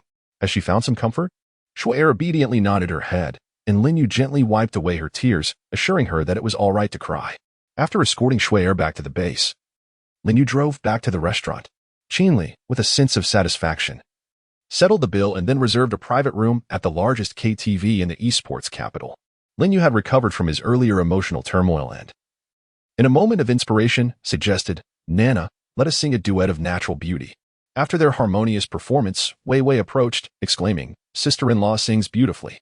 The term sister-in-law caused Qin Na's cheeks to flush with shyness, but the dim lighting of the room obscured the full extent of her blush. Feeling fatigued from singing, Lin Yu selected the song WAIOS, the theme for the League of Legends World Championship, as the group watched the music video on the large screen. A palpable tension replaced the previous jovial atmosphere. Upon returning to the villa that night, with only a week until the finals and a month remaining before Lin Yu returned to the professional arena, he began to voice a thought but ultimately refrained. Qin Na, however, understood his unspoken words. "By the time you return to the professional stage, I will have graduated from the esports academy, and I shall still be by your side." Her words warmed Lin Yu's heart. He embraced Qin Na, and as exhaustion overtook them, they drifted into slumber. The following morning, they arrived early at the esports academy. On their way to the classroom, they felt the gaze of their peers. "Look, they're from the Titan Peak class. Who would have thought they would make it to the finals of the city championship?" At that moment, Lu Hui could only stand aside, observing the two. So this lad was once an ordinary player. No wonder Qin Na is so captivated by him. Chapter 55, the substitute AD Master Lu Hui's eyes lingered on Qin Na's alluring attire, particularly her alabaster thighs, which he found difficult to resist. The next moment, he heard Ling Er let out a soft hum, revealing that he had been grasping and kneading her backside. Upon entering the classroom, they were greeted with a chorus of congratulations. Congratulations to the master and the mistress. A shared glance with Gao Ping conveyed a silent understanding between them, as if their conversation had already been exchanged through their eyes. Lin Yu approached him and asked, "When shall we gather with Zhou Hao?" The moment these words were uttered, Gao Ping felt a sudden surge of tension. "Perhaps a month from now," he replied. "I intend to graduate here and then return to the arena." He patted Gao Ping on the back and said, "All right, in a month, we shall return together to the professional stage." Today, Lin Yu found himself rather leisurely, as all the teaching was being conducted by Qin Na and Gao Ping. On a rare occasion of leisure, Lin Yu intended to wander around the school, only to be summoned to the principal's office. "Congratulations, esteemed one," the principal remarked. "Thank you, principal. May I inquire about the matter at hand?" The principal produced a card and handed it to Lin Yu. Being perceptive, Lin Yu understood that the principal's actions signified an underlying purpose. "In 1 month's time, you will be graduating. I am also aware that you will soon return to the professional arena. I would like to request that you take Zhang Bin with you to the professional stage." Lin Yu took the card and inquired, "Is this the matter at hand?" He continued, "You are aware that Zhang Bin is my disciple. Your request is one I shall certainly fulfill. However, should we not consider his perspective as well?" His remarks stem from concern for his own apprentice. Joining TY under your guidance not only offers him no salary, but also relegates him to a secondary role. Zhang Bin possesses remarkable talent. He is a genius. To confine him to a role of little significance within our ranks would indeed be a tremendous waste. Let us discuss this further. I shall summon him at once. Lin Yu did not intervene. He sat on the sofa with one leg crossed over the other. Before long, Zhang Bin pushed open the office door. "Master, uncle, is there something you need?" "Well, after your graduation, would you be interested in joining my team to pursue a professional career?" Lin Yu's tone was quite serious, yet Zhang Bin exhibited not an ounce of fear. For his master's words made him feel as though he were in a dream. "Master, I would certainly be willing." "Very well. Then let me pose another question. If I were to ask you to be my substitute without any salary, would you accept?" Without hesitation, Zhang Bin replied, "Of course. I would be delighted. Money is of no concern to me. My uncle is wealthy. Moreover, to serve as my master's substitute is an extraordinary honor. Some individuals are not even worthy of that." Upon hearing his response, the principal finally felt the weight lift from his heart. He had feared that Zhang Bin's indecisiveness might provoke Lin Yu's ire. "All right, principal, it is settled then. 1 month from now, I will take Zhang Bin away from the sports academy." Upon exiting the principal's office, Lin Yu lost any interest in wandering about. As he passed by an ATM on campus, he decided to withdraw some cash using the card the principal had provided. After checking the balance, Lin Yu was taken aback. "What? 1 million? How wealthy is the principal? Could it be that Zhang Bin is his illegitimate son?" Such musings were merely Lin Yu's speculations, as he had not accrued much wealth from pursuing a professional career. However, serving as a personal mentor to Qin Na had earned him 300,000, while he gained 1.5 million from the principal, along with a vehicle worth over 200,000. Most gratifying of all, he had also found himself a beautiful girlfriend. Lin Yu pondered for a moment, unable to suppress a smile. "Xiao Qian, do you see that man? The team he led has advanced to the finals of the city championship." The woman named Xiao Qian glanced at Lin Yu. "Is it him? What is the matter?" "Xiao Qian, do you know him?" Xiao Qian shook her head. "Not really, but he has assisted me before." Lin Yu also noticed that someone was pointing and whispering about him. "Look, he is coming over." Lin Yu smiled faintly, realizing it was the girl in the short skirt. My name is Xiao Qian. Calling me the girl in the short skirt is rather unflattering, don't you think?" Lin Yu raised his brow. "Oh, what a lovely name. I am Lin Yu." Xiao Qian shot him a glance. "With your current fame, there is no need to emphasize your name so loudly, is there?" "Indeed, it's quite peculiar to act so strangely towards one's benefactor. I shouldn't have engaged in conversation with you at all." I apologize, dear benefactor." Upon seeing Xiao Qian relent, he felt an immense joy in his heart. "Are you a student at the sports academy?" Xiao Qian nodded. "Yes." "I didn't expect you to be a student here as well." Lin Yu replied with a hint of annoyance. "Excuse me. I am a student." "Surely, you must have never encountered such a young mentor before?" "Oh, you are a mentor? Which class do you oversee?" "The class of Jiasen Peak. Why do you ask?" Xiao Qian, with an expression of disbelief, exclaimed, "Heavens, Jiasen Peak, famously known as the rookie class, and you have led them to the finals." Lin Yu waved his hand dismissively, questioning what was so peculiar about the situation. "I only brought an assistant. The others are my friends." Upon hearing his words, Xiaoqian felt a sudden urge to join him in the bottom lane. I am the most beautiful support in the esports academy. Why did you not take me to the competition? Beautiful? Aside from wearing a scanty outfit and acting like a fierce tigress, what makes you beautiful? Lin Yu retorted. Moreover, at that time, I did not even know you. Even if I had known you, why would I take you to the competition? You. Are you calling me a tigress? How is this face not beautiful? She exclaimed, her friends beside her bursting into laughter. Lin Yu, perplexed by the unfolding situation, found himself wanting to engage in a playful argument with the girl in the short skirt. Just as he was about to continue his rebuttal, he heard Qin Na's voice from a distance. Lin Yu, we should head home now. Lin Yu kept murmuring to himself, it's over, it's over. If Qin Na sees me flirting with that young lady, she might transform into a fierce tigress. He did not look back or respond to Qin Na, and instead, he took off running. Xiaoqian, witnessing this scene, couldn't help but chuckle. It turned out he was quite the henpecked husband. When Qin Na returned to the classroom and saw Lin Yu panting heavily, she exclaimed, I called you. Why did you keep running?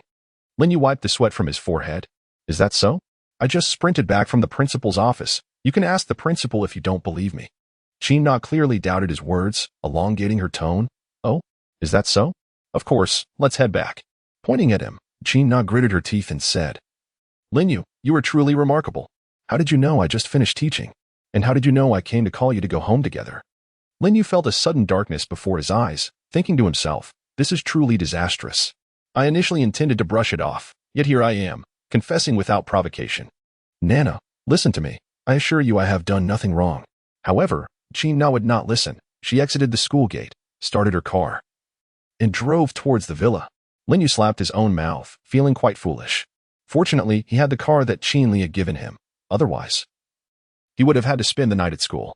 Qin Na returned to the villa and waited for a long time, but Lin Yu still hadn't come back. This infuriatingly straightforward man doesn't even know how to coax me. Now he is not even returning home. Just wait until you come back. I shall impose my punishment upon you. Chapter 56, Xiaoqian's Unspoken Dilemma. Lin Yu did not follow her vehicle. Instead, he drove his own car all the way to the bustling heart of the esports metropolis, where he sought out a renowned jewelry store. Although Lin Yu may not appear to be a boss or a wealthy individual, their guiding principle is to face the world with a smile. After a prolonged selection process, Lin Yu finally pointed at a remarkably exquisite platinum necklace. Might I take a closer look? A shop assistant retrieved the necklace, and Lin Yu held it in his hand, examining it from various angles, yet found himself bewildered. Observing Lin Yu's actions, the assistant, though tempted to chuckle, managed to restrain himself. Good day, sir. This platinum necklace is the latest model of the year. May I inquire if it is intended as a gift for a girlfriend or a family member? Lin Yu replied with irritation, Of course, I purchased the platinum necklace as a gift for my girlfriend or family. I typically only give property deeds. Upon uttering these words, the shop assistant remained oblivious, unable to comprehend how someone dressed as he was, worth at most a few thousand, could possess the audacity to speak so arrogantly. Lin Yu could discern that the shop assistant held him in contempt. He handed the necklace to the assistant, requesting it to be wrapped, declaring his intention to purchase it. What? This is priced at 1,888. 888. This individual is making a purchase without a moment's hesitation? Meanwhile, another assistant, having noticed the commotion, began whispering to her colleague behind Lin Yu's back. Lin Yu felt a twinge of impatience. Please hurry and prepare a gift for me. As the attendant was wrapping the item, another staff member approached. Sir, we have other attractive new arrivals in our store. Would you like to take a look? It was evident that she doubted Lin Yu's ability to afford the price, subtly urging him to consider a more economical option. He needed to return and placate Qin Na, and truly did not wish to squander any more time. Beautiful, please process the card. Lin Yu took out his card and handed it directly to the attendant, wishing to engage in no further meaningless conversation with these individuals. Beep, beep, beep. A message arrived on Lin Yu's mobile phone, revealing that a sum of 888 had been deducted just a minute ago. The shop assistant was utterly taken aback. This individual was quite young, and yet, without hesitation, had purchased an item worth 180,000. Initially, she had presumed that this card would not suffice for the transaction, but upon the successful deduction, she truly felt like a frog at the bottom of a well. With a smile, the shop assistant carefully wrapped the item and respectfully handed it to Lin Yu. After his departure, the two beautiful shop assistants continued to discuss him, astonished by his apparent wealth. Did you catch what he said? He bought this for his girlfriend. Well, she must be incredibly fortunate. All right, a customer has arrived. Let's not get lost in our daydreams. Lin Yu, filled with anticipation, eagerly wished to present the necklace to Qin Na. However, upon returning to the villa, he found it shrouded in darkness. Naturally, Qin Wei and the others had returned home after the match to rest. It was hardly surprising that Yuxian was not at home. In the darkness, Lin Yu cautiously pushed open the door to Qin Na's bedroom. As he fumbled for the light switch, the instant the room was illuminated, Qin Na unexpectedly leaped out from behind him. My goodness! Lin Yu patted his chest and exclaimed, What are you doing? Are you being fierce with me? I have yet to settle the matters regarding school with you, and now you are being harsh again. Woe is me. Lin Yu initially believed that she was merely feigning tears and chose to ignore her. However, as Qin Na's sobs intensified, he realized that her distress was genuine. Nana, may I explain myself now? He asked. Yet, Qin Na continued to disregard him, her cries unabated. In response, Lin Yu retrieved a platinum necklace and, from behind her, gently adorned her neck with the exquisite piece. As anticipated, her weeping ceased, and Qin Na, feeling the necklace, inquired, What is this? Lin Yu sat at the edge of the bed, exclaiming with annoyance, I just went to buy something, intending to surprise you, but instead, I was startled by you. And yet, you still accuse me of being fierce. Ah, my dear, I apologize. Subsequently, Lin Yu recounted the entire incident of transforming into a nitpicker to Qin Na, confessing, I was merely afraid you might misunderstand and turn into a fierce tigress, which is why I chose to keep it from you. Qin Na wept more intensely. Embracing Lin Yu tightly, I'm so sorry. I promise I will listen to your explanations next time. Lin Yu cast her a sidelong glance and remarked, It's not that I fear your fierceness. Rather, I have calculated that your menstrual cycle is approaching, and I dread provoking your ire. The sound of her weeping ceased abruptly. You insufferable man, are you cursing me to endure 2 menstrual cycles in a month? Qin Na realized she had been played and felt a surge of irritation, her teeth grinding in frustration. Before long, the entire bedroom was in disarray. Lin Yu was also disheveled by her tossing of various items. The following day, they returned to school as usual. With Gao Ping's assistance, Lin Yu found himself rather leisurely. Lying on the lawn, he noticed the girl in a short skirt. However, Xiaoqian was not wearing a short skirt today. Her tight denim shorts were even shorter than a pleated skirt. I must insist that you refrain from calling me the girl in the short skirt, she remarked. Lin Yu then stood up and cast a glance at her. With her slender legs, curvaceous upper body, and exquisite features, she certainly bore a resemblance to Qin Na. However, Lin Yu could not shake off the feeling that she lacked the divine aura that Qin Na possessed. The outfit you are wearing is even shorter than the last time. Should I not call you short skirt, sister? Must you insist on conversing with me in such a manner? Lin Yu also found it somewhat excessive. This little Qian could be considered a petite beauty. Pray tell, what is the purpose of her visit? Was that girl from last time your girlfriend? Lin Yu displayed an air of pride. Indeed, what was the matter? Xiaoqian, after a brief pause, quietly inquired, could it be that she has misunderstood? Lin Yu managed a rueful smile, replying in the negative. To clarify this misunderstanding, I had expended a sum of 888. These embarrassing incidents remained unspoken by Lin Yu. I inquired, Xiaoqian, is there something you wish to discuss with me? She hesitated, finally swallowing her words. It's nothing. I should be heading home. Very well. If there's nothing more, I shall take my leave. After Lin Yu departed, he left her standing alone in place. He turned back for a glance, only to find Xiaoqian discreetly wiping away her tears. As the time to return home approached, Qin Na drove back to the villa first.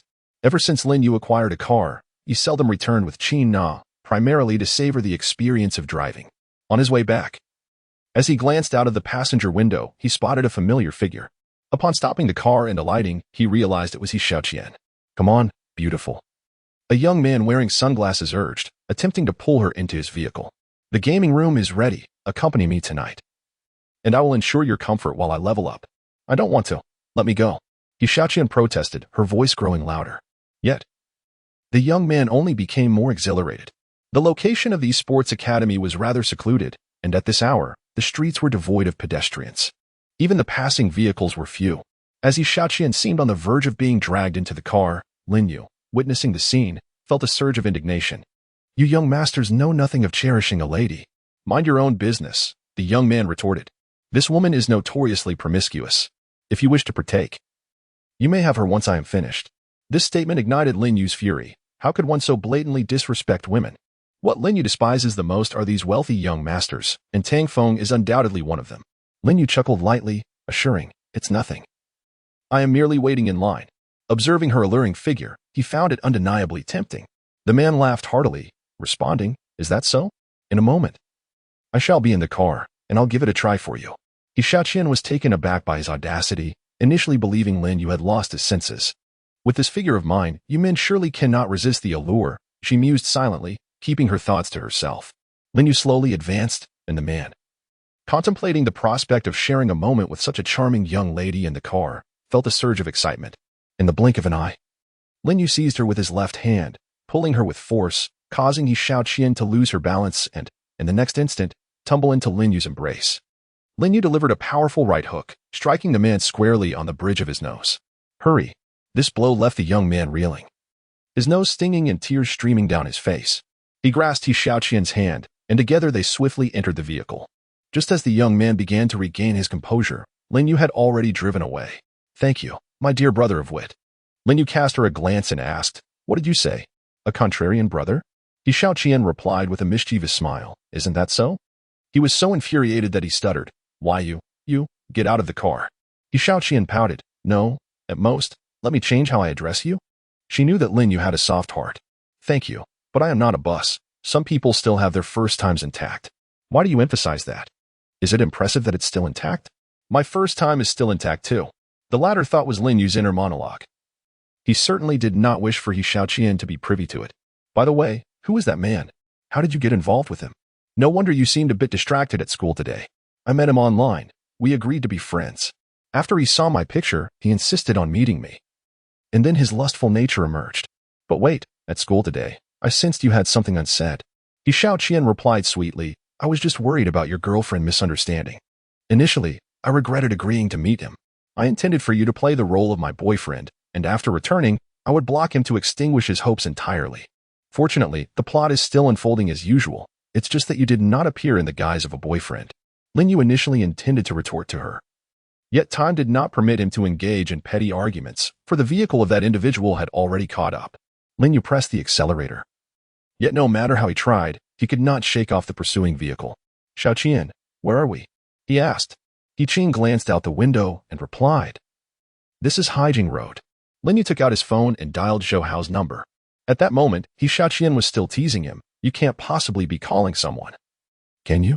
I never expected you to be a part of the underworld." "Part of the underworld? Nonsense. I'm merely addressing a minor issue with him. The real problem lies with your interference. Besides, with only a few days left until the finals, I wish to avoid any distractions that might prevent me from competing." Lin Yu parked the car at the entrance of the gaming CAF, where a young man, upon seeing them alight from the vehicle, became furious and retrieved an iron rod. "Hurry, you go inside the CAF first," he commanded.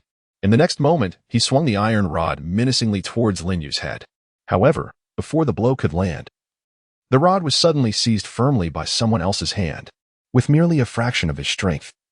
Seichi snatched the iron rod away and delivered a powerful punch to the young man's face. The impact was so forceful that the young man struggled to maintain his footing. This strike was several times more potent than Lin Yu's. Seichi hurled the iron rod aside and prepared to unleash another right hook aimed at the young man's cheek. Yet, a voice from within the CAF interrupted him. "Seichi, stop. Lin Yu, are you all right?" Zhou Hao, having received a call, had instructed Seichi to stand guard at the entrance of the CAF. Clearly intimidated by Seichi's strength, the young man quickly fell to his knees, pleading for mercy. "Seichi, let him go," Zhou Hao said firmly. "If you dare to provoke my brother again, I shall ensure you vanish from this city. My father's name is Zhou Tianlong. Remember it." The young man nearly fainted upon hearing Zhou Hao's father's name. "Thank you, Zhou Hao, Seichi," Lin Yu expressed his gratitude. "No need for thanks, we are friends," came the reply. Xiaoqian, lurking in a corner by the entrance, had witnessed the entire scene clearly. She approached Seichi, who was muscular, and said, "Thank you." Seichi, blushing and scratching the back of his head, replied, "I was in the wrong last time for taking advantage of you." Xiaoqian appeared particularly embarrassed, replying, "I was wearing leggings last time, and your touch wasn't too excessive. Besides, you've helped me again this time. I suppose we're even now." Zhou Hao, overhearing their exchange, burst into laughter. "All right, let us head inside and sit for a while." Seichi handed a business card to Xiaoqian, saying, "If anyone bullies you in the future, just call this number. I acknowledge you as my sister now." Xiaoqian smiled sweetly at him, saying, "Thank you, brother." The three of them remained in the gaming CAF, engrossed in conversation until dusk. Lin Yu glanced at the time and exclaimed, "Oh dear, it's late. I must return, otherwise I shall face dire consequences tonight." After driving Xiaoqian home, he made his way back to the villa. Upon entering the room, Qin Na noticed his disheveled state and asked, "Lin Yu, what happened to you?" Lin Yu removed his clothing, preparing to take a shower, when he noticed a conspicuous scratch on his neck. "Nana, will you listen to my explanation?" Qin Na did not erupt in anger this time. Instead, she remained calm, sitting on the bed and allowing him to elucidate the matter. "This is how it is." Lin Yu recounted the entire sequence of events to her, prompting Qin Na to hastily exit the bedroom. Initially, he feared that she was once again upset. However, upon her return to the bedroom with a medicine box, Lin Yu embraced her tightly, expressing his gratitude. "Thank you, Nana. I love you. All right, enough of the flattery. You should take a shower first. When you emerge, I shall assist you with the medication." Upon her return, Qin Na meticulously applied the ointment to his wounds. "Nana, let us spend a day out tomorrow. It has been far too long since our last date." "As you wish, but tonight, make sure to rest well and avoid touching your injuries." Lin Yu plunged into her embrace, requesting her to hold him while he slept. In Qin Na's eyes, he occasionally resembled a mere child. That night, Qin Na clung to him, refusing to let go even for a moment. Early the next morning, as Lin Yu rose to freshen up, he heard someone ringing the doorbell outside. Lin Yu opened the door, his face adorned with a myriad of questions. "Are you a shadow?" he inquired. "Have you even found my residence?" He was taken aback. Xiaoqian smiled sweetly, acknowledging that her frequent disturbances to Lin Yu were rather inconsiderate, especially given that he had a girlfriend. "I have come to express my gratitude," she continued. "Yesterday was so chaotic that I failed to thank you properly."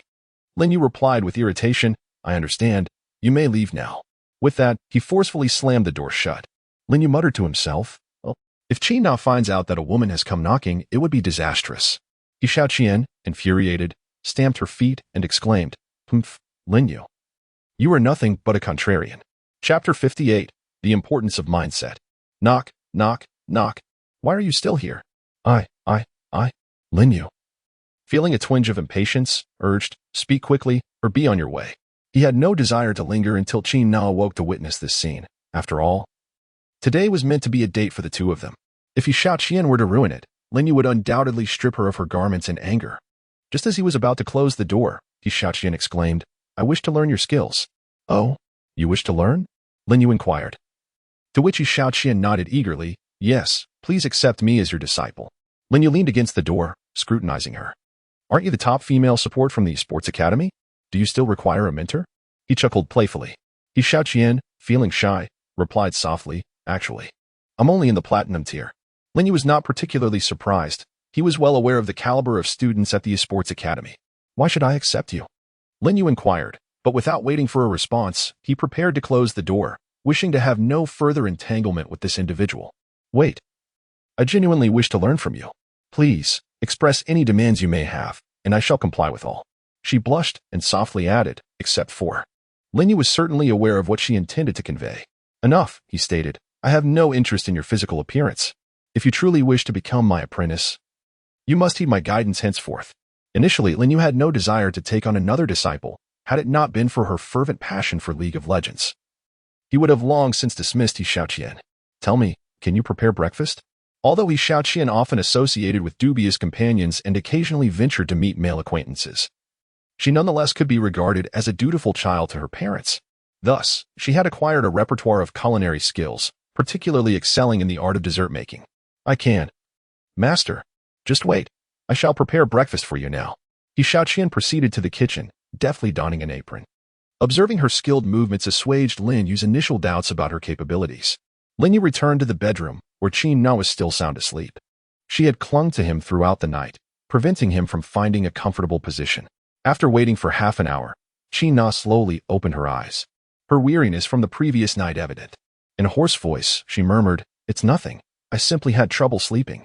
Lin Yu handed her a glass of cool boiled water.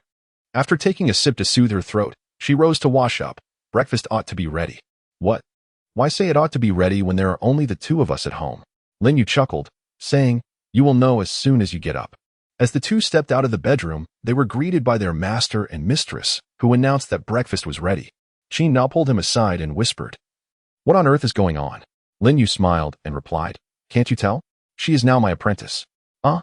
Qin Na looked puzzled. He Xiao Qian interjected, "Mistress, it's time for breakfast." Qin Na sighed deeply. "You should still call me senior." She felt it was rather awkward for such a beautiful girl to refer to her as mistress. "All right, senior." After they finished breakfast, Lin Yu instructed her to go to the study, log into her account, and engage in ranked matches. "I will check your performance upon my return." Subsequently, he and Qin Na set off in the car. Today marked their date, and he had no desire for He Xiao Qian, the unwelcome third wheel, to accompany them. Upon their return from the date, which was already in the evening, Lin Yu hurried back to the villa and immediately headed to the study. The scene that unfolded next left him utterly furious. Xiao Qian. Xiao Qian. To his astonishment, He Xiao Qian had fallen asleep at the computer desk, and the quiet room was filled with the sound of her snoring. Lin Yu initially intended to scold her, but he was instead amused by her snoring. He Xiao Qian. In her dreams, faintly sensed someone calling her name. Lin Yu called out for quite some time, yet she did not awaken. It was time for breakfast. "Ah? Have we eaten?" Indeed, this tactic proved effective. He Xiao Qian lowered her head, too timid to meet his gaze. Lin Yu, with an air of annoyance, inquired, "What is the outcome of today's ranked matches?" "We lost 5 games and won 1, came the reply. Upon glancing at the results, he realized that this girl had indeed been idle in all 5 matches, and the sole victory was merely a result of a fortunate circumstance. Is this truly the foremost female support of the Esports Academy? He Xiao Qian blushed. "I did say it was just a joke at that time. It seems I should not have taken you as my disciple." "Master, why? You dare to ask why? Your mindset is poor, allowing you to be idle in 5 consecutive matches. I have never encountered someone like you before." He Xiao Qian retorted, "My teammates were unskilled. Even if I had not been idle, we would have lost regardless." Lin Yu shook her head, sensing that she was beyond redemption. This was not an excuse. It was primarily a matter of mindset. No matter how inexperienced her teammates were, one should never abandon the game. She huffed and said, "All right, master. Why don't you try playing with these novice teammates and see if you can carry them?" "Fine. Since you insisted, I shall use your account to play a game. We shall ascertain whether the issue lies with your mindset or with the teammates." Lin Yu had not played in such a platinum tier for quite some time, so he casually selected a Callista. Although the early game did not unfold smoothly, with several waves being disrupted by the erratic assistance of his teammates, He Xiao Qian watched this scene with delight. "Serves you right for lecturing me so earnestly." Throughout this ranked match, Lin Yu's team remained at a disadvantage for nearly 30 minutes. Nevertheless, Lin Yu consistently offered words of encouragement to his teammates, diligently typing in the chat box, advising the support player to secure vision around the Baron and cautioning against being caught alone, while preparing to engage in a decisive battle for the Baron. Lin Yu patiently awaited the completion of the final core item, the hat, for his mid laner. Once it was acquired, he expertly directed his teammates to engage in a decisive battle for the Baron.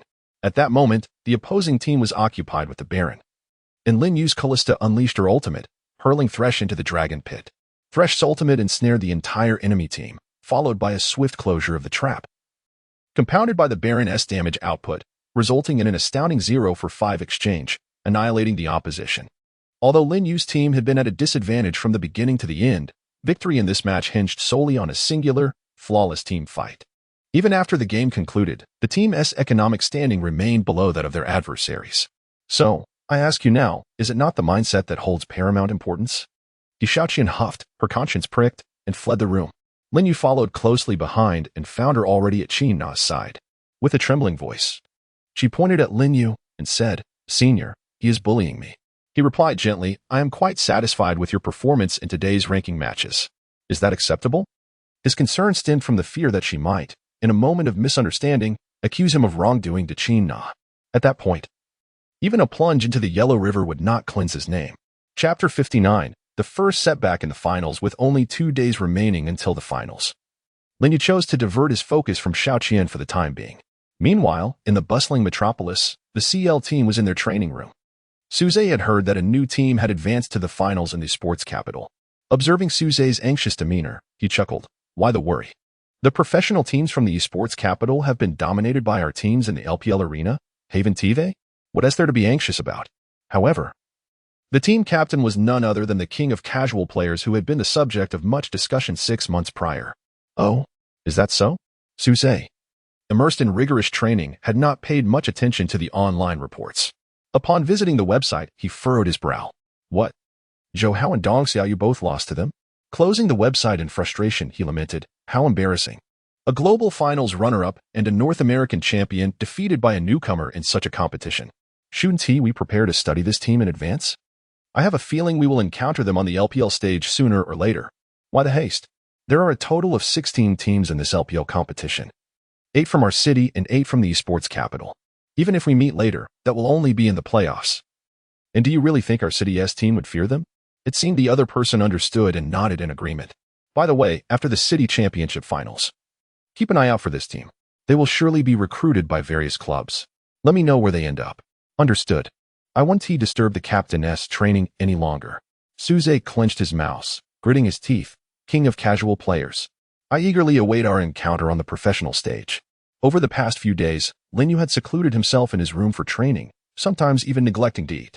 Although Qin Na was his girlfriend, she transformed into a diligent caretaker, consistently reminding him to take breaks from meals. Since that evening, while Lin Yu appeared to have softened, He Xiao Qian had absorbed his words completely. Now, she not only refrained from disconnecting, but during unfavorable matches, she would also comfort her teammates by typing encouragement and consistently maintaining excellent vision. In just 2 days, she had climbed to Platinum 1 rank. Chun Wei and the others returned 2 days prior, and aside from practice matches, Lin Yu had been focused on ranking up in the Korean server. Finally, the day of the finals arrived, with even more spectators in the venue than during the semifinals. Wei Wei, Shuai and Xiaoya occupied the prime seats, while everyone from the esports academy gathered in the classroom to watch on the big screen, knowing that their reputation was at stake. Zhou Hao's gathering place offered complimentary drinks for the day, as he joined everyone in the Internet CAF's main hall to watch the finals on the large screen. Oh, king of casual players, Lin Yu, who served in the TY team 6 months ago, was suspended for half a year for rule violations. Yet he reached the pinnacle of the national server and ranked 39th among the strongest in the Korean server. The CL coach had shared all of Lin Yu's information with Su Zhe, who, upon reading the introduction, found himself intrigued to watch the finals. After a smooth introduction by the host, the commentary was handed over to the analyst. Hello everyone, I am the commentator, Wei Ziqi. Her melodious voice filled the arena as she took center stage for this decisive match. The players began their bans and picks, showcasing a dynamic and thrilling atmosphere. In the red team, Lin Yu commands a top lane Renekton, a jungle Elise, a mid lane Syndra, and a bot lane consisting of Ezreal and Alistar. In the blue team, Tang Feng leads a top lane Gragas, a jungle Lee Sin, a mid lane Orianna, and a bot lane featuring Kog'Maw accompanied by Thresh. Lin Yu expresses his frustration, deeming the opposing players to be excessively aggressive, as they have banned 3 of his champions. As the game loads, Chun Wei can be heard cursing in the voice chat. Lin Yu smiled with confidence, unperturbed by the challenges ahead. They remained the vanquished beneath their command. Both teams had entered the game, and the finals of the city championship commenced. At the outset, both sides adopted a linear formation, with their junglers initiating in their respective territories. Within 3 minutes, the red side's jungler, the Spider, swiftly cleared her jungle and reached level 3, quietly maneuvering towards the top lane. Simultaneously, the blue side's blind monk, having completed his blue buff, also achieved level 3 and opted to ambush the top lane. Neither jungler chose to engage aggressively, seemingly awaiting their top laners to reach level 3 first. As both top laners cleared their final wave of minions, they simultaneously hit level 3. The crocodile deliberately left a minion alive and, utilizing his 2-phase E skill, lunged towards the barrel, opting not to unleash his empowered W, resulting in minimal damage. However, the crocodile sought to secure the initial control, and just then, the blind monk charged in from behind. After a brief exchange in a 2v2 skirmish, both sides traded 1 for 1, with the junglers claiming the kills.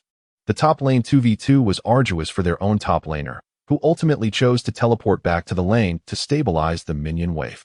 At this juncture, the Spider returned to base to purchase a pair of boots, while the blind monk proceeded to the mid lane in search of an opportunity. Upon receiving intel about the jungler's movement, Syndra, upon clearing vision, was caught by the opposing blind monk's Q. Following a coordinated assault with the clock, Syndra unleashed a QE combo, scattering her foes, hitting 2 targets, and successfully flashing away. Regrettably, the clock had yet to reach level 6, lacking essential output and control. Meanwhile, the Spider, now equipped with boots, swiftly arrived at the bottom lane. The bull recognized an opportunity, initiating a two-hit combo that launched Thresh into the air, allowing the spider to follow up with control, and together they eliminated Thresh. The output from the mouse was insufficient to counter the enemies, forcing him to retreat to the tower. Had he lingered, he risked being dived by 3 opponents. The blind monk returned to the mid lane, targeting the unprotected Syndra. The clock initiated with QR, pulling Syndra closer, while the blind monk applied slow with his ground slam, followed by a second Q that secured the kill. As the game reached the 8-minute mark, the score stood at 2-2. Upon Syndra's respawn, and just as she entered the lane, the blind monk decisively flashed from the jungle, reaching level 6, and executed a dragon tail, kicking Syndra towards the clock. A flurry of attacks ensued, resulting in Syndra's demise. With the kill awarded to the clock, the red side's mid lane became increasingly untenable as the clock had gained a level advantage and half an item lead. Despite the red side's composition not having any glaring issues, the mid lane had collapsed. By the 25-minute mark, the blue side's mid-jungle synergy frequently pressured the bottom lane, compounding the strain on Lin Yu. Coupled with a formidable opponent's composition, the blue side seized an opportunity during a Baron fight, executing a flawless team battle that resulted in a 1-for-5 trade, subsequently pushing to the high ground and directly assaulting the base. In the first match, Tang Feng's blind monk dictated the tempo, leading to 3 successful ganks on mid lane, which rendered the red side's composition severely lacking in output during the mid to late game. Chapter 60. Vayne secures 4 kills as the second match commenced. Doubts among the audience arose when the opponents allowed Lin Yu's Kalista to be picked. Indeed, within 20 minutes of the second match, Lin Yu and his jungler synergized effectively, propelling the team's momentum and securing a swift victory, leveling the score to 1-1. As the third match began, Tang Feng and his team recognized that Xin Wei's jungler had consistently focused on the bottom lane in the previous 2 games. Learning from their past mistakes, the blue side banned 3 AD champions, while the red side eliminated the clock, barrel, and blind monk. The blue side selected the mouse, leaving the opponents devoid of potent AD champions. Even the female commentator noted the challenging position for Lin Yu's bottom lane. Some audience members began to murmur, questioning the targeted bans. Yet, in the next moment, cheers erupted as the red side locked in the card master, Twisted Fate. The excitement was palpable as the crowd chanted for global strategy. Tang Feng, noticing the opponent's selections, felt a rush of urgency. The blue side swiftly picked Nocturne, curbing the opponent's support potential, while also selecting the mid-lane Serpent to exert pressure against Twisted Fate. Now it was the red side's turn to select champions. And tension filled the air as everyone speculated on their AD choice. Without hesitation, the red side secured Vayne and Janna, prompting another round of applause from the crowd. Shuej and Wei Wei were particularly animated, recalling Lin Yu's illustrious 5-kill performance with Vayne in previous matches. The blue side then finalized their selection with Crocodile and Thresh. The matchup between Crocodile and Xin was deemed a 50-50 scenario. Just as the female commentator concluded her remarks, the red side swiftly picked Tree. What? Xin was revealed to be a flex pick, designated for the jungle position. The mere selection phase stirred the venue into a frenzy. Although the red side did not secure Nocturne, the synergy between Twisted Fate and Xin in the mid-jungle dynamic, combined with the late-game potential of the bottom lane, posed a significant challenge for the blue side. The difficulty primarily stemmed from Nocturne's suboptimal performance. Without reaching level 6 early, he struggled in the jungle against Xin's tankiness. In the third match, the game officially commenced. The red side took the initiative, attempting an early engagement, while the opponents opted to avoid confrontation. The red side's level 1 skirmish proved significantly stronger than that of the blue side. The red side placed a ward near the opponent's red buff, and both teams retreated to their lanes to farm. Nocturne had no choice but to start at blue, rendering him at a disadvantage without the red buff. Fortunately, Nocturne's champion was designed to reach level 6 quickly. Xin, having cleared his jungle, began to approach the top lane. After completing his blue buff, Nocturne returned to secure his red buff, but Lin Yu had already anticipated his movements and did not push the lane forward. While Nocturne farmed the stone golems in the bottom lane, the first gank unfolded in the top lane. Crocodile found himself too distant from the tower, and with ample crowd control, they relentlessly pursued him.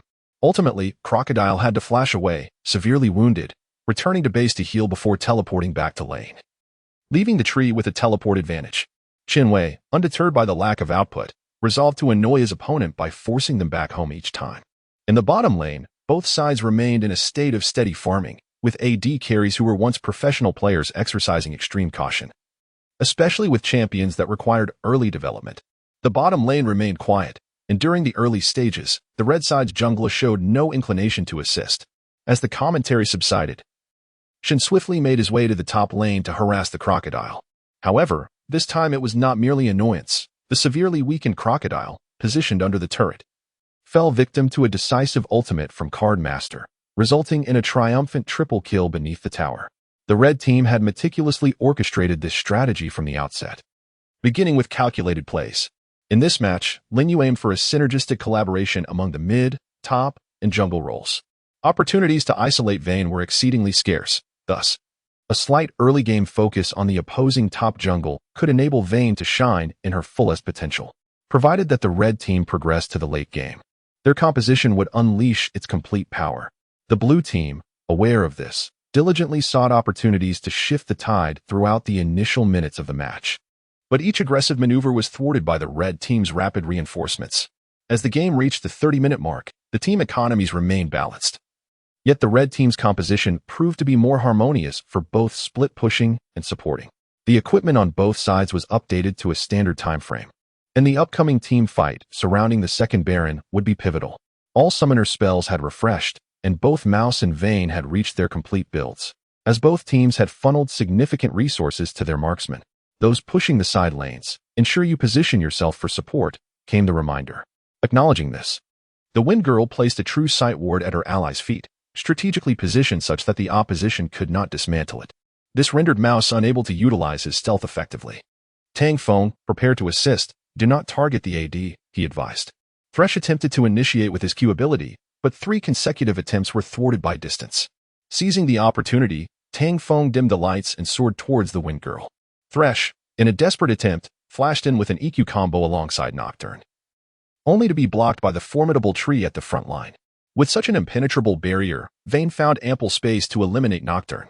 The Wind Girl activated her ultimate in a bid to displace enemies but was countered by Nocturne's W ability. With no other choice, Qin Na resorted to flashing away. Tang Feng, being a master in the national server, had no intentions of retreating once he committed to assisting the Wind Girl. Nocturne followed suit with his own flash, and the Wind Girl fell prey to his fear. Lin Yu's Vayne, seizing the moment, first provided a healing spell to the Wind Girl, and then unleashed an E ability, pinning Nocturne against the wall. In that moment, Lin Yu could only focus on inflicting damage upon Nocturne, attributing the miscalculation to Tang Feng, whose eagerness to secure a kill led him perilously close to the wall. Consequently, not only did the Wind Girl survive, but Vayne also succeeded in restraining Nocturne. With 6 full items, Vayne was a force to be reckoned with, far beyond what Nocturne could withstand. As Vayne activated her ultimate, she executed a series of basic attacks followed by a Q, swiftly dispatching Nocturne with merely 3 strikes. The opposing Mouse attempted to follow up with damage, but was met with the relentless presence of the tree, akin to an unyielding gum on the battlefield. This rendered the blue team's dual carries incapable of approaching the backline. During the tree's offensive onslaught, Shen and Card Master arrived to provide support. Seeing his carry safe, Chen Wei promptly bestowed his ultimate upon the tree. Upon landing, he executed an E-flash, taunting the Mouse as Card Master simultaneously unleashed his ultimate nearby. Lacking the protective capabilities of a soft support and without stealth, the fragile Mouse faced dire circumstances. After the Mouse's demise, the remaining 3 opponents were relentlessly pursued by the newly arrived Vayne, who utilized her ultimate and evasive maneuvers to dodge enemy abilities. Ultimately, Vayne secured the final blow with a flash Q, eliminating the Serpent Woman and achieving a quadra kill. This decisive moment solidified the victory for the Legia representative team, clinching the championship title in the city championship.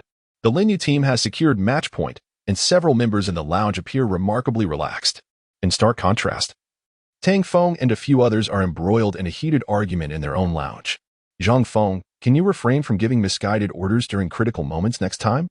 In that situation, if I were to fly in for a backline assault, would it not be akin to delivering myself to the enemy? Tang Feng, visibly agitated, paces back and forth in front of his teammates, unable to settle down. Fine, fine. If we win, it's your glory. If we lose, the blame falls on me? In that scenario, even if you don't engage, eventually the opposing team will push us to the high ground tower. At that juncture, would you prefer to sacrifice 2 lanes of high ground, or to yield the Baron? Or would you rather force a play?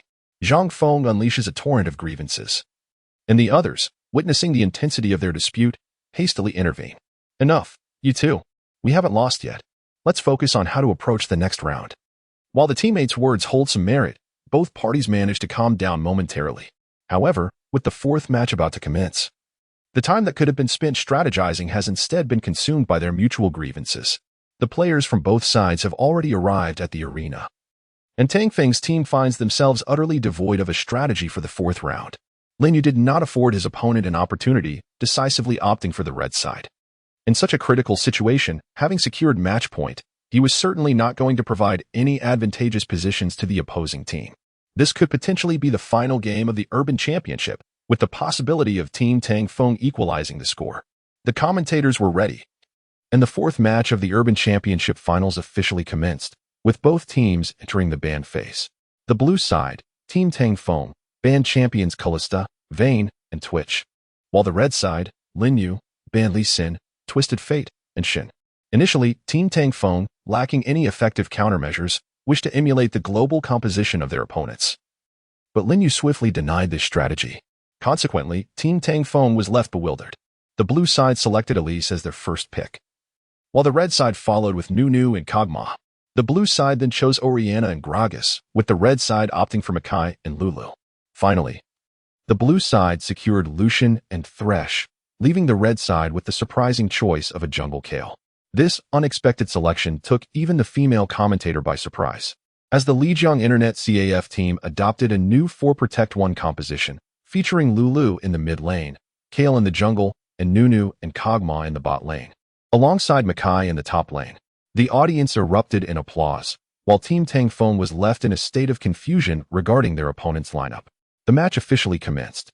The fourth game of the Urban Championship Finals had begun, with both teams adopting a linear formation.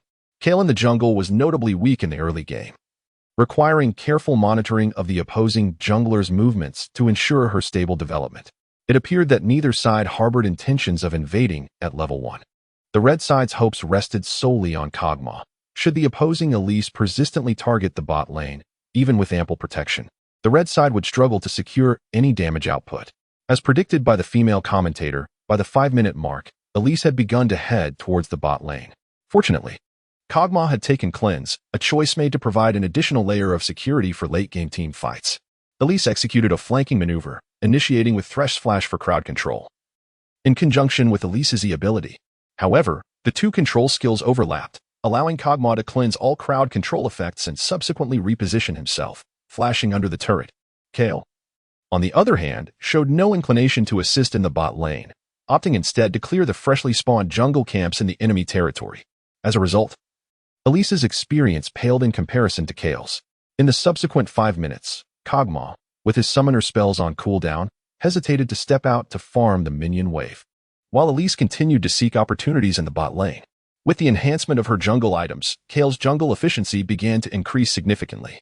Just as Elise attempted another approach to the bot lane, Kale had completed her second red buff and made her way to the top lane. Makai initiated crowd control, while Kale used her Q to slow down the opponent. Gragas's ultimate aimed to displace Kale, but she calmly flashed into the path of Gragas's ultimate, resulting in her being propelled next to him.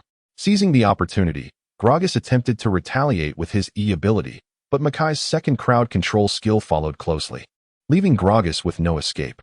First blood was drawn, with the kill awarded to Kale. Due to the blue side jungler's relentless targeting of the bot lane, Elise had only managed to clear her lower jungle quadrant. In an unexpected turn, the disadvantaged Kale had gained a level lead over Elise. Tang Feng, go farm for levels. Don't come to the bot lane for now, came the command. Don't instruct me. How many times must I say this? If it weren't a match, I would have already disconnected, Tang Feng retorted, his frustration evident in his tone. As the match approached the 10-minute mark, Elise once again circled towards the bot lane. And this time, Thresh S-Hook successfully found its mark on Kog'Maw. Lin Yu did not even use his flash, and was swiftly eliminated by the opposing trio. Such positioning led all viewers, including the commentators, to feel that Lin Yu had made a significant error. In the mid and top lanes, aside from a brief engagement initiated by the Angel, both sides developed steadily without any intention of confrontation. As the match approached the 15-minute mark, the Spider once again circled to the bottom lane. Due to Lin Yu being frequently targeted, the Snowman was unable to venture out to establish vision. With the enemy gaining complete control of the vision, the large mouth was unable to develop steadily. However, at this moment, the angel was in a comfortable position, having access to both his own jungle camps and the enemy's blue buff area, along with a first blood kill, allowing him to acquire 2 items. Zhou Hao, observing from the sidelines, chuckled coldly, realizing that the large mouth was merely a decoy. Wei Wei also recognized this, so she was not particularly surprised. What? A decoy? Asked Shuai. Indeed, replied Zhou Hao, the large mouth serves as a decoy. This game is not solely reliant on the large mouth's output. It seems Lin Yu anticipated that he would be endlessly targeted and intended to place the damage output on the angel instead. Shuai inquired. But what if Lin Yu guessed wrong? What if the enemy does not target him, but instead focuses on the angel in the jungle? A faint smile appeared on Zhou Hao's face, indicating that Lin Yu had intentionally chosen a strategy that appeared to be a for-protect one but was, in reality, aimed at ensuring the angel's stable development. Wei Wei interjected, we can only say the enemy fell for the bait, even if they target the angel. Once the large mouth has sufficiently developed, he can still maintain the for-protect one strategy. Shuai finally understood. Lin Yu had indeed provided a dual insurance policy for the team from the start. As the match progressed to the 20th minute, the angel had acquired a jungle knife, a sheep knife, and Nasher's tooth. It was only at this point that the enemy realized the primary core of this game was the angel, but by then, it was too late, as the angel's equipment was exceptionally strong. The enemy had already taken down the first turret in the bottom lane. Yet the large mouth remained at the second turret, waiting for the minion wave to arrive. Lucian and Thresh were consistently pressuring in the mid lane, leading to the destruction of the mid turret before 5 players grouped up to push the top lane. Throughout the first 20 minutes of the game, the enemy had been following a strategy of simply grouping and attacking wherever directed. With 3 outer turrets and 2 dragons taken, the blue side's team economy had surged ahead by nearly 7,000 gold. It appeared that this match was proving challenging for the red side. Could there still be a 5th game? Even the female commentator began to question whether a 5th game was on the horizon. When the large mouth had completed his 2 essential items, he began to approach the Baron. It is important to note that this composition could take down the Baron in less than 10 seconds. The red side had already grouped up to establish vision around the Baron. What? They have already begun to rush the Baron. However, none of the blue side's members had arrived to provide support. The Baron's health dwindled. 3,000, 2,000, 1,000. The snowman executed a full-level Q, finishing off the Baron without even needing the angel's smite. By the time the blue side arrived, the snowman activated his speed boost from his item, allowing the red side to retreat without losses. This decision from the red side caught everyone off guard. Nevertheless, the blue side still maintained an economic lead. While the only silver lining for the red side was that the angel had reached a full build, bolstered by the Baron buff. The red side sounded the horn for a counterattack. After returning to base to replenish their items, the red side began to push towards the mid-lane turret. This pressure forced the blue side to defend their turret. Just as the first turret was about to fall, the Treant activated his ultimate, initiating control on the enemy's clockwork. Following this, the large mouth benefited from Lulu's speed boost and relentlessly dealt damage to the clockwork. The angel positioned himself strategically, while the snowman cast his W to grant the angel increased attack speed, followed by activating his E skill for a flurry of strikes. The barrel tossed his ultimate directly at the large mouth, providing critical protection for the clockwork. Sensing an opportunity, the clockwork unleashed a QRW combo, targeting the angel who was dealing damage recklessly. The angel activated his invulnerability, advancing forward to unleash another barrage of attacks. Several opponents focused their fire, attempting to eliminate the angel, but just as he was on the brink of death, Lulu cast her ultimate to shield him. After ensuring the angel was in good condition, the snowman flashed into the fray, using his ultimate to slow the enemy's retreat. Even though the snowman's ultimate was interrupted, it successfully delayed the enemies for 2 vital seconds. This brief moment prevented the opponents from effectively repositioning, while the large mouth and angel transformed into damage-dealing machines. In a mere 5 seconds, they wiped out the enemy team, leaving them utterly stunned by such overwhelming output. All present were left in awe witnessing the final team fight. My goodness, how incredible! Despite the significant economic disparity, it was a clean 0 for 5. No way. This composition is utterly absurd. It turns out the angel was the true MVP of this match. By the end of the game, it became clear that the sole source of AE damage was indeed the angel. The previously impressive bottom lane had merely served as bait for this match. The audience buzzed with excitement as the red side pushed to claim the high ground. Witnessing the blue side's base health steadily diminish, 3,000, 2,000, 1000. Qin Wei removed his headset and jumped up, exclaiming, "We won. We are the champions." Qin Na, being a girl, maintained her composure amidst the excitement, though she struggled to contain her exhilaration. The mid, top, and jungle players, previously huddled together, immediately pulled Lin Yu into their embrace as soon as he removed his headset. Qin Na, wanting to join her teammates in a group hug, hesitated due to the differences between genders, ultimately deciding against it. However, she was promptly pulled into the group by none other than Lin Yu. She thought to herself that after getting to know everyone for so long, it would be disheartening to appear reserved at such a moment. Chapter 62. Yi Xian is the chairperson. The host took the stage and announced, "Congratulations to the Ligia representative team for securing the championship of the inaugural city championship." Following this, the interview segment commenced. "Congratulations to the Ligia representative team on winning the championship. Lin Yu, do you have anything to say to everyone? This is my first championship, and I am incredibly excited." The host continued, "After losing the first game, you rallied to win 2 consecutive matches and secured match point. In the final game, you showcased an entirely new composition. Did you practice this strategy beforehand?" Lin Yu replied, "Due to our defeat in the first round, the team's morale remained remarkably resilient. Upon reaching match point, we played with greater ease, which prompted us to experiment with a different lineup." The host, aware of the nuances in his words, refrained from disclosing the true reason behind the final move. The host then inquired, "It seems that you have great faith in your teammates, do you not?" Lin Yu replied, "In competitive gaming, trust among teammates is indispensable. No matter how formidable the opponent may be, I firmly believe that my teammates are superior." Upon uttering these words, the audience erupted in applause. The host then approached Qin Wei and inquired, "If you were to assign a score to Lin Yu for this match, what would it be?" Without hesitation, Qin Wei responded, 99 points. I fear that awarding him a perfect 100 might inflate his ego. Indeed, Qin Wei's eloquence was remarkable, eliciting laughter and further applause from the crowd. The host continued, "As a regular ace at Ligia Internet CAF, having secured the championship, do you contemplate pursuing a career as a professional player?" Qin Wei replied, "This question has come up between Lin Yu and me before.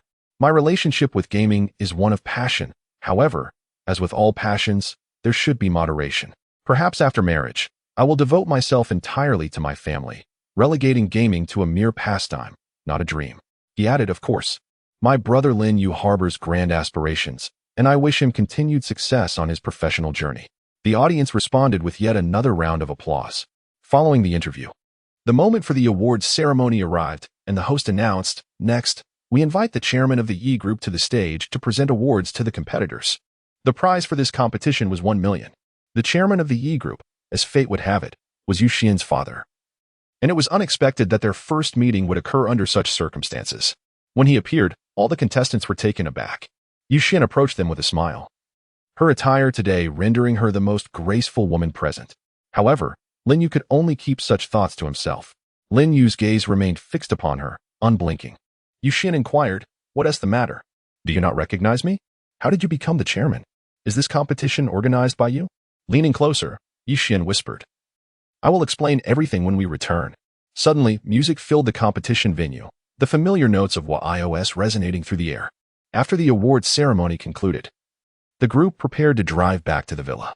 Yu Xian had changed into a fitted pair of jeans and a pink t-shirt. "Do you still welcome me back to stay?"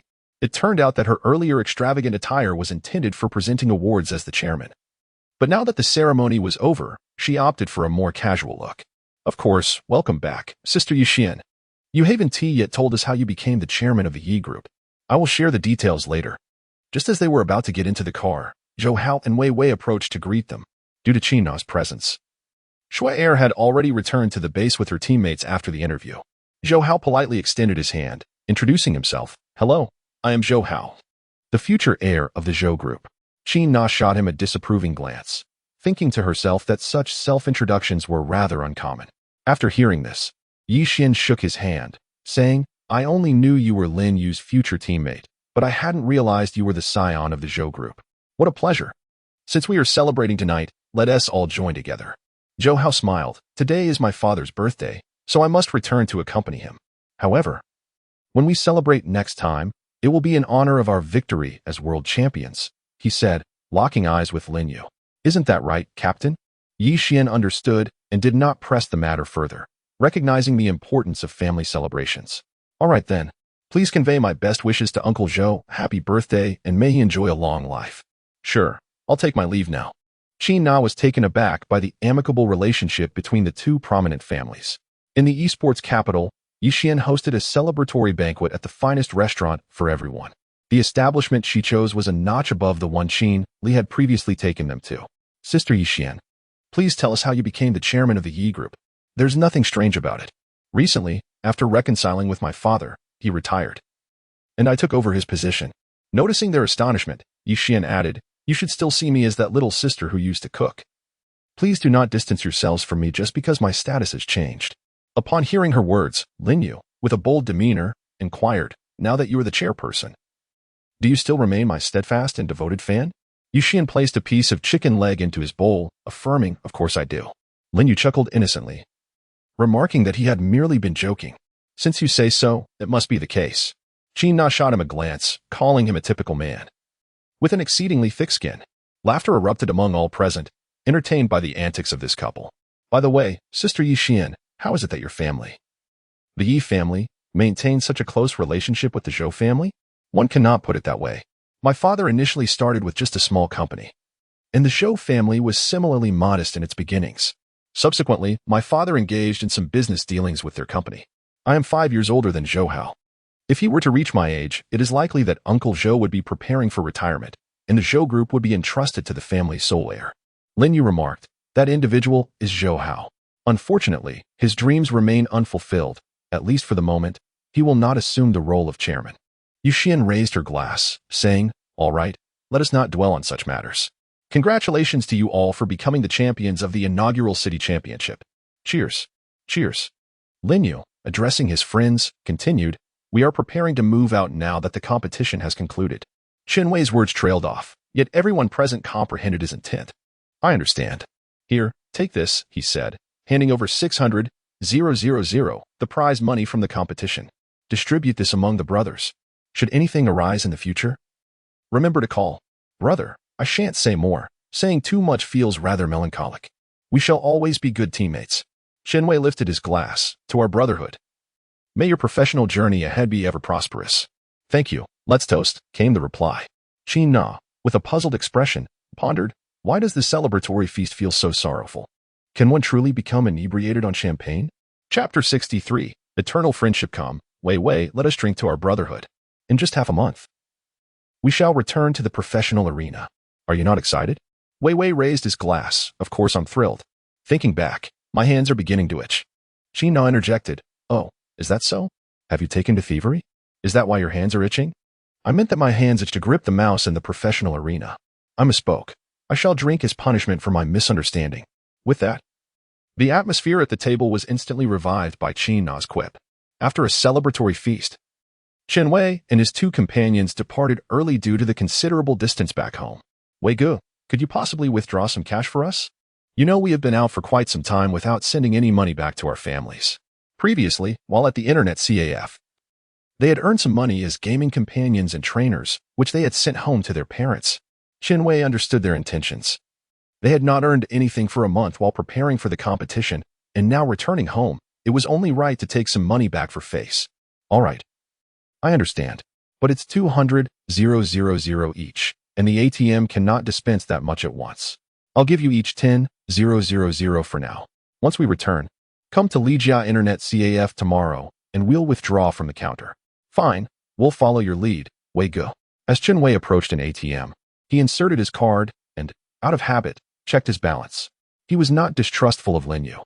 It was simply his personal practice to monitor his balance before withdrawing funds, allowing him to keep a handle on his expenses and avoid depleting his resources. When the balance appeared on the screen, the three of them were suddenly moved to tears. The display read 990,000. They recalled that Lin Yu had mentioned stepping out to buy something during their meal. Could it be that he had withdrawn 10,000 at that moment? Wei Gu, shall we inquire when we return? One of the friends turned, only to find Chen Wei already dialing Lin Yu's number. Hello, Lin Yu, what do you mean by this? Do you look down on us? Lin Yu smiled faintly and, with a grave demeanor, remarked, I fear that the three of you may find it difficult to divide this money. Hence I have taken 10,000. Nana and I shall each receive 5,000. This way, each of you will receive 330,000. which is fair and reasonable. Is there anything wrong with that? However, we had agreed upon 20,000 each. How can we bear such a disparity? He paused briefly and continued. Moreover, winning the championship is the result of the collective effort of 5 individuals. We cannot claim such a large sum. On the other end of the line, Lin Yu suddenly exclaimed, "What is there that we cannot bear? We are all good brothers." His tone softened considerably as he continued, "You are inviting me to join the competition. I ought to express my gratitude to you all. This money rightfully belongs to you." Enough said. Too much talk becomes pretentious. With that, Lin Yu hung up the phone. Brother Wei, Lin Yu is truly a remarkable friend. Is there any doubt? My brother never misjudges character. Now, let us return. After the celebration banquet, Lin Yu, Qin Na, Yixian, and Wei Wei all returned to the villa. Yixian, can you stay here indefinitely? Of course, it depends on whether someone welcomes me, she replied, casting a sidelong glance at Lin Yu. What are you two looking at me for? Of course, I welcome you, he replied. Qin Na suddenly appeared somewhat dejected as a thought crossed her mind. In half a month, you will be returning to the TY team, and then you will no longer reside in the villa. Isn't Chairman Yu here to keep you company? He teased Yixian. Besides, if you miss me, you can always come to the base, while I cannot guarantee much. I assure you there will be a spare bed for you. Pervert, is that all you can offer? Lin Yu, feeling aggrieved, exclaimed, what I meant was, there truly is an empty bed for you to sleep in. It is you who has misconstrued the situation. Who, then, is the lecher? Wei Wei. Unable to bear the scene any longer, inquired, which room shall I sleep in? Qin Na gestured towards a direction, prompting him to hastily retreat to his room. Yixian pretended to shiver, remarking, it's so cold. I shall return to my room as well. Sister Yixian, even you are not helping me. How could it possibly be cold in the midst of summer? Lin Yu smirked and remarked, clearly, they could no longer endure the situation. Deliberately seizing the opportunity to slip away. Who else do you expect to assist you? Hurry and tidy up, and obediently head to bed. She pointed at Lin Yu. Lecherous rogue, insufferable straight man. Return to your own room, to sleep. Bang. Qin Na decisively locked the bedroom door, leaving Lin Yu standing alone in the hall, lost in thought. Meanwhile, in the bustling metropolis, at the CL training facility. Manager, I must trouble you to visit the esports capital tomorrow. What is the matter, Suze? Speak your mind. I find myself unexpectedly admiring that Lin Yu. See if you can recruit him. Oh, is there truly a player that has caught your discerning eye? I merely admire him. I never claim to be infatuated. Please, if we cannot recruit him, it matters not. I shall defeat him on the professional stage. That evening, Lin Yu returned to his room, tossing and turning, unable to fall asleep. Thus, he opened his computer and logged into his Korean server account. He played 3 consecutive ranked matches, encountering the same ID each time. This individual played mid lane with a fierce style, exceptional awareness, and a deep champion pool, selecting 3 different mid lane champions across the 3 matches. In total, they played 3 games. This player carried in 2, while Lin Yu managed to carry 1.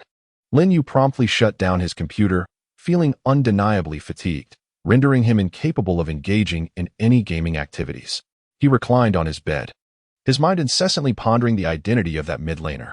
With so many divine players in the Korean server, it was inevitable that he would encounter some prodigious talents.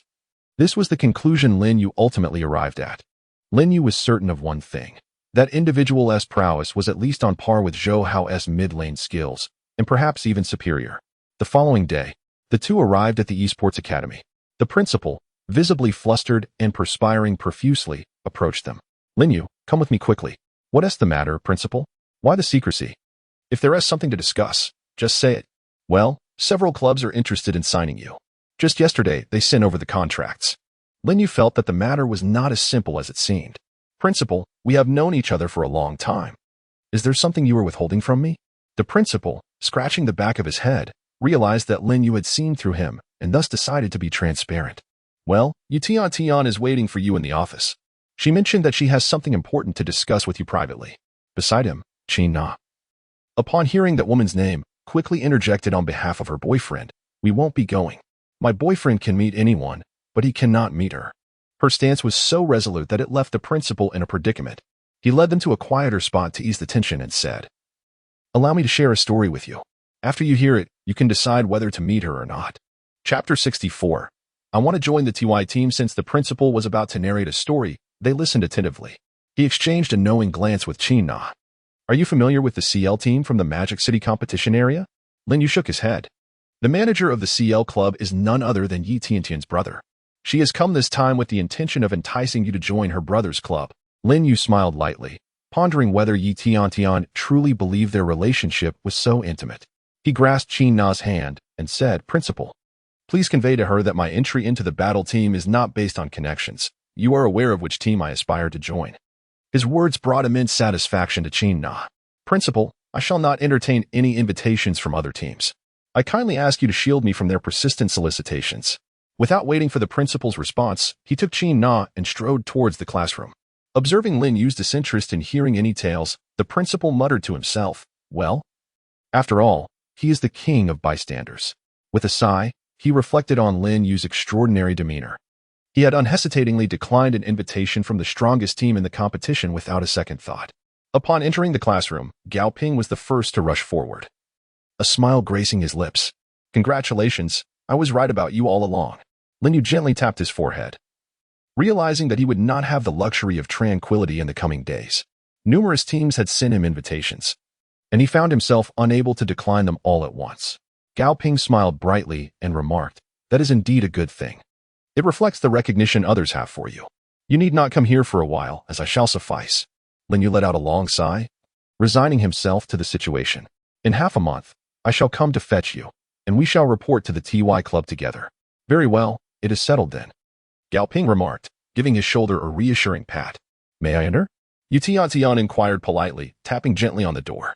Lin Yu, feeling somewhat irritated, remarked, "The door is not even closed. If I were to say no, you would still come in, wouldn't you?" The panda cast a glance at Yu Tiantian, who was standing at the entrance, his gaze fixed intently upon her. Yu Tiantian possessed exquisite features and a voluptuous figure, particularly her long, slender legs. She wore an off-the-shoulder top paired with an exceedingly short skirt, complemented by a pair of casual white shoes. He leaned closer to Lin Yu and whispered, "That woman is stunning. Could you possibly introduce me?" Lin Yu cast a glance at him, offering no response to the panda. Could you not aspire to something greater? This thought lingered in Lin Yu's mind. That vixen, dressed in such a manner at school, surely harbors ulterior motives. This sentiment, too, was one that Qin Na could only suppress within her heart. The arrival of Yu Tiantian rendered the atmosphere increasingly tense. "Lin Yu, step out. I have something to discuss with you," Yu Tiantian commanded, entirely disregarding Qin Na, who stood nearby. Lin Yu inserted his hands into his pockets, leaning slightly against a wall. "Why should I go out with you?" He replied, "I promise that after I finish speaking with you, I shall no longer trouble you." With a crowd surrounding them, Yu Tiantian, in order to preserve her own dignity, had no choice but to resort to a method that would inflict harm upon both herself and her opponent. She exchanged a glance with Qin Na, as if they shared a silent understanding, and she returned Lin Yu's gaze. "Na, I will be back shortly." The two made their way to a patch of grass. He surveyed the area, noting the absence of others. "Speak up. What is it that you wish to discuss with me?" Yu Tiantian lowered her head and softly murmured, "Could you please not be so indifferent towards me?" "Indifferent? If you truly regarded me as a friend, you wouldn't have allowed the principal to summon me alone to meet you. I detest it when someone assumes an air of superiority before me." In that moment, Yu Tiantian grasped the reason for his coldness. Was it really because of that? What else could it be? Lin Yu then settled down on the grass. Hearing his words, Yu Tiantian promptly sat beside him and sweetly replied, "I'm sorry. I will certainly change next time." Lin Yu deliberately shifted slightly to the side, asserting, "Please don't stand so close. After all, I am someone in a relationship." He then gestured toward Yu Tiantian's short skirt, adding, "You seem to have a wardrobe malfunction." Yu Tiantian pressed down on her skirt and replied, "There is no one else here. Now, what is it that you wish to discuss with me? If it's about joining your brother's club, I must decline. But I appreciate his interest. Please convey my apologies to him." Observing Lin Yu's resolute demeanor, Yu Tiantian chose not to pursue the topic further in order to preserve their rapport. "Are you headed to the TY team?" she inquired. He displayed no surprise. As an esports journalist, it was only natural for her to deduce such information. "Indeed, I am joining the TY team." Suddenly, Lin Yu conceived a clever idea. As he turned back, their gazes locked, and in the next moment, Yu Tiantian's cheeks flushed. This was her first instance of being face-to-face, lips nearly touching with Lin Yu. Yu Tiantian was indeed quite alluring, and Lin Yu found it challenging to restrain himself. "Sweetie, could you do me a favor?" His request abruptly pulled Yu Tiantian from her reverie. In a gentle tone, she replied, "What kind of favor?" "I will certainly assist you." I need you to report online that I am joining the TY team, and that I will be leading my assembled fleet, the Galaxy Armada, in this endeavor. Tion had initially thought he might require her assistance with something significant. Perhaps she herself had misinterpreted the situation. Is that all? Why, what else would it be? He playfully poked her forehead with his finger. What were you thinking just now? She felt a wave of embarrassment wash over her. And no, nothing. I'll head back now. And I'll make sure to report this for you once I return. Even now, her cheeks remained flushed. Lin Yu grasped her hand and expressed his gratitude. After he departed, Tion took quite some time to regain her composure. Lin Yu returned to the classroom, smiling as he said, Nana, let us head back. It was evident to all that he appeared much more relaxed than before he had stepped out. As the two exited the school gate, Qin Na suddenly inquired, What did you discuss with her? Why are you so cheerful? Lin Yu clasped her hand tightly and then recounted his conversation with Tion verbatim, including his intention to join the TY team. The matters concerning the sports academy were entrusted to Gao Ping. He gently brushed his fingers along her nose, saying, For the next half-month, we can revel in our carefree world together. Upon hearing this, Qin Na felt a surge of joy. Great. I wish to visit Magic City and Imperial Capital for some leisure. No problem. In the training room of the CL Club in Magic City, Tion appeared listless. Brother. He's unwilling to join the CL team. She reclined lazily in her gaming chair. What happened? Did you not inform him about the benefits and salary? Tion, slightly irritated, had just returned from the esports hub and was already fatigued, now having to explain to her brother. I didn't even have the chance to speak. I was outright rejected. What can I do? It seems he is resolutely determined to join the TY club. What? Going to TY? Suze interjected. Chapter 65. Arriving at Magic City indeed, he may wish to rise from where he fell. He even mentioned wanting to bring his galaxy fleet along to join the TY team. As Tion spoke, she had already dozed off in her gaming chair. Tion. Your skirt. It turned out her skirt was too short, nearly revealing tue much, but she was already asleep. Thus, Yu Xiaohai draped a jacket over his sister's legs. Suze, it seems my sister has done her utmost. That evening, after Tion awoke, she published an article online about Lin Yu joining TY, particularly emphasizing the inclusion of the Galaxy fleet in the team. Not long after it was posted, the news rapidly ascended to trending status, garnering thousands of comments below. Most were discussing the players of the Galaxy fleet led by Lin Yu. He spent 10 days exploring the Imperial capital with Qin Na, after which they arrived in Magic City, a place strikingly reminiscent of the esports hub, with numerous internet cafes lining every street. In the central square, there were even offline competitions hosted by internet cafes, creating an atmosphere akin to an esports utopia. Look over there. There's cosplay. Wow. So beautiful. Qin Na, brimming with energy, tugged Lin Yu around. Nana. Shouldn't we drop off our suitcase at the hotel first before heading out? It was then she realized Lin Yu was carrying a suitcase while she was dragging him about. Oh dear, I forgot. My love, you've worked hard. After checking into a nearby hotel, Lin Yu was once again pulled by her to the esports square. By this time, the central competition had concluded, and the participants had dispersed. The spectators began discussing the recently finished match, while a massive television screen switched to the music video for the S4 World Championship theme. Handsome, beautiful, would you like to give it a try? An amiable elderly woman approached the two of them. Lin Yu took a look and discovered that it was a costume from League of Legends. The elderly lady turned out to be a seller of cosplay outfits. However, she did not have the attire that the two of them fancied in her bag. Being in this profession, the old woman quickly discerned their dissatisfaction. Not to worry, my grandson's shop is nearby, and they have a wide variety. I am confident you will find something to your liking. The old lady spoke these words with such ease, suggesting that this was not her first encounter with such a situation. Initially, Qin Na was reluctant to go, but upon seeing the elderly woman, who was of considerable age yet still carrying a large bag to sell costumes, she felt a pang of empathy for her difficult life. Dear lady, could you kindly guide us? She decided without consulting Lin Yu. This was because they had previously agreed during their travels that in the capital, they would defer to his judgment, while in Shanghai, they would follow her lead. The old woman led them to a modest shop, which not only offered League of Legends costumes but also various other types, including those from anime. You two charming individuals, take your time to choose. I will go to the back to find my grandson, she said, noticing the front counter was unattended. Darling, what do you think of this one? She asked, handing Lin Yu an Explorer, Ezreal, outfit. Qin Na, with care, selected a black costume for him, while she casually picked up a Lux outfit. Nah. This one is black, it absorbs light. Are you not afraid of making me sweat tomorrow? Lin Yu remarked with a look of feigned grievance at the blue luxe costume in her hand. At that moment, the elderly woman leisurely emerged from the back room. We are in Shanghai. It is not hot at this season, and the sun feels quite pleasant, she reassured them. Then, dear lady, would you be so kind as to pack these for us? Lin Yu smiled and said. Just then, another figure emerged from the back. And they initially assumed it was the old woman's grandson, only to find it was an elderly man of similar age. Dear lady, where is your grandson? Qin Na inquired. She pointed to the elder behind her. This is my grandson. Ah, this. Qin Na stuttered. The elderly man chuckled. His laughter tinged with a hint of hoarseness. Young man, my wife has not deceived you. She has called me her grandson for 50 years, and it has become ingrained in her. Why is that? Lin Yu asked curiously. Dear wife, you tell them while I pack their items, he suggested. Thus, the three sat in the shop, with the couple attentively listening to the old woman recount her story. 50 years ago, he and I were childhood sweethearts. We made a pact to marry, and just 1 month before our wedding at the age of 20. He went to the city to buy wedding supplies and met another girl. At this point, the two elderly people exchanged a tender glance before the old woman continued. On that occasion, he found himself smitten with that girl. The day before our wedding, he chose to elope with her. As Qin Na listened to the first part of the story, she appeared visibly uncomfortable. He was gone for a year.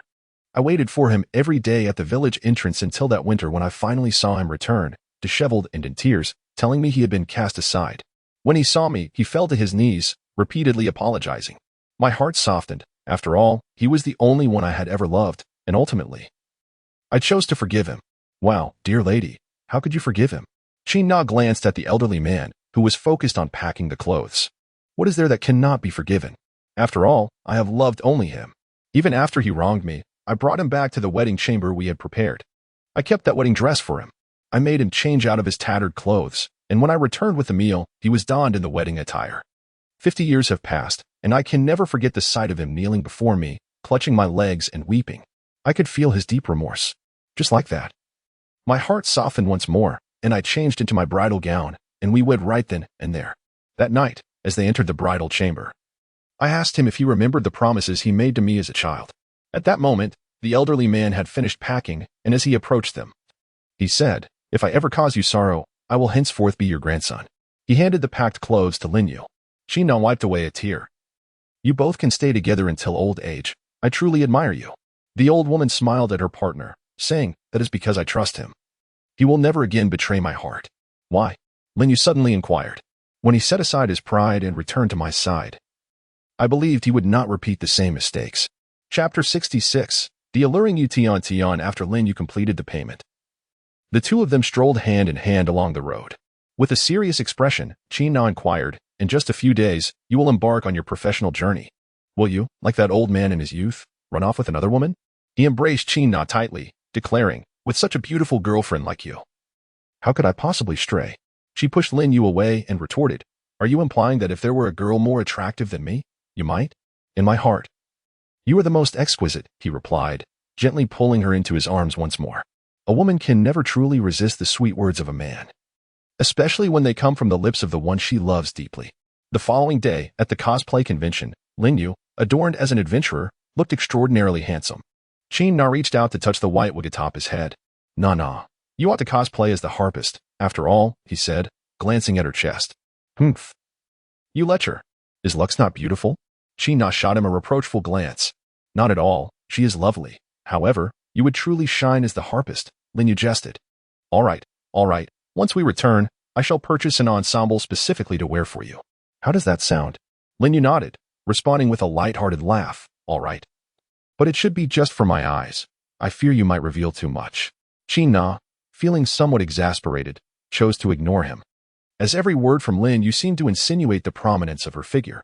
After they parted ways, Lin Yu overheard whispers circulating around him. Wow. That adventurer is quite handsome. Look at his black attire and white hair. Nearby, a woman inquired, Tian, what has gotten into you today? Normally, you would have rushed forward to flirt with him. It seems to be Lin Yu, mused Yu Tian to herself. Tian, what are you talking about? She was asked. Yu Tian, somewhat dismissively, smiled and replied, Oh, it's nothing at all. Lin Yu felt an overwhelming sense of solitude, compounded by an underlying concern for Qin Na. Just as he was about to turn back in search of her, His eagerness led him to overlook the presence of someone behind him. He collided directly with a young woman who had been standing not far away. "Oh, are you blind?" she scolded.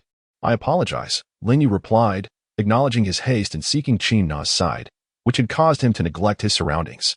He assumed that his apology would suffice to put the matter to rest. However, to his surprise, the young woman escalated her tirade against him, her voice rising to a volume audible to those nearby. "Darling, what is going on?" a man inquired, approaching them. He was evidently her boyfriend, drawn in by the commotion. "Sweetheart, this man is taking advantage of me," the woman feigned distress. "How dare you take advantage of my woman, Yangshu? Prepare to fight," he declared, rolling up his sleeves and adopting a stance as if ready to throw a punch. Lin Yu rarely had the opportunity to enjoy a leisurely outing with Qin Na. Should a conflict arise at this moment, it could lead to prolonged complications in the bustling metropolis. He certainly did not wish to let such trivial matters delay his visit to the club. "I did not intend for this to happen. I simply lost my focus and accidentally bumped into your girlfriend. If you believe that fighting is the solution, then feel free to take action." Yangshu, upon hearing his words, recognized a semblance of reason in them. He observed Lin Yu humbly attempting to explain himself. "How about this? I, Yangshu, am also someone who values reason. Let's settle this for a sum of 100,000. What do you think?" A triumphant expression crossed his face. Lin Yu remained unfazed and replied, 5,000. "Huh, 5,000? Are you dismissing me like a beggar?" No sooner had he spoken than he swung a fist towards Lin Yu. Lin Yu stood his ground, firmly grasping the incoming fist with his left hand. In the next instant, a powerful right hook struck decisively against his opponent's face. This punch was executed with swiftness, precision, and ferocity, key principles of combat. The essence of a rapid attack lies in its ability to transition from offense to defense seamlessly. Ferocity demands that the blow be delivered with such force that the adversary finds it difficult to counter. Precision entails targeting vital areas to achieve a singular, impactful strike. Yangshu crouched on the ground, shielding his swollen face with his hands. Lin Yu had already shown mercy, had it not been for his concern over delaying matters. His opponent might have already found himself on the ground. The commotion attracted a crowd of onlookers, drawn by a sense of curiosity. "Yangshu, are you all right?" inquired another man who approached. This individual appeared quite robust, and Lin Yu sensed that if he did not stir up some trouble today, he would be unable to leave this place. "Feng Fan, cease at once." Lin Yu observed a familiar figure amidst the crowd. It was Yi Tiantian. "Lin Yu? Is that really you? What brings you to the Magic City?" Yi Tiantian exclaimed in disbelief. "I'm accompanying Nana. We're here for our honeymoon." "Can you believe it?" he replied nonchalantly. "I believe you, of course. Are you all right?" Her tone reflected a tinge of concern. Upon seeing her so concerned for his well-being, Lin Yu decided to abandon his aloof demeanor. "I am fine. Go check on your friend and see if everything is all right," he said, a faint smile gracing his lips. Lin Yu suddenly remembered that he needed to find Qin Na, and hurriedly said, "I leave this to you. I will transfer your friend's medical expenses to you shortly." She had never seen Lin Yu with such a tense expression, and at that moment, she felt a pang of envy. "All right, you go ahead. Once I'm done, I'll give you a call." "Okay, I'll take my leave then." Before Lin Yu departed, he offered her a faint smile. He quickly changed his clothes and dialed Qin Na's number. "Nana, where are you?" Lin Yu's tone was somewhat anxious. "It's so large here. I don't even know where I am. Let us meet at the entrance where we came in." "Sister Tian, do you know that guy?" Feng Fan inquired. "Yes. Is there a problem?" Yi Tian questioned. Feng Fan sighed. "Sister Tian, how could you know someone like him?" Yangshu's face was nearly disfigured by him. "Get lost. Your face is the one that's disfigured," Yangshu retorted, gingerly touching his swollen face and grimacing in pain. The group emerged from the hospital, and by the time they returned to the CL club, it was already evening. "What happened to your face?" Suze asked. Before he could respond, Feng Fan interjected. He was beaten by someone known to Sister Tian. She had just changed into her outfit and entered the training room when she heard Feng Fan's complaint. "Feng Fan, why don't you ask him why he was beaten?" She pointed at Yangshu. By now, Yangshu could muster a few more words. "That guy was taking advantage of my girlfriend, so I intended to teach him a lesson." "Who knew?" Yi Tian smiled elegantly as she settled into an esports chair. "You were outmatched and got countered. You initiated the aggression. It was entirely your fault. You claim he took advantage of your girlfriend? I find that hard to believe." Seeing her consistently favoring the other side, Yangshu exclaimed, "Sister Tian, if you don't believe me, you can ask my girlfriend." "Ask your girlfriend? Let me ask you a question. Between me and your girlfriend, Who was more attractive? She intentionally puffed out her chest. Sister Tian is beautiful, Yang Shu stammered, nearly losing his composure. All right, you said it. That person has no interest in me. Do you really think he would be interested in your girlfriend? Yang Shu was astonished. What? No way. Is it possible he doesn't like women? Chapter 67. The warrior against Korea. Yi Tian handed him 20,000 yuan in cash, stating, "This is the compensation I'm giving you for your emotional distress. Let us consider this matter closed." Yang Shu accepted the cash, but was still curious about who this person was. Sister Tian, who exactly is he? He is Lin Yu. Yu Tian replied. What? Lin Yu? Yang Shu was taken aback. Is he in Magic City for a vacation? Suze asked nonchalantly. Yes, he is accompanying his girlfriend. Yu Tian recalled, feeling a twinge of melancholy. After that, Suze did not press further. Suze, I remember you were quite interested in him, weren't you? Yu Tian wondered why he didn't pursue the topic. Ever since he declined CL's invitation, my interest in him has waned, Suze replied coldly. Yu Tian handled the situation remarkably well. On the last day of Lin Yu's stay in Magic City, he received a call from Yu Tian. Lin Yu, where are you? Is it convenient to meet? Initially, he had intended to avoid meeting her out of consideration for Qin Na's feelings, but after some thought, he realized that she had helped him immensely. If it weren't for her timely intervention, he might still be in trouble. All right, you choose the place. Lin Yu replied coolly. Yi Tian felt a surge of joy. Let us meet at the esports plaza, beneath the big screen. Fine, see you soon. Lin Yu hung up the phone. Qin Na was napping in another room. After contemplating for a long time, Lin Yu decided to let her know. Nah, I'm stepping out for a bit. I'll be back soon, he said softly. Qin Na took a card from her bag and handed it to him. Go. Find out how much they helped you with the compensation, and use the money on this card to pay her back. I don't want you to owe anyone a favor. She had overheard his conversation with Yu Tian. That day, when they returned from the comic exhibition, Lin Yu had already told her everything that had happened. She had surmised that Yi Tian would contact her boyfriend, especially since she had helped Lin Yu resolve his issues. And Qin Na was eager to repay that kindness. Thank you. Na, I really love you, Lin Yu said, giving her a kiss on the forehead. He arrived at the meeting place, where Yi Tian was already waiting for him. She was dressed as alluringly as ever, something Lin Yu had grown accustomed to. The seasons in Magic City transitioned through spring, summer, autumn, and winter was fast approaching.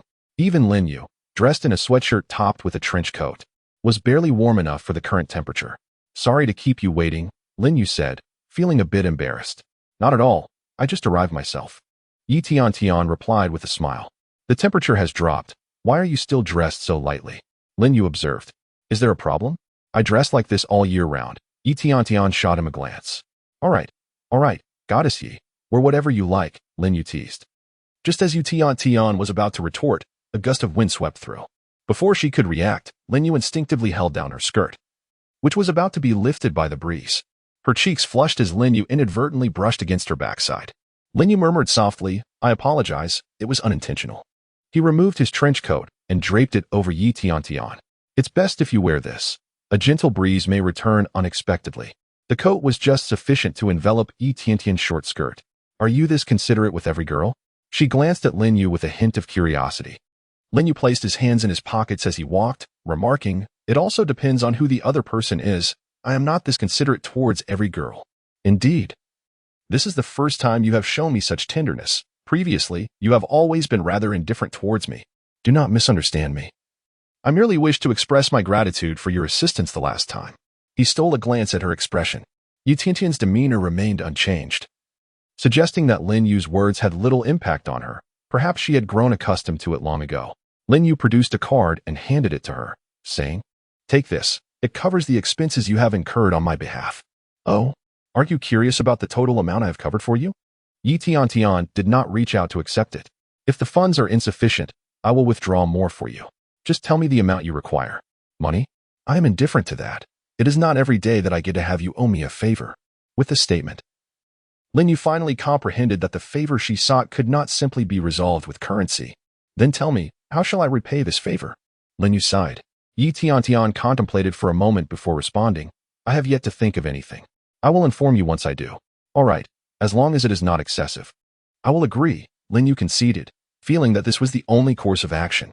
Yu Tian shot him a glance and remarked, I am not the type to take advantage of others' misfortune. I will be leaving the Magic City tomorrow. Is it enjoyable here? Yu Tian felt a tinge of sadness but masked it well. Indeed, I greatly appreciate the seasons here, as well as the vibrant esports atmosphere. I have even heard a fascinating story. If I had more time, I would certainly wish to stay longer, but Yu Tian was acutely aware that he was soon to report to the TY team. I will miss you. At last, Yu Tian managed to voice these words. Lin Yu smiled and said, in the future, should the opportunity arise, I shall return. At that time, do not forget to serve as my guide. Very well. It is settled then. You should feel fortunate to have such a beautiful guide. Hearing his promise of a return visit, Yu Tian felt a great sense of relief in her heart. With a gentle tone, Lin Yu bid her farewell, saying, goodbye, sweet. He then cast a lingering glance at the esports plaza, murmuring, farewell, Magic City. At that moment, the grand screen of the esports plaza suddenly reverberated with the theme song of the League of Legends S4 World Championship, as if it were honoring the valiant warrior who had stood against the Korean challenge. After their parting, Lin Yu returned to the hotel to gather his belongings. For tomorrow, he would journey back to the capital of esports with Qin Na. Lin Yu was uncertain when he would have the opportunity to return to this place. Nana.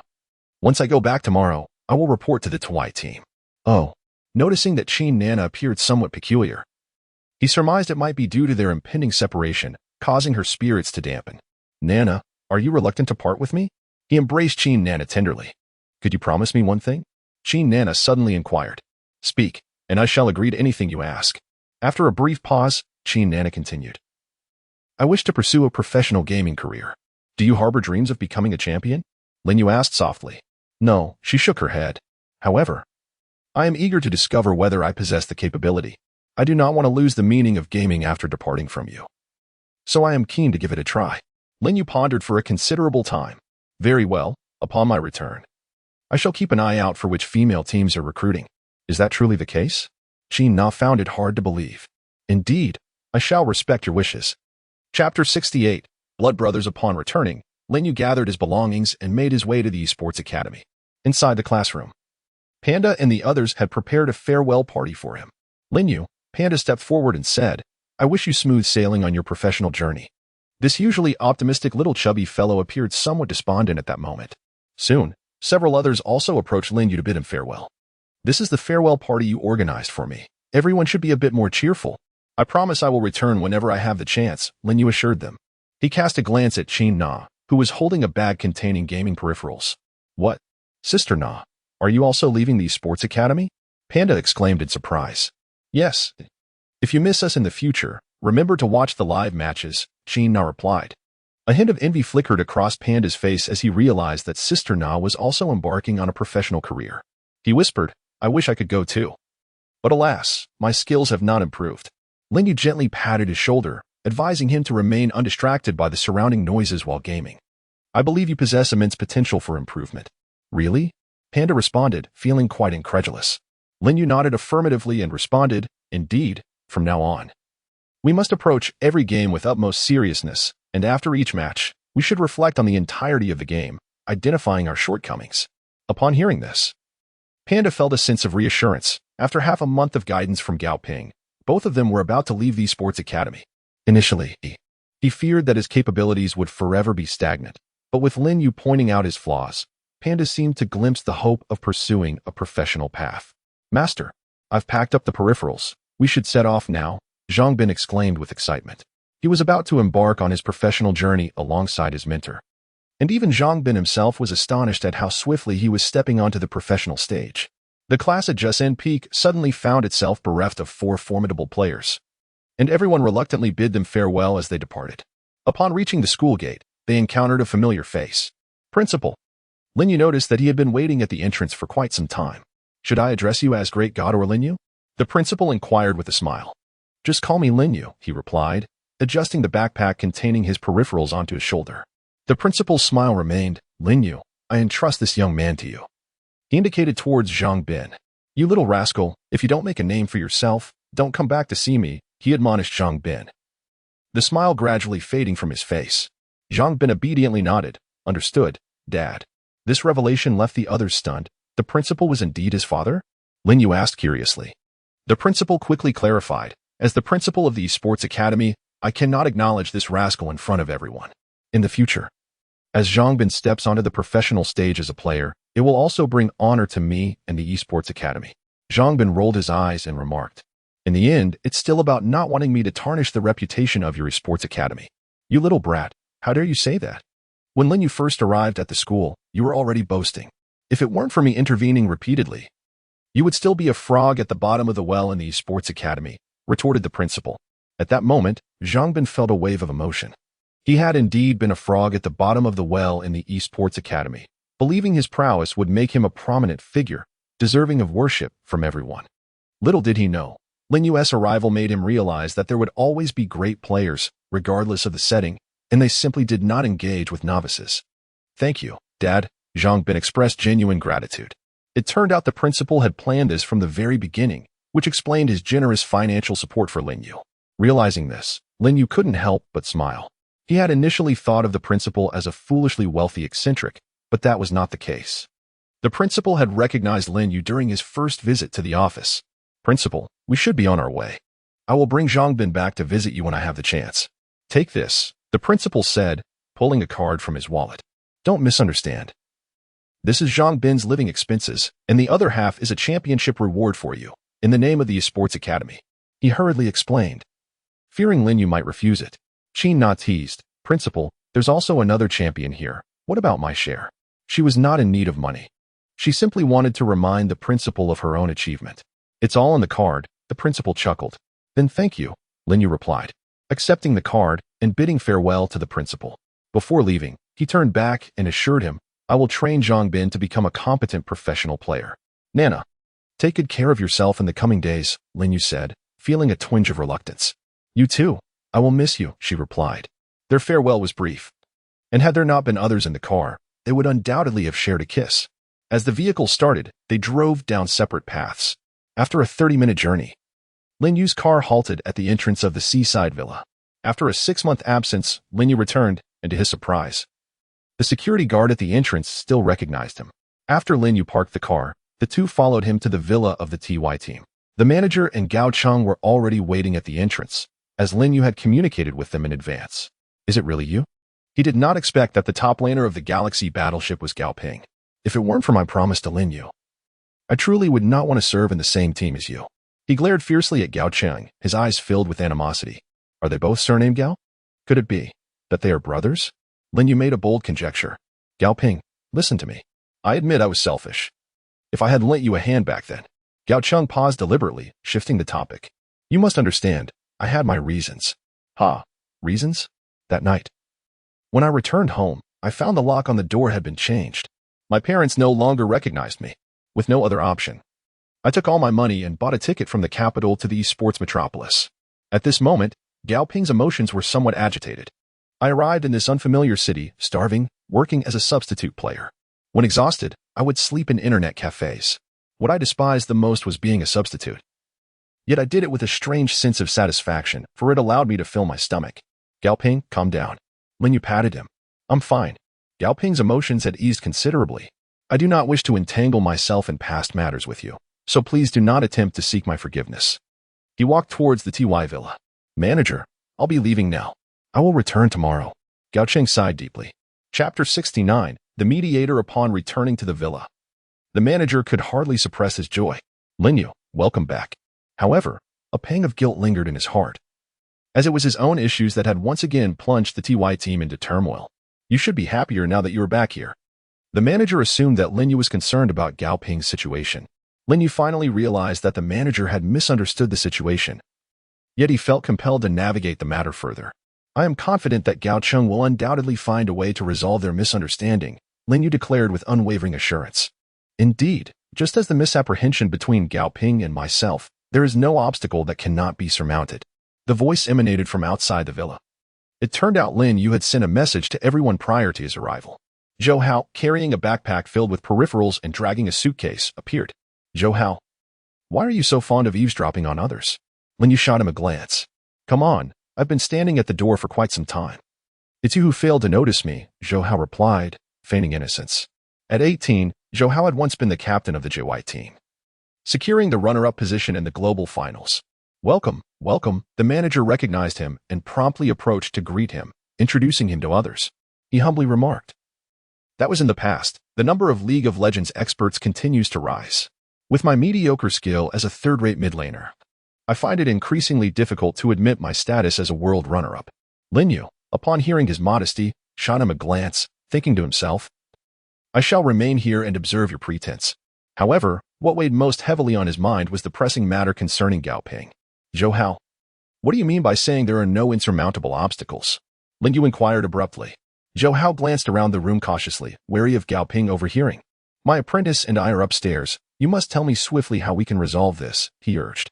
Lin Yu discerned Zhou Hao's thoughts with a single glance. As I mentioned earlier, there are no barriers I cannot overcome.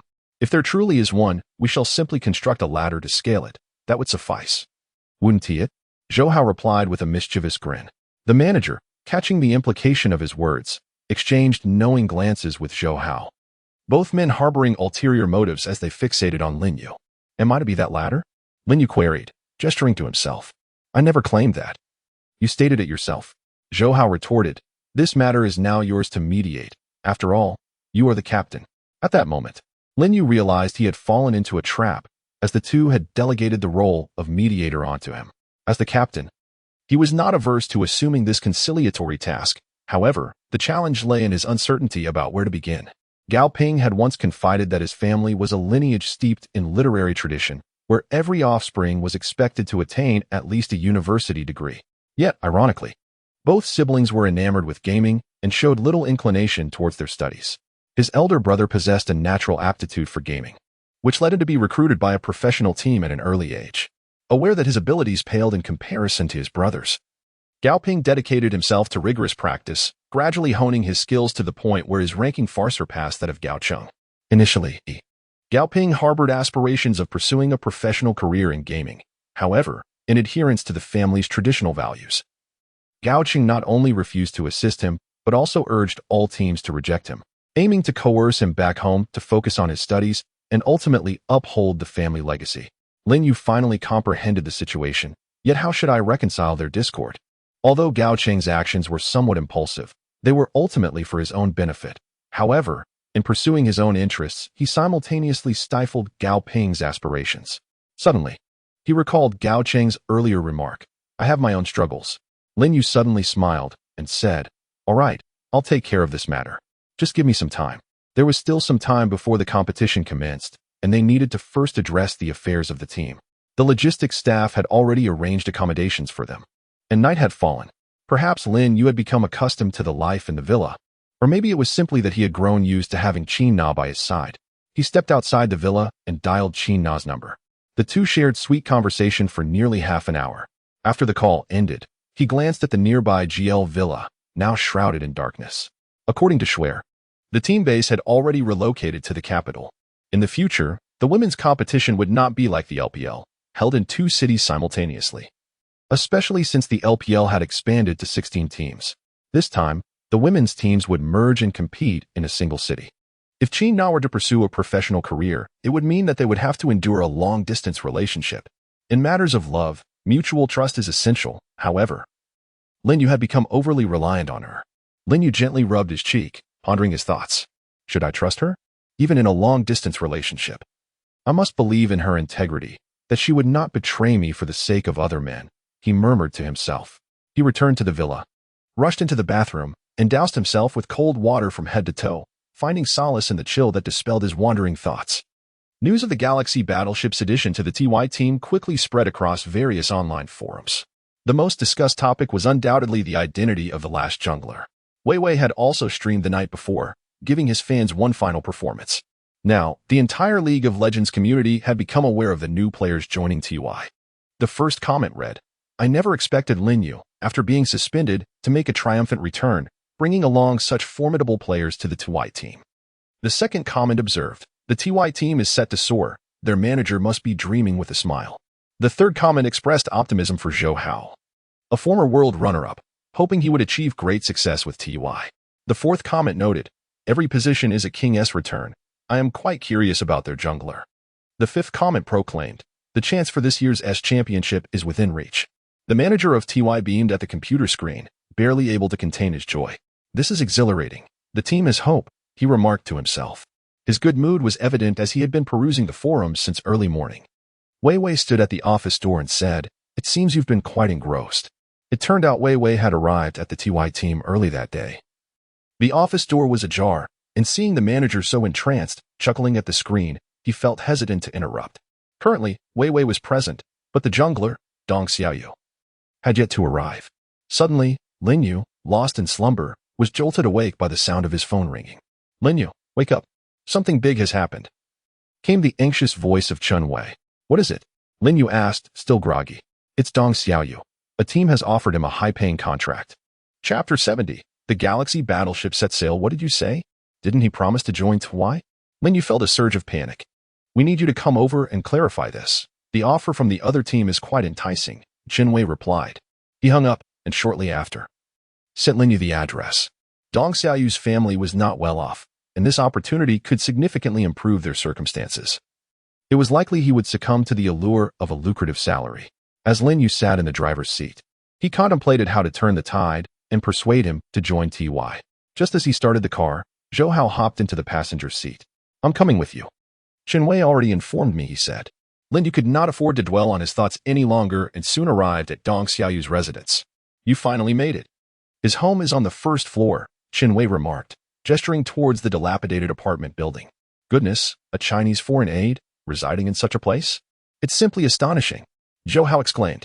They were aware of Dong Xiaoyu's impoverished background, but they had not anticipated it to be to this extent. As the trio approached the entrance, they overheard a conversation from within. "A salary of 2 million, consider it. Our AW team is also recruiting 2 exceptionally skilled players this year. If you join us, we will undoubtedly have a chance to break into the World Championship." Lin Yu stood at the entrance, observing him deep in thought. The price of 2 million was indeed significant. When he initially joined the TY team, it was merely a sum of 1 million. It was evident to everyone that Dong Xiaoyu was grappling with a difficult decision, one that transcended mere monetary considerations. He had promised Lin Yu that he would join the Galaxy battleship, and now, confronted with this lucrative offer, he found himself in a quandary. "Is there only one executive from the club present here?" Lin Yu inquired softly. "How could that be? The other clubs deemed the price unsuitable and departed long ago." Chen Wei replied. 3 million. Join the TY team, and you need only play with us for a year." Zhou Hao suddenly entered the room, exuding an air of arrogance as he spoke. "What? 3 million a year? Who do you think you are?" An executive from AW questioned skeptically. "Surely, this individual is not new to the esports scene, is he?" Even Zhou Hao does not recognize him, Chen Wei murmured aside. "I am the future heir of the Zhou Group, the owner of Jui Ka, and the starting mid laner for the TY team," Zhou Hao introduced himself. Though his manner was somewhat ostentatious, Lin Yu and the others found it rather enjoyable to listen to. "Just him? 3 million? For a year? I think you've lost your mind," the executive scoffed before folding the contract and leaving the room. "Did you see that? He was willing to entertain 2 million. But with 3 million, he felt you were not worth it," Zhou Hao remarked nonchalantly.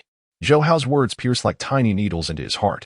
After a prolonged silence, he finally spoke. "I'm sorry." Lin Yu sat beside him and patted him gently. "Why speak of such things? You play games to improve your living conditions, to ensure a better life for your sister. He was not wrong. Your aspirations differ from ours. We pursue our dreams, but that is predicated on the absence of life's pressures. I believe that if you were free from such burdens, your dreams would align with ours." After finishing his words, Zhou Hao produced a card and handed it to him. "This contains 3 million. You are now the starting jungler for the TY team." I cannot accept this. I initially promised you all, and given the current situation, I cannot face you if I take this money. Since you feel that way, consider it a loan. You can repay me when you have the means. Haven't you always wished to improve your sister's life? Besides, we do not wish for you to compete under the weight of financial pressure." As Zhou Hao spoke, he kept the card firmly in his hand. "Brother, rest assured, I will take good care of Dong Shanshan and ensure she suffers no hardship," Chen Wei vowed earnestly. Unexpectedly, Dong Xiaoyu's voice rang out sharply. "I can't believe my sister is dating you. Remember your words. Give this card to my sister so she can take care of herself. I will return to see her when I can." He entrusted the 3 million card to Chen Wei. Thus, Lin Yu drove them back to the TY club, while Chen Wei stayed behind to tidy the room, preparing to hand the card to Dong Shanshan when she returned from work. Witnessing this scene, Dong Xiaoyu had completely accepted him as a brother-in-law in her heart. The three entered the training room, where all the players were already in position, including the substitute Lu Bao and his apprentice Zhang Bin. The galactic battleship was about to set sail. although this team ranked last in professional league points. A significant overhaul had taken place, and each position was now filled with capable players, despite the 5 starters and 2 substitutes receiving a modest monthly allowance of 5,000. Each harbored dreams of claiming the global championship title. The newly formed TY team had made waves throughout the esports community. The manager, with tears in his eyes, gazed at the galactic battleship before him. This time, we will surely seize the global championship title. All right, everyone shouted in unison. In Magic City, at the CL Team S training room, Dong Xiaoyu, with the ID, currently serving as the jungler for the TY team, was the first Chinese 4-8 in the LCS region and had previously won the LCS championship. Gao Ping, currently serving as the top for the TY team, had once claimed the runner-up title at the S3 Global Championship. Zhou Hao, currently serving as the mid laner for the TY team, had also been a runner-up at the S3 Global Championship. Lin Yu currently plays for the TY team as an ADC. Wei Wei is also a member of the TY team, serving as a support. Lu Bao is a substitute jungler for the TY team. Zhang Bin serves as a substitute ADC for the TY team. Gao Cheng holds the position of coach for the TY team. Is this what you refer to as the Galactic Fleet? Su Zhe remarked with a tone laced with sarcasm. Yi Tian remained silent, clearly disliking Su Zhe's mocking demeanor. As for the mid and jungle, I concede there is some skill, but the bot lane is utterly lacking. Don't let winning a city championship in the esports capital inflate your ego. You are not the Galactic Fleet. Su Zhe continued to taunt her relentlessly. All right. Focus on your training. My brother is eagerly anticipating your performance in this season's World Championship. She shot Su Zhe a glare, her tone tinged with annoyance. Lin Yu is the man she admires. She cannot tolerate being belittled by others. Tian, what is it about Lin Yu that you find so appealing?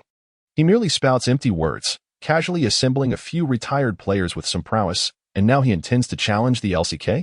Su Zhe discerned that she was defending him. Many in the esports community believe that our CL can undoubtedly compete with the LCK this year.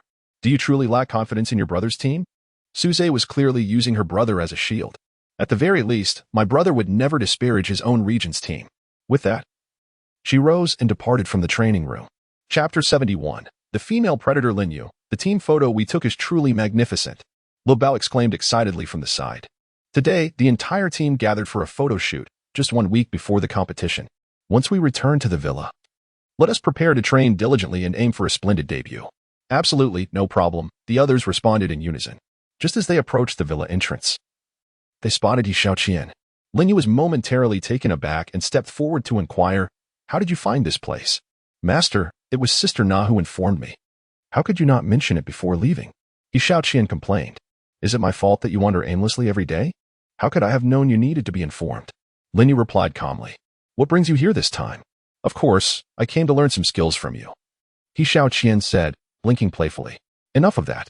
Just look at you. You're dressed so inappropriately. This villa forbids entry for those not properly attired," Lin Yu said with feigned seriousness.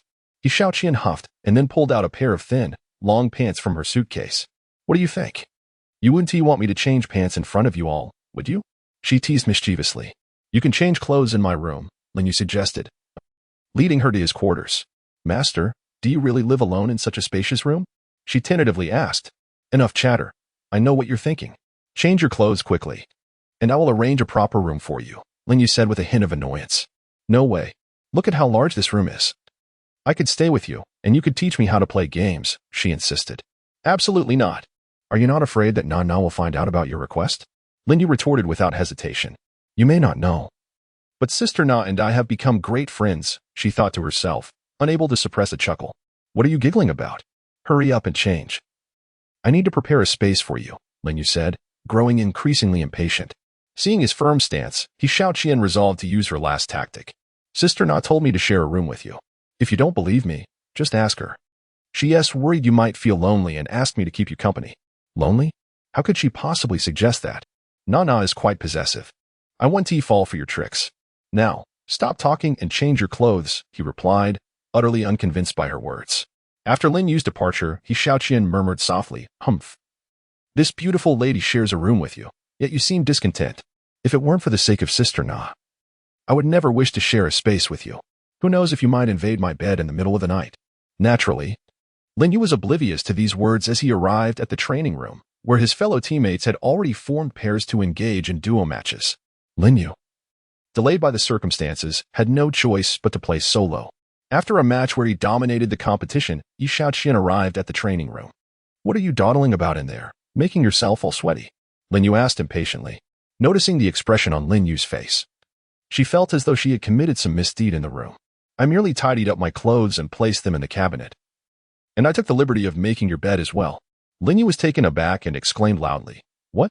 Did I not inform you? I have arranged another room for you. However, I must share a room with you, as Sister Na insisted." She said this with a sense of grievance. Lin Yu, wishing to avoid further debate, retrieved his mobile phone and dialed a number. "Nana, my dear, what is the matter?" He recounted the events to her over the phone. "It was my suggestion for her to do so. I feared that during your solitary moments, having a lively sister to converse with would brighten your spirits, and you could assist her in enhancing her skills," Qin Na elucidated over the line. Lin Yu returned to his room, secured the door, and then quietly inquired, "Aren't you afraid that she might not be able to resist and come to my bed?" His tone conveyed a sense of grievance. "Come to your bed? Little Qian is now my sister. I trust her character. I warn you, behave yourself and do not bully her, or I will conduct surprise inspections at any moment. And then you will be begging for mercy on your knees." Her last remark carried a hint of playful jest. "What kind of person is your boyfriend? Do you not understand? I would bully her? If she does not bully me, I would be grateful to the heavens," Lin Yu retorted with irritation. "All right, darling Mua. I have matters to attend to, so I won't keep you any longer. Take good care of yourself." Qin Na ended the call. Knock, knock, knock. Without a doubt, he knew it was Yi Xiaoqian at the door. "Did I not say so?" Yi Xiaoqian looked at him. Lin Yu's expression spoke volumes. "You women are united regardless of your position. What do you mean by fearing my loneliness and finding someone to chat with? Clearly, you have inserted a true eye beside me." Lin Yu cast her an exasperated glance. Seeing him relent, Yi Xiaoqian quickly added, "Who told you to have a wealthy girlfriend? Naturally, I would charge forward without hesitation for such a mutually beneficial arrangement. Let me make it clear. This room is quite spacious, so you may stay with me. First, you must not touch my personal belongings. Second, you are not to disturb us during training. Most importantly, third, you must diligently enhance your strength. If you violate any of these rules, I will have Nana summon you back." "Understood," Yi Xiaoqian replied with a roll of her eyes. Qin Na's strategy was indeed formidable. She arranged for a true eye to be by his side while simultaneously demonstrating her trust and generosity. A twofold achievement left Lin Yu speechless. He proceeded to the training room and trained with his teammates for the entire day. It was not until after dinner that he returned to his room, only to find Yi Xiaoqian once again dressed in an exceedingly revealing manner.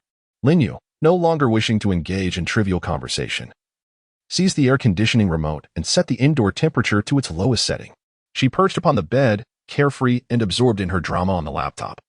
As the temperature began to plummet, "Lin Yu, how can you lack such sensitivity towards delicate souls? Do you wish for me to catch a cold?"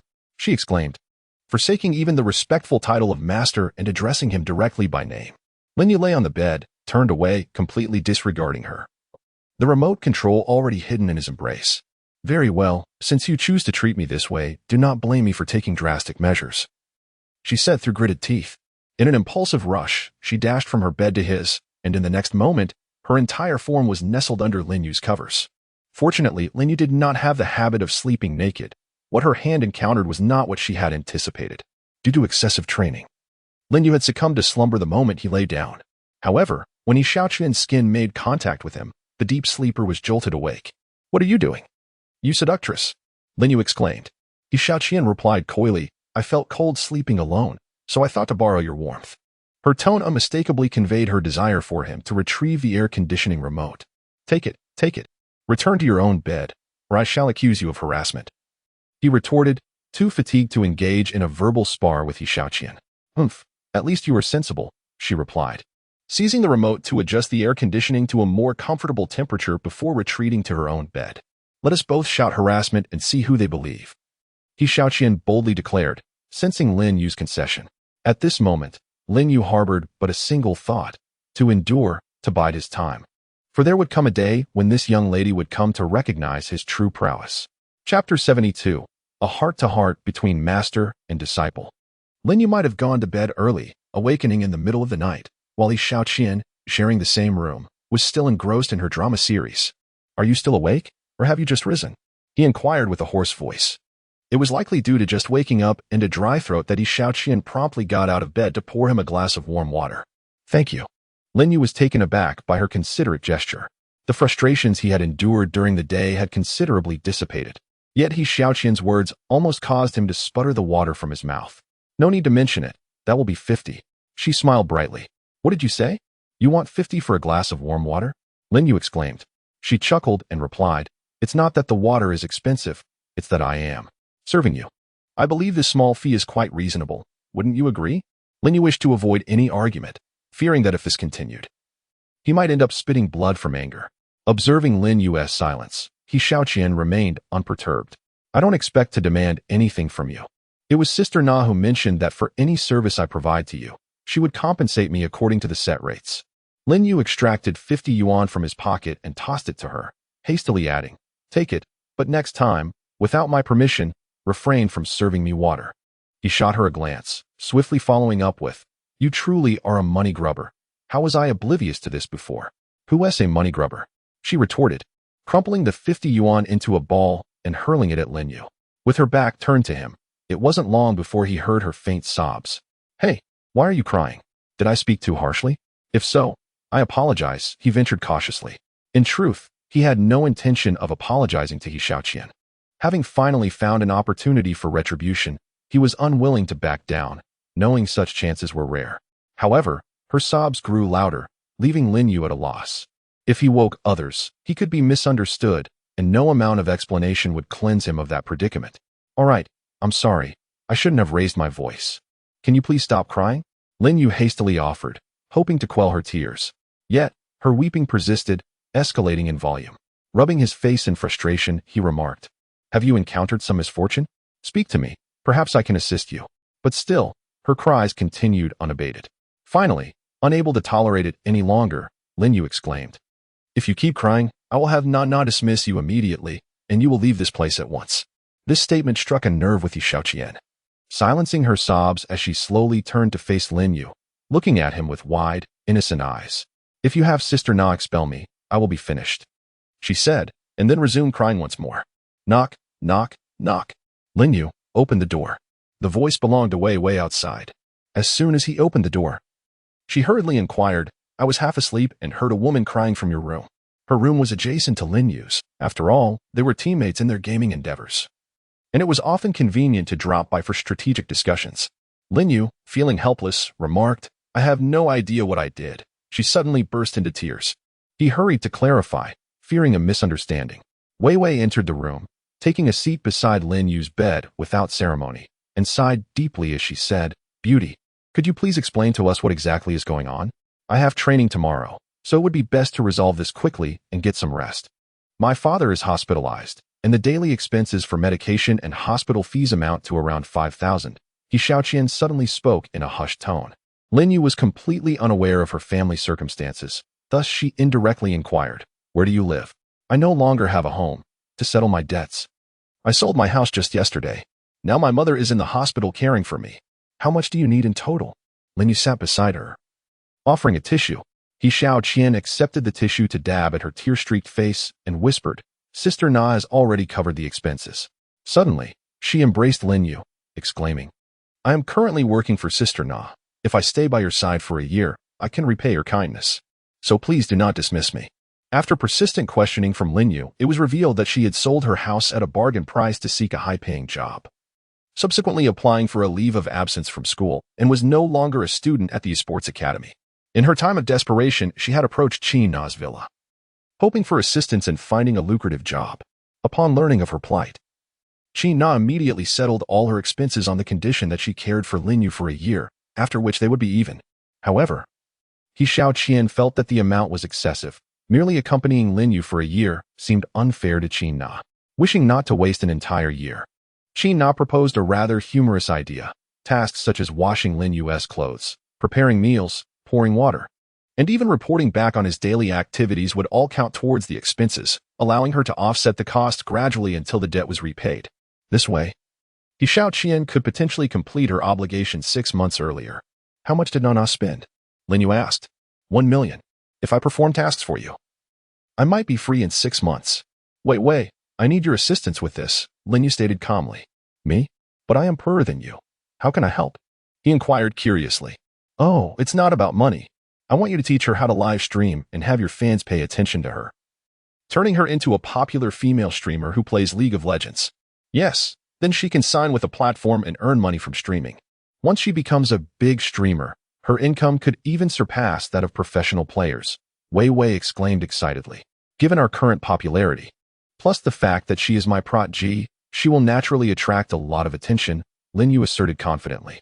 I believe, considering her own attributes, she wouldn't even need you as her mentor to gain followers, Wei Wei countered, dousing his enthusiasm with a splash of cold water. Wei Wei, get out. I need to sleep, Lin Yu joked, ushering him out of the room. Their banter even amused Yi Xiaoqian, who was nearby. You're not allowed to laugh. Tomorrow, I'll teach you how to livestream. Now hurry and sleep, he said, feigning anger, though his tone revealed the charm of his playful nature. Yi Xiaoqian climbed into bed, turning off the room light, and the only sound was the rhythm of their breaths. Are you asleep? Yi Xiaoqian asked tentatively, her voice sweetly playful. I'm asleep, Lin Yu replied sternly. If you're asleep, how can you talk to me? Lin Yu ceased to pay her any further attention. After a brief moment, she gently spoke, Good night, master. Chapter 73. Live teaching early in the morning, a cacophony emanated from the vacant room next door. Abruptly awakening the two, Lin Yu opened the door, only to find Wei Wei relocating the computer to the adjacent room. Wei Wei, what are you doing? Lin Yu inquired with curiosity. I'm preparing a streaming room for your apprentice, Wei Wei replied, casting him a sidelong glance. Hurry up and lend a hand, she added. Rubbing her shoulders. She could stream from my room. Why the need to change rooms? Wei Wei smiled and said, You'll understand in due course. In his eagerness to cultivate Yi Xiaoqian into a popular streamer, Lin Yu hastily joined the moving crew, barely pausing for personal grooming. Their conversation reached the ears of the newly awakened Yi Xiaoqian, who murmured a soft, Thank you, master, silently vowing never to engage in banter with Lin Yu again. After more than an hour of moving and decorating to create an ambience for her streaming room, they finally completed the task. Lin Yu wiped the beads of sweat from his brow. Yi Xiaoqian entered the room, where Wei Wei guided her through the process of applying for streaming qualifications and selecting a username. All set. We should receive news of the review by afternoon, she declared. Thank you all. Breakfast is ready downstairs. You should hurry before it gets cold. Yi Xiaoqian had already sneaked down earlier to prepare a sumptuous and nutritious breakfast while they were setting up her room. After enjoying their meal, they went to training, where they praised Yi Xiaoqian's culinary skills endlessly. As afternoon approached, Yi Xiaoqian received notice that her streaming room application had been approved. Instead of feeling delighted, she became increasingly anxious. Wei Wei, having appeared at the doorway at some point, noticed her apprehension. It's not like you're getting married. Why are you so nervous? Now that you're all dolled up, let me teach you how to stream. Lin Yu and Wei Wei waited in the live streaming studio for an entire hour. Yet no one appeared. Why has it taken so long to prepare? Should I go urge her? Lin Yu had lost his patience. He reached out to stop Lin Yu, saying, Don't be anxious. This is standard procedure. Let's wait a little longer, and I promise you'll be surprised soon. He spoke with patience. After 10 minutes, Yi Xiaoqian finally materialized before the two of them. Lin Yu had just been pondering whether it was a surprise or possibly a shock. Upon seeing his disciple, all his previous speculations were entirely dispelled. Wow, how stunning! Wei Wei exclaimed. Thank you, Yi Xiaoqian replied with a smile. She yearned for Lin Yu's praise. Yet he remained silent. Lin Yu swallowed hard, his gaze fixed intently on Yi Xiaoqian before him. The low-cut outfit, the ultra-short skirt, the high heels, combined with the artful application of makeup, rendered her utterly transformed from the person he once knew. Hey, Lin Yu, I'm calling you. Wei Wei waved her hand in front of his eyes. Lin Yu finally regained his senses, exclaiming, quite impressive, although his tone was rather nonchalant. It was indeed the first time he had praised himself. He then added, Wei Wei, I need to use the restroom. Please stay and teach him. What to the restroom? Yi Xiaoqian echoed, and despite Lin Yu's calm demeanor, she felt a surge of joy within her, prompting her to tease, No, is that not permissible? The breakfast you prepared today has upset my stomach. What were you thinking? Lin Yu stammered in reply. Lin Yu, of course, went to the restroom. A fact that everyone understood implicitly. However, given the circumstances, anyone announcing a trip to the lavatory would likely evoke other interpretations. After he exited the room, Wei Wei instructed her to take a seat, and Yi Xiaoqian speculated that it was time for one-on-one guidance. Let us commence with your instruction, Wei Wei stated solemnly. Yi Xiaoqian obediently nodded. If you wish to rapidly become a popular streamer, it requires financial investment. Do I possess wealth? If I did, I wouldn't be pursuing a career as a streamer, Yi Xiaoqian pouted. Then let us consider an alternative approach, your physique and appearance, Wei Wei replied with a confident smile. Do I lack in those areas? She straightened her posture, showcasing her perfect figure before Wei Wei. Merely possessing these attributes is insufficient as an entertainment streamer. You must be able to dance and wear minimal, alluring attire to entice viewers to shower you with gifts. No, you can only be a League of Legends streamer. Lin Yu interjected as he returned. Noticing Lin Yu clutching his abdomen, Yi Xiaoqian asked with concern, Are you all right, master? I am fine, however. You can only be a League of Legends streamer. Star show entertainment streamers are far too explicit. Besides, I am meticulous in nurturing you into a competent female streamer. Then it seems financial investment is the only option. If you aim to cultivate her into a master, it may take considerable time. And the implication is that she will earn no income from streaming initially, merely wasting time. You must understand that there are an overwhelming number of attractive female League of Legends streamers currently. She thought that Wei Wei's reasoning lacked merit. Master, please allow me to try, she pleaded.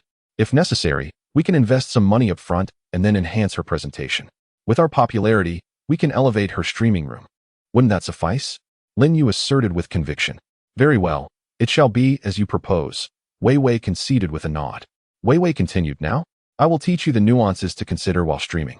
She addressed Yi Xiaoqian again. First, interaction. When gaming, do not become overly engrossed, as fans do not care about your mistakes. Often, a simple yet entertaining blunder, paired with a smile and engagement with fans, will enhance your standing in their eyes. Second, explain your gameplay as you play. This will become useful once you have attained mastery.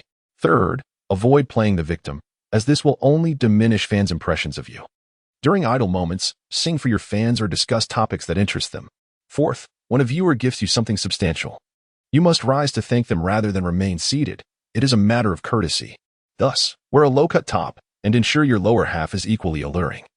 When expressing gratitude, you must be fully visible to attract more viewers to your stream. Hold on, my friend. Is it appropriate for her, being a girl, to present herself in such a manner? When I gifted you, I didn't see you fully visible, she remarked. Wei Wei sheepishly touched the back of her head and chuckled. I was only wearing a top. My shorts are quite impractical for such visibility. You can still say that? Please continue your lesson, Yi Xiaoqian laughed, finding amusement in their banter. Fifth, maintain a positive mindset. Typically, female gamers are placed in lower tiers, hence random players may be quite challenging. During such times, it is crucial to remain calm, avoid anger, and keep smiling while engaging with the chat to alleviate any awkwardness in the stream. Never frown or appear distressed. This is certainly within my capabilities. I have a good mindset, she replied, glancing at Lin Yu. During her own moments of frustration, it was he who had played a challenging game and turned it around, demonstrating that a positive mindset is integral to victory. Furthermore, after your stream, seek out amusing or entertaining anecdotes online to help engage with the chat. In Chapter 74, The Gift Battle, Yi Xiaoqian's first stream garnered a plethora of gifts, with substantial contributions primarily from Lin Yu and smaller tokens from Wei Wei's fans. Lin Yu, if this continues, you may face bankruptcy, Wei Wei remarked. Indeed. With such lavish spending, it pains the heart to witness, she added. Subsequently, even Wei Wei could only contribute a modest sum of 10,000 yuan in gifts. The chat room buzzed with intrigue. Isn't the rogue king dating a wealthy girlfriend? Is he audacious enough to pursue a female streamer? Nonsense. I just saw Wei Wei gifting as well. Perhaps her relationship with them is far from ordinary. Amidst the speculation, a wave of gifts worth 100,000 flooded the stream. Wow, another benefactor has arrived, Wei Wei exclaimed. Lin Yu, your girlfriend has come, she added eagerly. He remained composed, observing the chat without a hint of anxiety.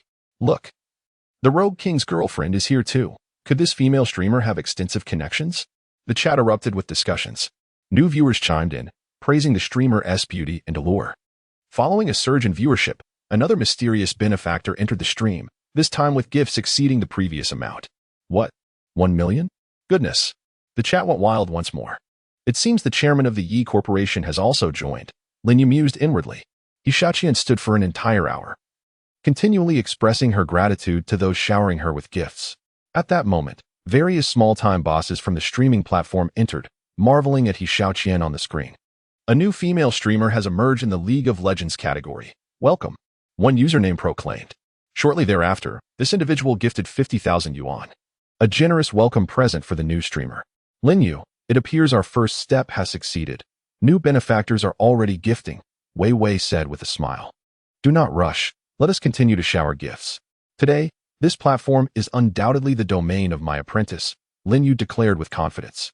Lin Yu was once again showered with a wave of gifts worth 100,000 yuan, causing the barrage of comments to erupt in excitement.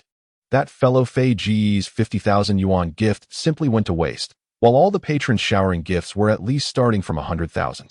Fei Ge, unwilling to be outdone, clicked to send another gift, and the chat window immediately displayed a staggering 200,000 yuan. Thank you, Fei Zong, for your generous gift, Mua. He Xiaoqian expressed her gratitude during the live stream, seamlessly blowing him a kiss. He Xiaoqian, already notably alluring, intensified her charm with this playful gesture. Despite Fei Zong's wealth, the female streamer in the live room was not at all inferior to those affluent patrons. Shall we exchange contact information after the stream?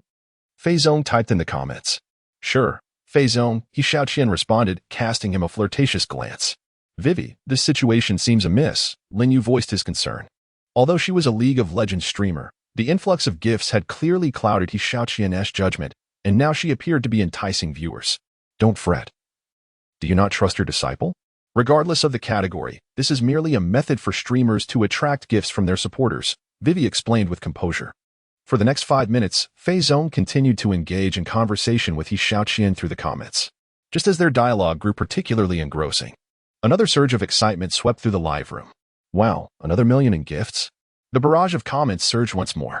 Lin Yu, who exactly is this person? That's 2 million already. Yu Xian, Lin Yu exclaimed loudly. The conversation between Fei Zong and He Xiaoqian was abruptly interrupted by a sudden influx of gifts, leaving Fei Zong feeling quite frustrated, as He Xiaoqian had been thanking this mysterious ID, completely disregarding his presence. How dare he steal my thunder? Fei Zong was not one to tolerate such humiliation. Suddenly, another wave of gifts, this time from Fei Zong, flooded in. Thank you for your gift, Fei Zong. He Xiaoqian continued to blow kisses. This gesture brought a sense of relief to Fei Zong's heart, and their conversation continued uninterrupted, though the gifts were mostly of lower value. Sister Yi Xian, take a break. Let me take over, Qin Na chimed in with a mischievous smile.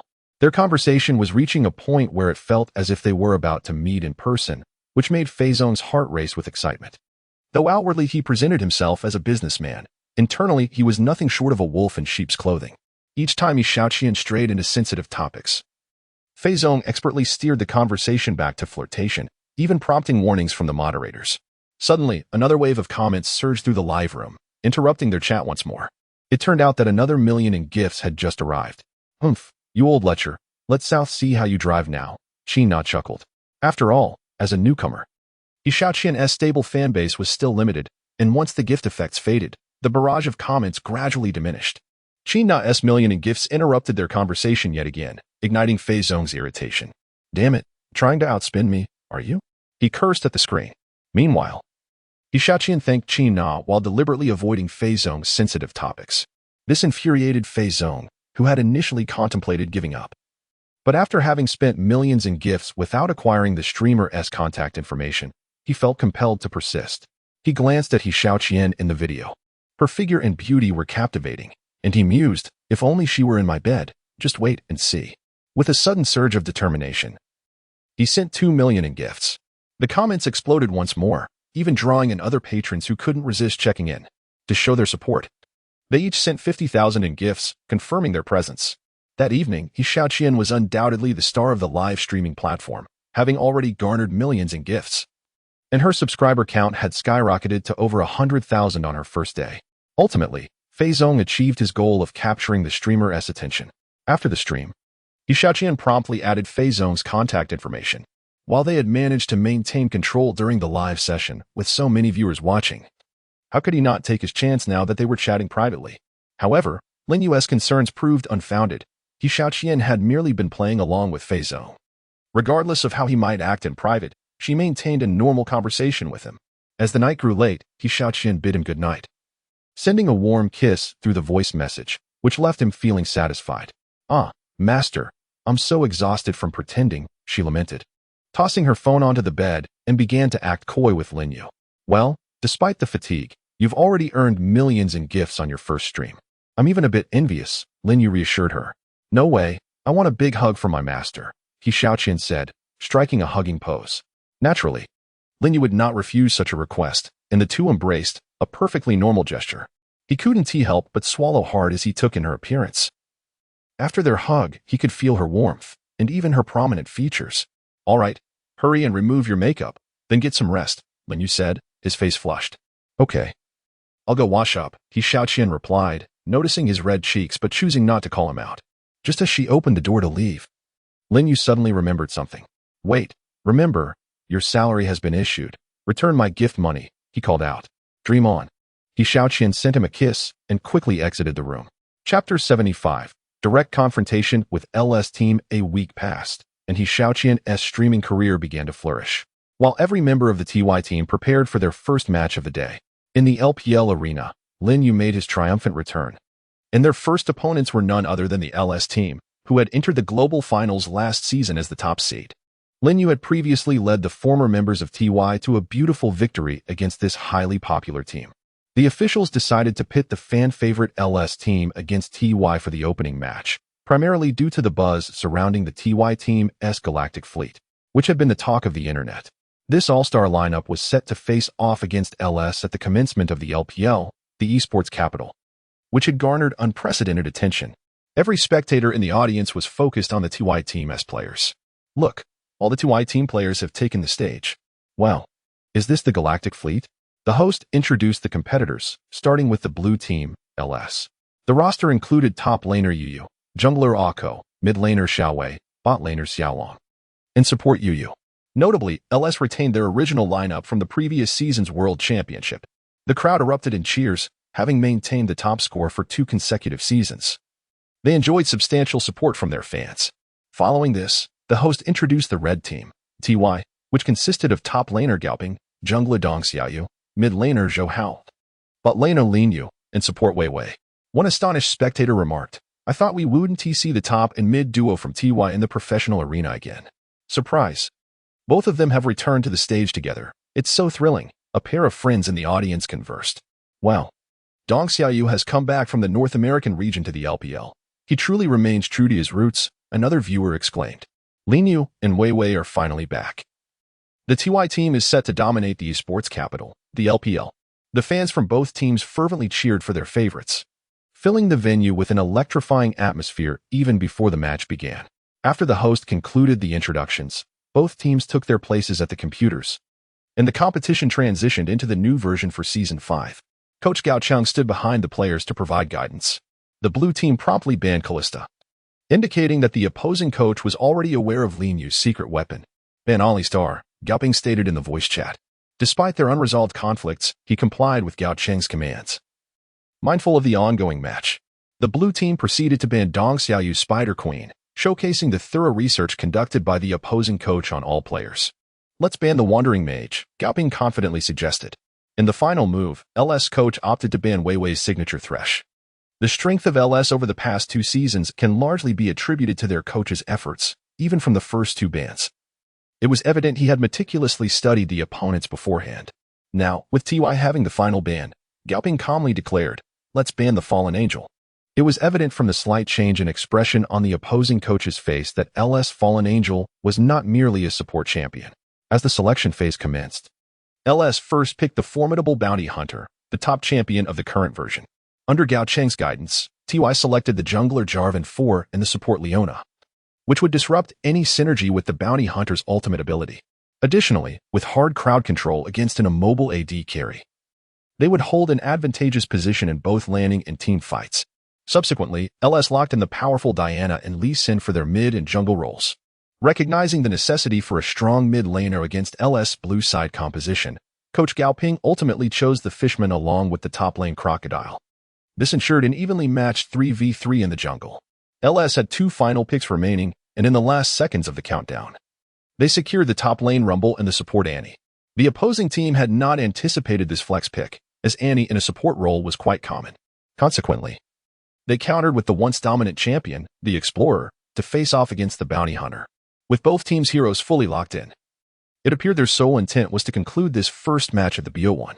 As the game was about to commence, both teams adopted their traditional starting positions, ensuring each lane was secured to prevent enemy vision from infiltrating. Given that both compositions excelled in the early to mid-game, just 3 minutes into the match, Jarvan 4 moved towards the top lane after clearing his red buff. Simultaneously, Lee Sin, having finished his blue buff, also approached the top lane. With both top laners intentionally feigning weakness, Rumble relentlessly cleared waves and harassed his opponent while Crocodile utilized his E ability to charge in for a quick burst of damage before retreating. The junglers remained hidden, as both sides played cautiously in the opening match. At the 8-minute mark, both junglers had cleared their respective camps and converged on the bottom lane, neither willing to concede the dragon. The bottom lane featured the Explorer and Leona facing off against the Bounty Hunter and Annie, with both sides reaching level 6. Just as Lee Sin arrived, Annie fully stacked her stun, decisively flashing in with her ultimate. The adorable bear came crashing down on Leona. However, Leona, being tanky, retaliated with her own ultimate after the stun wore off, targeting the now ulting Bounty Hunter. Following this, Annie struck with her EQ combo, while the Explorer used his E to secure the kill on Annie. The Bounty Hunter, undeterred, eliminated the weakened Leona, leading to an ADC showdown. Meanwhile, the junglers arrived simultaneously, with Lee Sin's Q securing a kill on the Explorer. Jarvan 4, having found a favorable position, executed his EQ combo to take down the Bounty Hunter. In a fierce exchange, both ADCs were left with minimal health, and with the junglers present, a single ability from either would result in a kill. At that moment, the mid laners joined the fray, and Lee Sin, with his cooldowns refreshed, landed another Q on Jarvan 4. The Fishman had positioned himself in the Dragon Pit, using his ultimate to strike Lee Sin. The half-health Jarvan 4 turned around, executing an EQ combo with the Fishman to eliminate Lee Sin, while Diana, using her R ability, claimed Jarvan IV's life. The Fishman pursued, and after refreshing her ultimate, Diana elegantly retreated after striking a minion. This skirmish concluded with both teams evenly splitting the kills at 3 for 3. Chapter 76. The dominance of Team TY as the match progressed to the 13-minute mark. Gaoping utilized Crocodile's agility to continually harass the opponent. At a crucial moment, with full fury, Crocodile seized an opportunity to unleash his W ability, then followed up with a series of attacks, relentlessly pursuing his opponent. Rumble retaliated, employing his flames to scorch Crocodile, but the Crocodile, empowered by his ultimate, remained resilient, rendering Rumble's damage ineffective. Recognizing the precarious situation, Rumble quickly flashed away, but Crocodile executed yet another W ability, combined with his second E and Q, resulting in a solo kill. The audience erupted in applause as Gaoping made his return to the stage. His killing prowess had not only remained intact, but had intensified beyond measure. Is this the legendary Starship? To achieve a solo kill against one of the top-tier top laners in the domestic scene? The audience was abuzz with discussions. Lin Yu was well aware of the prowess of the top laner of the LS team, having witnessed him turn high-level matches into personal showcases with his exceptional skills on champions like Katarina. As the match progressed to the 15-minute mark, both junglers were relentlessly searching for opportunities to shift the momentum. The blind monk could no longer afford to venture to the top lane, for the formidable Crocodile, if not handled properly, could easily secure a double kill in a 1v2 scenario. Zhou Hao's proficiency with the Fishman was remarkable, coupled with his agile escape capabilities, rendering the blue side jungler incapable of finding a chance to engage. Thus, the blind monk devised a strategy to target the bottom lane. But Lin Yu's dominance was not as palpable as before, largely due to the radiant brilliance emanating from every position on the 2i team. At this juncture, the prince made his way to the mid lane, and Dong Xiaoyu exhibited no hesitation, executing a combination of Dragon's Flag and Dragon Strike to send the Moon Goddess flying. Zhou Hao's Fishman swiftly followed up with his ultimate, but the Moon Goddess adeptly evaded it with a flash, only to be ensnared by the prince's cataclysm. The opposing mid laner found herself like a trapped beast, left with no choice but to attempt a counterattack, yet her output proved insufficient to achieve her desired outcome. After the duo eliminated the Moon Goddess, they seized the opportunity to claim the dragon. After finishing off the jungle monsters, the blind monk stealthily positioned himself in the lower lane. The Goddess of Dawn initiated with a well-timed ultimate, Solar Flare, catching Annie, followed swiftly by Zenith Blade and Dawning Shield. The prince appeared and executed an EQ combo to launch the Bounty Hunter into the air, followed by an accurate barrage that struck Annie, who then utilized Arcane Shift to close the gap, combining her control with the goddesses to unleash a flurry of damage. As a support, Annie was at a significantly lower level, and her armor was not particularly robust. She had not even used her flash. It was not out of reluctance, but rather due to the adept control chain executed by Vivi's Goddess of Dawn, which allowed no opportunity for Annie to react. The bounty hunter retreated.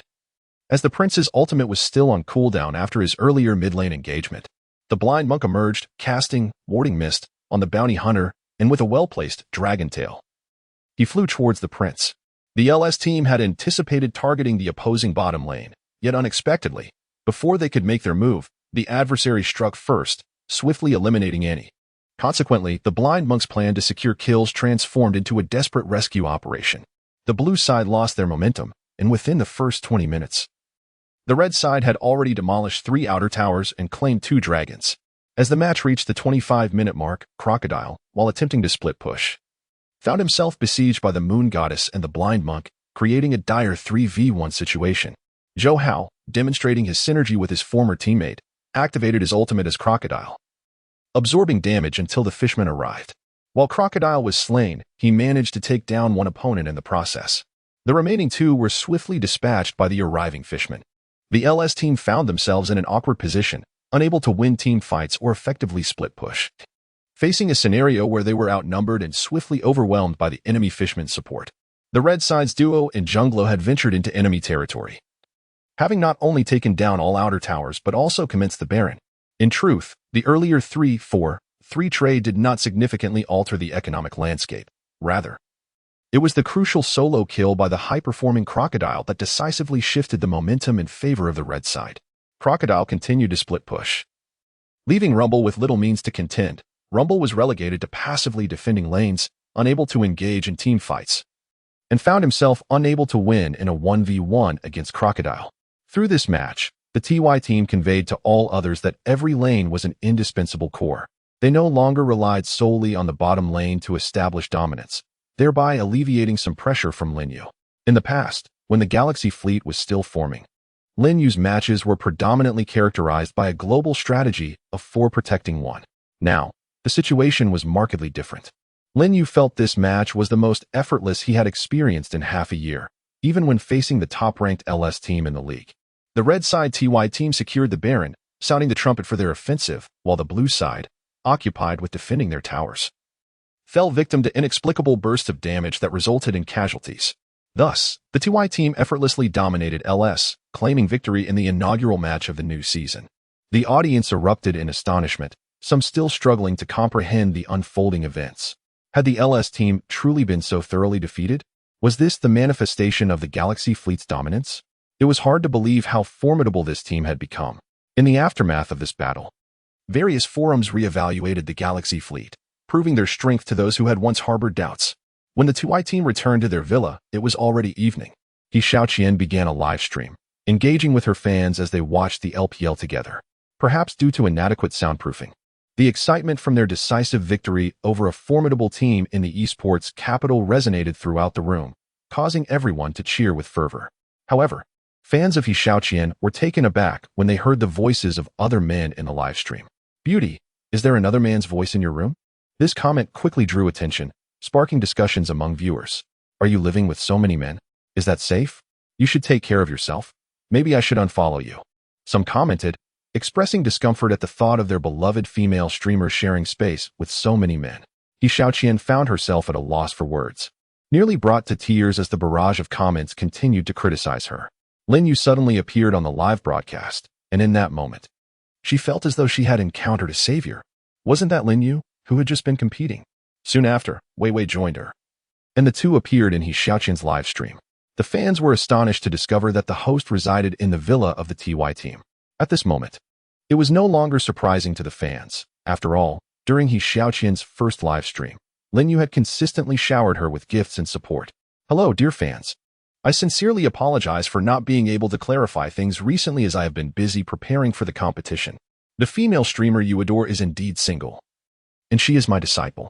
I hope everyone refrains from making unfounded speculations," Lin Yu explained during the broadcast. At that moment, Wei Wei also chimed in with a smile. "The host is even more beautiful in reality than on screen. As a professional player, I assure you that the streamer you follow is quite innocent." Their explanations did not diminish the popularity of He Xiaoqian's live stream. Rather, it doubled her audience.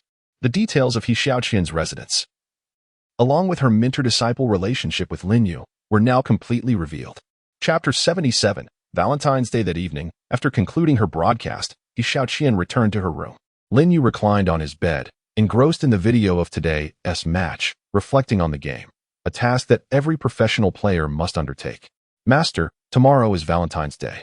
Do you have any plans? He Xiaoqian inquired as she entered the room. Nana has been busy preparing for her professional debut in the Magic City, so I may be training alone at the base tomorrow. Why alone?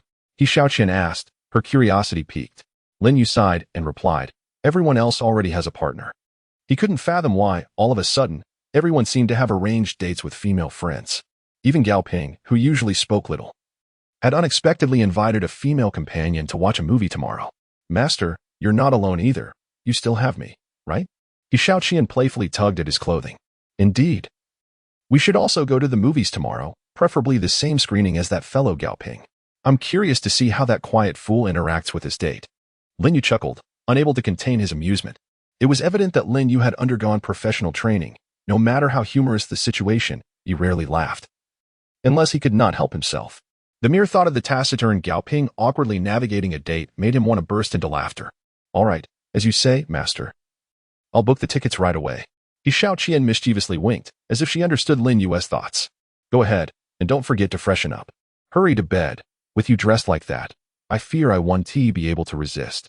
He Xiaoqian clearly interpreted her master's words as an acknowledgement of her perfect figure. It seemed Lin Yu had not been entirely indifferent to her before, which delighted her, causing her cheeks to flush. Then I'll wear this outfit tomorrow for our Valentine's Day outing. Suit yourself. I'll rest now. Good night. On the surface, Lin Yu appeared indifferent, but deep down, he was eager for her to wear such attire while accompanying him to the cinema. The next day, the master and disciple walked down the street like a couple, with her alluring presence by Lin Yu's side, drawing envious glances from many single onlookers on this Valentine's Day. By the way, what is the name of the movie we're going to see? Lin Yu suddenly inquired with curiosity. He Xiaoqian looked somewhat embarrassed, hesitating to answer. Lin Yu, growing anxious, pressed, what is the matter?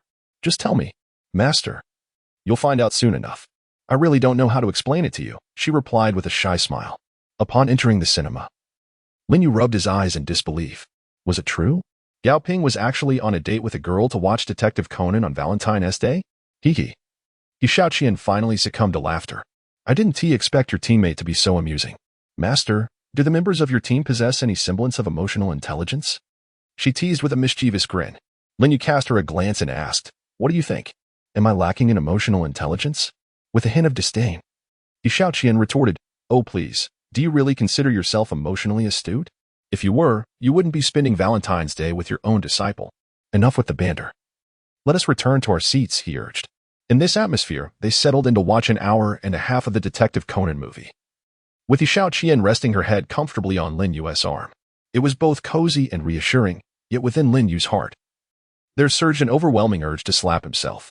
He had initially intended to witness Gao Ping's folly, but little did he know he would not only miss the humor but also be subjected to 2 hours of a film he had already seen countless times. Just as drowsiness began to envelop him, He Xiaoqian suddenly nudged Lin Yu. Master, look, they're kissing. They're kissing. Although her tone was filled with excitement, she was mindful of the environment and spoke in hushed tones. Lin Yu suddenly felt invigorated. His vision had always been sharp. Even in the pitch-black cinema, he could discern the faint outlines of 2 individuals engaged in a kiss, illuminated by the glow of the screen. Master, look quickly, it's happening, He Xiaoqian exclaimed, her excitement causing her shoulder strap to slip. To take a glance at your shoulder strap, are you hoping for me to take the lead as well? Lin Yu chuckled. He had never anticipated that this seemingly wooden-headed individual possessed such finesse in wooing women. Straightening her strap, He Xiaoqian responded with poise. Such interactions are entirely normal between men and women.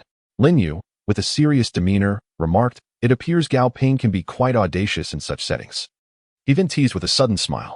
The two of them focused their attention entirely on Gao Ping, who, just as the film was nearing its conclusion, hurriedly took He Xiaoqian's hand and exited the cinema. Handsome, your girlfriend is truly beautiful. Why not buy her a bouquet? As they stepped outside, they were approached by a flower vendor. I'm afraid she is not my girlfriend. You are mistaken, he quickly replied, pulling He Xiaoqian away before the vendor could react. Although He Xiaoqian did not voice her feelings, she was somewhat disheartened. This straightforward master had sacrificed his time to spend Valentine's Day with her. What harm would there be in presenting a bouquet? Throughout their journey, she silently lamented. Lin Yu cast a discreet glance at her and smiled faintly. He Xiaoqian's expression spoke volumes. Master, where shall we go now? She bit her lip. Shall we return? Isn't watching a movie sufficient? Lin Yu replied coldly. Naturally. He Xiaoqian did not dare to ask for too much, so she obediently accompanied him back to the base. As they arrived at the entrance of the villa, they noticed a security guard in a heated argument with a bald man. The bald man was dressed in an extravagant manner, exuding an air of affluence and authority. Yet his words were rather off-putting. You, a mere security guard, how dare you stop my vehicle? The bald man accused. Sir, I apologize, but for unfamiliar vehicles, proof must be presented, the guard replied. What does it matter if I entered today? I refuse to show you any proof. Just answer me this. Will you let me drive in or not? I'm sorry, sir, but I cannot allow you entry without proof. Listen, you little guard. The value of this car is such that it could buy your life many times over. I will force my way in today, and if you try to stop me, all consequences will be on you, the bald man declared as he climbed into his car. Just as the guard stood there, bewildered, Lin Yu approached and tapped on the bald man's vehicle. A boss is being difficult with a mere security guard. What do you amount to? The bald man, infuriated by the audacity of a mere boy, retorted, You little brat, do you know who I am? I'm Brother Fei.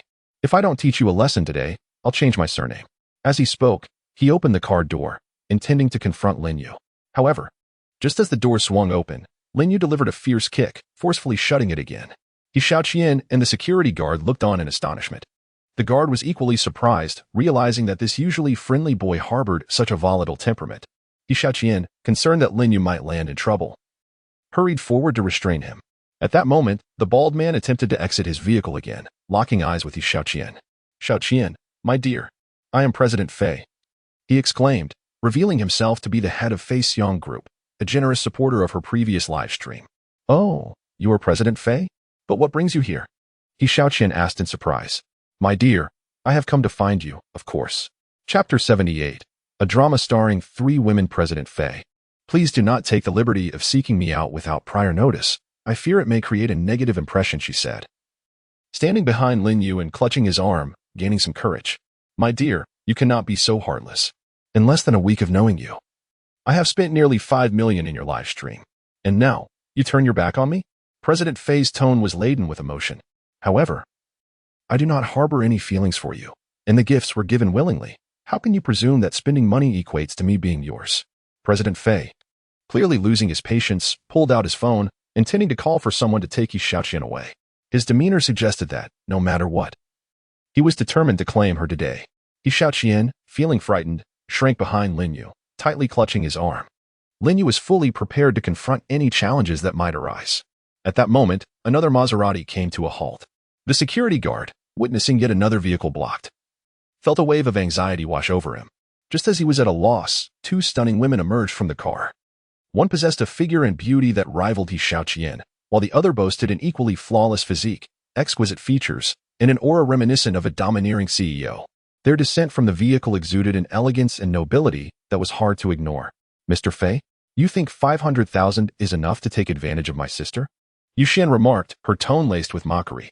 Xian, she is actually your sister? I find that hard to believe.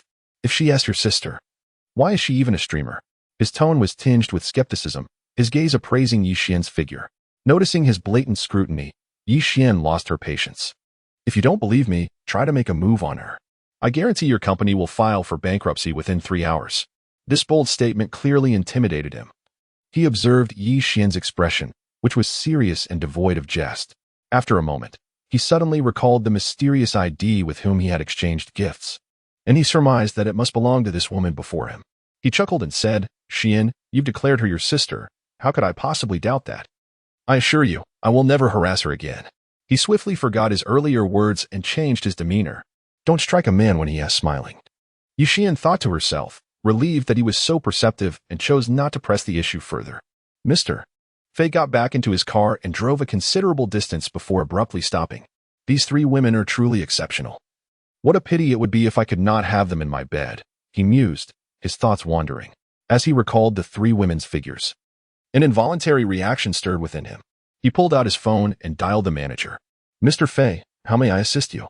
Came the breathless voice from the other end. Damn it, what time is it? Still in bed with a woman? I need assistance urgently. Do you understand? Give me 2 women. No, make it 3. And they must be stunning. Hurry. Mr. Fei barked impatiently. Understood, Mr. Fei. I will arrange that immediately, the manager replied before hastily ending the call. Get dressed. You need to join in and attend to Mr. Fei, he instructed the woman beside him, tossing her clothes onto the bed as a signal for her to put them on. Damn, what a disappointment. Once I have the money, I will definitely acquire your company. The manager muttered under his breath.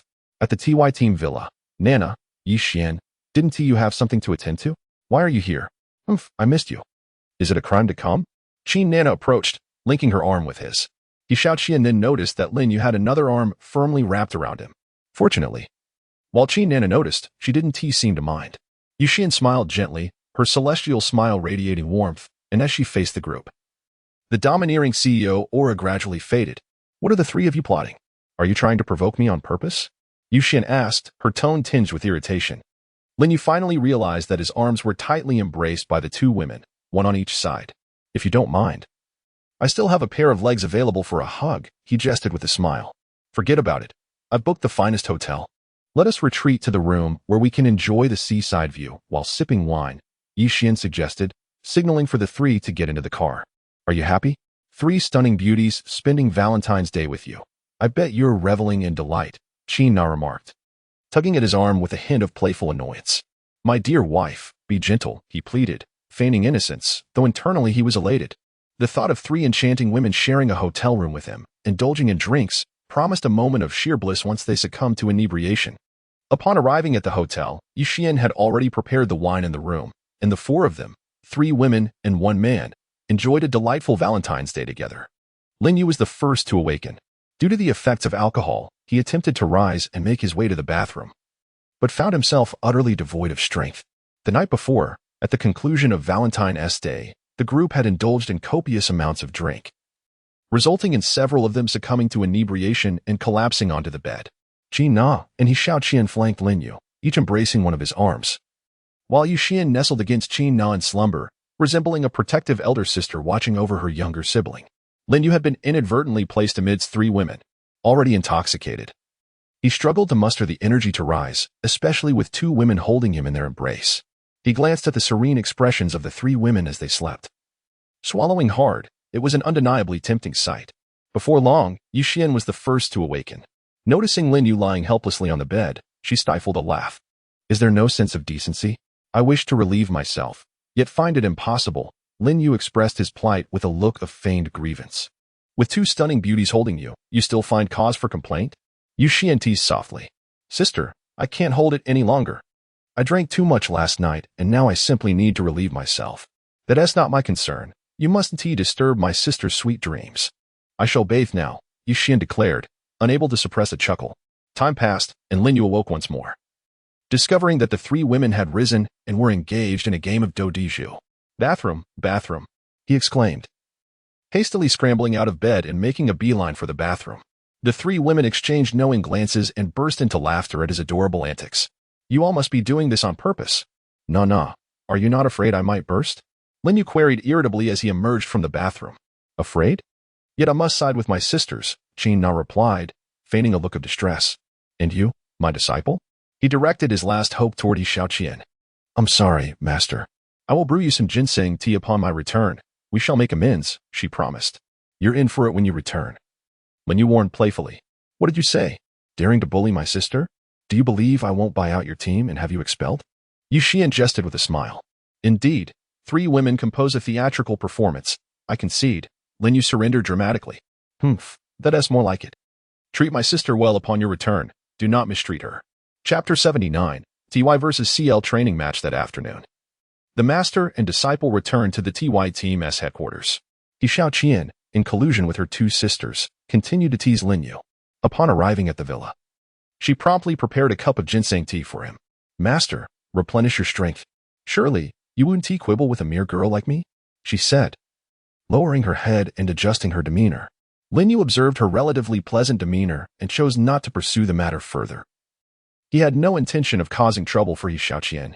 You seem to be in good spirits today, he remarked, noticing her beaming smile. I just received a call from my family, informing me that my father's health has improved, He Xiaoqian replied joyfully. That's wonderful news. Once the platform disperses the wages, you can arrange for your family to move into a new home, he encouraged. However, I must return the money to you. Your support has already brought me immense happiness, she insisted, biting her lip. He gently brushed his fingers against her nose and smiled, saying, silly girl, that is rightfully yours. Just treat everyone to a meal when the time comes. Without waiting for her response, he made his way towards the training room. This afternoon's training match saw several players anxiously awaiting Zhou Hao's return to the base. Where is Zhou Hao? Lin Yu inquired coldly. I heard he went to the Magic City. He should be back around this time, came the reply, as he noticed Wei Wei's troubled expression. Wei Wei, come out. I need to ask you something. Lin Yu sensed that she was concealing something. You don't look well. Has something happened? He asked tentatively. How should I put this? Wei Wei hesitated, then decided to confide in Lin Yu. Zhou Hao went to the Magic City to meet Shui'er. Oh, is that the reason? Lin Yu responded. His curiosity piqued. Why are you so calm about this? She's your ex, doesn't Zhou Hao know that? Wei Wei was indignant, demonstrating that she would always stand by Lin Yu's side, no matter the circumstances. Lin Yu shrugged slightly, a faint smile gracing his lips as he remarked, as you mentioned. They're ex-partners, both possessing the right to pursue romantic freedom. Moreover, I have no desire to create discord within the team over matters of the heart. Besides, I already have Nana, which is more than sufficient. How generous of you. You see each other every day, doesn't he fear an awkward encounter? Wei Wei persisted, eager to offer further counsel. It matters not. Let us not forget the original intent of the TY team. The initial suspension was a consequence of our naivety, acting without regard for the repercussions. Now, it is imperative that we mature and adopt a broader perspective. Wei Wei was about to continue her thoughts when she was interrupted. Return to the training room and prepare for practice. We shall not wait any longer, Lin Yu said, forcing a smile. He entered the restroom. Gazing at his reflection in the mirror, his spirits notably low. Moments before, he had feigned composure solely to avoid unnecessary conflicts within the team. If he were to be honest, there was indeed a slight ache in his heart. It was simply a matter of feeling unsettled within. Lin Yu splashed his face with water, preparing to return to the training room. Just as he exited the restroom, he noticed He Xiaoqian standing at the door. How could her expression change so suddenly from joy to sorrow? Lin Yu smiled warmly and said, Master, I overheard your conversation. Your heart must be aching. He Xiaoqian felt a pang of sympathy for him. I truly am fine. Let us not speak of this matter again, as it would adversely affect the morale of the troops. He placed his hands gently on He Xiaoqian's shoulders, then bent down so that their faces were nearly touching, speaking in a tone akin to an elder brother comforting his younger sister.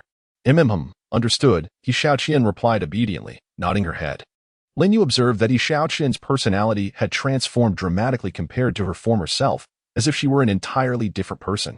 Recently, she had undergone numerous experiences that had remarkably softened her temperament. Seeing you so well behaved, let us dine out tonight, Lin Yu remarked with a smile. Sounds great. Master will treat, she replied, playfully smacking her lips and grinning.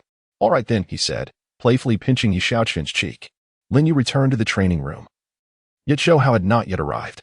He decided to let another disciple take the field for today's practice match. Zhang Bin, you will play as AD, while I will take mid. We shall not wait any longer. In this training match, their opponents were the formidable MODU CL team, a squad even more formidable than the LS team from the esports capital region. Lin Yu, at last, we meet, Suze remarked coldly. Are you so thrilled to face him?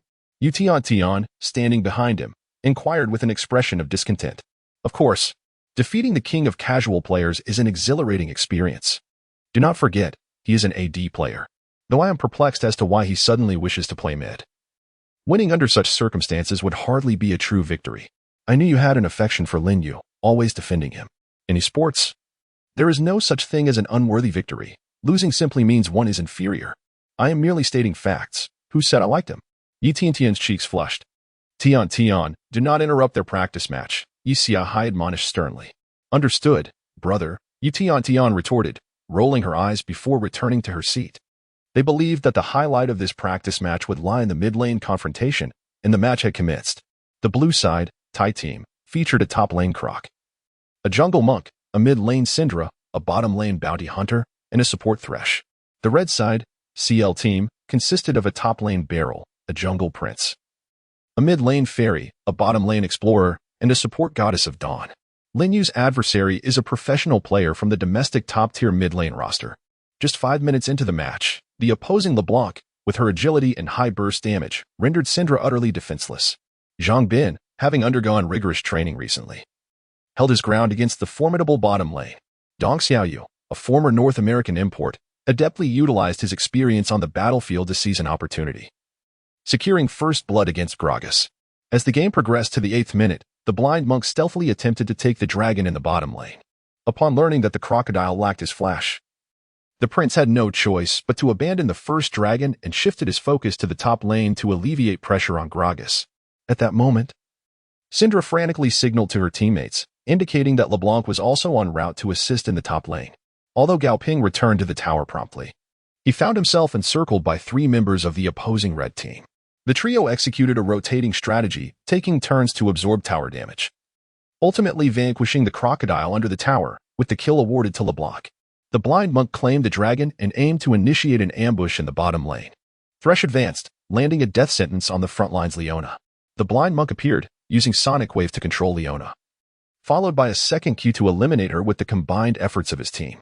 Despite the opposing bottom lane being aware that the dragon had been taken and anticipating the blind monk's arrival, Wei Wei's timely initiation skill proved effective, leaving the enemy unable to retreat unscathed.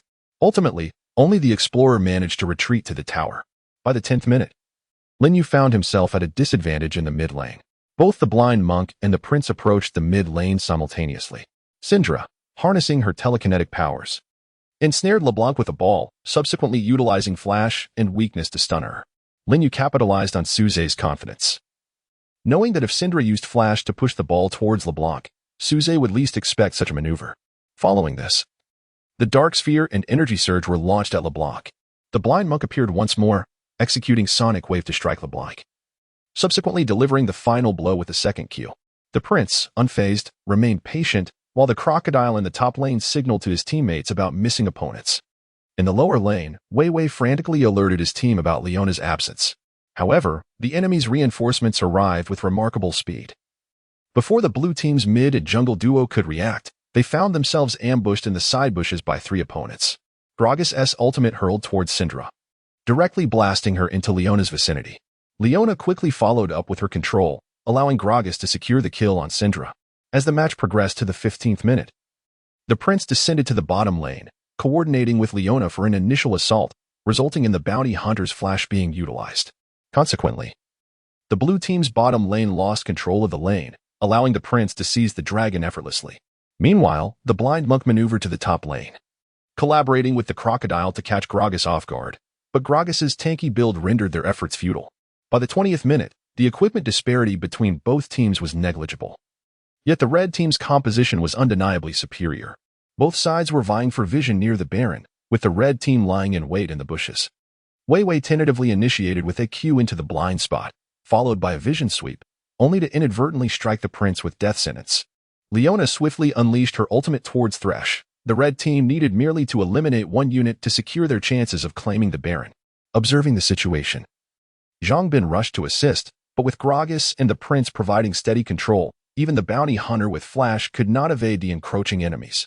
After the blue team's duo fell, the red team seized the Baron and proceeded to demolish the outer towers. As the match reached the 25th minute, the red team grouped to assault the high ground, recognizing the AD carry's propensity for errors. They seized the opportune moment to initiate a forceful attack. With no mobility, the bounty hunter dealt 0 damage and was swiftly eliminated.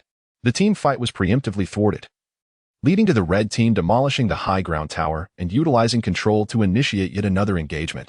With each enemy hero they subdued, they focused their fire, resulting in a continuous decrement of the blue team's numbers. Not only did they lose the high ground, but the front towers were also gradually dismantled.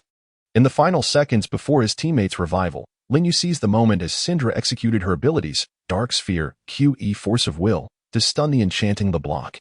Following this, her ultimate combined with the oncoming allies' damage was sufficient to eliminate LeBlanc, who was incessantly casting spells to wear down her opponents. However, this maneuver did not rectify the prevailing situation. Upon the revival of his teammates, they faced a diminished squad on the red side. Instead of retreating, they audaciously initiated a control on Syndra. In a display of brutality, they swiftly dispatched her, while Bounty Hunter attempted to deter the foes. Yet, The opposing Gragas afforded no respite, charging through the enemy assaults, landing a body slam, on a bounty hunter. Fresh employed Flay to initiate on Gragas. Immediately followed by a death sentence, Q that struck true. Gragas was now unable to hinder the ADC, but the enemy Leona had her ultimate ready, promptly casting it upon bounty hunter. Zhang Bin's bounty hunter remained rooted, utterly immobilized. The blind monk safeguard, W, was cast upon bounty hunter, subsequently launching his ultimate, Dragon's Rage, at Leona. At that instance, Jarvan IV's EQ followed suit, sending two adversaries airborne. While the Explorer, Piercing Bolt, Arcane Shift, surged forward with a flurry of strikes. The Explorer successfully secured a triple kill, while the Crocodile assailed the enemy back line. However, the Explorer made no attempt to retreat. Instead, he leapt into Jarvan 4's ultimate, continuing his assault while simultaneously preventing the Crocodile from closing in. Thus, only the Crocodile survived, and the red side had no intention of pursuing him, turning instead to dismantle the base.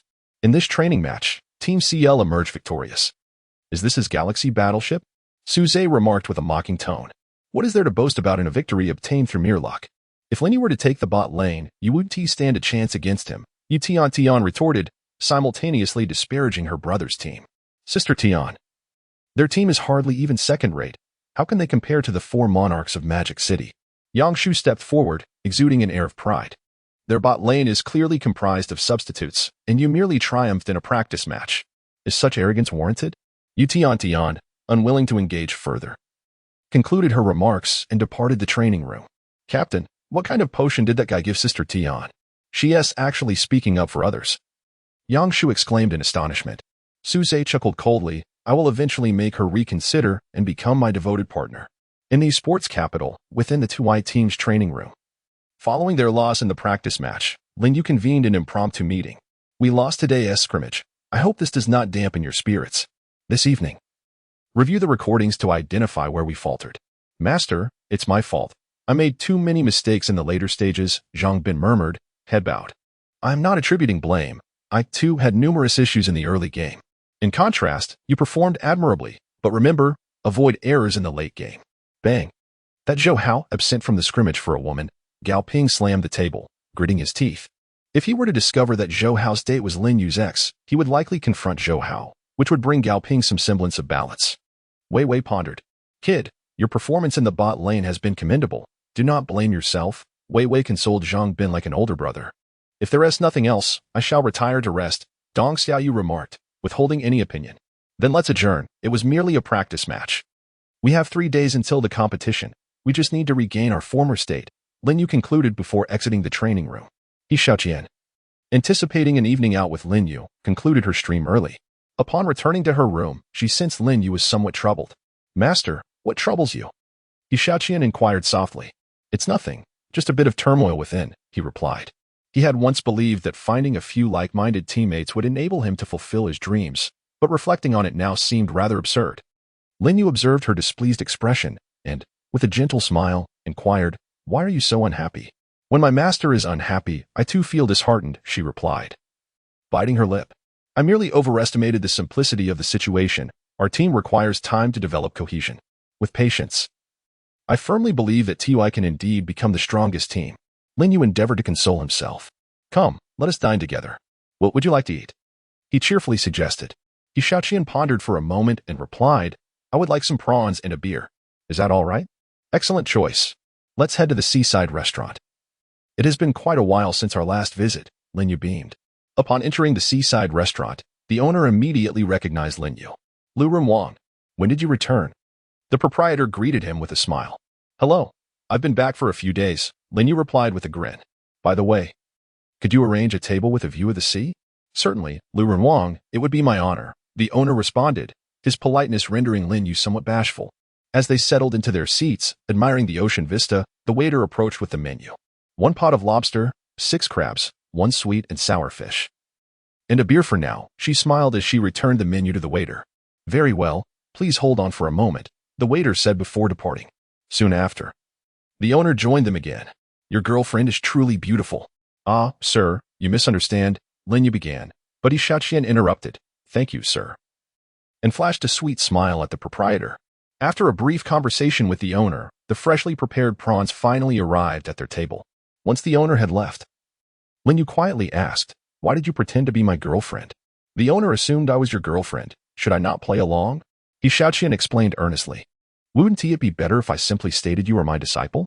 Lin Yu shot her a glance. "Of course not," He Xiaoqian replied after a moment's thought. "Consider this. If the owner learns that you have a disciple, he might wish to become your disciple too. Would you have the heart to refuse?" "Your earlier ramblings were nonsensical, but that statement possesses some logic," Lin Yu conceded with a nod. Chapter 81. Conflicts within the team. Let us drink. He Xiaoqian declared as she filled his glass. They clinked their glasses and drank heartily, after which she placed her hand near Lin Yu's mouth. He Xiaoqian skillfully peeled a piece of lobster meat for him, and he exclaimed in delight, "This lobster is extraordinarily delicious." At least you have a sliver of conscience." She retorted, "I was referring to the taste of the lobster. What does that have to do with you?" Lin Yu teased with a mischievous grin. "You insufferable man. It's the dipping sauce I paired with it that enhances the flavor. Is lobster meat not all of one taste?" He Xiaoqian huffed, raising her glass and finishing her drink. "Open your mouth. This is the meticulously peeled lobster meat I prepared for you. Give it a try. You're not still angry, are you?" Lin Yu asked tentatively. "I wasn't angry at all. I was merely being playful. Is that not permissible?" He Xiaoqian finally succumbed to laughter. Lin Yu coaxed her, and He Xiaoqian immediately felt a surge of happiness. "Master, let us partake in some wine." "Very well, cheers." In this manner, the two of them consumed nearly 12 bottles of beer over the course of an hour. Lin Yu had never been particularly good at handling alcohol, and now, under its influence, he yearned to express the pent-up frustrations within him. Today's practice match had ended in a disheartening defeat. He covered his face, his voice tinged with tears as he spoke. "It was merely a practice match. There's no need to take it to heart." He Xiaoqian attempted to console her mentor. "A practice match? Everyone treats it as a trivial affair. How can one perform well during an actual competition?" Lin Yu continued. "I told them that losing the training match is inconsequential. What truly matters is performing well during the actual competition. I expressed these sentiments to solidify the camaraderie within our team." His voice suddenly rose. "As the captain, I convened a meeting to analyze the reasons for our defeat. One player needed to leave early to rest, another was absent from the training match, and I found myself at a loss for words. Is this what the Galactic Fleet has come to?" He Xiaoqian noticed he was intoxicated, and it seemed he was now speaking in frustration. "Have I been overly naive? The path to victory is fraught with challenges." She thought, could he really be asleep? Feeling a bit bewildered, she had intended to be a listening ear for Lin Yu's venting, yet he had drifted off mid-conversation, initially contemplating seeking assistance to carry him back. She was relieved when the owner of the establishment warmly instructed the staff to help transport Lin Yu back to the TY base. Upon returning to the villa, everyone retreated to their respective rooms for reflection. The training room was enveloped in darkness, save for the faint glow of the mouse's light. Lin Yu lay on the bed, his words a muddled murmur, incomprehensible to anyone. He Xiaoqian prepared a cup of hangover tea for him, yet Lin Yu paid her no heed, continuing his incessant muttering. In her moment of exasperation, He Xiaoqian took a generous sip of the tea and, through a mouth-to-mouth transfer, delivered it into Lin Yu's mouth. His Adam's apple bobbed rhythmically as he swallowed, and once the tea was consumed, he drifted into a peaceful slumber. Upon returning from her shower, He Xiaoqian was dismayed to find the bed stained with the remnants of Lin Yu's drinking. "Goodness, master, how did you manage to disgrace yourself in such a manner?" she exclaimed with evident disdain. After assisting him out of his soiled clothes, she attempted to rouse him. "Master, you've made quite the mess. Please wake up." What? It stinks," Lin Yu protested, pinching his nose. She endeavored to awaken him, wishing to replace the soiled bed linens. As she helped Lin Yu sit up, she noticed he had already succumbed to deep sleep once more on her bed. "You insufferable man. Not only do you refuse to bathe, but you also choose to sleep on my bed. A mere few bottles of beer bring you down so easily. How utterly disappointing," she muttered to herself. He Xiaoqian, having indulged in some alcohol herself, felt a slight haze clouding her mind. Thus, she found herself resigned to sharing the bed with Lin Yu.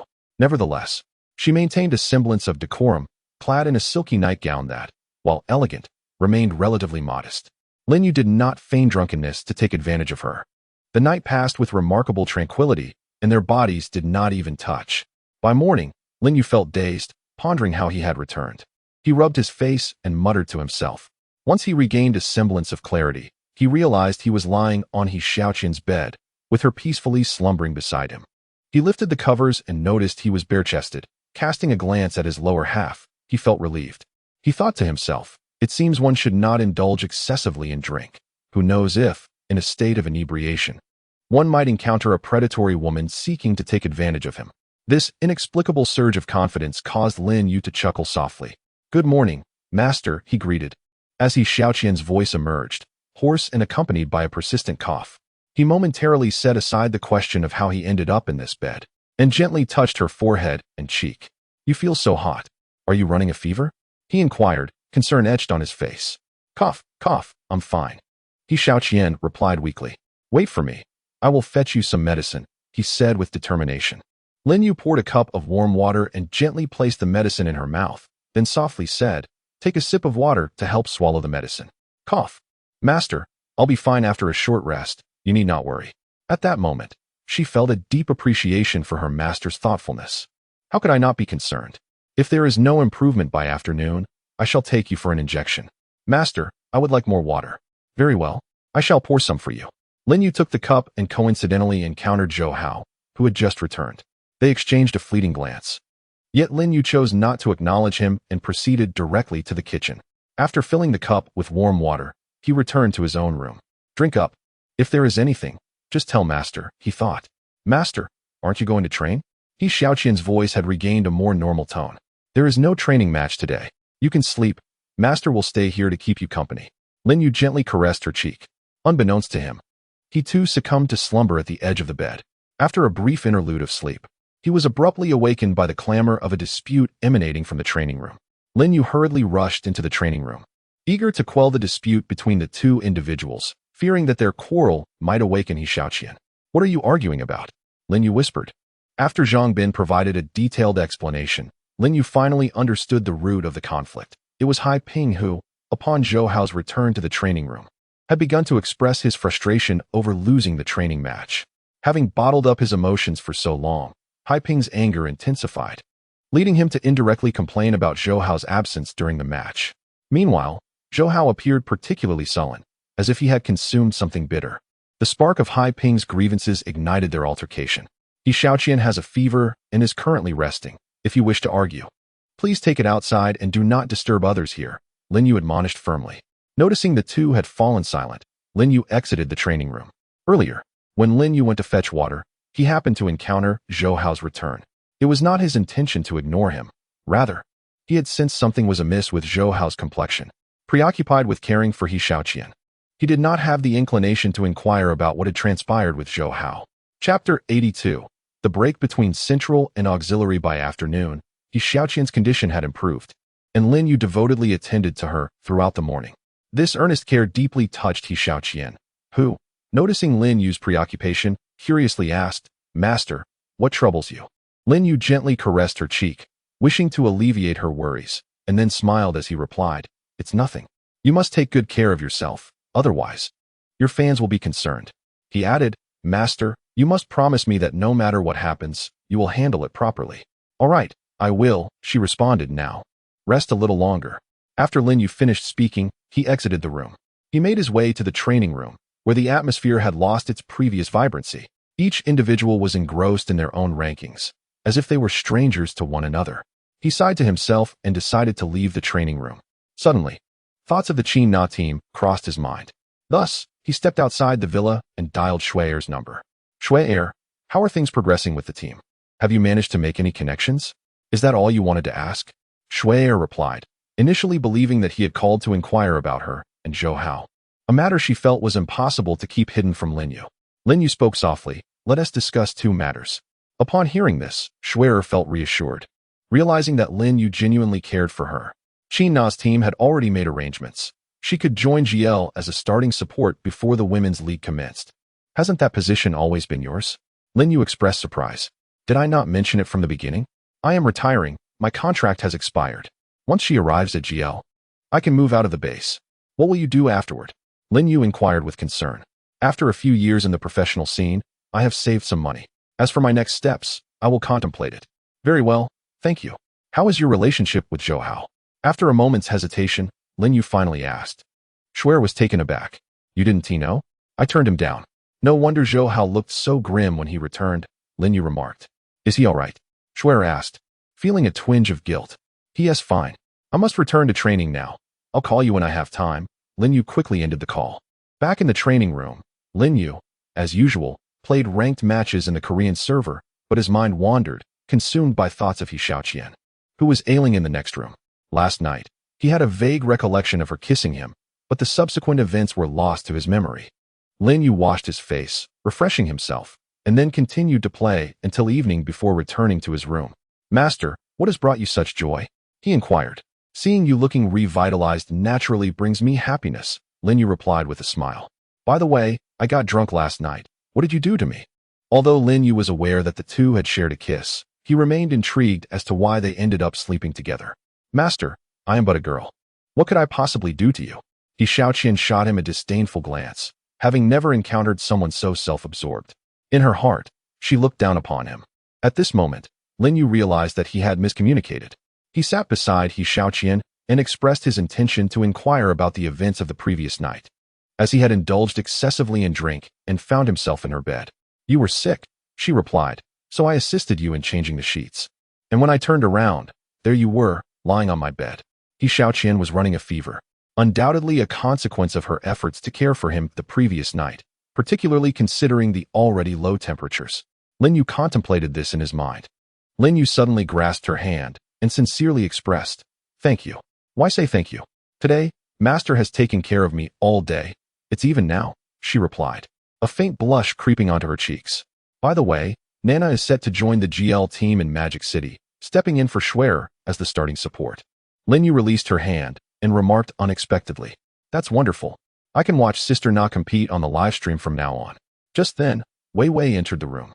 After a moment of hesitation, he quietly said, I feel that Zhou Hao's situation is rather concerning. Lin Yu conveyed to Wei Wei the exact words that Shui Er had expressed over the phone. Is it possible?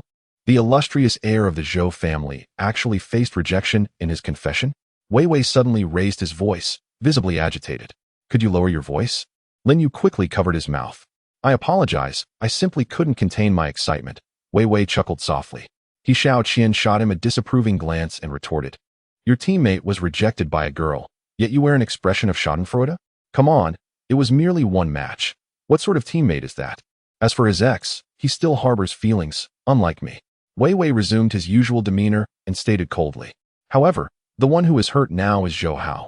We ought to encourage him instead of speaking ill behind his back. He Xiaoqian maintained her composure. I have no intention of encouraging him. My bond with Lin Yu surpasses any of theirs. Zhou Hao brazenly engages in such antics. Does he not fear the awkwardness of encountering Lin Yu in the future? After Wei Wei exited the room, Lin Yu finally spoke. I believe his words were indeed somewhat extreme, yet they possess a kernel of truth. Even if Shui Er were to be with Zhou Hao, I wouldn't dwell on it. Now, let us retire for the night. Lin Yu lay in bed, tossing and turning, unable to find solace in sleep. His mind was preoccupied with the myriad complexities within the team. The unresolved issues between the top laner Gao Ping and the coach Gao Chung lingered, and now the rift between the mid laner and support had further complicated matters. Lin Yu wished to resolve the internal conflicts within the team before the next match commenced, lest misunderstandings deepen to an irreparable extent. If the Galactic Fleet had not yet embarked on their journey to confront the Korean team, it would likely lead to self-destruction. The following day, early in the morning, Zhang Bin arrived at Lin Yu's door, urgently exclaiming, Master, please open the door. Something has happened. Lin Yu, in a daze, opened the door. What has happened? Zhang Bin said anxiously. Zhou Hao left the base early this morning. Bang! Lin Yu struck the wall with great force, exclaiming in frustration. Why does this person become so childish when it comes to matters of the heart? Turning to his master, he asked, should I go retrieve him? It was the first time he had seen Lin Yu so incensed. Meanwhile, He Xiaoqian, who had been startled awake, interjected, Zhang Bin, you must go and bring him back. Go where? He retorted. No one is to go anywhere. I have never blamed him, nor have I hindered his pursuit of Shuer. It is Zhou Hao who has complicated matters in his mind. In the now silent room, the three individuals fell into deep contemplation. Lin Yu took a moment to compose himself, lowering his voice as he confessed, I must admit, when I learned of his pursuit of Shuer, I felt a twinge of discomfort. After all, I had parted ways with Shuer, and I cannot interfere with their relationship. Should I really put on a brave face and encourage him to pursue her? In Chapter 83, the clash between TY and GT showcased the remarkable prowess of the Enchantress. When the team was initially reformed, Lin Yu felt that each member harbored the heart of a champion. Thus, he refrained from having them sign contracts, meaning they were free to leave the team at any moment. At that moment, Lin Yu finally grasped the truth. Forming a team was far more challenging than he had anticipated. In the training room, Wei Wei noticed his furrowed brow and approached him cautiously, inquiring, "What shall we do now?" After regaining his composure, Lin Yu found his emotions unperturbed by Zhou Hao's departure. He pondered for a moment before responding, "What can be done? For now, I shall take on the mid-lane role. But what about the future? You cannot always play mid-lane." He was reminded. He recognized the validity of Wei Wei's inquiry, as he was originally a bottom-lane player. And it was his failure to resolve the internal conflicts that led to Zhou Hao's exit, leaving the TY team bereft of a core mid-lane position. "I will temporarily assume the mid-lane duties. We shall address other matters later," Lin Yu replied softly, exhibiting a calm demeanor. Since rejoining the TY team, the manager had entrusted him with the reins of leadership, while he was also expected to compete as a player. Though Gao Ping spoke candidly, he would not depart the team without a word. Zhou Hao, being somewhat of a figure of authority for Dong Xiaoyu, had now severed his ties with the team. Lin Yu felt that whether Dong Xiaoyu would stay or leave could be determined by a mere casual remark from Zhou Hao. Lin Yu has always firmly believed that Zhou Hao's actions may merely be a fleeting impulse. If granted some time for reflection, perhaps he would soon return. In truth, Lin Yu's temporary assumption of the mid-lane position was solely to preserve his place. Fortunately, with Zhang Bin stepping in to play the bottom lane, Lin Yu also hoped to provide his apprentice with ample opportunities to gain invaluable experience on the battlefield. Over the past few days, as Lin Yu transitioned from the bottom lane to the mid lane, he encountered no issues with landing or supporting. However, due to the limited time, his champion pool remained stagnant. All the team members tidied their equipment and boarded the vehicle, preparing to head to the arena. Lin Yu hesitated to start the car, glancing at the time. Zhou Hao had yet to arrive. Wei Wei could not help but remark, "Let it be." The absence of Zhou Hao does not render the competition unplayable. Lin Yu's lips twitched slightly, yet the words he intended to utter remained unspoken.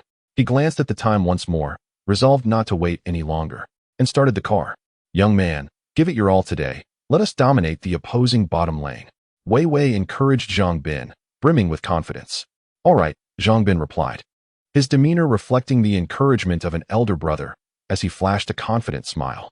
Their adversaries for today's match were the GT team, who had secured the 7th position in the previous season standings. When considering the combined rankings of both leagues, being 7th out of 16 teams certainly marked them as formidable opponents. However, Lin Yu and his team had triumphed over the top-ranked LS team in their first match, which bolstered the confidence of everyone in TY. As the players gathered backstage, the host took to the stage to introduce the participants.